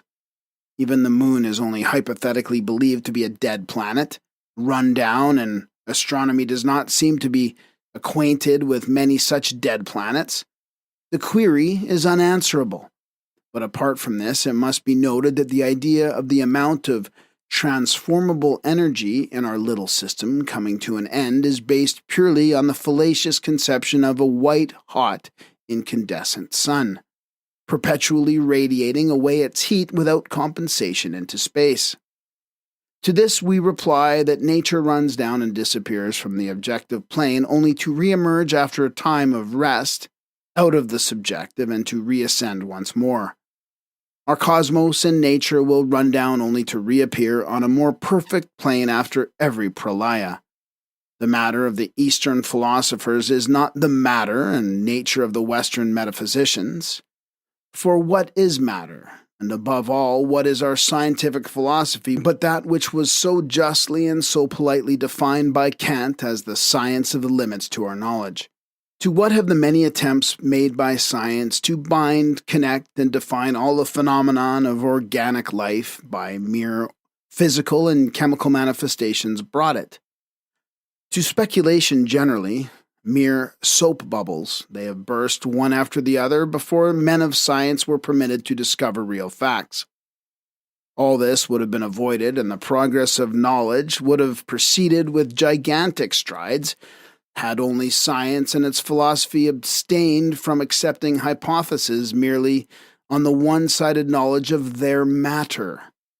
The behavior of Uranus and Neptune, whose satellites, 4 and 1 in number respectively, revolved, it was thought, in their orbits from east to west, whereas all the other satellites rotate from west to east, is a very good instance as showing how unreliable all a priori speculations, even when based on the strictest mathematical analysis. The famous hypothesis of the formation of our solar system out of nebulous rings put forward by Kant and Laplace was chiefly based on the assumed fact that all the planets revolved in the same direction. Laplace, relying on his mathematically demonstrated fact in his own time, and calculating on the theory of probabilities, offered to be 3 milliards to 1 that the next planet discovered would have in its system the same peculiarity of motion eastward. The immutable laws of scientific mathematics got worsted by further experiments and observations. The idea of Laplace's mistake prevails generally to this day, but some astronomers have finally succeeded in demonstrating that the error has been in accepting Laplace's assertion for a mistake, and steps to correct the bévue without attracting general attention are now being taken. Many such unpleasant surprises are in store for hypotheses of even a purely physical character. What further disillusions, then, may there not be in questions concerning a transcendental occult nature? At any rate, occultism teaches that the so-called reverse rotation is a fact. If no physical intellect is capable of counting the grains of sand covering a few miles of seashore, or of fathoming the ultimate nature and essence of these grains, when palpable and visible on the palm of the naturalist, how can any materialist limit the laws which govern the changes in the conditions and beings of the atoms in primordial chaos, or know anything certain about the capabilities and potency of the atoms and molecules before and after their formation into worlds? These changeless and eternal molecules, far more numberless in space than the grains on the ocean shore, may differ in their constitution along the lines of their planes of existence, as the soul substance differs from its vehicle, the body.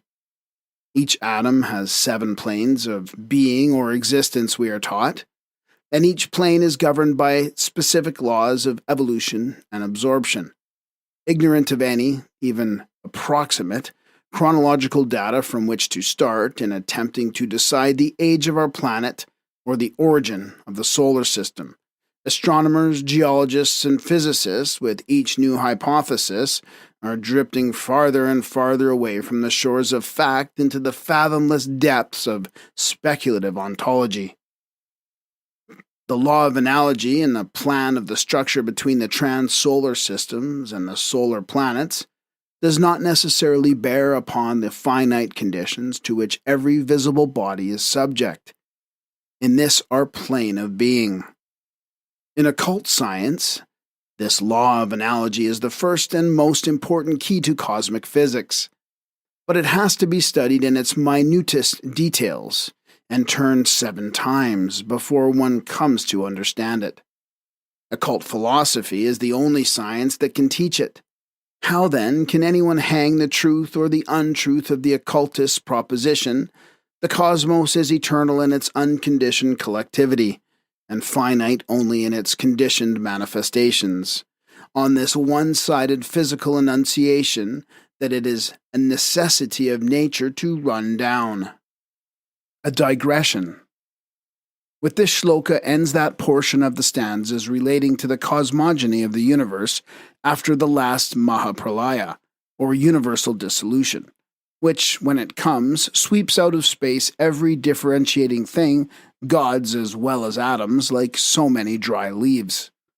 From this verse onwards, the stanzas are only concerned with our solar system in general, with the planetary chains therein inferentially, and with the history of our globe, the fourth and its chain especially.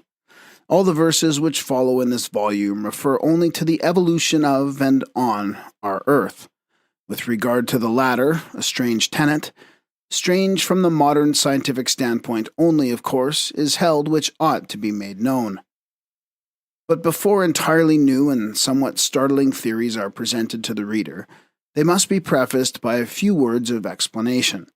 This is absolutely necessary, as these theories clash not only with modern science, but, on certain points, contradict earlier statements made by other theosophists, who claim to base their explanations and renderings of these teachings on the same authority as we do. This may give rise to the idea that there is a decided contradiction between the expounders of the same doctrine, whereas the difference, in reality, arises from the incompleteness of the information given to earlier writers, who thus drew some erroneous conclusions and indulged in premature speculations, in their endeavor to present a complete system to the public.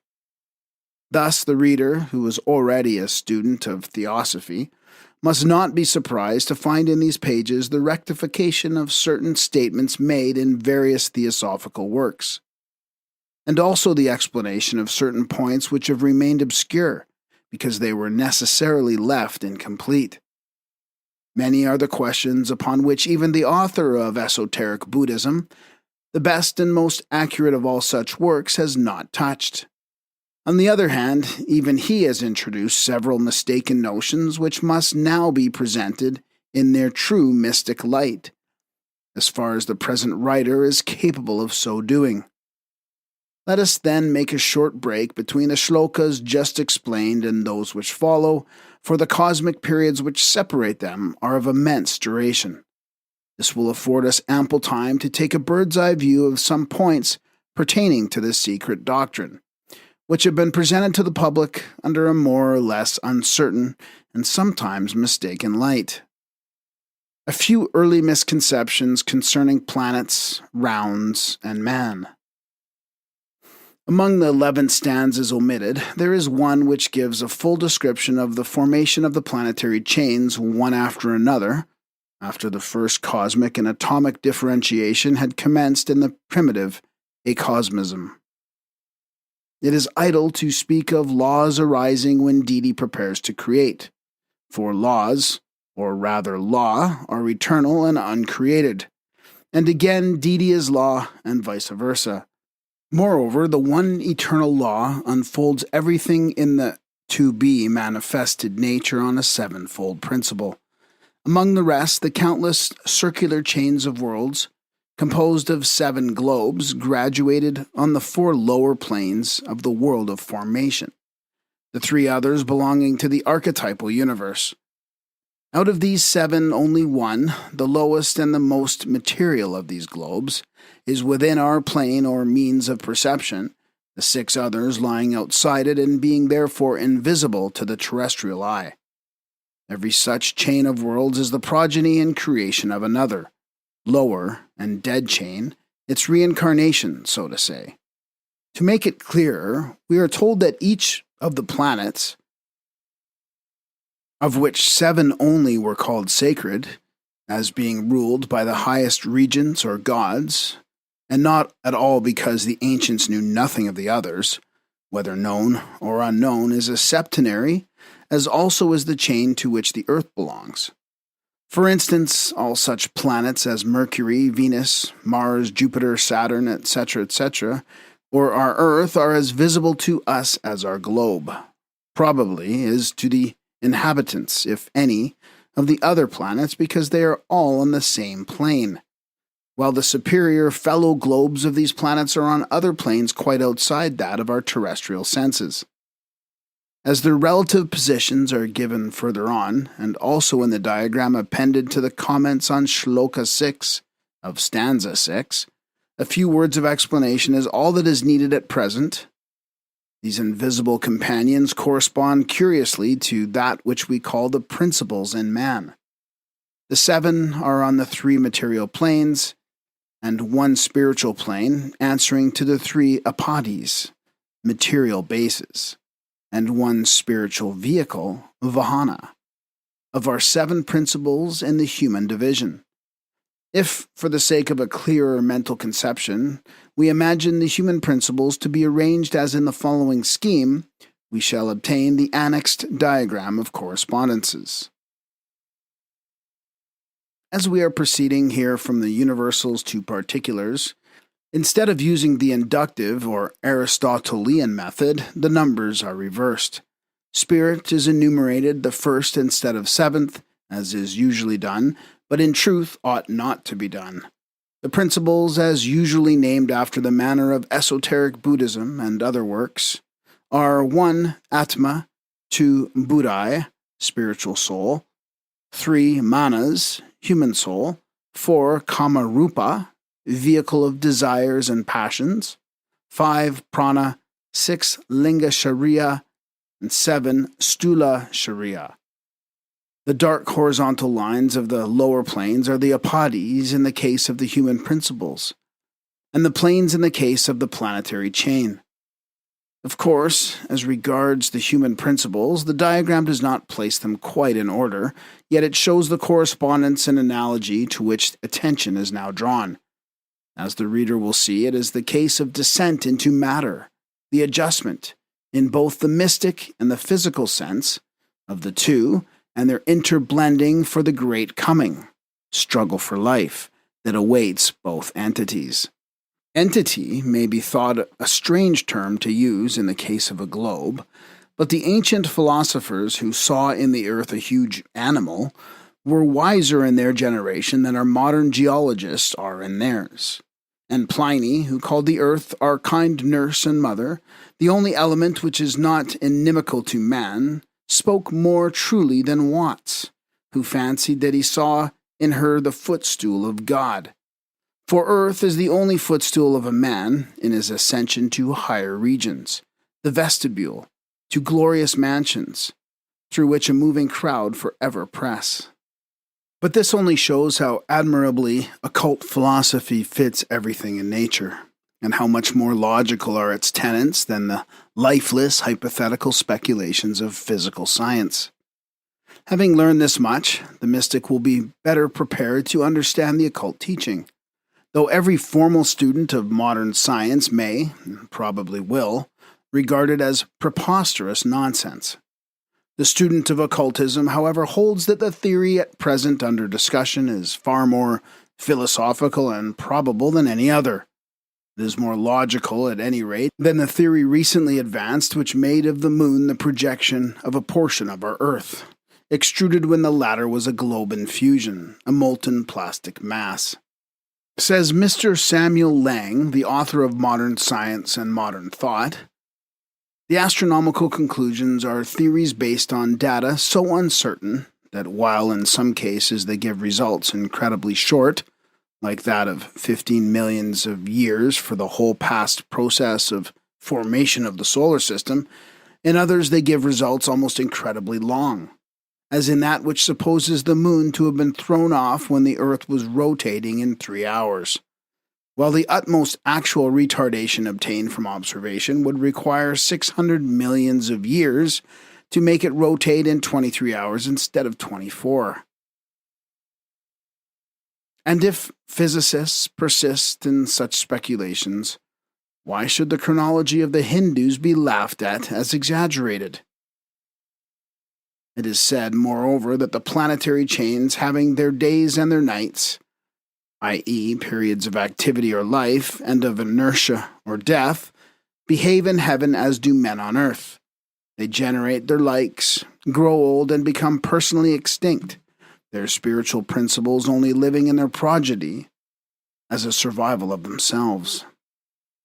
Without attempting the very difficult task of giving out the whole process in all its cosmic details, enough may be said to give an approximate idea of it.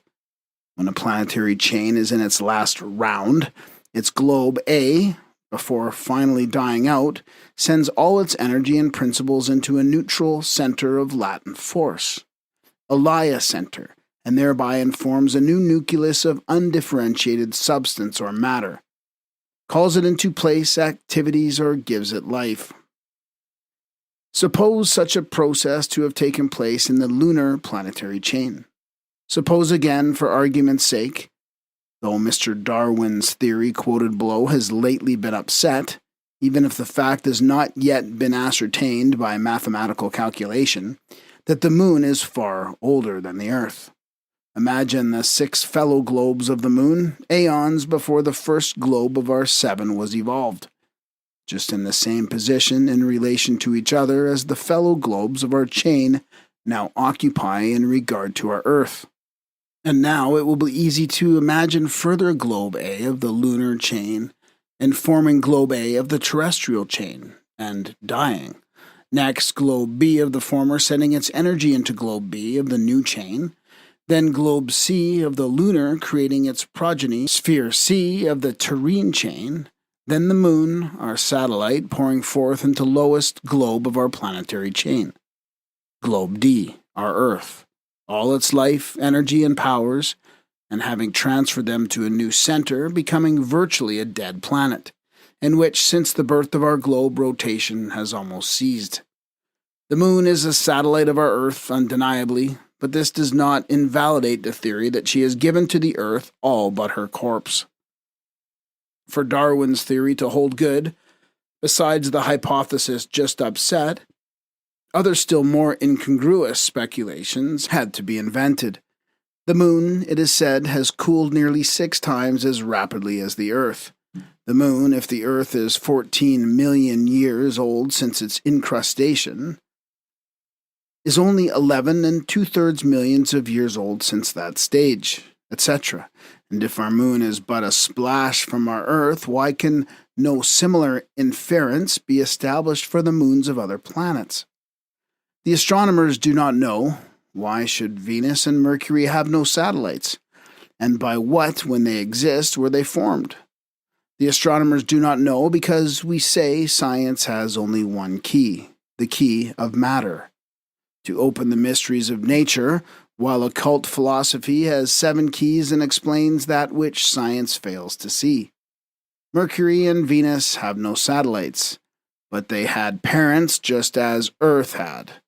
Both are far older than the Earth, and before the latter reaches her 7th round, her mother moon will have dissolved into thin air, as the moons of the other planets have, or have not, as the case may be. Since there are planets which have several moons, a mystery again which no Oedipus of astronomy has solved. The moon is now the cold residual quantity, the shadow dragged after the new body, into which her living powers and principles are transfused. She now is doomed for long ages to ever be pursuing the Earth, to be attracted by and to attract her progeny. Constantly vampirized by her child, she revenges herself on it by soaking it through and through with the nefarious invisible and poisoned influence which emanates from the occult side of her nature. For she is a dead, yet a living body. The particles of her decaying course are full of active and destructive life, although the body which they had formed is soulless and lifeless. Therefore its emanations are at the same time beneficent and maleficent, a circumstance finding its parallel on earth, in the fact that the grass and plants are nowhere more juicy and thriving than on graves, while at the same time it is the graveyard or corpse emanations which kill. And like all ghouls or vampires, the moon is the friend of the sorcerers and the foe of the unwary. From the archaic aeons and the later times of the witches of Thessaly, down to some of the present tantrikas of Bengal, her nature and properties have been known to every occultist, but have remained a closed book for physicists. Such is the moon from the astronomical, geological, and physical standpoints. As to her metaphysical and psychic nature, it must remain an occult secret in this work, as it was in the volume entitled Esoteric Buddhism, notwithstanding the rather sanguine statement made therein, that there is not much mystery left now in the riddle of the eighth sphere.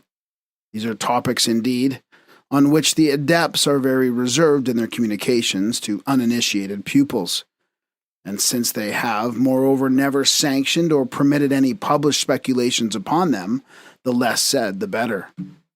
Yet, without treading upon the forbidden ground of the eighth sphere, it may be useful to state some additional facts with regard to the ex-monads of the lunar chain, the lunar ancestors, as they play a leading part in the coming anthropogenesis. This brings us directly to the septenary constitution of man, and as some discussion has arisen of late about the best classification to be adopted for the division of the microcosmic entity, two systems are now appended with a view to facilitate comparison. The subjoined short article is from the pen of Mr. T. Subba Rao, a learned Vedantin scholar. He prefers the Brahmanical division of the Raja Yoga, and from a metaphysical point of view he is quite right. But as it is a question of simple choice and expediency, we hold in this work to the time-honored classification of the Trans-Himalayan, Arhat Esoteric School. The following table and its explanatory text are reprinted from the Theosophists, and are also contained in 5 years of Theosophy. The septenary division in different Indian systems. We give below in a tabular form the classifications adopted by the Buddhist and Vedantic teachers of the principles of man. From the foregoing table it will be seen that the third principle in the Buddhist classification is not separately mentioned in the Vedantic division, as it is merely the vehicle of prana. It will also be seen that the fourth principle is included in the third kosha, sheath, as the same principle is but the vehicle of willpower, which is but an energy of the mind. It must also be noticed that the Vijnamaya kosha is considered to be distinct from Manamaya kosha, as a division is made after death between the lower part of the mind, as it were, which has a closer affinity with the fourth principle than with the sixth and its higher part, which attaches itself to the latter and which is, in fact, the basis for the higher spiritual individuality of man. We may also point out here to our readers that the classification mentioned in the last column is, for all practical purposes, connected with Raja Yoga, the best and simplest. Though there are 7 principles in man, there are but 3 distinct upadhis, bases, in each of which his Atma may work independently of the rest. These 3 upadhis can be separated by an adept without killing himself. He cannot separate the 7 principles from each other without destroying his constitution. The student will now be better prepared to see that between the 3 upadhis and the Raja Yoga and its Atma, and our 3 upadhis, Atma, and the additional 3 divisions, there is in reality but very little difference. Moreover, as every adept in cis-Himalayan or trans-Himalayan India, of the Patanjali, the Arasanga, or the Mahayana schools, has to become a Raja yogi. He therefore must accept the Taraka Raja classification in principle and theory, whatever classification he resorts to for practical and occult purposes. Thus it matters very little whether one speaks of the three apadis with their three aspects and Atma, the eternal and immortal synthesis, or calls them the seven principles. For the benefit of those who may not have read, or if they have, may not have clearly understood in theosophical writings, the doctrine of the septenary chains of worlds in the solar cosmos, the teaching is briefly as follows. Number 1, everything in the metaphysical, as in the physical universe, is septenary. Hence, every sidereal body, every planet, whether visible or invisible, is credited with 6 companion globes. The evolution of life proceeds on these 7 globes or bodies, from the 1st to the 7th in 7 rounds or 7 cycles. Number 2, these globes are formed by a process which the occultists call the rebirth of planetary chains, or rings. When the 7th and the last round of one of such rings has been entered upon, the highest or first globe, A, followed by all the others down to the last, instead of entering upon a certain time of rest, or obscuration, as in the previous rounds, begins to die out. The planetary dissolution, pralaya, is at hand, and its hour has struck. Each globe has to transfer its life and energy to another planet. Number 3, our Earth, as the visible representative of its invisible superior fellow globes, its lords or principles, has to live, as have the others, through 7 rounds.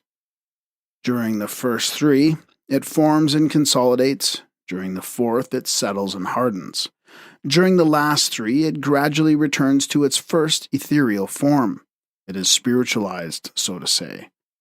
Number 4, its humanity develops fully only in the 4th, our present round. Up to this 4th life cycle, it is referred to as humanity, only for lack of a more appropriate term.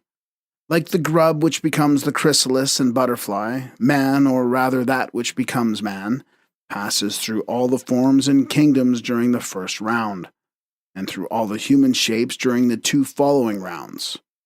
Arrived on Earth at the commencement of the 4th, in the present series of life cycles and races, man is the first form that appears thereon, being preceded only by the mineral and vegetable kingdoms, even the latter having to develop and continue its further evolution through man. This will be explained in Volume 2. During the 3 rounds to come, humanity, like the globe on which it lives, will be ever tending to reassume its primeval form, that of the Gyan Kohanic host. Man tends to become a god and then God, like every other atom in the universe. Beginning so early as with the 2nd round, evolution proceeds already on quite a different plan. It is only during the 1st round that heavenly man becomes a human being on globe A, re-becomes a mineral, a plant, an animal on globe B and C, etc. The process changes entirely from the 2nd round, but you have learned prudence, and I advise you to say nothing before the time for saying it has come. Number 5. Every life cycle on globe D, our Earth, is composed of 7 root races. They commence with the ethereal and end with the spiritual on the double line of physical and moral evolution, from the beginning of the terrestrial round to its close. One is a planetary round from globe A to globe G, the 7th, the other the globe round or the terrestrial. This is very well described in esoteric Buddhism and needs no further elucidation for the time being.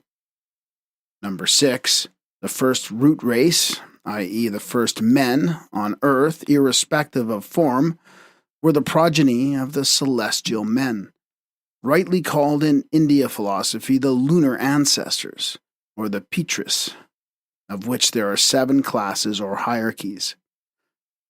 As all this will be sufficiently explained in the following sections and in Volume 2, no more need to be said of it here. But the 2 works already mentioned, both of which treat of subjects from the occult doctrine, need particular notice.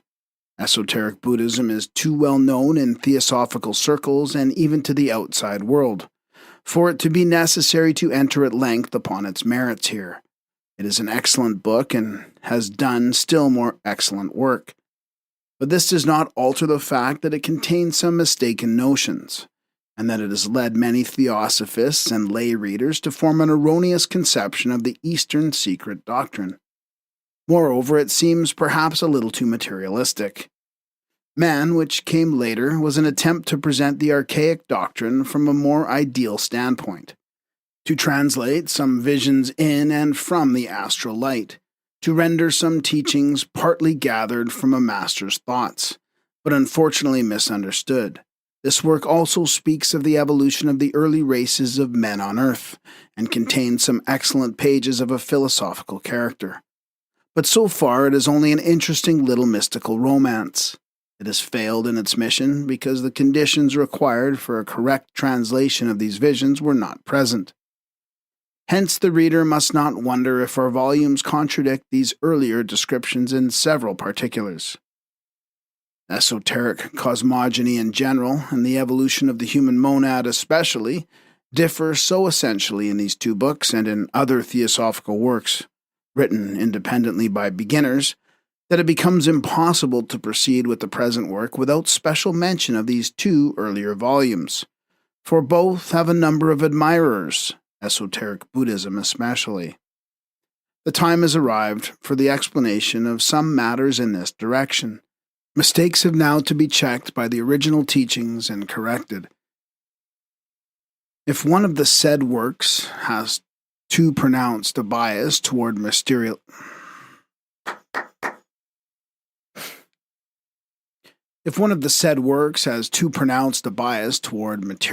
science, the other is decidedly too idealistic, and at times is fantastic.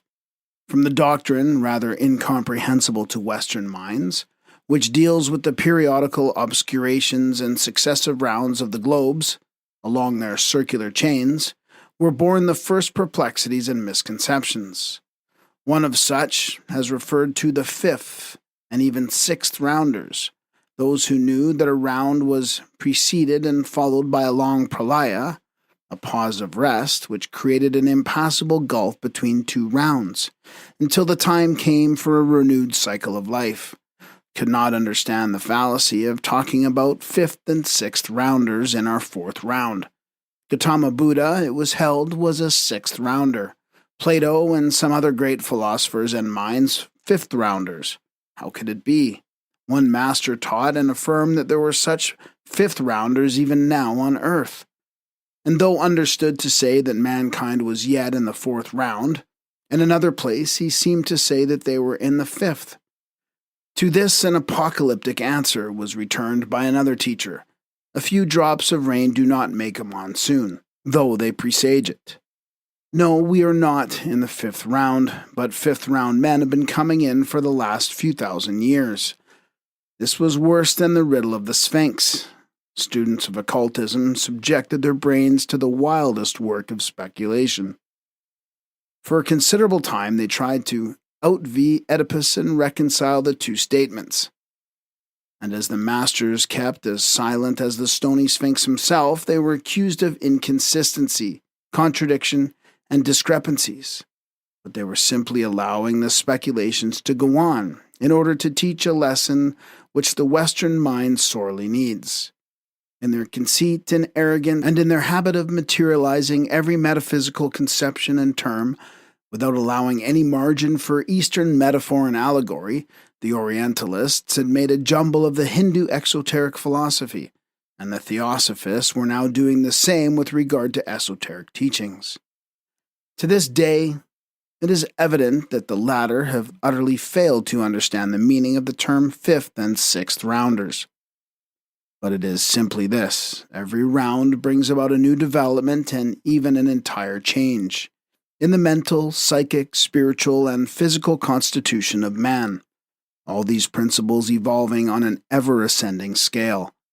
Hence it follows that those persons who, like Confucius or Plato, belonged psychically, mentally, and spiritually to the higher planes of evolution, We're in our 4th round, as the average man will be in the 5th round, whose mankind is destined to find itself on this scale of evolution, immensely higher than is our present humanity. Similarly, Gautama Buddha, wisdom incarnate, was still higher and greater than all the men we have mentioned who are called 5th rounders. And so Buddha and Shankaracharya are termed 6th rounders allegorically. Hence again the concealed wisdom of the remark pronounced at the time. Evasive.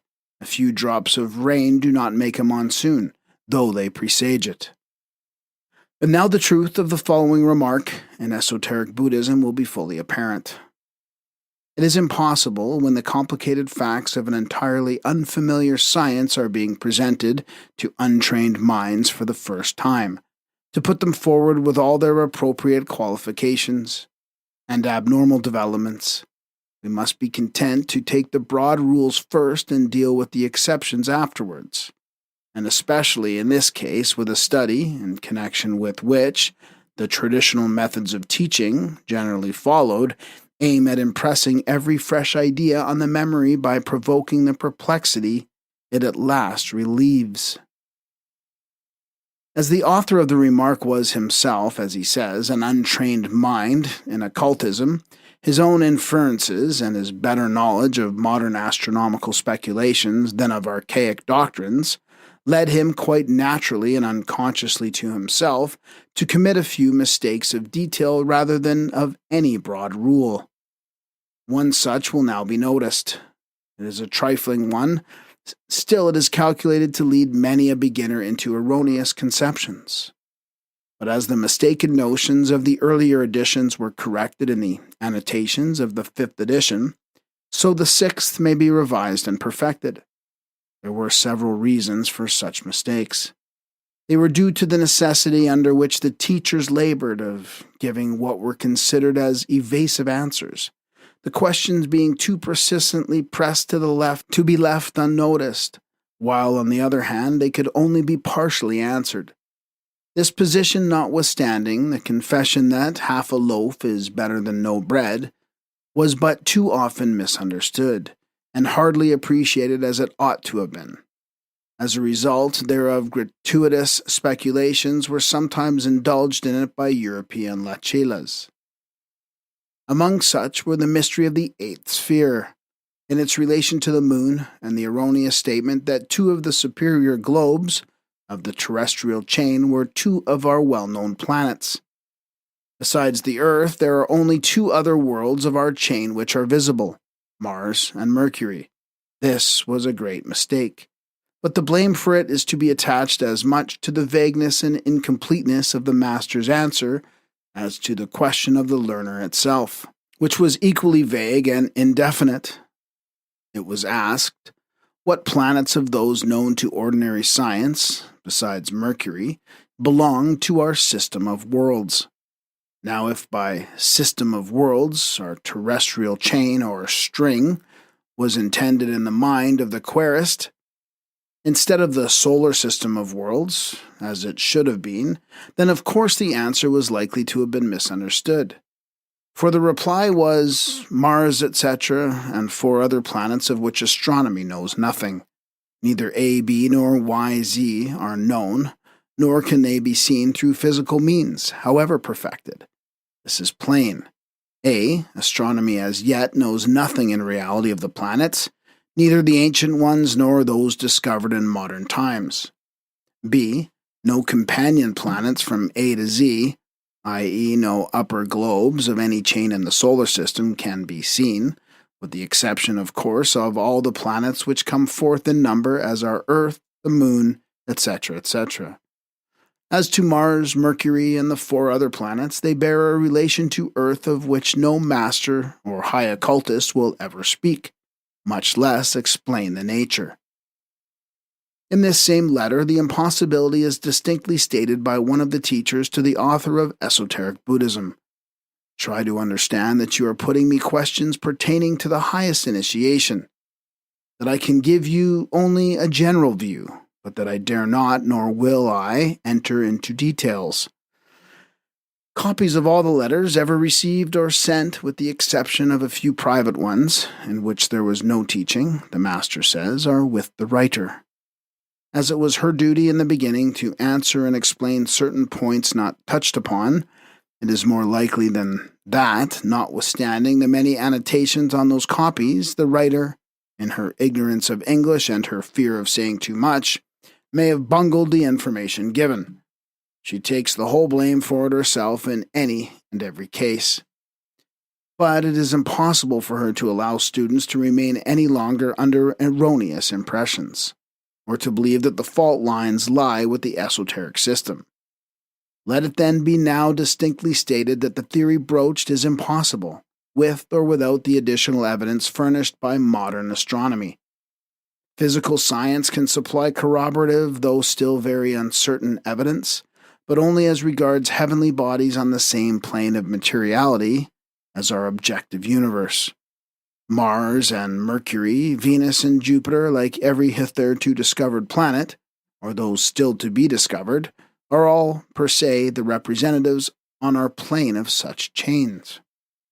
As distinctly stated in one of the numerous letters of Mr. Sennett's teacher, there are other and innumerable Manvantarg chains of globes which bear intelligent beings, both in and outside our solar system. But neither Mars nor Mercury belong to our chain. They are, along with other planets, septenary units in the great host of chains of our system, and are all as visible as their upper globes are invisible. If it is still argued that certain expressions in the teacher's letters were liable to mislead, the answer comes, amen, so they were. The author of Esoteric Buddhism understood it well when he wrote that such are the traditional modes of teaching. By provoking the perplexity, they do or do not relieve as the case may be. At all events, if it is urged that this might have been explained earlier, and the true nature of the planets given out as they now are, the answer comes that it was not found expedient to do so at the time, as it would have opened the way to a series of additional questions which could never be answered on account of their esoteric nature, and thus would only become embarrassing. It had been declared from the first, and has been repeatedly asserted since, that no theosophist, not even as an accepted chela, let alone lay students, could expect to have the secret teachings explained to him thoroughly and completely before he had irretrievably pledged himself to the brotherhood and passed through at least one initiation, because no figures and numbers could be given to the public, for figures and numbers are the key to the esoteric system. Number 2.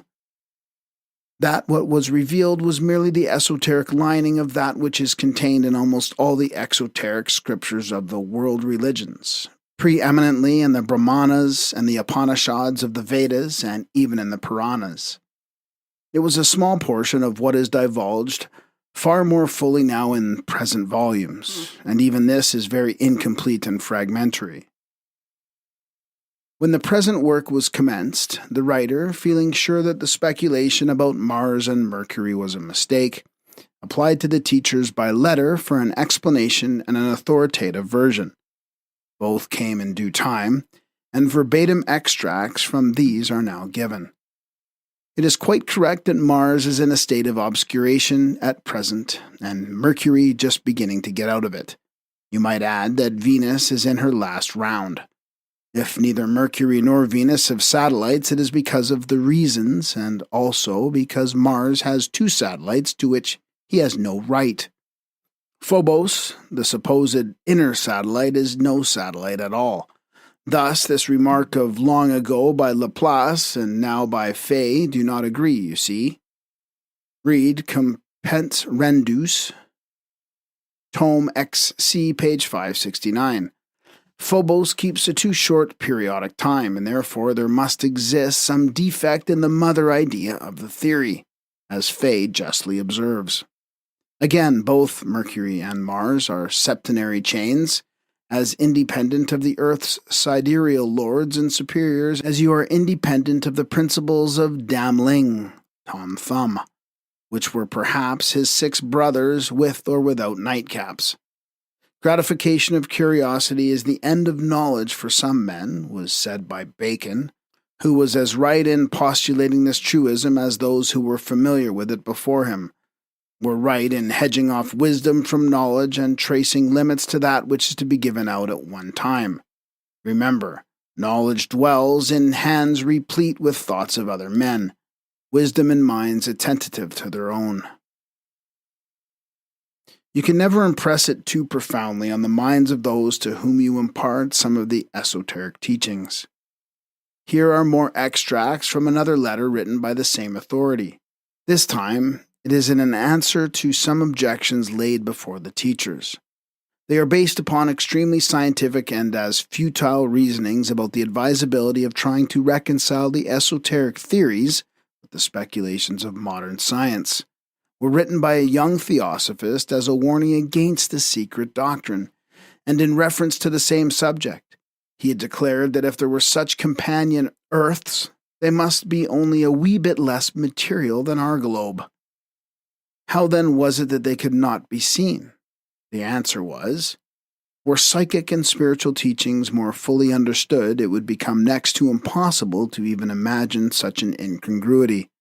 Unless less trouble is taken to reconcile the irreconcilable, that is to say, the metaphysical and spiritual sciences with physical or natural philosophy, natural being a synonym to them, men of science, of that matter which falls under the perception of their corporeal senses.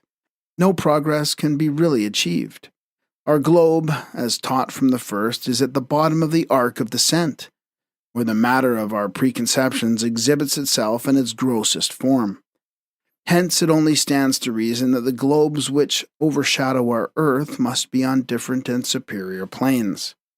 In short, as globes, they are in coordination, but not in consubstantiality with our earth, and thus pertain to quite another state of consciousness.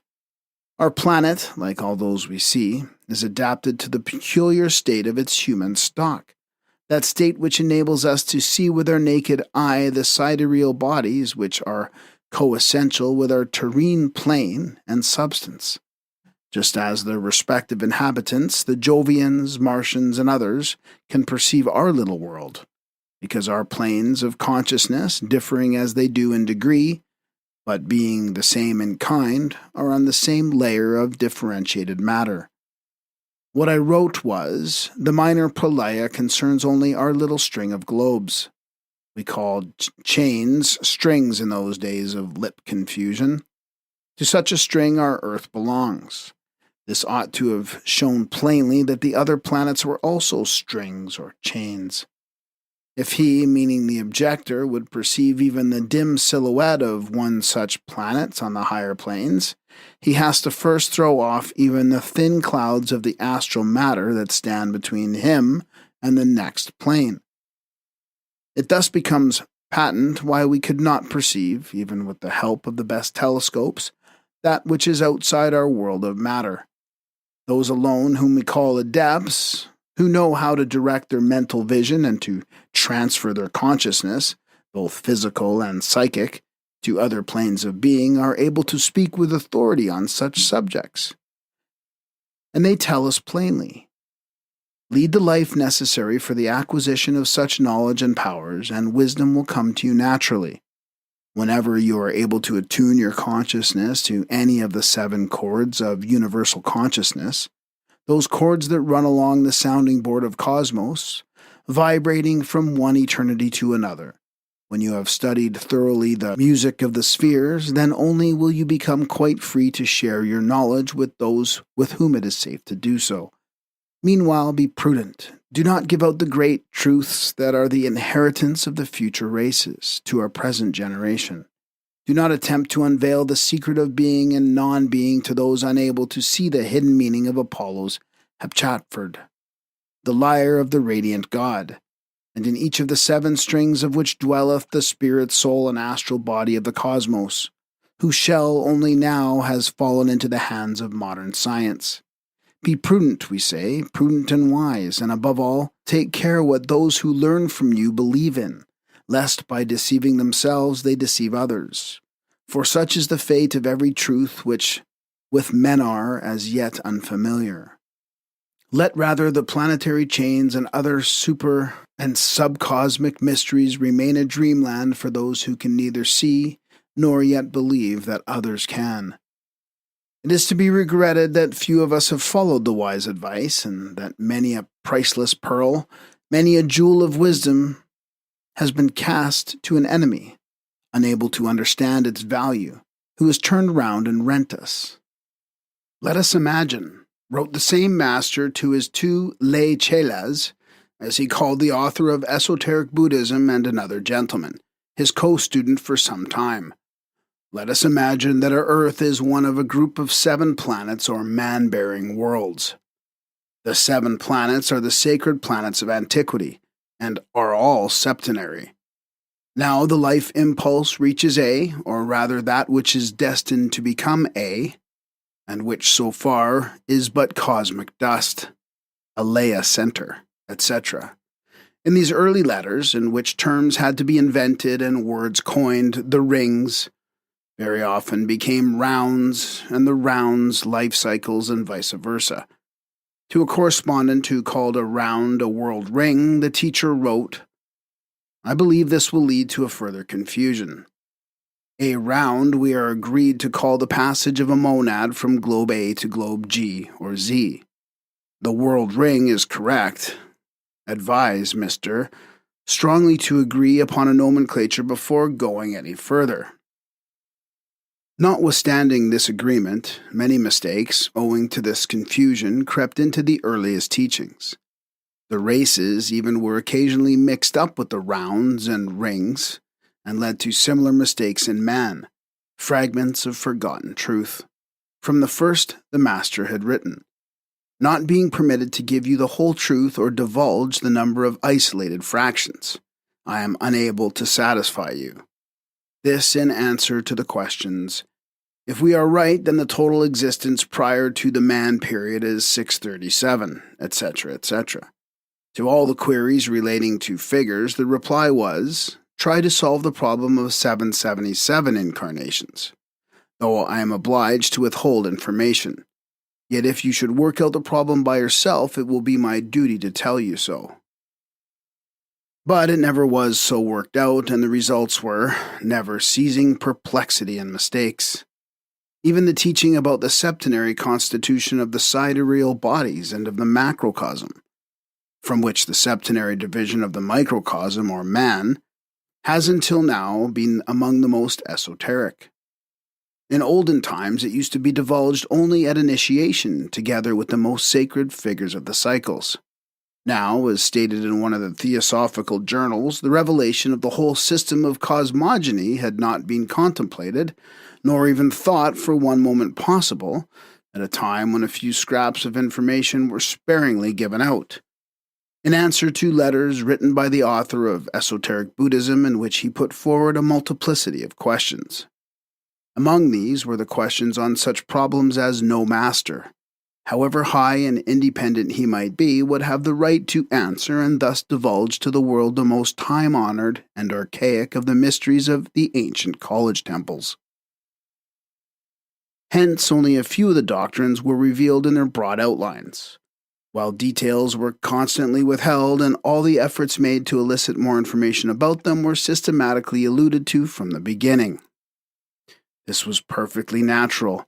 Of the 4 vidyas, out of the 7 branches of knowledge mentioned in the Puranas, namely, Vajna Vidya, the performance of religious rites in order to produce certain results, Mahavidya, the great magic, knowledge, now degenerated into Tantrika worship, Guhya Vidya, the science of mantras and their true rhythm or chanting, of mystical incantations, etc., Atma Vidya, or the true spiritual and divine wisdom. It is only the last which can throw final and absolute light upon the teachings of the 3 first named. Without the help of Atma Vidya, the other 3 remain no better than surface sciences, geometrical magnitudes having length and breadth but no thickness.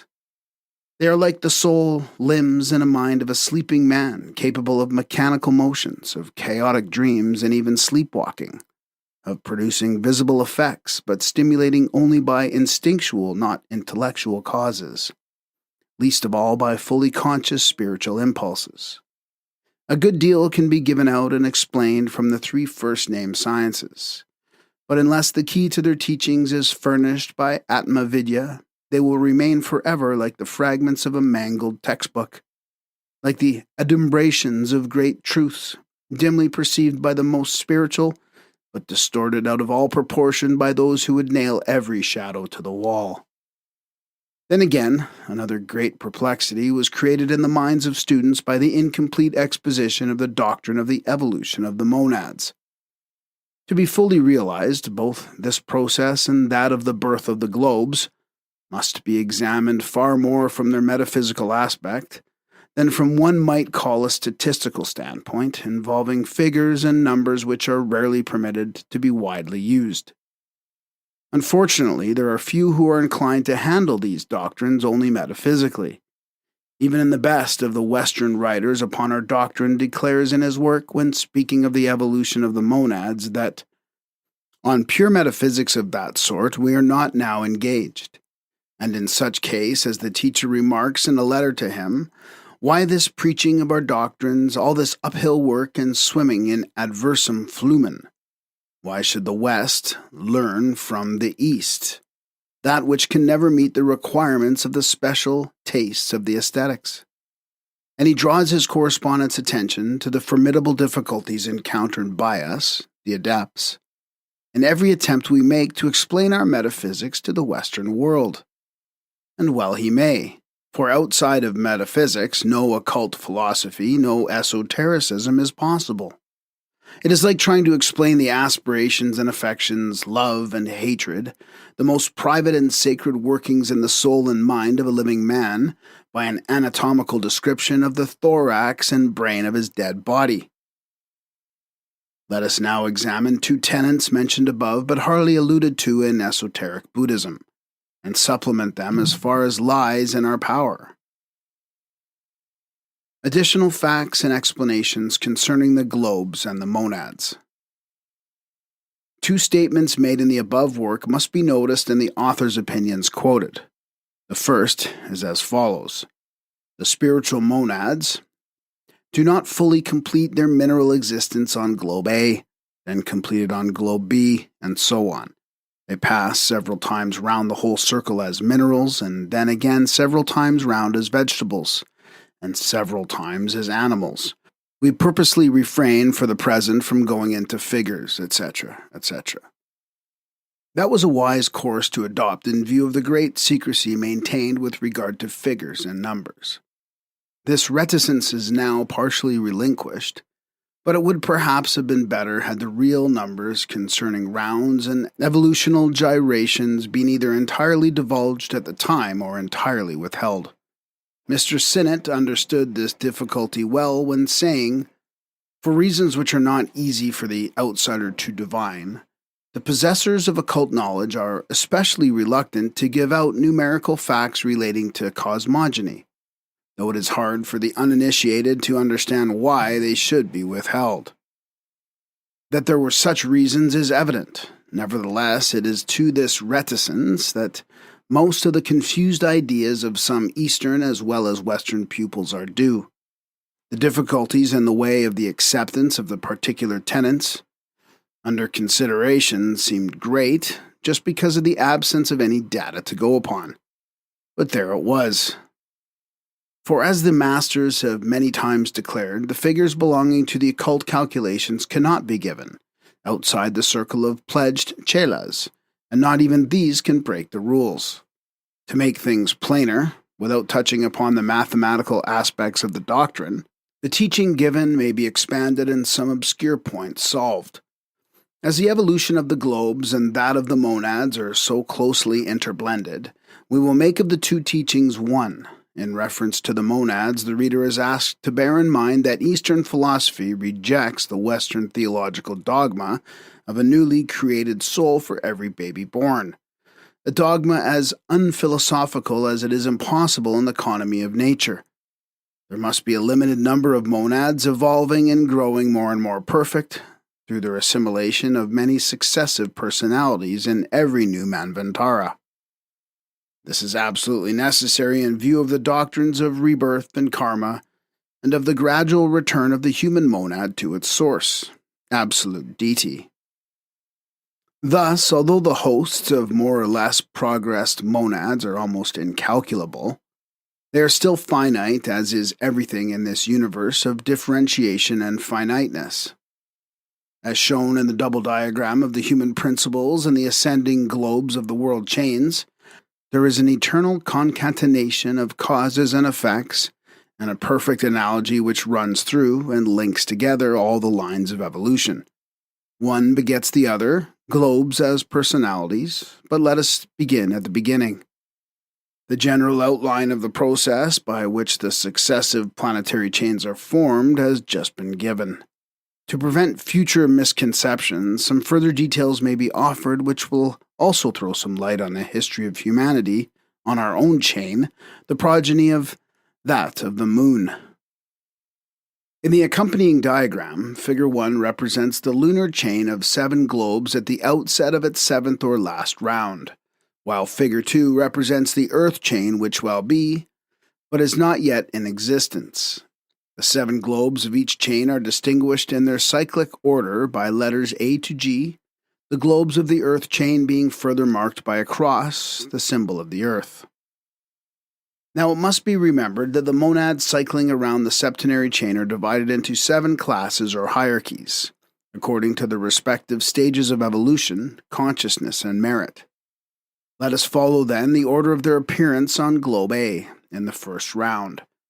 The time spaces between the appearances of these hierarchies on any one globe are so adjusted that when Class 7, the last, appears on Globe A, Class 1, the first, has just passed on to Globe B, and so on, step by step, all around the chain. Again, in the 7th round of the lunar chain, when Class 7, the last, quits Globe A, that globe, instead of falling asleep as it had done in previous rounds, begins to die, to go into its planetary pralaya. And in dying, it transfers successively, as just said, its principles or life elements and energy, etc., one after the other, to a new Laya center, which commences the formation of Globe A of the Earth chain. A similar process takes place for each of the globes of the lunar chain, one after the other, each forming a fresh globe of the Earth chain. Our moon was the 4th globe of the series and was on the same plane of perception as our Earth. But Globe A of the lunar chain is not fully dead till the first monads of the first class have passed from Globe G or Z, the last of the lunar chain, into the nirvana which awaits them between the 2 chains. And similarly, for all the other globes as stated, each giving birth to the corresponding globe of the Earth chain. Further, when Globe A of the new chain is ready, the first class or hierarchy of monads from the lunar chain incarnate upon it in its lowest kingdom, and so on successively. The result of this is that it is only the first class of monads which attains the human state of development during the first round, since the second class on each globe, arriving later, has not time to reach that stage. Thus, the monads of Class 2 reach the incipient human stage only in the second round, and so on up to the middle of the 4th round. But at this point, and on this 4th round in which the human stage will be fully developed, the door into the human kingdom closes, and henceforward the number of human monads, i.e. monads in the human stage of development, is complete. For the monads which had not reached the human stage by this point will, owing to the evolution of humanity itself, find themselves so far behind that they will reach the human stage only at the close of the 7th and last round. They will therefore not be men on this chain, but will form the humanity of a future Manvantara, and will be rewarded by becoming men on a higher chain altogether, thus receiving their karmic compensation. To this there is but one solitary exemption, and for very good reasons, of which we shall speak further on. But this accounts for the differences in the races. It thus becomes apparent how perfect is the analogy between the process of nature in the cosmos and in the individual man. The latter lives through his life cycle and dies.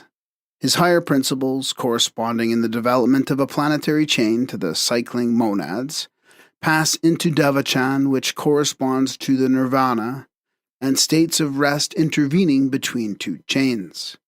The man's lower principles are disintegrated in time. They are used by nature again for the formation of new human principles.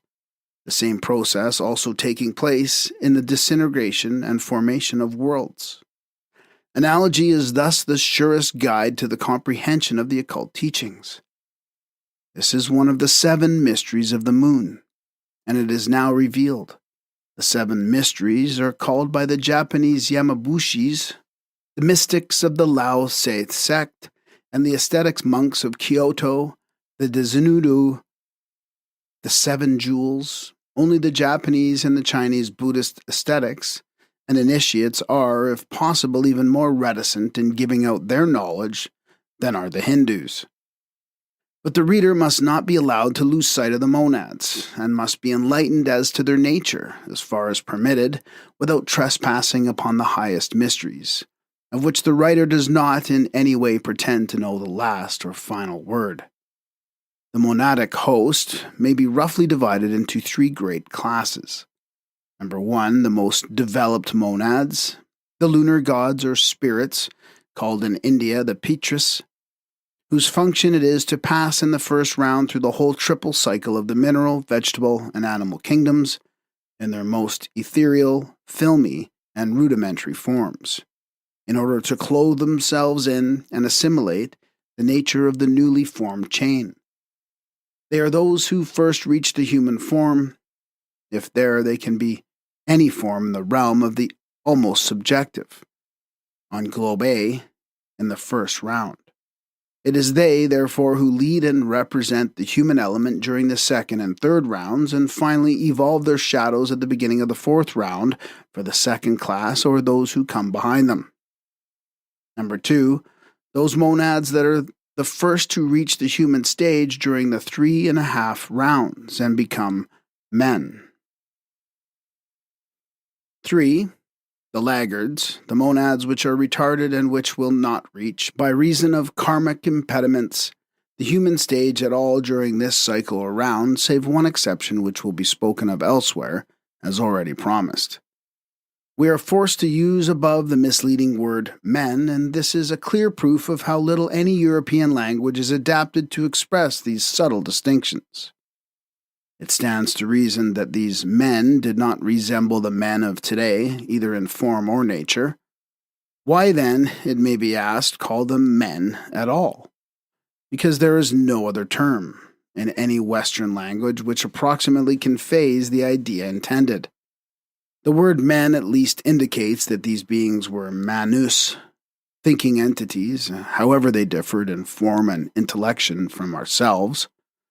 But in reality they were, in respect of spirituality and intellection, rather gods than men. The same difficulty of language is met with in describing the stages through which the monad passes. Metaphysically speaking, it is of course an absurdity to talk of the development of a monad, or to say that it becomes man, but any attempt to preserve metaphysical accuracy of language in the use of such a tongue as the English would necessitate at least 3 extra volumes of this work, and would entail an amount of verbal repetition which would be wearisome in the extreme. It stands to reason that a monad cannot either progress or develop, or even be affected by the changes of state it passes through. It is not of this world or plane, and may only be compared to an indestructible star of divine light and fire, thrown down onto our earth as a plank of salvation for the personalities and with which it indwells. It is for the latter to cling to it, and thus partaking of its divine nature, obtain immortality. Left to itself, the monad will cling to no one, but like the plank be drifted away to another incarnation by the unresting current of evolution. Now, the evolution of the external form, or body, round the astral is produced by the terrestrial forces, just as in the case of the lower kingdoms. But the evolution of the internal, or real man is purely spiritual. It is now no more a passage of the impersonal monad through many and various forms of matter, endowed at best with instinct and consciousness on quite a different plane, as in the case of external evolution, but a journey of the pilgrim soul, through various states of not only matter but of self-consciousness and self-perception, or of perception from apperception. The monad emerges from its state of spiritual and intellectual unconsciousness, and skipping the first two planes too near the absolute to permit any correlation with anything on a lower plane. It gets directly into the plane of mentality. But there is no plane in the whole universe with a broader margin or a wider field of action. It is almost endless gradations of perceptive and apperceptive qualities. Then this plane, which has in its turn an appropriate smaller plane for every form, from the mineral monad up to the time when that monad blossoms forth by evolution into the divine monad. But all the time it is still one and the same monad, offering only in its incarnations throughout its ever-succeeding cycles of partial or total obscuration of spirit, or partial or total obscuration of matter, two polar antithesis, as it ascends into the realms of mental spirituality or descends into the depths of materiality. To return to esoteric Buddhism, the second statement is with regard to the enormous period intervening between the mineral epoch on globe A and the man epoch, the term man epoch being used because of the necessity of giving a name to that fourth kingdom, which follows the animal, though in truth the man on globe A during the first round is no man, but only his prototype or dimensionless image from the astral regions. The statement runs as follows. The full development on the mineral epoch of globe A prepares the way for the vegetable development, and as soon as this begins, the mineral life impulse overflows into globe B. Then, when the vegetable development on globe A is complete and the animal development begins, the vegetable life impulse overflows to globe B, and the mineral impulse passes on to globe C. Then finally comes the human life impulse on globe A. And so it goes on for 3 rounds when it slackens and finally stops at the threshold of our globe in the 4th round. Because the human period of the true physical men-to-be, the 7th is now reached, this is evident, for as said, there are processes of evolution which precede the mineral kingdom, and thus a wave of evolution, indeed several waves of evolution, precede the mineral wave in its progress round the spheres. And now we have to quote from another article, The Mineral Monad in 5 Years of Theosophy. There are 7 kingdoms. The first group compromises 3 degrees of elementals or nascent centers of forces, from the first stage of differentiation from Mula Prakriti, or rather Pradhana, primordial homogeneous matter, to its 3rd degree, i.e. from full unconsciousness to semi-perception. The second or higher group embraces the kingdoms from vegetable to man, the mineral kingdom thus forming the central or turning point in the degrees of the monadic essence, considered as an evolving energy. 3 stages, sub-physical on the elemental side, the mineral kingdom, 3 stages on the objective physical side. These are the first or preliminary 7 links of the evolutionary chain. Preliminary because they are preparatory, and though belonging in fact to the natural, they would be more correctly described as the subnatural evolution. This process makes a halt in its stages at the 3rd, at the threshold of the 4th stage, when it becomes, on the plane of natural evolution, the first really manward stage, thus forming with the 3 elemental kingdoms, the 10, the Sephirothal number. It is at this point that begins a descent of spirit into matter equivalent to an ascent in physical evolution, a reascent from the deepest depths of materiality, the mineral, towards its status quo ante, with a corresponding dissipation of concrete organism up to nirvana, the vanishing point of differentiated matter. Therefore, it becomes evident why that which is pertinently called in esoteric Buddhism wave of evolution and mineral, vegetable, animal, and man impulse stops at the door of our globe, at its fourth cycle or round.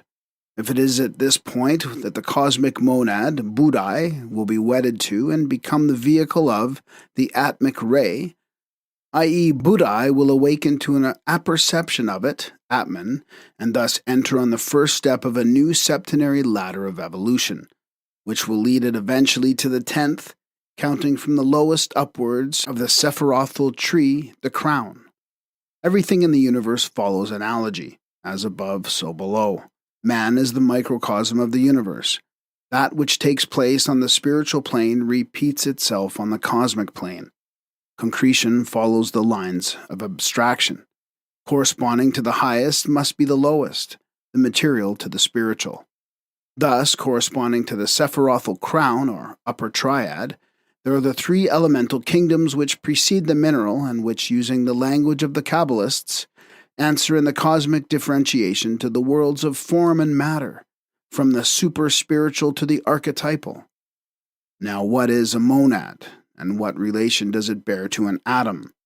The following reply is based upon the explanations given in answer to these questions in the above-cited article.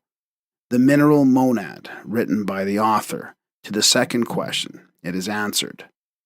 None whatever to the atom or molecule, as at present existing in the scientific conception.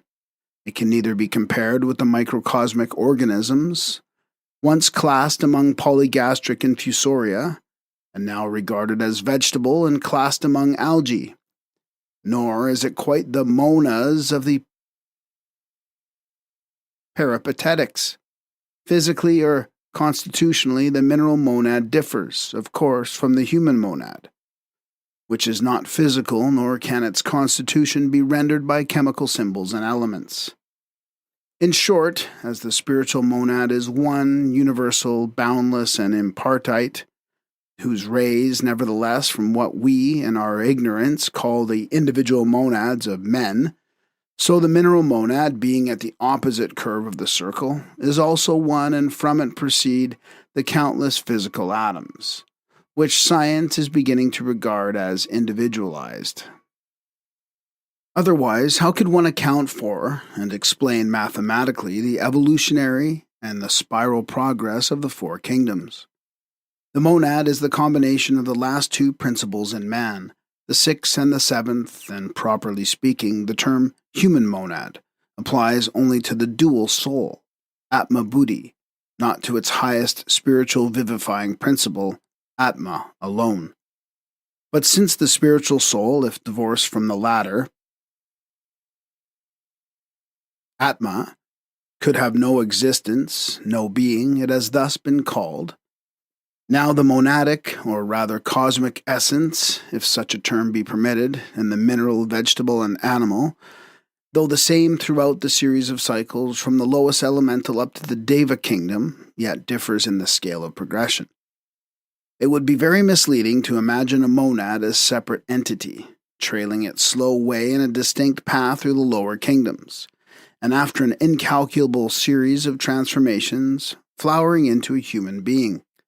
In short, that the monad of a Humboldt dates back to the monad of an atom of hornblende, instead of saying a mineral monad. The more correct phraseology in physical science, which differentiates every atom, would of course have been to call it the monad manifesting in that form of prakriti called the mineral kingdom.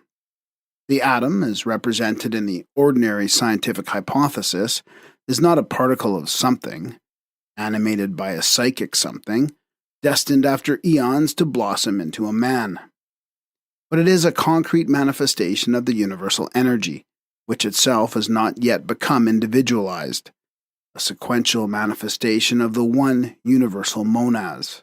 The ocean of matter does not divide its potential and constituent drops until the sweep of the life impulse reaches the evolutionary stage of man-birth. The tendency towards segregation into individual monads is gradual, and in the higher animals comes almost to the point. The Peripatetics applied the word monads to the whole cosmos, in the pantheistic sense, and the occultists, while accepting this thought for convenience sake, distinguished the progressive stages of the evolution of the concrete from the abstract, by terms of which the mineral, vegetable, animal monad, etc. are examples. The term merely means that the tidal wave of spiritual evolution is passing through that arc of its circuit. The monadic essence begins to imperceptibly differentiate towards individual consciousness in the vegetable kingdom. As the monads are uncompounded things as correctly defined by Leibniz, it is the spiritual essence which vivifies them in their degrees of differentiation, which properly constitutes the monad, not the atomic aggregation, which is the only vehicle in the substance through which thrill the lower and higher degrees of intelligence. Leibniz conceived of the monads as elementary and indestructible units, endowed with the power of giving and receiving with respect to other units, and thus of determining all spiritual and physical phenomena. It is he who invented the term apperception, which together with nerve, not perception but rather, sensation, expresses the state of the monadic consciousness through all the kingdoms up to man. Thus, it may be wrong, on strictly metaphysical lines, to call Atma Buddhi a monad, since in the materialistic view it is dual and therefore compound. But as matter is spirit and vice versa, and since the universe and the deity which informs it are unthinkable apart from each other, so in the case of Atma Buddhi, the latter being the vehicle of the former, Buddhi stands in the same relation to Atma, as Adam Kadmon, the Kabbalistic Logos, does to Ein Sof, or Mula Prakriti to Para Brahman. And now a few more words on the moon. What, it may be asked, are the lunar monads just spoken of? The description of the 7 classes of Petrus will come later, but now some general explanations may be given. It must be plain to everyone that they are monads who, having ended their life cycle on the lunar chain, which is inferior to the terrestrial chain, have incarnated on the latter. But there are some further details which may be added, though they border too closely on forbidden ground to be treated of fully. The last word of the mystery is divulged only to adepts, but it may be stated that our satellite is only the gross body of his invisible principles. Seeing that there are the 7 earths, so there are 7 moons, the last alone being visible, the same for the sun, whose visible body is called a Maya, a reflection, just as a man's body is. The real sun and the real moon are as invisible as the real man, says an occult maxim. And it may be remarked, en passant, that those ancients were not so foolish after all who first started the idea of 7 moons. For though this conception is now taken solely as an astronomical measure of time, in a very materialized form, yet underlying the husk there can still be recognized the traces of a profoundly philosophical idea. In reality, the moon is the satellite of the earth in one respect only, vis-a-vis that physically the moon revolves around the earth, but in every other aspect it is the earth which is the satellite of the moon, and not vice versa. Startling as this statement may seem, it is not without confirmation from scientific knowledge. It is evidenced by the tides, by the cyclic changes in many forms of disease, which coincide with the lunar phases. It can be traced in the growth of plants and is very marked in the phenomena of human conception and gestation. The importance of the moon and its influence on earth were recognized in every ancient religion, notably the Jewish, and have been remarked by many observers of physical and psychical phenomena. But so far as science knows, the Earth's action on the moon is confined to the physical attraction which causes her to circle in her orbit. And should an objector insist that this fact alone is sufficient evidence that the moon is truly the Earth's satellite, no other planes of action, one may reply by asking whether a mother, who walks round and round her child's cradle, keeping watch over the infant, is the subordinate of her child or dependent on it. Though in one sense she is its satellite, yet she is certainly older and more fully developed than the child she watches. It is then the moon who plays the largest and most important part, as well in the formation of the earth itself as in the peopling thereof with human beings. The lunar monads, or Petrus, the ancestors of man, become in reality man himself.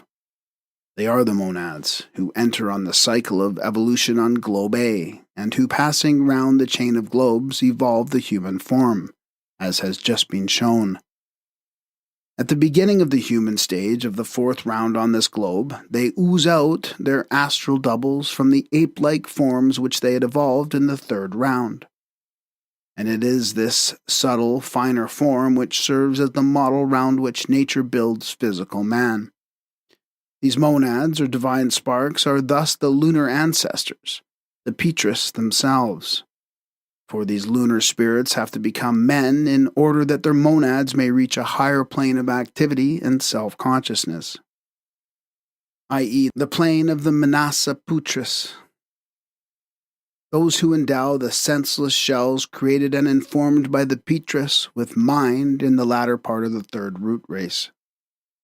In the same way, the monads, or egos, of the men of the seventh round of our earth, after our own globes A, B, C, D, etc., parting with their life energy, will have informed and thereby called to life other Leia centers, destined to live and act on a still higher plane of being.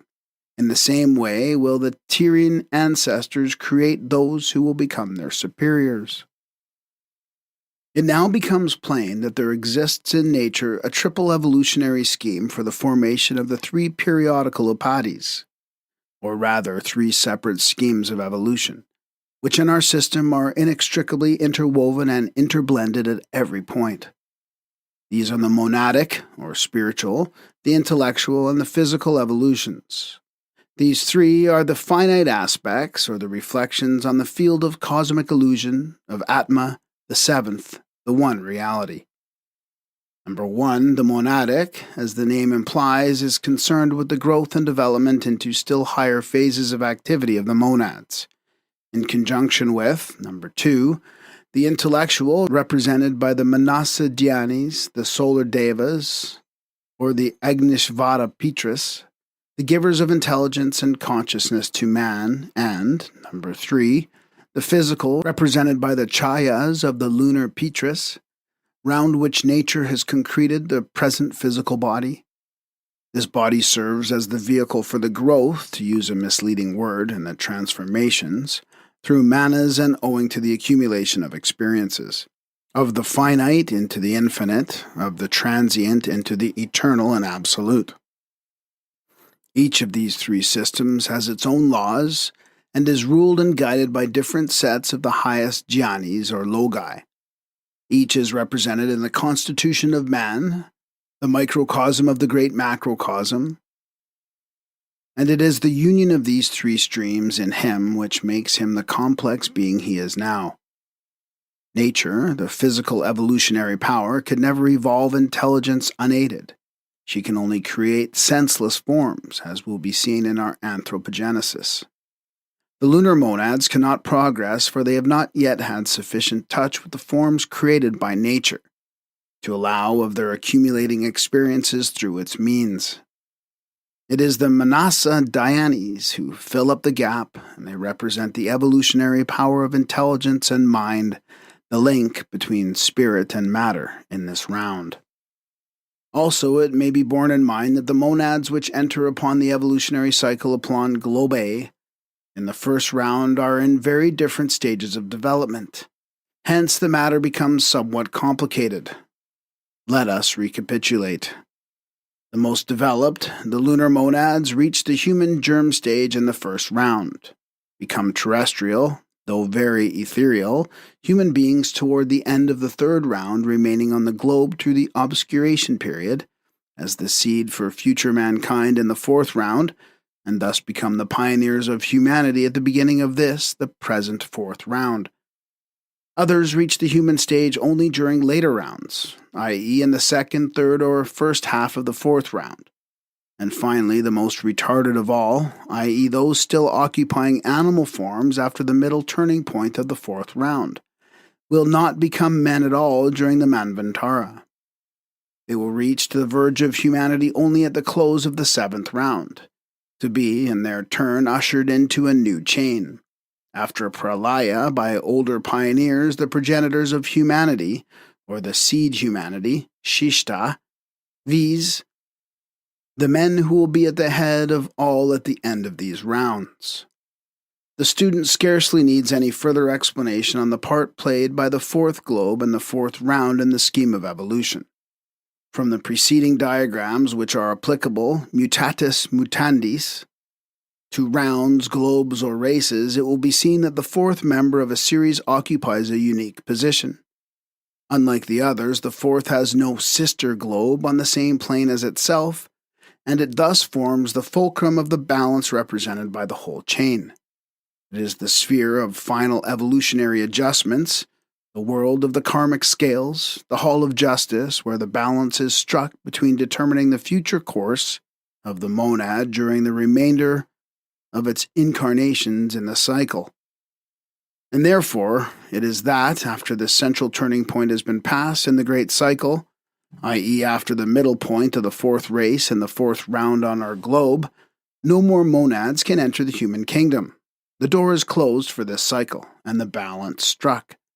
For were it otherwise, had there been a new soul created for each of the countless milliards of human beings that have passed away, and had there been no reincarnation, it would become difficult indeed to provide room for the disembodied spirits, nor could the origin and cause of suffering ever be accounted for.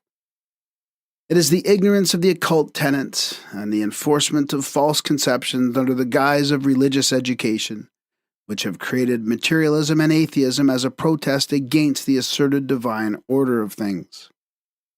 The only exceptions to the rule stated are the dumb races, whose monads are already within the human stage, in virtue of the fact that these animals are later than and even half descended from man, their last descendants being the anthropoid and other apes. These human presentiments are in truth only the distorted copies of the early humanity. But this will receive full attention in the next volume. As the commentary, broadly rendered, says, number 1, every form on earth and every speck, atom, in space strives in its efforts towards self-formation to follow the model placed for it in the heavenly man. It's, the atoms, involution and evolution, its external and internal growth and development, have all one and the same object, man. Man as the highest physical and ultimate form on this earth, the monad, in its absolute totality and awakened condition, as the culmination of the divine incarnations on earth. Number 2, the Jnanis, Petris, are those who have evolved their bhuta, doubles, from themselves, which rupa, form, has become the vehicle of monads, 7th and 6th principles, that had compelled their cycle of transmigration in the 3 preceding kalpas, rounds. Then they, the astral doubles, become the men of the first human race of the round. But they were not complete, and were senseless. This will be explained in the sequel. Meanwhile, man, or rather his monad, has existed on earth from the very beginning of this round. But up to our own 5th race, the external shapes which covered those divine astral doubles have changed and consolidated with every subrace, the form and physical structure of the fauna changing at the same time, as they had to be adapted to the ever-changing conditions of life on this globe during the geological periods of the formative cycle. And thus will they go down on changing every root race and every chief subrace down to the last one of the 7th in this round. Number 3, the inner, now concealed man was then, in the beginnings, the external man, the progeny of the Jnanis, Petris. He was the son like unto his father. Like the lotus, whose external shape assumes gradually the form of the model within itself, so did the form of man in the beginning evolve from within without. After the cycle in which man began to procreate his species after the fashion of the present animal kingdom, it became the reverse. The human fetus follows now in its transformations all the forms that the physical frame of man assumed throughout the three kalpas, rounds.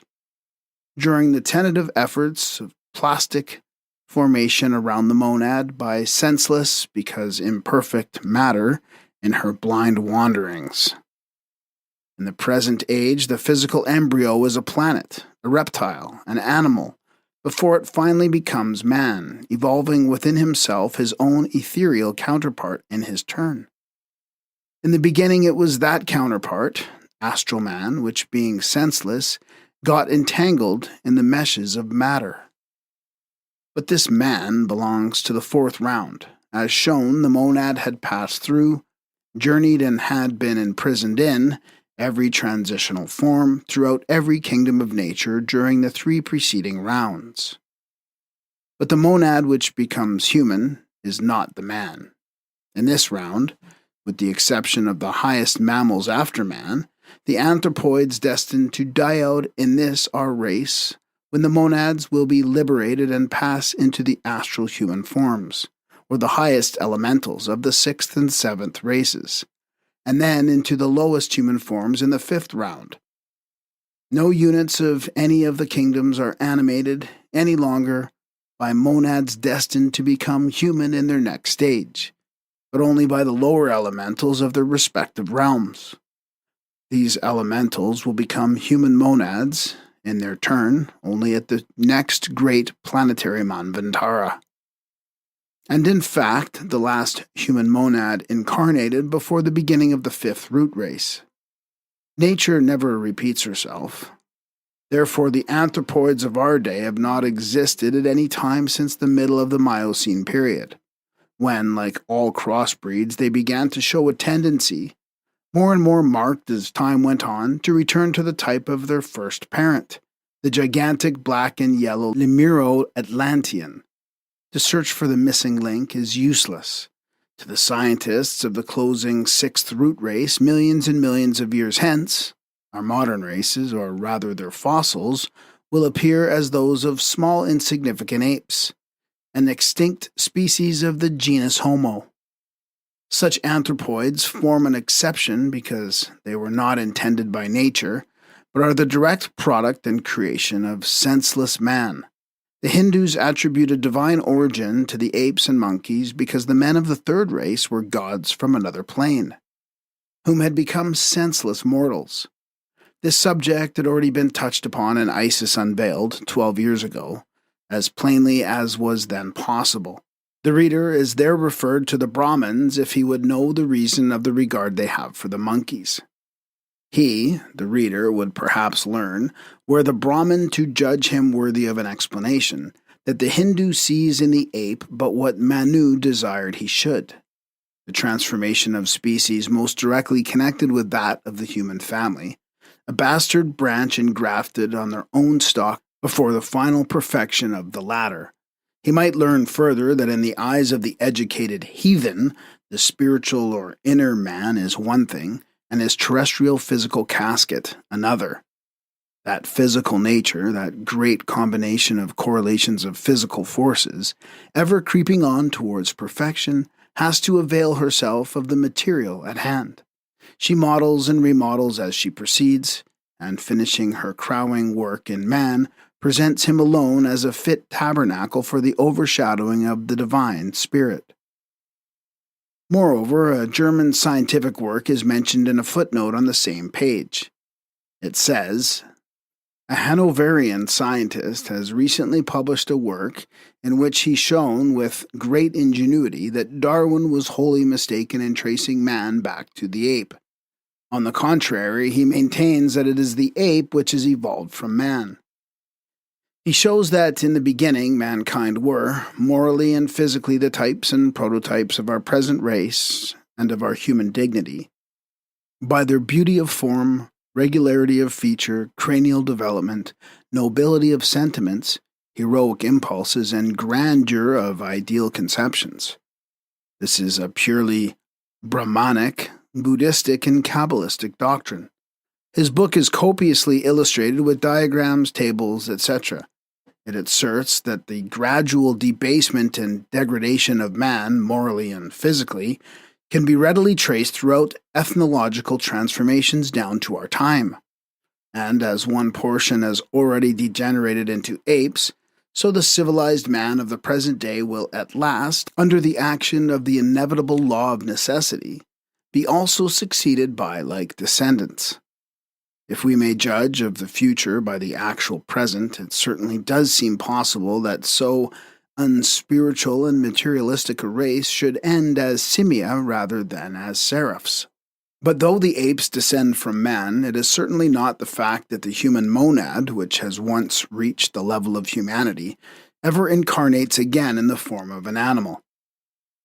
The cycle of metempsychosis for the human monad is closed, for we are in the 4th round and the 5th root race. The reader will have to bear in mind, at any rate, one who has made himself acquainted with esoteric Buddhism, that the stanzas which follow in this volume and the next speak of the evolution in our 4th round only. The latter in this cycle of the turning point, after which matter, having reached its lowest depths, begin to strive onward and to become spiritualized with every new race and with every fresh cycle. Therefore, the student must take care not to see contradiction where there is none, for in esoteric Buddhism rounds are spoken of in general, while here only the 4th, or our present round, is meant. Then it was the work of formation. Now it is that of reformation and evolutionary perfection. Finally, to close this digression anent various but unavoidable misconceptions, we must refer to a statement in esoteric Buddhism which has produced a very fatal impression upon the minds of many theosophists. One unfortunate sentence from the work just referred to is constantly brought forward to prove the materialism of the doctrine. The author, referring to the progress of organisms on the globe, says that the mineral kingdom will no more develop the vegetable than the earth was able to develop man from the ape, till it received an impulse. Whether this sentence renders the thought of the author literally or is simply as we believe it is, a lapsus calami, may remain an open question. It is really with surprise that we have ascertained the fact that esoteric Buddhism was so little understood by some theosophists as to have led them into the belief that it thoroughly supported Darwinian evolution, and especially the theory of the descent of man from a pithecoid ancestor. As one member writes, I suppose you realize that 3/4 of theosophists and even outsiders imagine that, as far as the evolution of man is concerned, Darwinism and Theosophy kiss one another. Nothing of the kind was ever realized, nor is there any great warrant for it, so far as we know, in esoteric Buddhism. It has been repeatedly stated that evolution as taught by Manu and Kapila was the groundwork of the modern teachings, but neither occultism nor Theosophy has ever supported the wild theories of the present Darwinists. Least of all the descent of man from an ape. Of this, more hereafter.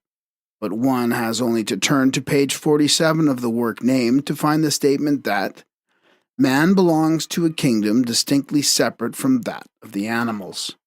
With such a plain and unequivocal statement before him, it is very strange that any careful student should have been so mizzled, unless he is prepared to charge the author with a gross contradiction.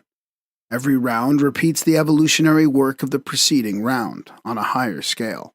With the exception of some higher anthropoids, as just mentioned, the monadic inflow or inner evolution is at an end till the next Manvantara. It can never be too often repeated that the full-blown human monads have to be first disposed of before the new crop of candidates appears on this globe at the beginning of the next cycle. Thus, there is a lull, and this is why, during the 4th round, man appears on Earth earlier than any animal creation, as will be described. But it is still urged that the author of esoteric Buddhism has preached Darwinism all along. Certain passages would undoubtedly seem to lend countenance to this inference. Besides which, the occultists themselves are ready to concede partial correctness to the Darwinian hypothesis. In later details, bylaws of evolution, and after the midway point of the fourth race. Of that which has taken place, physical science can really know nothing, for such matters lie entirely outside of its sphere of investigation. But what the occultists have never admitted, nor will they ever admit, is that man was an ape in this or any other round, or that he ever could be one, however much he may have been ape-like. This is vouched for by the very authority from whom the author of Esoteric Buddhism got his information. Thus, to those who confront the occultists with these lines from the above-named volume, it is enough to show that we may as reasonably, and that we must, if we would talk about these matters at all, conceive a life impulse giving birth to mineral forms, as of the same sort of impulse concerned to raise a race of apes into a race of rudimentary men.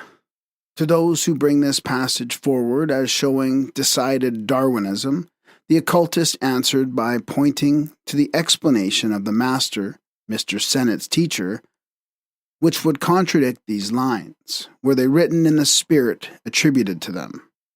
A copy of this letter was sent to the writer, together with others, 2 years ago, 1886, with additional marginal remarks to quote from in the Secret Doctrine. It begins by considering the difficulty experienced by the Western student in reconciling some facts previously given with the evolution of man from the animal, i.e., from the mineral, vegetable, and animal kingdoms, and advises the student to hold to the doctrine of analogy and correspondences. Then it touches upon the mystery of the devas and even gods having to pass through states, which it was agreed to refer to as immetalization, inerbation, inzoonization, and finally incarnation, and explains this by hinting at the necessity of failures even in the ethereal races of Dhyan Chohans. Concerning this it says, these failures are too far progressed and spiritualized to be thrown back forcibly from Dhyan Chohanship into the vortex of a new primordial evolution through the lower kingdoms. After which a hint only is given about the mystery contained in the allegory of the fallen Azarus, which will be expanded and explained in Volume 2. When karma has reached them at the stage of human evolution, they will have to drink it to the last drop in the bitter cup of retribution. Then they become an active force and commingle with the elementals, the progressed entities of the pure animal kingdom, to develop little by little the full type of humanity. These Dhyan Chohans, as we see, do not pass through the three kingdoms as do the lower Petras, nor do they incarnate in man until the third root race. Thus, as the teaching stands, round 1, man in the first round and first race on globe D, our Earth, was an ethereal being, a lunar dhyani as man, non-intelligent but super-spiritual, and correspondingly on the law of analogy in the first race of the fourth round. In each of the subsequent races and subraces, he grows more and more into an encased or incarnate being, but still preponderatingly ethereal. He is sexless, and like the animal and vegetable, he develops monstrous bodies correspondential with his coarser surroundings. Round 2, he, man, is still gigantic and ethereal, but growing firmer and more condensed in body, a more physical man yet still less intelligent than spiritual. 1. For mind is a slower and more difficult evolution than is the physical frame. Round 3, he is now a perfectly concrete and compacted body, at first the form of a giant ape, and now more intelligent or rather cunning than spiritual. For on the downward arc he has now reached a point where his primordial spirituality is eclipsed and overshadowed by nascent mentality. Number 2, in the last half of the third round his gigantic stature decreases and his body improves in texture, and he becomes a more rational being, though still more of an ape than a diva. All this is almost exactly repeated in the third root race of the fourth round. Round 4. Intellect has an enormous development in this round. The hitherto dumb races acquire our present human speech on this globe, on which from the fourth race language is perfected and knowledge increases. At this halfway point of the fourth round, as of the fourth or Atlantean root race, humanity passes the axial point of the minor manvantaric cycle, the world teeming with the results of intellectual activity and spiritual decrease. This is from the authentic letter. What follows are the later remarks and additional explanations traced by the same hand in the form of footnotes. Number 1. The original letter contained general teaching, a bird's eye view, and particularized nothing, to speak of physical man, while limiting the statement to the early rounds, would be drifting back to the miraculous and instantaneous coats of skin.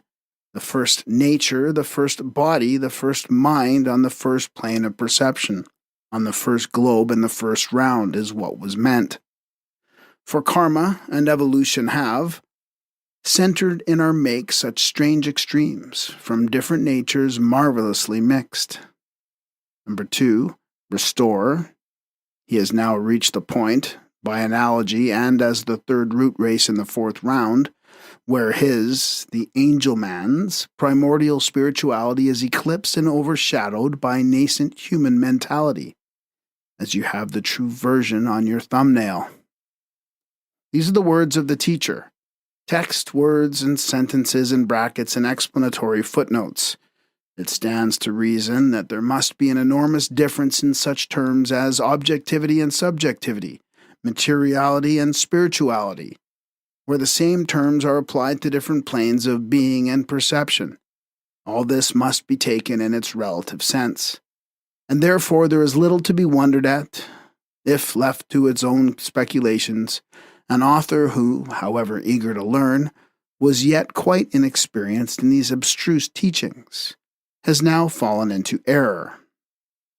Nor was the difference between the rounds and the races sufficiently defined in the letters received, since nothing of the kind has been required before, as the ordinary Eastern disciple would have found out the difference in a moment.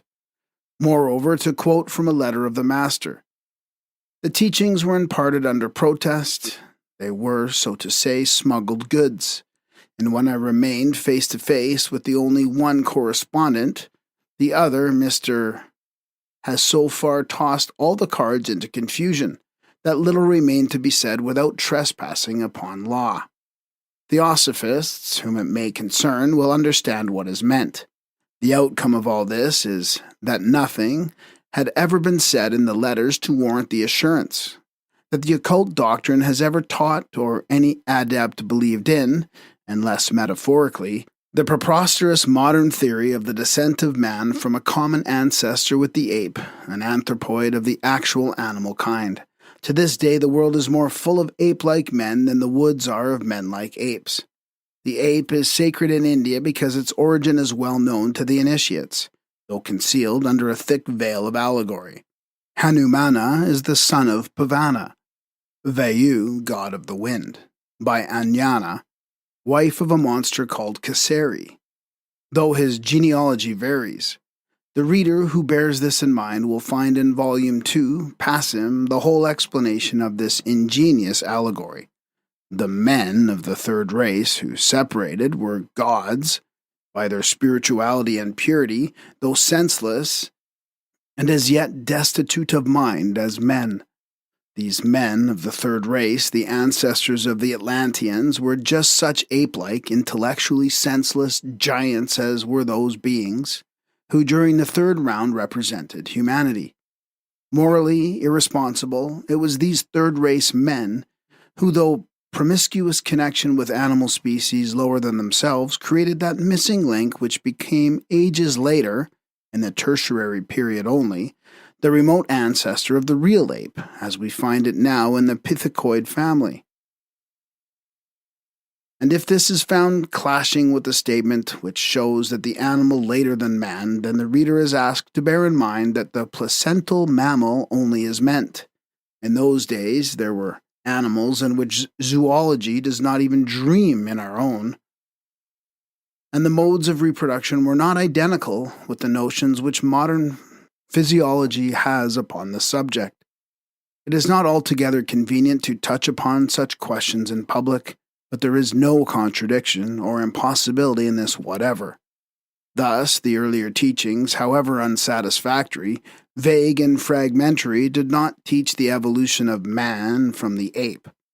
Nor does the author of Esoteric Buddhism assert it anywhere in his work in so many words. But owing to his inclination towards modern science, he uses language which might perhaps justify such an inference. The man who preceded the fourth, the Atlantean race, however much he may have looked physically like a gigantic ape, the counterfeit of man who hath not the life of a man, was still a thinking and already a speaking man. The Lemuro-Atlantean was a highly civilized race, and if one accepts tradition, which is better history than the speculative fiction which now passes under that name, he was higher than we are with all our sciences and the degraded civilization of the day. At any rate, the Lemuro-Atlantean of the closing third race was so. And now we may return to the stanzas. Number 5. At the fourth, the sons are told to create their images. 1/3 refuses to obey. The curse is pronounced. They will be born in the fourth, suffer and cause suffering. This is the first war. The full meaning of this shloka can only be fully comprehended after reading the additional detailed explanations in the Anthropogenesis and its commentaries in Volume 2. Between this shloka and shloka 4 extend long ages, and there now gleams the dawn and the sunrise of another aeon. The drama enacted on our planet is at the beginning of its fourth act. But for a clearer comprehension of the whole play, the reader will have to turn back before he can proceed onward. For this verse belongs to the general cosmogony given in the archaic volumes, whereas Volume 2 will give a detailed account of the creation, or rather formation, of the first human beings, followed by the second humanity, and then by the third, or as they are called, the first, second, and the third root races. As the solid earth began by being a ball of liquid fire, of fiery dust and its protoplasmic phantom, so did man. That which is meant by the qualification the fourth is explained as the fourth round only on the authority of the commentaries. It can equally mean fourth eternity as fourth round or even our fourth globe. For, as will repeatedly be shown, the latter is the fourth sphere and the fourth or lowest plane of material life. And it so happens that we are in the fourth round, at the middle point, which the perfect equilibrium between spirit and matter had to take place. It was, how we shall see, at this period, during the highest point of civilization and knowledge, and also of human intellectuality, of the fourth Atlantean race, that owing to the final crisis of the physiological spiritual adjustment of the races, humanity branched off into two diametrically opposite paths, the right and the left-hand paths of knowledge or vidya. In the words of the commentary, thus were the germs of the white and the black magic sown in those days. The seeds lay latent for some time, to sprout only during the early period of the fifth, our race. Says the commentary explaining the shloka. The holy youths, the gods, refuse to multiply and create species after their likeness, after their kind. They are not fit forms, rupas, for us. They have to grow. They refuse to enter the chayas, shadows or images of their inferiors. Thus had the selfish feeling prevailed from the beginning, even among the gods, and they fell under the eye of the karmic lipikas. They had to suffer for it in later births. How the punishment reached the gods will be seen in Volume 2. It is a universal tradition that before the physiological fall, propagation of one's kind, whether human or animal, took place through the will of the creators, or of their progeny. This was the fall of spirit into generation, not the fall of mortal man. It has already been stated that, to become self-conscious, spirit must pass through every cycle of being, culminating in its highest point on earth in man. Spirit, per se, is an unconscious negative abstraction. Its purity is inherent, not acquired by merit, hence, as already shown, to become the highest Jan Chohan. It is necessary for each ego to attain to full self-consciousness as a human, conscious being, which is synthesized for us in man. The Jewish Kabbalists, arguing that no spirit can belong to the divine hierarchy unless Ruach, spirit, is united to Nefesh, living soul, only repeat the Eastern esoteric teaching. A dhyani has to be an Atma Buddhi. Once the Buddhi Manas breaks loose from the immortal Atma, of which it, Buddhi, is the vehicle, Atman passes into non-being, which is absolute being. This means that the purely nirvanic state is a passage of spirit back to an ideal abstraction of beingness, which has no relation to the plane on which our universe is accomplishing its cycle. B. The curse is pronounced. Does not mean in this instance that any personal being, God or superior spirit, pronounced it, but simply that the cause, which could but create bad results, had been generated, and that the effects of this karmic cause could lead the beings that counteracted the laws of nature, and thus impeded her legitimate progress only to bad incarnations, hence to suffering. C. There were many wars, all referring to struggles of adjustment, spiritual, cosmical, and astronomical, but chiefly to the mystery of the evolution of man, as he is now. The powers or pure essences that were told to create relate to a mystery explained as already said elsewhere. It is not only one of the most hidden secrets of nature, that of generation, over whose solution the embryologists have vainly put their heads together, but likewise a divine function which involves that great religious, or rather dogmatic, mystery, the so-called fall of the angels. Satan and his rebellious host, when the meaning of the allegory is explained, will thus prove to have refused to create physical man, only to become the direct saviors and creators of divine man. The symbolical teaching is more than mystical and religious, it is purely scientific, as will be seen later on. For instead of remaining a mere blind functioning medium, impelled and guided by a fathomless law, the rebellious angel claimed and enforced his right of independent judgment and will, his right of free agency and responsibility, since man and angel are alike under karmic law.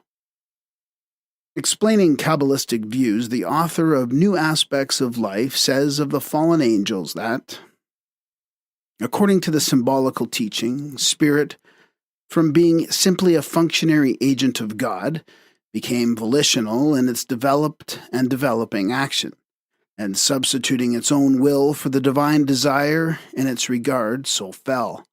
Hence the kingdom and reign of spirits and spiritual action which flow from and are the product of spirit volition are outside and contrasted with, and in contradiction to, the kingdom of souls and divine action. So far, so good. But what does the author mean by saying, when man was created, he was human in constitution, with human affections, human hopes, and aspirations. From this state he fell into the brute and savage. This is diametrically opposite to our Eastern teaching and even to the Kabbalistic notion, so far as we understand it, and to the Bible itself. This looks like corporealism and substantialism coloring positive philosophy, though it is rather difficult to feel quite sure of the author's meaning. A fall, however, from the natural into the supernatural and the animal, supernatural meaning the purely spiritual in this case, implies what we suggest. The New Testament speaks of one of these wars as follows. And there was war in heaven. Michael and his angels fought against the dragon, and the dragon fought and his angels, and prevailed not. Neither was their place found any more in heaven. And the great dragon was cast out, that old serpent called the devil and Satan, which deceiveth the whole world. The Kabbalistic version of the same story is given in the Codex Nazarus. the Scripture of the Nazarenes, the real mystic Christians of John the Baptist, and the initiates of Christos. Bahak Zivo, the father of the genii, is ordered to construct creatures, to create. But as he is ignorant of Orcus, he fails to do so and calls in Fetahil, a still purer spirit, to his aid, who fails still worse. This is a repetition of the failure of the Fathers, the Lords of Light, who fail one after the other. We will now quote from our earlier volumes. Then steps on the stage of creation the spirit of the earth, so-called, or the soul, psyche, which St. James calls devilish, the lower portion of the anima mundi, or astral light. See the close of this shloka. With the Nazarenes and the Gnostics, this spirit was feminine. Thus the spirit of the earth, perceiving that for Fetahil, the newest man, the latest, the splendor was changed, and that for splendor existed decrease and damage. She awakes Karabtanos, who was frantic and without sense and judgment, and says to him, "Arise, see the splendor, light, of the newest man, Fetahil, has failed to produce or create men. The decrease of this splendor is visible. Rise up, come with thy mother, the spiritus, and free thee from limits by which thou art held, and those more ample than the whole world." After which follows the union of the frantic and blind matter, guided by the insinuations of the spirit, not the divine breath, but the astral spirit, which by its double essence is already tainted with matter. And the offer of the mother being accepted, the spiritus conceives 7 figures, and the 7 stellars, planets, which represent also the 7 capital sins, the progeny of the astral soul, separated from its divine source, spirit, and matter, the blind demon of concupiscence. Seeing this, Fetahil extends his hand towards the abyss of matter and says, "Let the earth exist, just as the abode of the powers had existed." Dipping his hand in the chaos, which he condenses, he creates our planet. Then the Codex proceeds to tell how Bahak Zivo was separated from the spiritus, and the genii, or angels, from the rebels. Then the greatest, Mano, who dwelled with the greatest Pharaoh, calls Kiba Zivo, known also by the name of Nebet Iavar Bar Ufin Ififin, the helm vine of the food of life. He being the third life and commiserating the rebellious and foolish genii, on account of the magnitude of their ambition, says, "Lord of the genii, aeons, see what the genii, the rebellious angels, do, and about what they are consulting. They say, let us call forth the world, and let us call the powers into existence. The genii are the princes, principes, the sons of light, but thou art the messenger of life." And in order to counteract the influence of the 7 badly disposed principles and progeny of Spiritus, Kibar Zivo, or Kabar Zio, the mighty Lord of Splendor, produces 7 other lives, the cardinal virtues, who shine in their own form and light from on high, and thus re-establish the balance between good and evil, light and darkness. Here one finds a repetition of the early allegorical dual systems, such as the Zoroastrian, and detects a germ of the dogmatic and dualistic religions of the future, a germ which has grown into such a luxuriant tree in ecclesiastical Christianity. It is already the outline of the 2 supremes, God and Satan, but in the stanzas no such idea exists. Most of the Western Christian Kabbalists, preeminently Eliphas Levi, in their desire to reconcile the occult sciences with church dogmas, did their best to make of the astral light only and preeminently the pleroma of the early church fathers, the abode of the host of the fallen angels, of the archons and powers. But the astral light, though only the lower aspect of the absolute, is still dual. It is the anima mundi, and ought never to be viewed otherwise, except for Kabbalistic purposes. The difference which exists between its light and its living fire ought ever to be present in the mind of the seer and the psychic. The higher aspect of this light, without which only creatures of matter can be produced, is this living fire and its seventh principle. It is stated in Isis Unveiled in a complete description of it. The astral light, or anima mundi, is dual and bisexual. The ideal male part of it is purely divine and spiritual. It is wisdom, it is spirit, or Purusha, while the female portion, the spiritus of the Nazarenes, is tainted, in one sense, with matter, is indeed matter, and therefore is evil already. It is the life principle of every living creature, and furnishes the astral soul, the fluidic perispirit, to men, animals, fowls of the air, and everything living. Animals have only the latent germ of the highest immortal soul in them. This latter will develop only after a series of countless evolutions. The doctrine of which evolutions is contained in the Kabbalistic axiom: a stone becomes a plant a beast a man a spirit, and a spirit a god. The seven principles of the Eastern initiates had not been explained when Isis Unveiled was written, but only the three Kabbalistic faces of the semi-exoteric Kabbalah. But these contain the description of the mystic natures of the first group of Nyan Chohans in the regimen Ignis, the region and rule of government of fire, divided into three classes, synthesized by the first, which makes four, or the Tetractys. If one studies the commentaries attentively, he will find the same progression in the angelic natures, viz., from the passive down to the active. The last of these beings are as near to the Ankara element, the region or plane wherein egoship, or the feeling of I amness, is beginning to be defined, as the first are near to the undifferentiated essence. The former are rupa incorporeal, the latter rupa corporeal. In Volume 2 of the same work, the philosophical systems of the Gnostics and the primitive Jewish Christians, the Nazarenes and the Ebionites, are fully considered. They show the views held in those days, outside the circle of Mosaic Jews, about Jehovah. He was identified by all the Gnostics with the evil rather than with the good principle. For them, he was Ildabaoth, the son of darkness, whose mother, Sophia Achamoth, was the daughter of Sophia, the divine wisdom, the female Holy Ghost of the early Christians.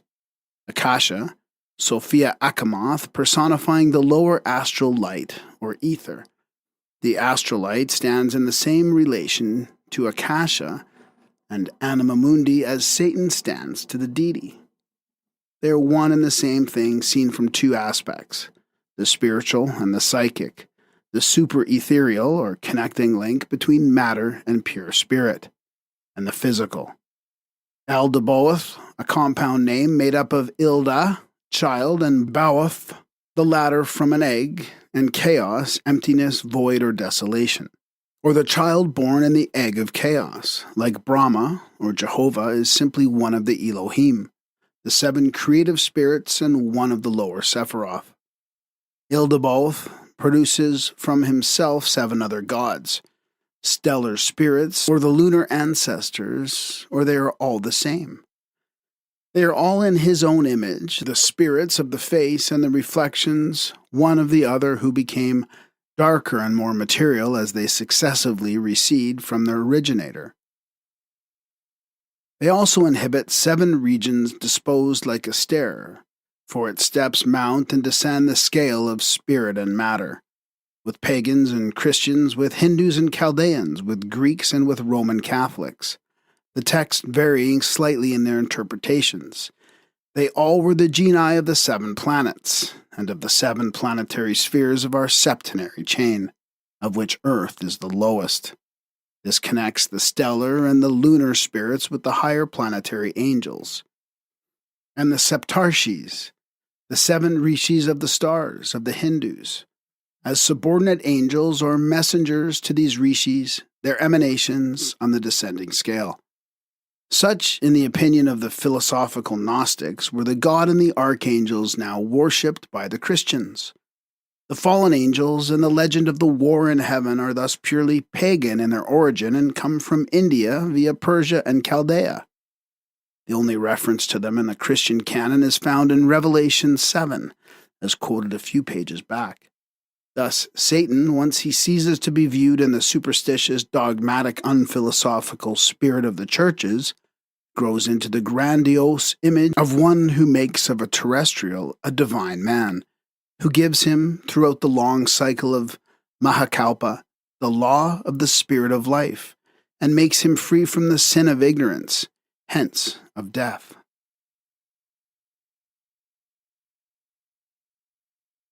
Stanza 6 continued. Number 6. The older wheels rotated downward and upward. The mother's spawn filled the whole. There were battles fought between the creators and the destroyers, and battles fought for space, the seed appearing and reappearing continuously. A.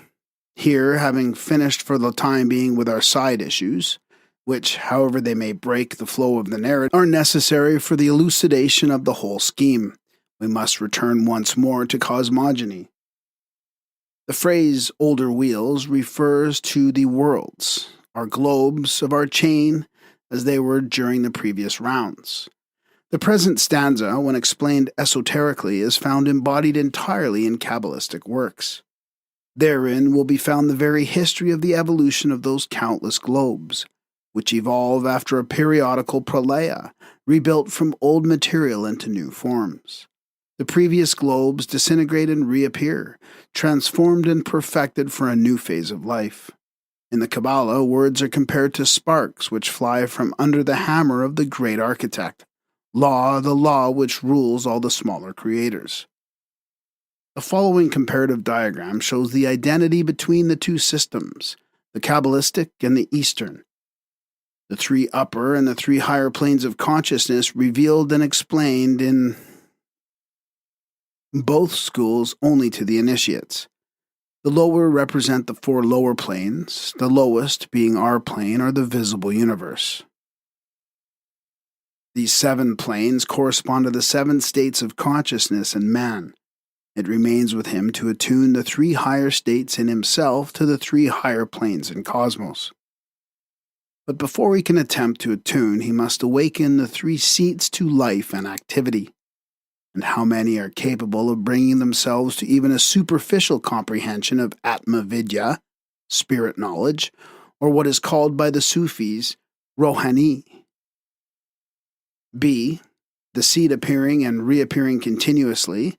Here seed stands for the world germ, viewed by science as material particles in a highly attenuated condition, but in occult physics as spiritual particles, i.e. supersensuous matter existing in a state of primeval differentiation. To see and appreciate the difference, the immense gulf that separates terrestrial matter from the finer grades of supersensuous matter, every astronomer, every chemist, and physicist ought to be a psychometer. To say the least, he ought to be able to sense for himself that difference in which he now refuses to believe. Mrs. Elizabeth Denton, one of the most learned and also one of the most materialistic and skeptical women of her age, the wife of Professor Denton, the well-known American geologist and the author of The Soul of Things, was, in spite of her skepticism, one of the most wonderful psychometers. This is what she describes in one of her experiments. A particle of a meteorite was placed on her forehead in an envelope, and the lady, not being aware of what it contained, said, "What a difference between that which we recognize as matter here and that which seems like matter there. In the one, the elements are so coarse and so angular, I wonder that we can endure it at all. Much more that we can desire to continue our present relations to it. In the other, all the elements are so refined, they are so free from those great rough angularities which characterize the elements here, that I can but regard that as by so much the more than this the real existence. In theogony, every seed is an ethereal organism from which evolves later on a celestial being, a god. In the beginning, that which is called in mystic phraseology cosmic desire evolves into absolute light. Now, light without any shadow would be absolute light. In other words, absolute darkness as physical science tries to prove. This shadow appears under the form of primordial matter, allegorized, if you will, in the shape of the spirit of creative fire or heat. If rejecting the poetical form and allegory, science chooses to see this in the primordial fire mist, it is welcome to do so.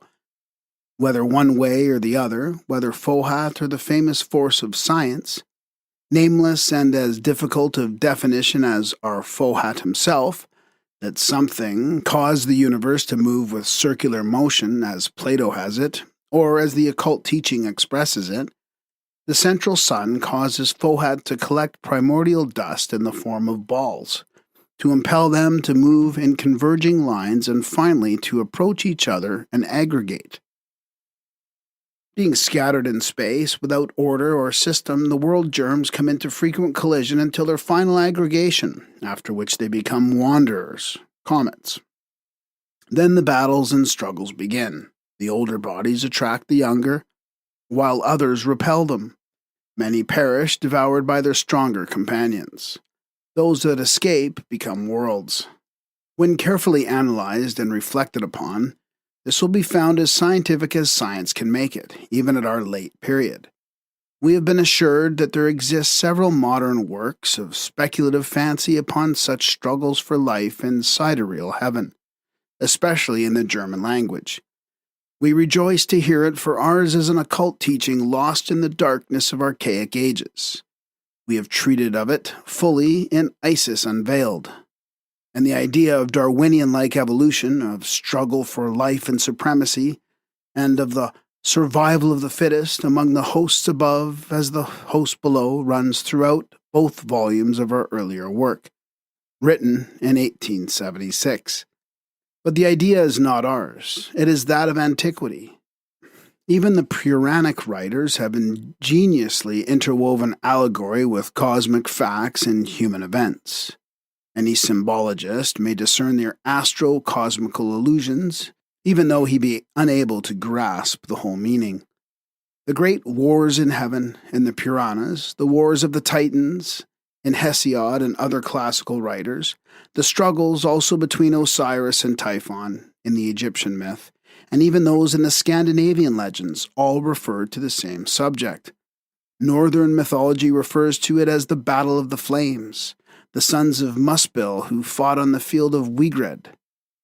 All these relate to heaven and earth and have a double and often a triple meaning and esoteric application to things above as to things below. They severally relate to astronomical, theogonical, and human struggles, to the adjustment of orbs and the supremacy among nations and tribes. The struggle for existence and the survival of the fittest reigned supreme from the moment that Cosmos manifested into being, and could hardly escape the observant eye of the ancient sages.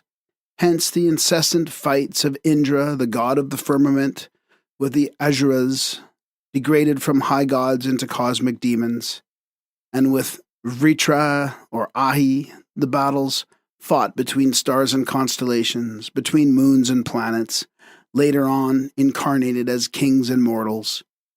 Hence also the war in heaven of Michael and his host against the dragon, Jupiter and Lucifer Venus. When a third of the stars of the rebellious host was hurled down into space and its place was found no more in heaven, as we wrote long ago, this is the basic fundamental stone of the secret cycles. It shows that the Brahmins and Tainam speculated on the creation and development of the world quite in a Darwinian way, both anticipating him and his school in the natural selection, gradual development and transformation of species. There were old worlds that perished, conquered by the new, etc., etc. The assertion that all the worlds, stars, planets, etc., as soon as a nucleus of the primordial substance, in the Laya, undifferentiated state, is informed by the freed principles of a just deceased sidereal body, become first comets and then suns to cool down to inhabitable worlds, is a teaching as old as the rishis. Thus, the secret books, as we see, distinctly teach an astronomy that would not be rejected even by modern speculation. could the latter thoroughly understand its teachings. For archaic astronomy and the ancient physical and mathematical sciences expressed views identical with those of modern science, and many of far more momentous import. A struggle for life and a survival of the fittest in the worlds above and on our planet here below are distinctly taught. This teaching, however, although it would not be entirely rejected by science, is sure to be repudiated as an integral whole. For it avers that there are only 7 self-born primordial gods, emanated from the Trinitarian one. In other words, it means that all the worlds, or sidereal bodies, always on strict analogy, are formed one from the other after the primordial manifestation at the beginning of the great age is accomplished. The birth of the celestial bodies in space is compared to a multitude of pilgrims at the festival of the fires. 7 ascetics appear on the threshold of the temple with 7 lighted sticks of incense. At the light of these, the first row of pilgrims light their incense sticks, after which every ascetic begins whirling his stick around his head in space and furnishes the rest with fire. Thus, with the heavenly bodies, a Laya center is lighted and awakened into life by the fires of another pilgrim, after which the new center rushes into space and becomes a comet.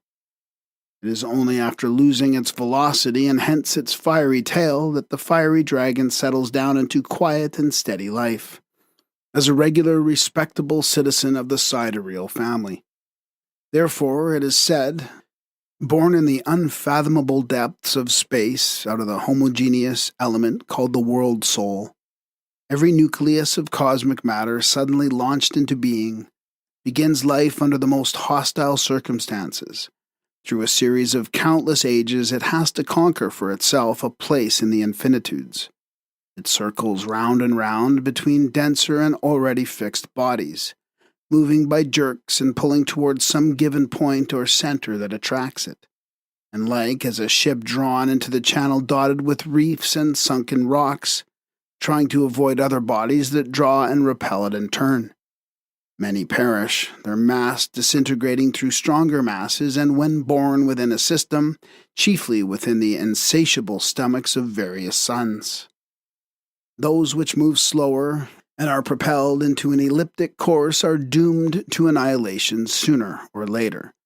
Others, moving in parabolic curves, generally escape destruction, owing to their velocity. Some very critical readers will perhaps imagine that this teaching, as to the cometary stage passed through by all heavenly bodies, is in contradiction with the statements just made as to the moon being the mother of the earth. They will perhaps fancy that intuition is needed to harmonize the two. But no intuition is in truth required. What does science know of comets, their genesis, growth, and ultimate behavior? Nothing, absolutely nothing. And what is there so impossible in that a Laya center, a lump of cosmic protoplasm, homogeneous and latent, when suddenly animated or fired up, should rush from its bed in space, and whirl throughout the abysmal depths in order to strengthen its homogeneous organism by an accumulation and addition of differentiated elements? And why should not such a comet settle in life, live, and become an inhabited globe? The abodes of Fohat are many, it is said. He places his 4 fiery, electropositive suns in the 4 circles. These circles are the equator, the ecliptic, and the 2 parallels of declination, or the tropics, to preside over the climates of which are placed the 4 mystical entities. Then again, other 7 suns are commissioned to preside over the 7 hot and 7 cold lokas, the hells of the orthodox Brahmins. At the 2 ends of the egg of matter are Earth and its poles. The 7 lokas are elsewhere called the rings and the circles. The ancients made the polar circles 7 instead of 2, as do the Europeans. For Mount Meru, which is the North Pole, is said to have 7 gold and 7 silver steps leading to it. The strange statements in one of the stanzas that the songs of Fohat and his sons were radiant as the noontide, sun and the moon combined, and that the 4 suns on the middle 4-fold circle saw their father's songs and heard his solar selenic radiance, are explained in the commentary in these words: the agitation of the phohatic forces at the two cold ends, north and south poles of the earth, which results in a multicolored radiance at night, has in it several of the properties of akasha, ether, color, and sound as well. Sound is the characteristic of akasha. Ether, it generates air, the property of which is touch, which, by friction, becomes productive of color and light. Perhaps the above will be regarded as archaic nonsense, but it will be better comprehended if the reader remembers the aurora borealis and australis, both of which take place at the very centers of terrestrial electric and magnetic forces. The two poles are said to be the storehouses, the receptacles, and liberators at the same time of cosmic and terrestrial vitality, electricity, from the surplus of which the earth, had it not been for these two natural safety valves, would have been rent to pieces long ago. At the same time, it is a theory that has lately become an axiom, that the phenomenon of the polar lights is accompanied by and productive of strong sounds like whistling, hissing, and cracking. See Professor Humboldt's work on the aurora borealis and his correspondence regarding this moot question. Stanza 6, continued. Number 7. Make thy calculations, O Lanu, if thou would learn the correct age of thy small wheel. Its fourth spoke is our mother. Reach the fourth fruit of the fourth path of knowledge that leads to nirvana, and thou shalt comprehend, for thou shalt see. A, the small wheel, is our chain of spheres, and the fourth spoke is our earth, the fourth in the chain. It is one of those on which the hot, positive breath of the sun has a direct effect. The 7 fundamental transformations of the globes, or heavenly spheres, or rather of their constituent particles of matter, are described as follows. Number 1, homogeneous. Number 2, aeriform and radiant gaseous. Number 3, curd-like, nebulous. Number 4, atomic, ethereal, beginning of motion, hence of differentiation. Number 5, germinal, fiery, differentiated but composed of the germs only of the elements in their earliest states, they having 7 states when completely developed on our earth. Number 6, fourfold, vapory, the future earth. And number 7, cold and depending on the sun for life and light. To calculate its age, however, as the pupil is asked to do in the stanza, is rather difficult, since we are not given the figures of the great Kalpa, and are not allowed to publish those of our small yugas, except as the approximate duration of these. The older wheels rotated for 1 eternity and 1/2 of an eternity, it says.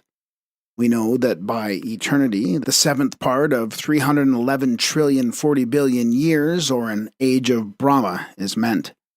But what of that? We also know that, to begin with, if we take for our basis the above figures, we have first of all to eliminate from the 100 years of Brahma, or 311,040,000,000,000 years, 2 years taken up by the Sandhyas, twilights, which leaves 98, as we have to bring it to the mystical combination 14 times 7. But we have no knowledge of what time precisely the evolution and formation of our little earth began. Therefore, it is impossible to calculate its age unless the time of its birth is given, which the teachers refuse to do so far. At the close of this volume and in Volume 2, however, some chronological hints will be given. We must remember, moreover, that the law of analogy holds good for the worlds as it does for man, and that as the 1 deity becomes 2, diva or angel, and 2 becomes 3, or man, etc. So we are taught that the Kurds, world stuff, become wanderers, comets. These become stars, and the stars the center of vortices, our sun and planets, to put it briefly. This cannot be so very unscientific, since Descartes also thought that the planets rotate on their axis, because they were once lucid stars, the centers of vortices. B. There are 4 grades of initiation mentioned in exoteric works. which are known respectively in Sanskrit as Shroptapana, Sakritagaman, Anagaman, and Arhan, the four paths to nirvana. In this, our fourth round being the same appellations. The Arhan, though he can see the past, the present, and the future, is not yet the highest initiate. For the adept himself, the initiated candidate becomes chela, pupil, to a higher initiate. 3 higher grades have to still be conquered by the Arhan, who would reach the apex of the ladder of arhatship. There are those who have reached it even in this 5th race of ours, but the faculties necessary for the attainment of these higher grades will be fully developed. In the average ascetic, only at the end of this root race and in the 6th and 7th. Thus, there will always be initiates in the profane until the end of this minor manvantara, the present life cycle. The arhats of the fire mist of the 7th rung are but one remove from the root base of the hierarchy, the highest on earth and our terrestrial chain. This root base has a name which can only be translated into English by several compound words, the ever-living human banyan. This wondrous being descended from a high region, they say, in the early part of the 3rd age, before the separation of sexes in the 3rd race. This 3rd race is sometimes called collectively the sons of passive yoga, i.e. it was produced unconsciously by the 2nd race, which, as it was intellectually inactive, is supposed to have been constantly plunged in a kind of blank or abstract contemplation, as required by the conditions of the yoga state. In the first or earlier portion of the existence of this 3rd race, while it was yet in its state of purity, the sons of wisdom, who, as will be seen, incarnated in this root race, produced by Kriya Shakti, a progeny, called the sons of Ad, or the fire mist, the sons of will and yoga, etc. They were a conscious production, as a portion of the race was already animated with the divine spark of spiritual superior intelligence. This progeny was not a race.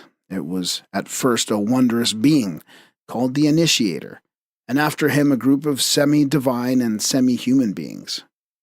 Set apart in archaic Genesis for certain purposes, they are those in whom are said to have incarnated the highest jnanis, munis and rishis from previous manvantaras, to form the nursery for future human adepts on this earth and during the present cycle.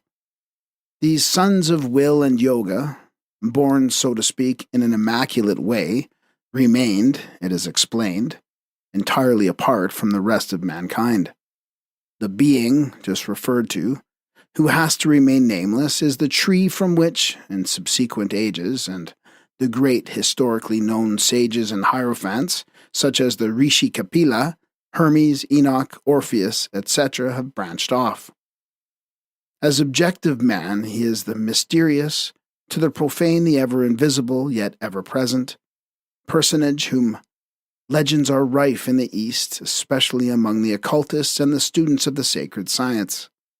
It is he who changes form, yet remains ever the same. And it is he, again, who holds spiritual sway over the initiated adepts throughout the whole world. He is, as said, the Nameless One, who has so many names and yet whose names and whose very nature are unknown. He is the Initiator, called the Great Sacrifice, for sitting at the threshold of light he looks into it from within the circle of darkness, which he will not cross, nor will he quit his post till the last day of this life cycle. Why does the solitary watcher remain at his self-chosen post? Why does he sit by the fountain of primeval wisdom, of which he drinks no longer? For he is not to learn which he does not know, aye, neither on this earth nor in its heaven, because the lonely, sure-footed pilgrims on their journey back to their home are never sure, to the last moment, of not losing their way in this limitless desert of illusion and matter called earth life. Because he would fain show the way to that region of freedom and light, from which he is voluntarily exile himself, to every prisoner who has succeeded in liberating himself from the bonds of flesh and illusion, because in short he has sacrificed himself for the sake of mankind, though but a few elect may profit by the great sacrifice. It is under the direct, silent guidance of this Mahu Guru that all the other less divine teachers and instructors of mankind became, from the first awakening of human consciousness, the guides of early humanity. It is through these sons of God that infant humanity learned its first notions of all the arts and sciences, as well as the spiritual knowledge. It is they who laid the first foundation stone of those ancient civilizations that so sorely puzzle our modern generation of students and scholars. Let those who doubt this statement explain, or any other equally reasonable grounds, the mystery of the extraordinary knowledge possessed by the ancients, who, some pretend, developed from lower and animal-like savages, the cavemen of the Paleolithic age. Let them turn, for instance, to such works as those Vitruvius Polio of the Augustan age, an architecture in which all the rules of proportion are those anciently taught at initiations. If they would acquaint themselves with this truly divine art and understand the deep esoteric significance hidden in every rule and law of proportion, no man descended from a Paleolithic cave dweller could ever evolve such a science unaided, even in millenniums of thought and intellectual evolution. It is the pupils of those incarnated rishis and the devas of the third root race who handed on their knowledge from one generation to another, to Egypt and to Greece, with her now lost canon of proportion, just as the disciples of the initiates of the fourth, the Atlanteans, handed it over to their Cyclopes, the sons of Cycles, or of the infinite, from whom the name passed to the still later generations of Gnostic priests. It is owing to the divine perfection of these architectural proportions that the ancients could build these wonders of all the subsequent ages.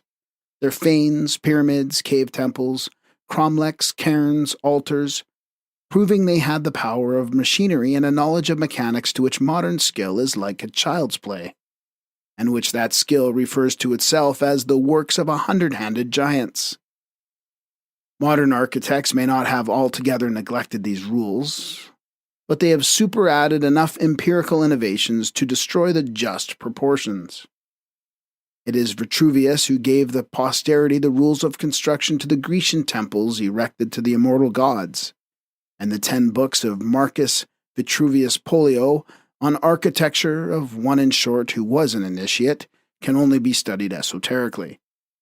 The Druidic circles, the dolmens, the temples of India, Egypt, and Greece, the towers, and the 127 towns in Europe which were found Cyclopean in origin by the French Institute are all the work of initiated priest architects, the descendants of those first taught by the sons of God, and justly called the builders. This is what appreciative posterity says of these descendants.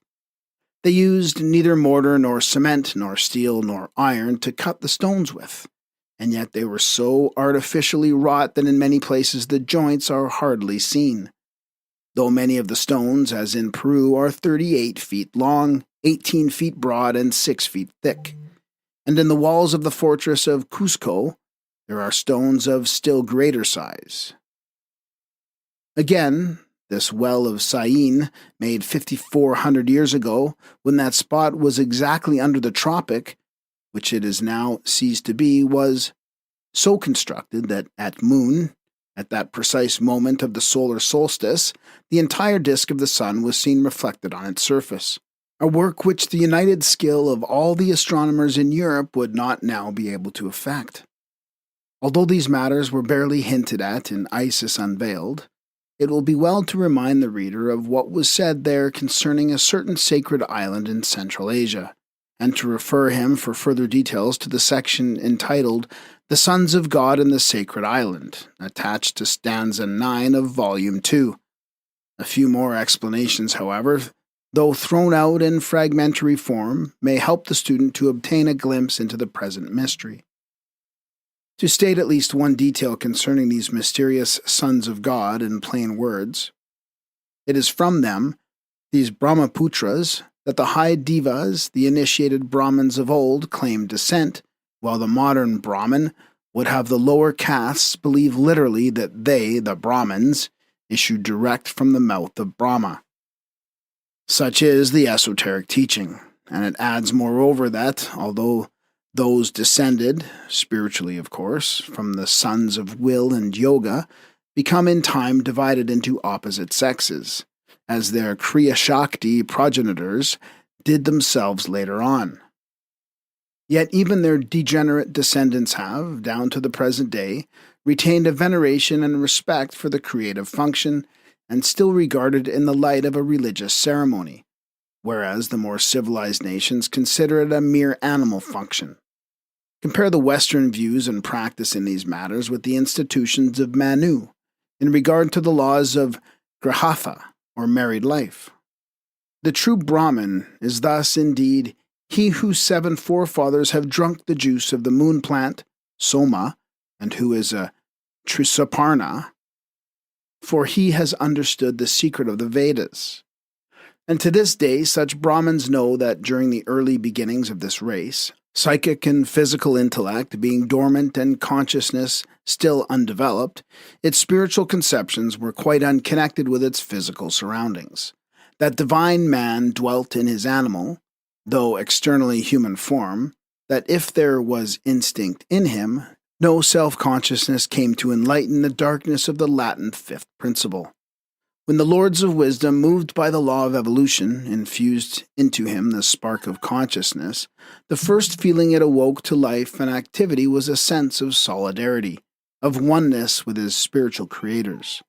As the child's first feeling is for its mother and nurse, so the first aspirations of the awakening consciousness and primitive man were for those whose element he felt within himself, and who were yet outside, and independent of him. Devotion arose out of that feeling, and became the first and foremost motor in his nature. For it is the only one which is natural in his heart, which is innate in him, and which we find alike in the human babe and the young of the animal. This feeling of irrepressible, instinctive aspiration in primitive man is beautifully, and one may say intuitionally, described by Carlyle, who exclaims, "The great antique heart, how like a child in its simplicity, like a man in its earnest solemnity and depth. Heaven lies over him whosoever he goes or stands on the earth, making all the earth a mystic temple to him. The earth's business all a kind of worship. Glimpses of bright creatures flash in the common sunlight. Angels yet hover, doing God's messages among men. Wonder, miracle, encompass the man. He lives in an element of miracle. A great law of duty, high as those 2 infinitudes, heaven and hell, dwarfing all else, annihilating all else. It was a reality, and it is one. The garment only of it is dead. The essence of it lives through all times and all eternity. It lives undeniably and is settled in all its eradicable strength and power in the Asiatic Aryan heart. From the third race direct, through its first mind-born sons, the fruits of Kriya Shakti. As time rolled on, the holy caste of initiates produced, but rarely, from age to age, such perfect creatures, being apart inwardly, though the same as those who produced them outwardly.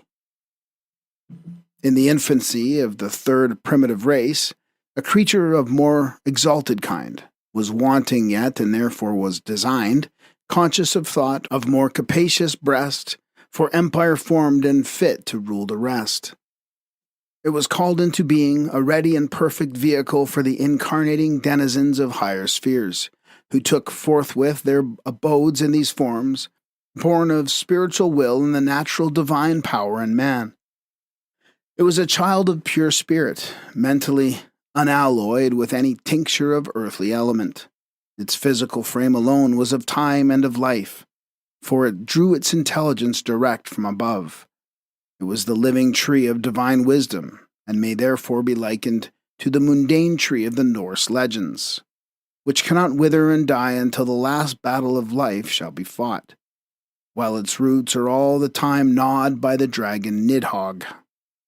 For even so, the first and holy son of Kriya Shakti had his body gnawed by the tooth of time, but the roots of his inner being remained forever undecaying and strong, because they grew and expanded in heaven and not on earth. He was the first of the first, and he was the seed of all the others. There were other sons of Kriya Shakti produced by a second spiritual effort, but the first one has remained to this day the seed of divine knowledge, the one and the supreme among the terrestrial sons of wisdom. Of this subject we can say no more, except to add that in every age, aye, even in our own, there have been great intellects who have understood the problem correctly. But how comes our physical body to the state of perfection it is now found in? Through millions of years of evolution, of course, yet never through or from animals as taught by materialism. For, as Carlyle says, the essence of our being, the mystery in us that calls itself I, what words we have for such things, is a breath of heaven. The highest being reveals himself in man. This body, these faculties, this life of ours, it is not all as a vesture for that unnamed. The breath of heaven, or rather the breath of life, called in the Bible Nepesh, is in every animal, in every animate speck, and in every mineral atom. But none of these has, like man, the consciousness of the nature of that highest being, as none has that divine harmony in its form which man possesses. It is, as Novalis said, and no one since has said it better, as repeated by Carlyle, there is but one temple in the universe, and that is the body of man. Nothing is holier than that high form. We touch heaven when we lay our hand on a human body. This sounds like a mere flourish of rhetoric, but it is not so. If well meditated, it will turn out to be a scientific fact, the expression of the actual truth of the thing. We are the miracle of miracles, the great inscrutable mystery. Stanza 7. Number 1. Behold the beginning of sentient, formless life. First, the divine, the one from the mother spirit, then the spiritual, the 3 from the 1, the 4 from the 1, and the 5, from which the 3, the 5, and the 7.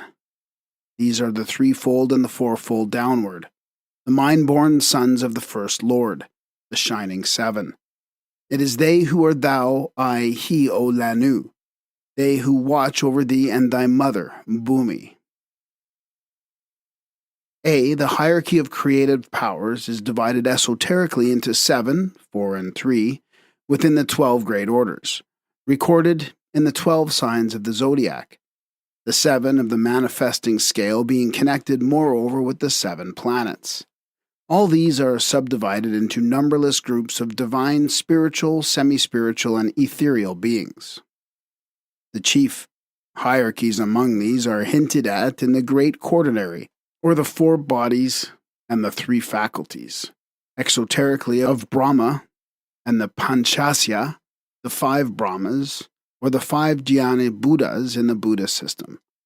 The highest group is composed of the divine flames, so-called, also spoken of as the fiery lions, and the lions of life, whose esotericism is securely hidden in the zodiacal sign of Leo. It is the nucleole of the superior divine world.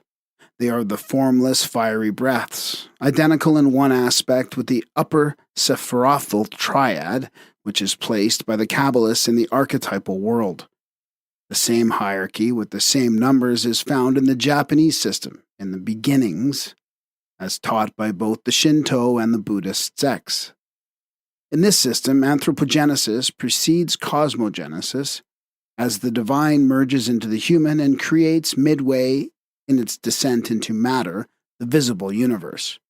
The legendary personages remarks reverentially omoi, having to be understood as the stereotyped embodiment of the higher, secret doctrine, and its sublime truths. To state this old system at full length would occupy too much of our space. A few words on it, however, cannot be out of place. The following is a short synopsis of this anthropo-cosmogenesis, and shows how closely the most separated nations echoed one and the same archaic teaching. When all was as yet chaos, Khonton, 3 spiritual beings appeared on the stage of future creation. Number 1, Ami no Anainaka Nushi Sokami, divine monarch of the central heaven. Number 2, Takami Onosubi no Kami, exalted imperial divine offspring of heaven and earth. And 3, Kamumi Masubi no Kami, offspring of the gods, simply. These were without form or substance, are Arupa triad, as neither the celestial nor the terrestrial substance had yet differentiated, nor had the essence of things been formed. B, and the Zohar, which is now arranged and re-edited by Moses de Leon, with the help of Syrian and Chaldean Christian Gnostics in the 13th century, and corrected and revised still later by many Christian hands, is only a little less exoteric than the Bible itself. This divine vehicle no longer appears as it does in the Chaldean Book of Numbers. True enough, Ein Sof, the absolute endless no thing, uses also the form of the One, the manifested heavenly man, the first cause, as its chariot, Merkaba in Hebrew, Vahana in Sanskrit, or vehicle to descend into and manifest itself in the phenomenal world. But the Kabbalists neither make it plain how the Absolute can use anything or exercise any attribute whatever, since as the Absolute it is devoid of attributes. Nor do they explain that in reality it is the first cause, Plato's Logos, the original and eternal idea that manifests through Adam Kadmon, the second Logos, so to speak. In the Book of Numbers, it is explained that Ein, En or Ior, is the only self-existent, whereas its depth, the Bythos of the Gnostics called Propator, is only periodical. The latter is Brahma as differentiated from Brahman or Parabrahman. It is the depth, the source of light, or Propator, which is the unmanifested Logos, or the abstract idea, and not Ein Sof, whose ray uses Adam Kadmon, male and female, or the manifested Logos, the objective universe as a chariot through which to manifest. But in the Zohar we read the following incongruity: Senior occultatus est et absconditus microscopus manifestus et non manifestus. This is a fallacy, since microprosophus, or the microcosm, can only exist during its manifestations, and is destroyed during the Mahapralayas. Rosenroth's Kabbalah is no guide, but very often a puzzle. The first order are the divine. As in the Japanese system, in the Egyptian, and every old cosmogony, at this divine flame, the one are lit the 3 descending groups. Having their potential being in the higher group, they now become distinct and separate entities. These are called the virgins of life, the great illusion, etc., etc., and collectively the 6-pointed star. The latter in almost every religion is the symbol of the Logos as the first emanation.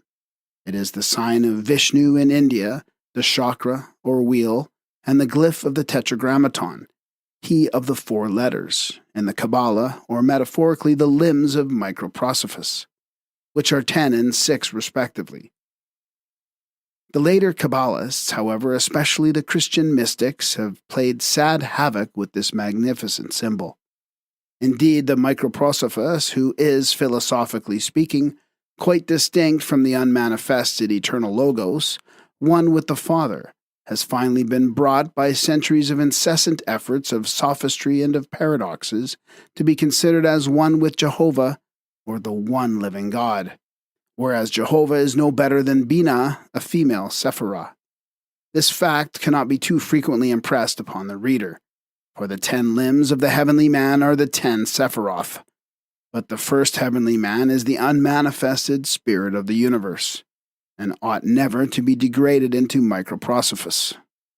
The lesser face or countenance, the prototype of man on the terrestrial plane. The microprosophus is, as just said, the Logos manifested, and of such there are many. Of this, however, later on. The six-pointed star refers to the six forces or powers of nature, the six planes, principles, etc., all synthesized by the seventh or the central point in the star. All these, the upper and lower hierarchies included, emanate from the heavenly or celestial Virgin, the Great Mother in all religions, the androgyne, the Sephira, Adam Kadmon. Sephira is the crown, Kether, and the abstract principle only, as a mathematical X, the unknown quantity. On the plane of differentiated nature, she is the female counterpart of Adam Kadmon, the first androgyne. The Kabbalah teaches that the words fiat lux referred to the formation and evolution of the Sephiroth, and not to light as opposed to darkness. Rabbi Simeon says, O companions, man as an emanation was both man and woman. Adam Kadmon, verily, and this is the sense of the words. Let there be light, and there was light, and this is the twofold man. It is the unity, primordial light is the seventh or highest principle, Deva Prakrati, the light of the unmanifested Logos. But in its differentiation it becomes Fohat, or the seven suns. The former is symbolized by the central point in the double triangle, the latter by the hexagon itself, or the six limbs of Microprosophus, the seventh being Malkuth, the bride of the Christian Kabbalists, or our earth. Hence the expressions, the first after the one is divine fire, the second fire and ether, the third is composed of fire, ether, and water, the fourth of fire, ether, water, and air. The one is not concerned with man-bearing globes, but with the inner invisible spheres. The firstborn are the life, the heart, and the pulse of the universe. The second are its mind or consciousness. These elements of fire, air, water, etc. are not our compound elements, and this consciousness has no relation to our consciousness. The consciousness of the one manifested, if not absolute, is still unconditioned. Mahat, the universal mind, is the first production of the Brahma creator, but also of pradana, undifferentiated matter. C. The second order of celestial beings, those of fire and ether, corresponding to spirit and soul, or Atma Buddhi, whose names are legion, are still formless, but more definitely substantial. They are the first differentiation in the secondary evolution or creation, a misleading word. As the name shows, they are the prototypes of the incarnating jivas or monads, and are composed of the fiery spirit of life. It is through these that passes like a pure solar beam the ray which is furnished by them with its future vehicle, the divine soul, Buddhi. These are directly concerned with the hosts of the higher world of our system. From these twofold units emanate the threefold. In the cosmogony of Japan, when out of the chaotic mass, an egg-like nucleus appears, having within itself the germ and potency of all universal as well as of all terrestrial life, it is the threefold just named which differentiate. The male ethereal principle, Yo, ascends, and the female grosser or more material principle, In, is precipitated into the universe of substance, when its separation occurs between the celestial and the terrestrial. From this, the female, the mother, was first rudimentary objective being is born. It is ethereal, without form or sex, and yet it is from it and the mother that the seven divine spirits are born, from who will emanate the seven creations, just as in the Codex Nazarus, from Garabdanos and the mother spiritus, the seven evilly disposed, material spirits are born. It would be too long to give here the Japanese names, but in translation they stand in this order. Number 1, the invisible celibate, which is the creative logos of the non-creating Father, or the creative potentiality of the latter made manifest. Number 2, the spirit or God of the rayless depths, chaos, which becomes differentiated matter or the world stuff, also the mineral realm. Number 3, the spirit of the vegetable kingdom, of the abundant vegetation. Number 4, the spirit of the earth and the spirit of the sands. A being of dual nature, the former containing the potentiality of the male element, the latter that of the female element. These two were one as yet unconscious of being two. In this duality were contained A, Usunogai no Kami, the male, dark and muscular being, and B, Ikugai no Kami, the female, fair and weaker or more delicate being.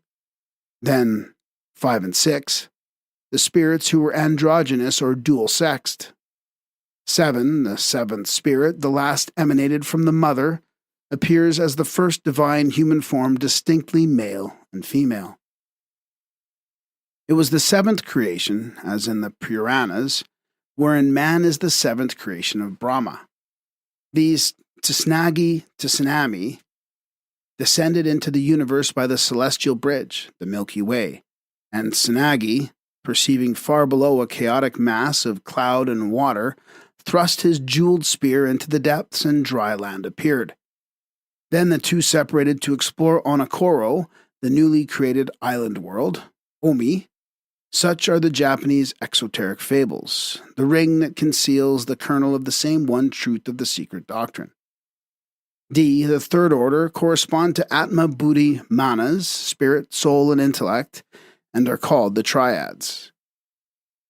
E, the fourth order, are substantial entities. This is the highest group among the rupas, atomic forms. It is the nursery of the human conscious spiritual souls. They are called the imperishable yivas and constitute, through the order below their own, the first group of the first septenary host, the great mystery of human, conscious, and intellectual being. For the latter is the field wherein lies concealed, in its privation, the germ that will fall into generation. That germ will become the spiritual potency in the physical cell that guides the development of the embryo, and that is the cause of the hereditary transmission of faculties and all the inherent qualities in man. The Darwinian theory, however, of the transmission of acquired faculties is neither taught nor accepted in occultism. Evolution in the latter proceeds on quite other lines. The physical, according to esoteric teaching, evolved gradually from the spiritual, mental, and psychic.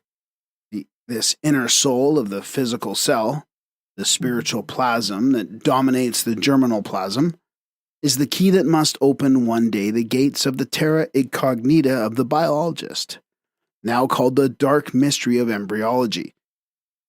It is worthy of notice that modern chemistry, while rejecting as a superstition of occultism and religion as well, the theory of substantial and invisible beings called angels, elementals, etc., without, of course, having ever looked into the philosophy of these incorporeal entities, or thought over them, should, owing to observation and discovery, have been unconsciously forced to recognize and adopt the same ratio of progression and order, and the evolution of chemical atoms, as occultism does for both its gyanis and atoms, analogy being its first law.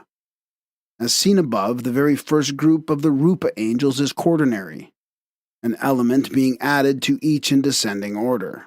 So also are the atoms, in the phraseology of chemistry, monatomic, diatomic, triatomic, tetratomic, etc., progressing downwards.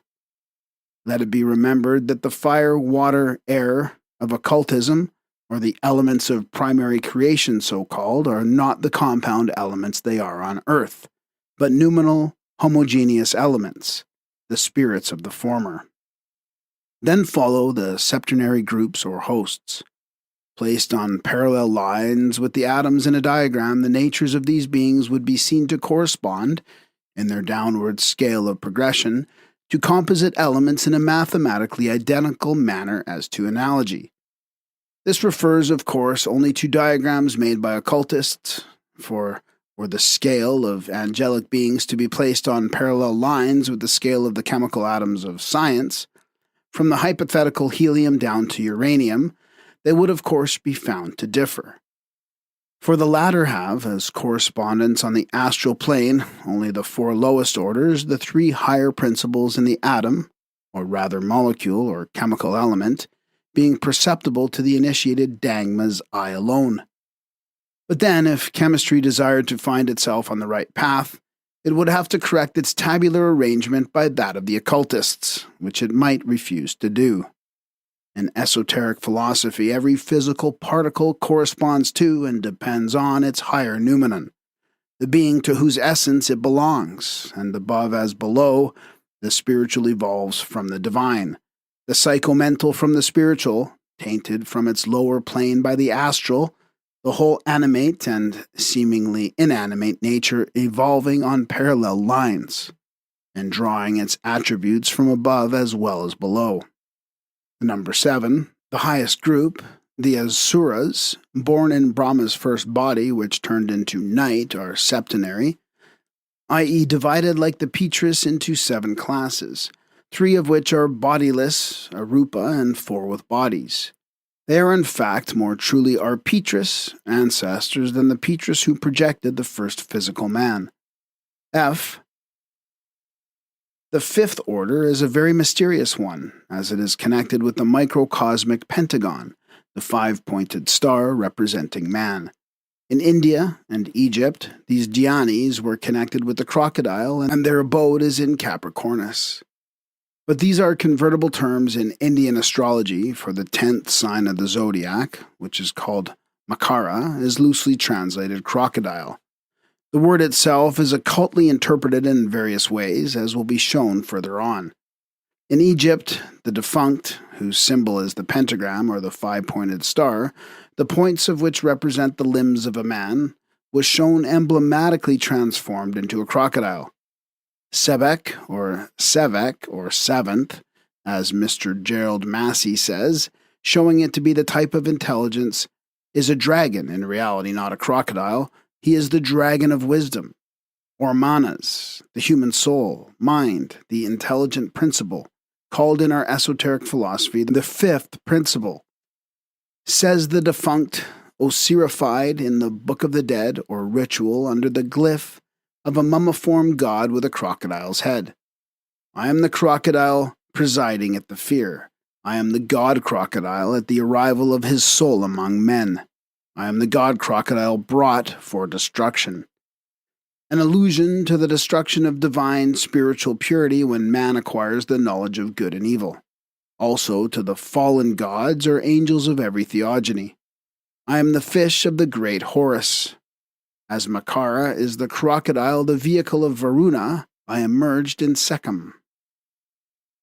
This last sentence gives the corroboration and repeats the doctrine of esoteric Buddhism, for it alludes directly to the 5th principle, manas, or this most spiritual part of its essence, rather, which merges into, is absorbed by, and made one with Atma Buddhi, after the death of man. For Sekhem is the residence, or loka, of the god Kem, Horus, Osiris, or father and son. Hence the Devashan of Atma Buddhi. In the Book of the Dead, the defunct is shown entering into Sekhem, with Horus thought and emerging from it as pure spirit. Thus the defunct says, I see the forms of myself as various, men transforming eternally. I know this chapter. He who knows it takes all kinds of living forms. And addressing in magic formula that which is called in Egyptian esotericism the ancestral heart, or the reincarnating principle, the permanent ego, the defunct says, O my heart, my ancestral heart, necessary for my transformations, do not separate thyself from me before the guardian of the scales. Thou art my personality within my breast, divine companion watching over my fleshes, bodies. It is in Sekhem that lies concealed the mysterious face, or the real man concealed under the false personality, the triple crocodile of Egypt, the symbol of the higher trinity, or human triad, Atma, Buddhi, and Manas. One of the explanations of the real hidden meaning of this Egyptian religious glyph is easy. The crocodile is the first to await and meet the devouring fires of the morning sun, and very soon came to personify the solar heat. When the sun arose, it was like the arrival on earth, and among men, of the divine soul which informs the gods, hence the strange symbolism. The mummy donned the head of a crocodile to show that it was a soul arriving from the earth. In all the ancient papyri, the crocodile is called Sebek, seventh.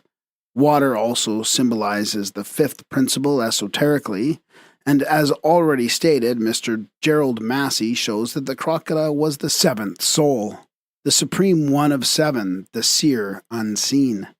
Even exoterically, Sekhem is the residence of god Kem, and Kem is Horus avenging the death of his father Osiris, hence punishing the sins of man, when he becomes a disembodied soul. Thus the defunct Osirified became the god Kem, who gleans the field of Anru. That is, he gleans either his reward or punishment, for that field is the celestial locality, Devachan, where the defunct is given wheat, the food of divine justice. The fifth group of celestial beings is supposed to contain in itself the dual attributes of both the spiritual and physical aspects of the universe, the two poles, so to say, of Mahat, the universal intelligence and the dual nature of man, the spiritual and the physical, hence its number 5, doubled and made into 10, connecting with it Makara, the 10th sign of the zodiac. G.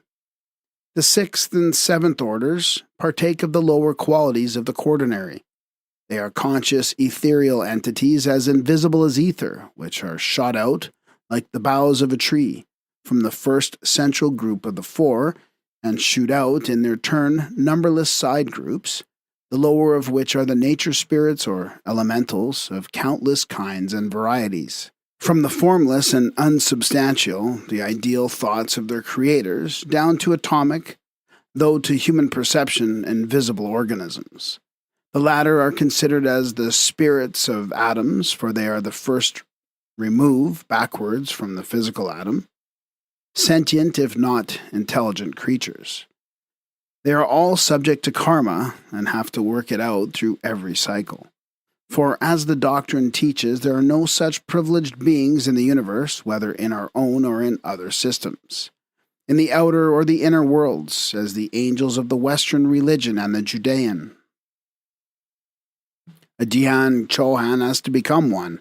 He cannot be born or appear suddenly on the plane of life as a full-blown angel. The celestial hierarchy of the present Manvantara will find itself transferred in the next cycle of life into higher superior worlds, and will make room for a new hierarchy composed of the elect ones of our mankind, being in an endless cycle with the one absolute eternity, wherein move numberless inner cycles finite and conditioned. Gods, created as such, would evince no personal merit in being gods. Such a class of beings, perfect only by virtue of the special immaculate nature inherent in them, in the face of suffering and struggling humanity, and even of the lower creation, would be the symbol of an eternal injustice quite satanic in character, an ever-present crime. It is an anomaly and impossibility in nature. Therefore, the 4 and the 3 have to incarnate as all other beings have.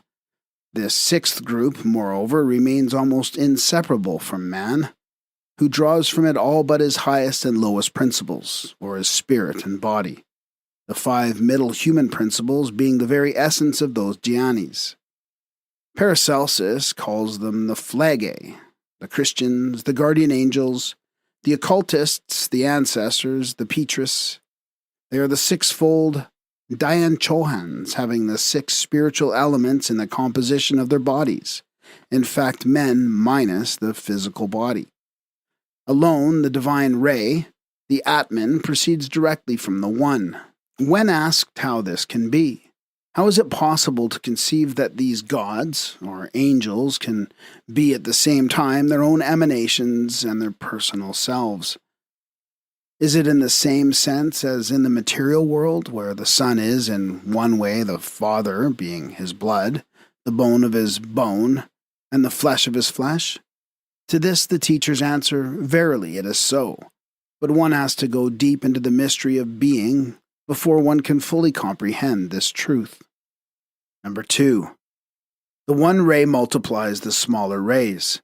Life precedes form, and life survives the last atom. Through the countless rays, the life ray, the one, like a thread through many beads. This shloka expresses the conception, a purely Vedantic one, as already explained elsewhere, of a life thread, sutramatma, running through successive generations. How then can this be explained? By resorting to a simile, to a familiar illustration, though necessarily imperfect, as all our available analogies must be. Before resorting to it, however, I would ask whether it seems unnatural, least of all supernatural to any one of us, when we consider the process of growth and development of a fetus into a healthy baby weighing several pounds. Evolving from what?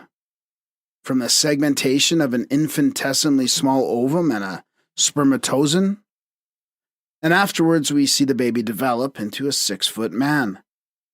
This refers to the atomic and physical expansion from the microscopically small into something exceedingly large, from the unseen to the naked eye into the visible and objective.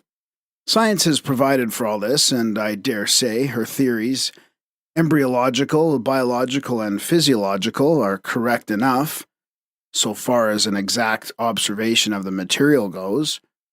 Nevertheless, the two chief difficulties of the science of embryology, namely, what are the forces at work in the formation of the fetus and the cause of hereditary transmission, of likeness, physical, moral, or mental, have never been properly answered, nor will they ever be solved till the day when scientists condescend to accept the occult theories. But if this physical phenomenon astonishes no one, except insofar as it puzzles the embryologists, why should our intellectual and inner growth, the evolution of the human spiritual to the divine spiritual, be regarded as, or seem, more impossible than the other? The materialists and the evolutionists of the Darwinian school would be ill-advised to accept the newly worked-out theories of Professor Weissmann, the author of Beitrag zur Descendenslehre, with regard to one of the two mysteries of embryology, as above specified, which he seems to think he has solved. For when it is fully solved, science will have stepped into the domain of the truly occult, and passed forever out of the realm of transformation as taught by Darwin. The two theories are irreconcilable from the standpoint of materialism. Regarded from that of the occultists, however, the new theory solves all these mysteries. Those who are not acquainted with the discovery of Professor Weissmann, at one time a fervent Darwinist, ought to hasten to repair the deficiency. The German embryologist philosopher, stepping over the heads of Greek Hippocrates and Aristotle right back into the teachings of the old Aryans, shows one infinitesimal cell out of millions of others at work in the formation of an organism, alone and unaided, determining, by means of constant segmentation and multiplication, the correct image of a future man or animal and its physical, mental, and psychic characteristics. It is this cell which impresses on the face and form of the new individual the features of the parents, or of some distant ancestor. It is this cell, again, which transmit to him the intellectual and mental idiosyncrasies of his sires, and so on. This plasm is the immortal portion of our bodies, developing by means of a process of successive assimilations. Darwin's theory, viewing the embryological cell as the essence or extract from all other cells, is set aside.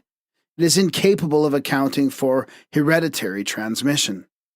There are but two ways of explaining the mystery of heredity. Either the substance of the germinal cell is endowed with the faculty of crossing the whole cycle of transformations that lead to the construction of a separate organism, and then to the reproduction of identical germinal cells.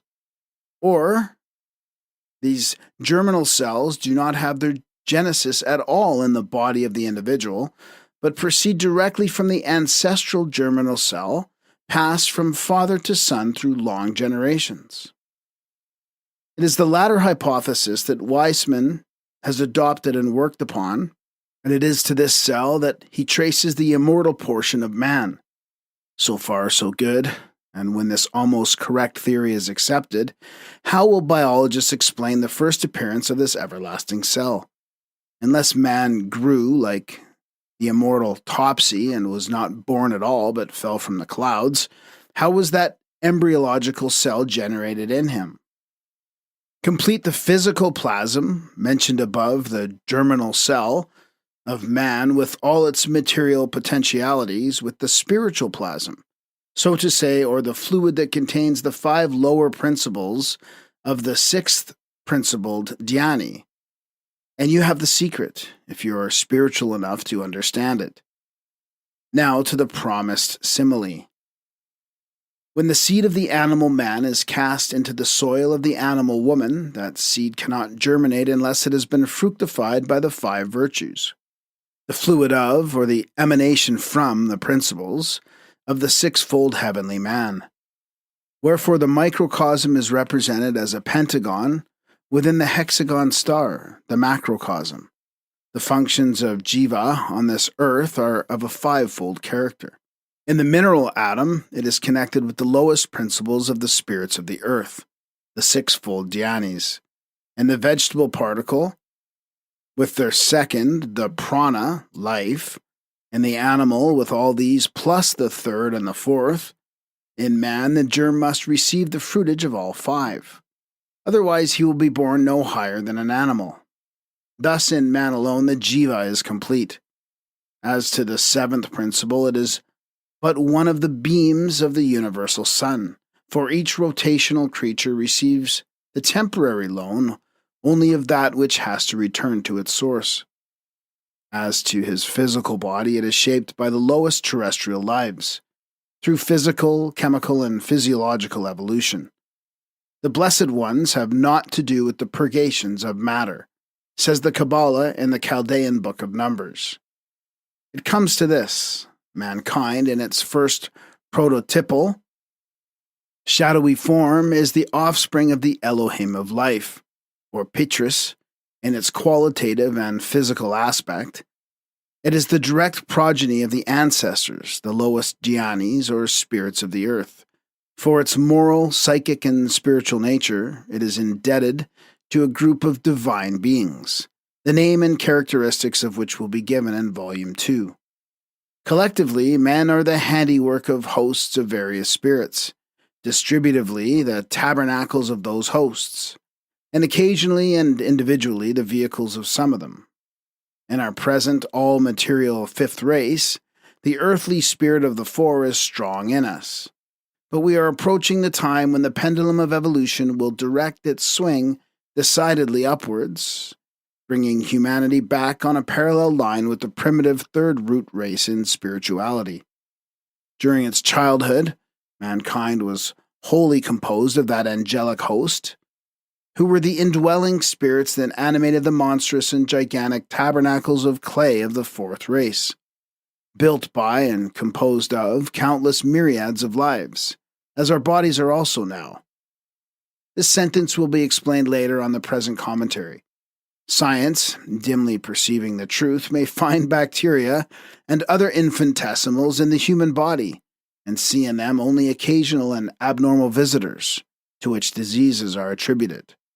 Occultism, which discerns a life in every atom and molecule, whether in a mineral or human body, in air, fire, or water, affirms that our whole body is built of such lives, the smallest bacterium under the microscope being to them in comparative size like an elephant to the tiniest infusoria.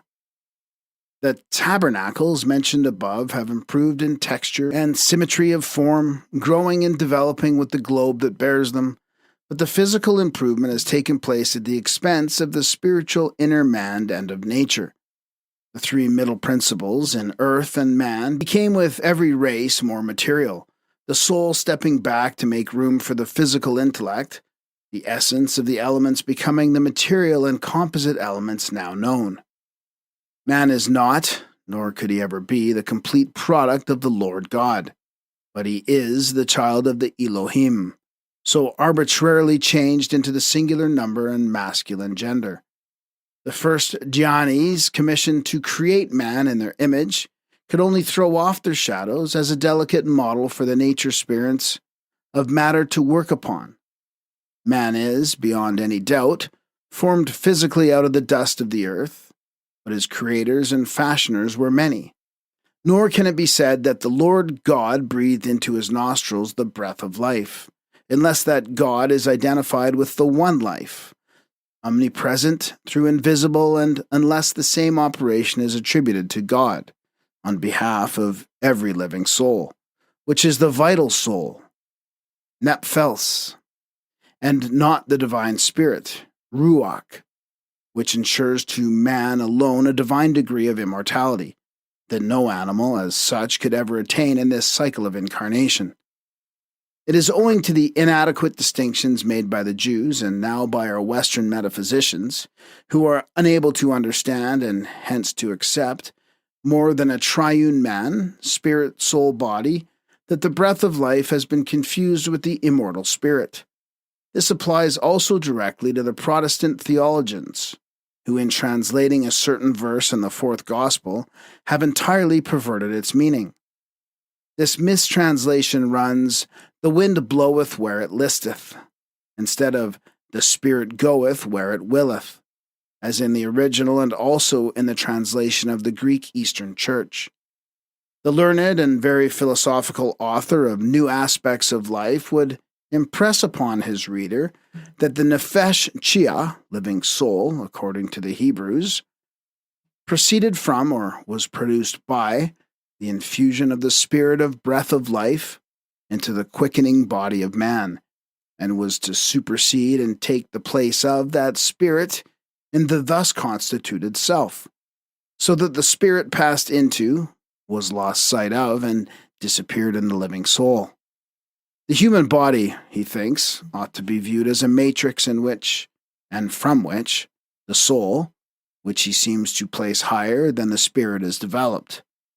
Considered functionally, and from the standpoint of activity, the soul stands undeniably higher in this finite and conditioned world of Maya.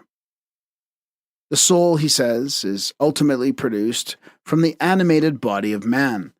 Thus, the author identifies spirit, Atma, with the breath of life, simply. The Eastern occultists will demur to this statement, for it is based on the erroneous conception that prana and Atma, or Jivatma, are one and the same thing. The author supports the argument by showing that with the ancient Hebrews, Greeks, and even Latins, Ruach, Pneuma, and Spiritus meant wind. With the Jews undeniably, and with the Greeks and Romans very probably. The Greek word animos, wind, and the Latin animus, soul, have a suspicious relation. This is very far-fetched, but a legitimate battlefield for deciding this question is hardly to be found, since Dr. Pratt seems to be a practical, matter-of-fact metaphysician, a kind of Kabbalist positivist, whereas the Eastern metaphysicians, especially the Vedantins, are all idealists. The occultists are also of the extreme esoteric Vedantin school, and though they call the one life, Para-Brahman, the great breath and the whirlwind, they disconnect the seventh principle entirely from matter, and deny that it has any relation to or connection with it. Thus, the philosophy of man's psychic, spiritual, and mental relations with his physical functions is in almost inextricable confusion. Neither the old Aryan nor the Egyptian psychology is now properly understood, nor can they be assimilated without accepting the esoteric septenary, or at any rate, the Vedantic quinquipartite division of the human inner principles. Failing which, it will be forever impossible to understand the metaphysical and purely psychic, and even physiological relations between the Jian Chohans, or angels, on the one plane, and humanity on the other. No Eastern, Aryan esoteric works are so far published, but we possess the Egyptian papyri, which speak clearly of the seven principles, or the seven souls of man. The Book of the Dead gives a complete list of the transformations that every defunct undergoes, while divesting himself one by one of all these principles, materialized for the sake of clearness into ethereal entities or bodies. We must, moreover, remind those who try to show that the ancient Egyptians did not teach reincarnation, that the soul, the ego or self, of the defunct is said to be living in eternity. It is immortal, coeval with, and disappearing with, the solar boat, that is, for the cycle of necessity. This soul emerges from the Tao, the realm of the cause of life, and joins the living on earth by day to return to Chiao every night. This expresses the periodical existences of the ego. The shadow, the astral form, is annihilated, devoured by the Uraeus. The mains will be annihilated. The two twins, the fourth and fifth principles, will be scattered, but the soul bird, the divine swallow, and the Uraeus of flame, Manas and Atma Buddhi, will live in the eternity, for they are their mother's husbands. Another suggestive analogy between the Aryan and Brahmanical and the Egyptian esotericism. The former called the Petris the lunar ancestors of men, and the Egyptians make of the moon god Tatismun the first human ancestor. This moon god expressed the seven nature powers that were prior to himself, and were summed up in him as his seven souls, of which he was the manifester as the eighth one, hence the eighth sphere. The seven rays of Chaldean heptakis, or Iao, on the Gnostic stones, indicate the same septenary of souls. The first form of the mystical seven was seen to be figured in heaven by the seven large stars of the Great Bear, the constellation assigned by the Egyptians to the mother of time, and of the seven elemental powers. As well known to every Hindu, the same constellation represents in India the seven rishis, and is called Riksha and Chitrashikandinas. Like alone produces like. The earth gives man his body. The gods, dhyanis, give him his five inner principles, the psychic shadow, of which these gods are often the animating principle. Spirit, Atman, is one and indiscrete. It is not in the Tao. For what is the Tao? The frequent allusion to it in the Book of the Dead contains a mystery. Tao is the path of the night sun, the inferior hemisphere or the infernal region of the Egyptians, placed by them on the concealed side of the moon. The human being and their esotericism came out from the moon, a triple mystery, astronomical, physiological, and psychical at once. He crossed the whole cycle of existence and then returned to his birthplace, before issuing from it again.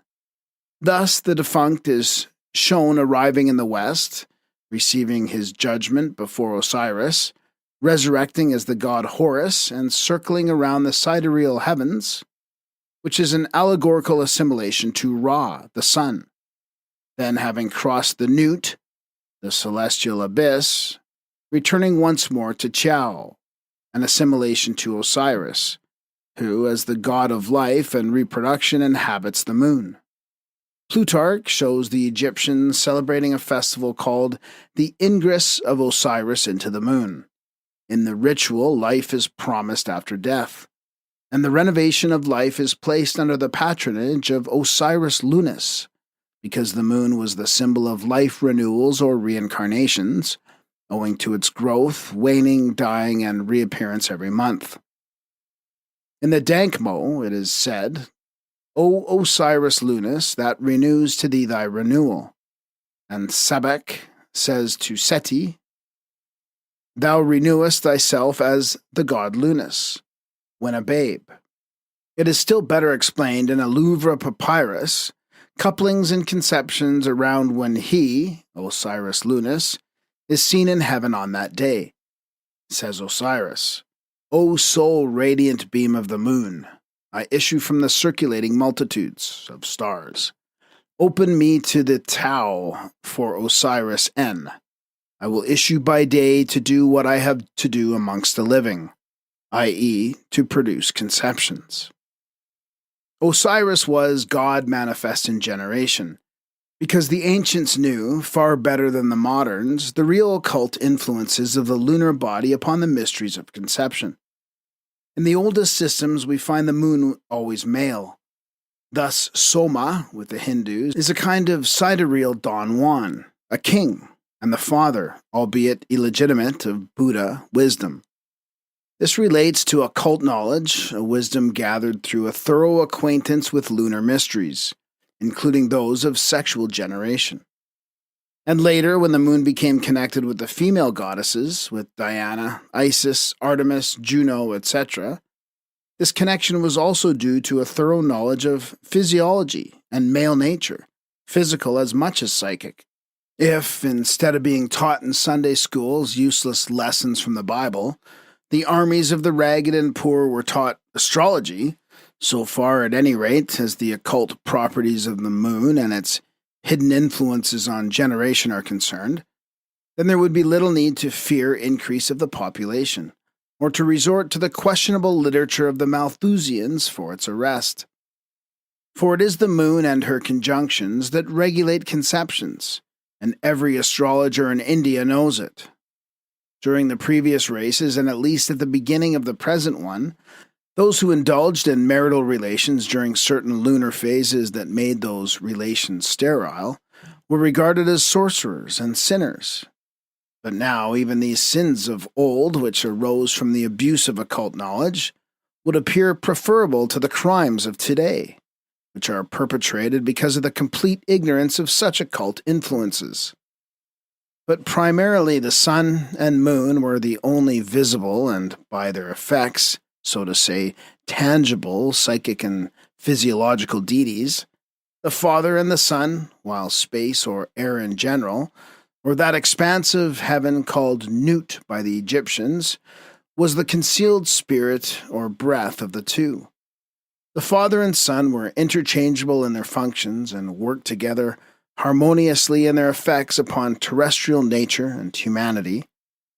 Hence they were regarded as one, though two as personified entities. They were both males and both had their distinct, though collaborative work in the causative generation of humanity. So much from the astronomical and cosmic standpoints, viewed and expressed in symbolical language, which became in our last races theological and dogmatic. But behind this veil of cosmic and astrological symbols, there were the occult mysteries of anthropography and the primeval genesis of man. And in this, no knowledge of symbols or even the key to the post-Diluvian symbolical language of the Jews will or can help, save only with reference to that which has been laid down in national scriptures or for exotic uses, the sum of which, however clearly veiled, was but the smallest portion of the real primitive history of each people, and often, moreover, as in the Hebrew scriptures, related merely to the terrestrial human and not to the divine life of that nation. That psychic and spiritual element belonged to the mysteries and initiation. There were things never recorded in scrolls, but which, as in Central Asia, were engraved on rocks and in subterranean crypts.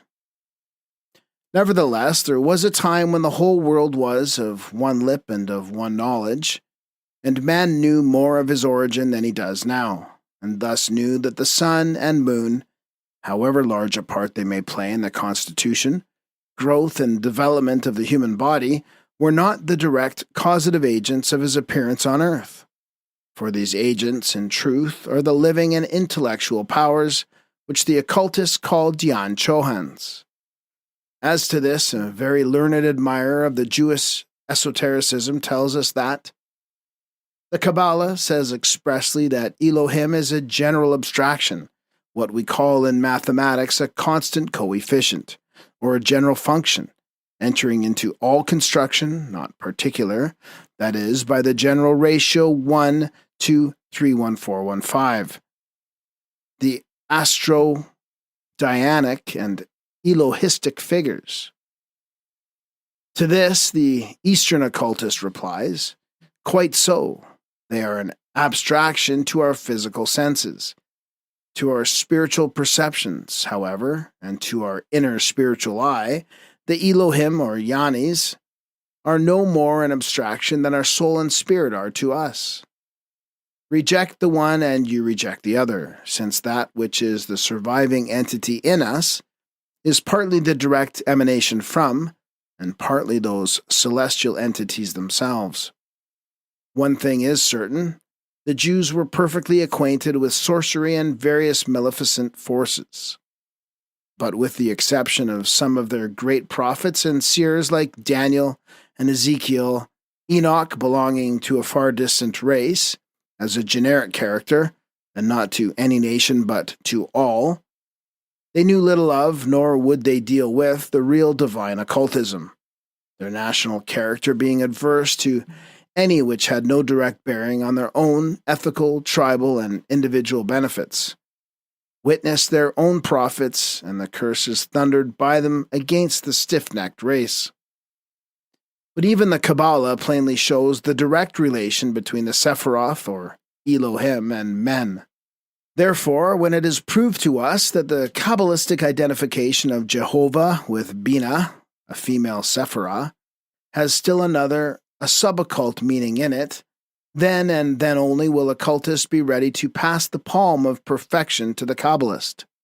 Until then it is asserted that, as Jehovah, in the abstract sense of a one living God, is a single number, a metaphysical figment, and a reality only when put in its proper place as an emanation and a Sephirah.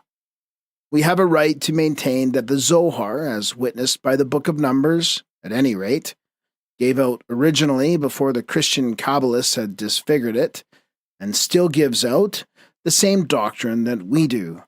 That is, it makes man emanate, not from one celestial man, but from a septenary group of celestial men, or angels, just as in Pymander the thought divine. Number 3. When the one becomes two, the threefold appears.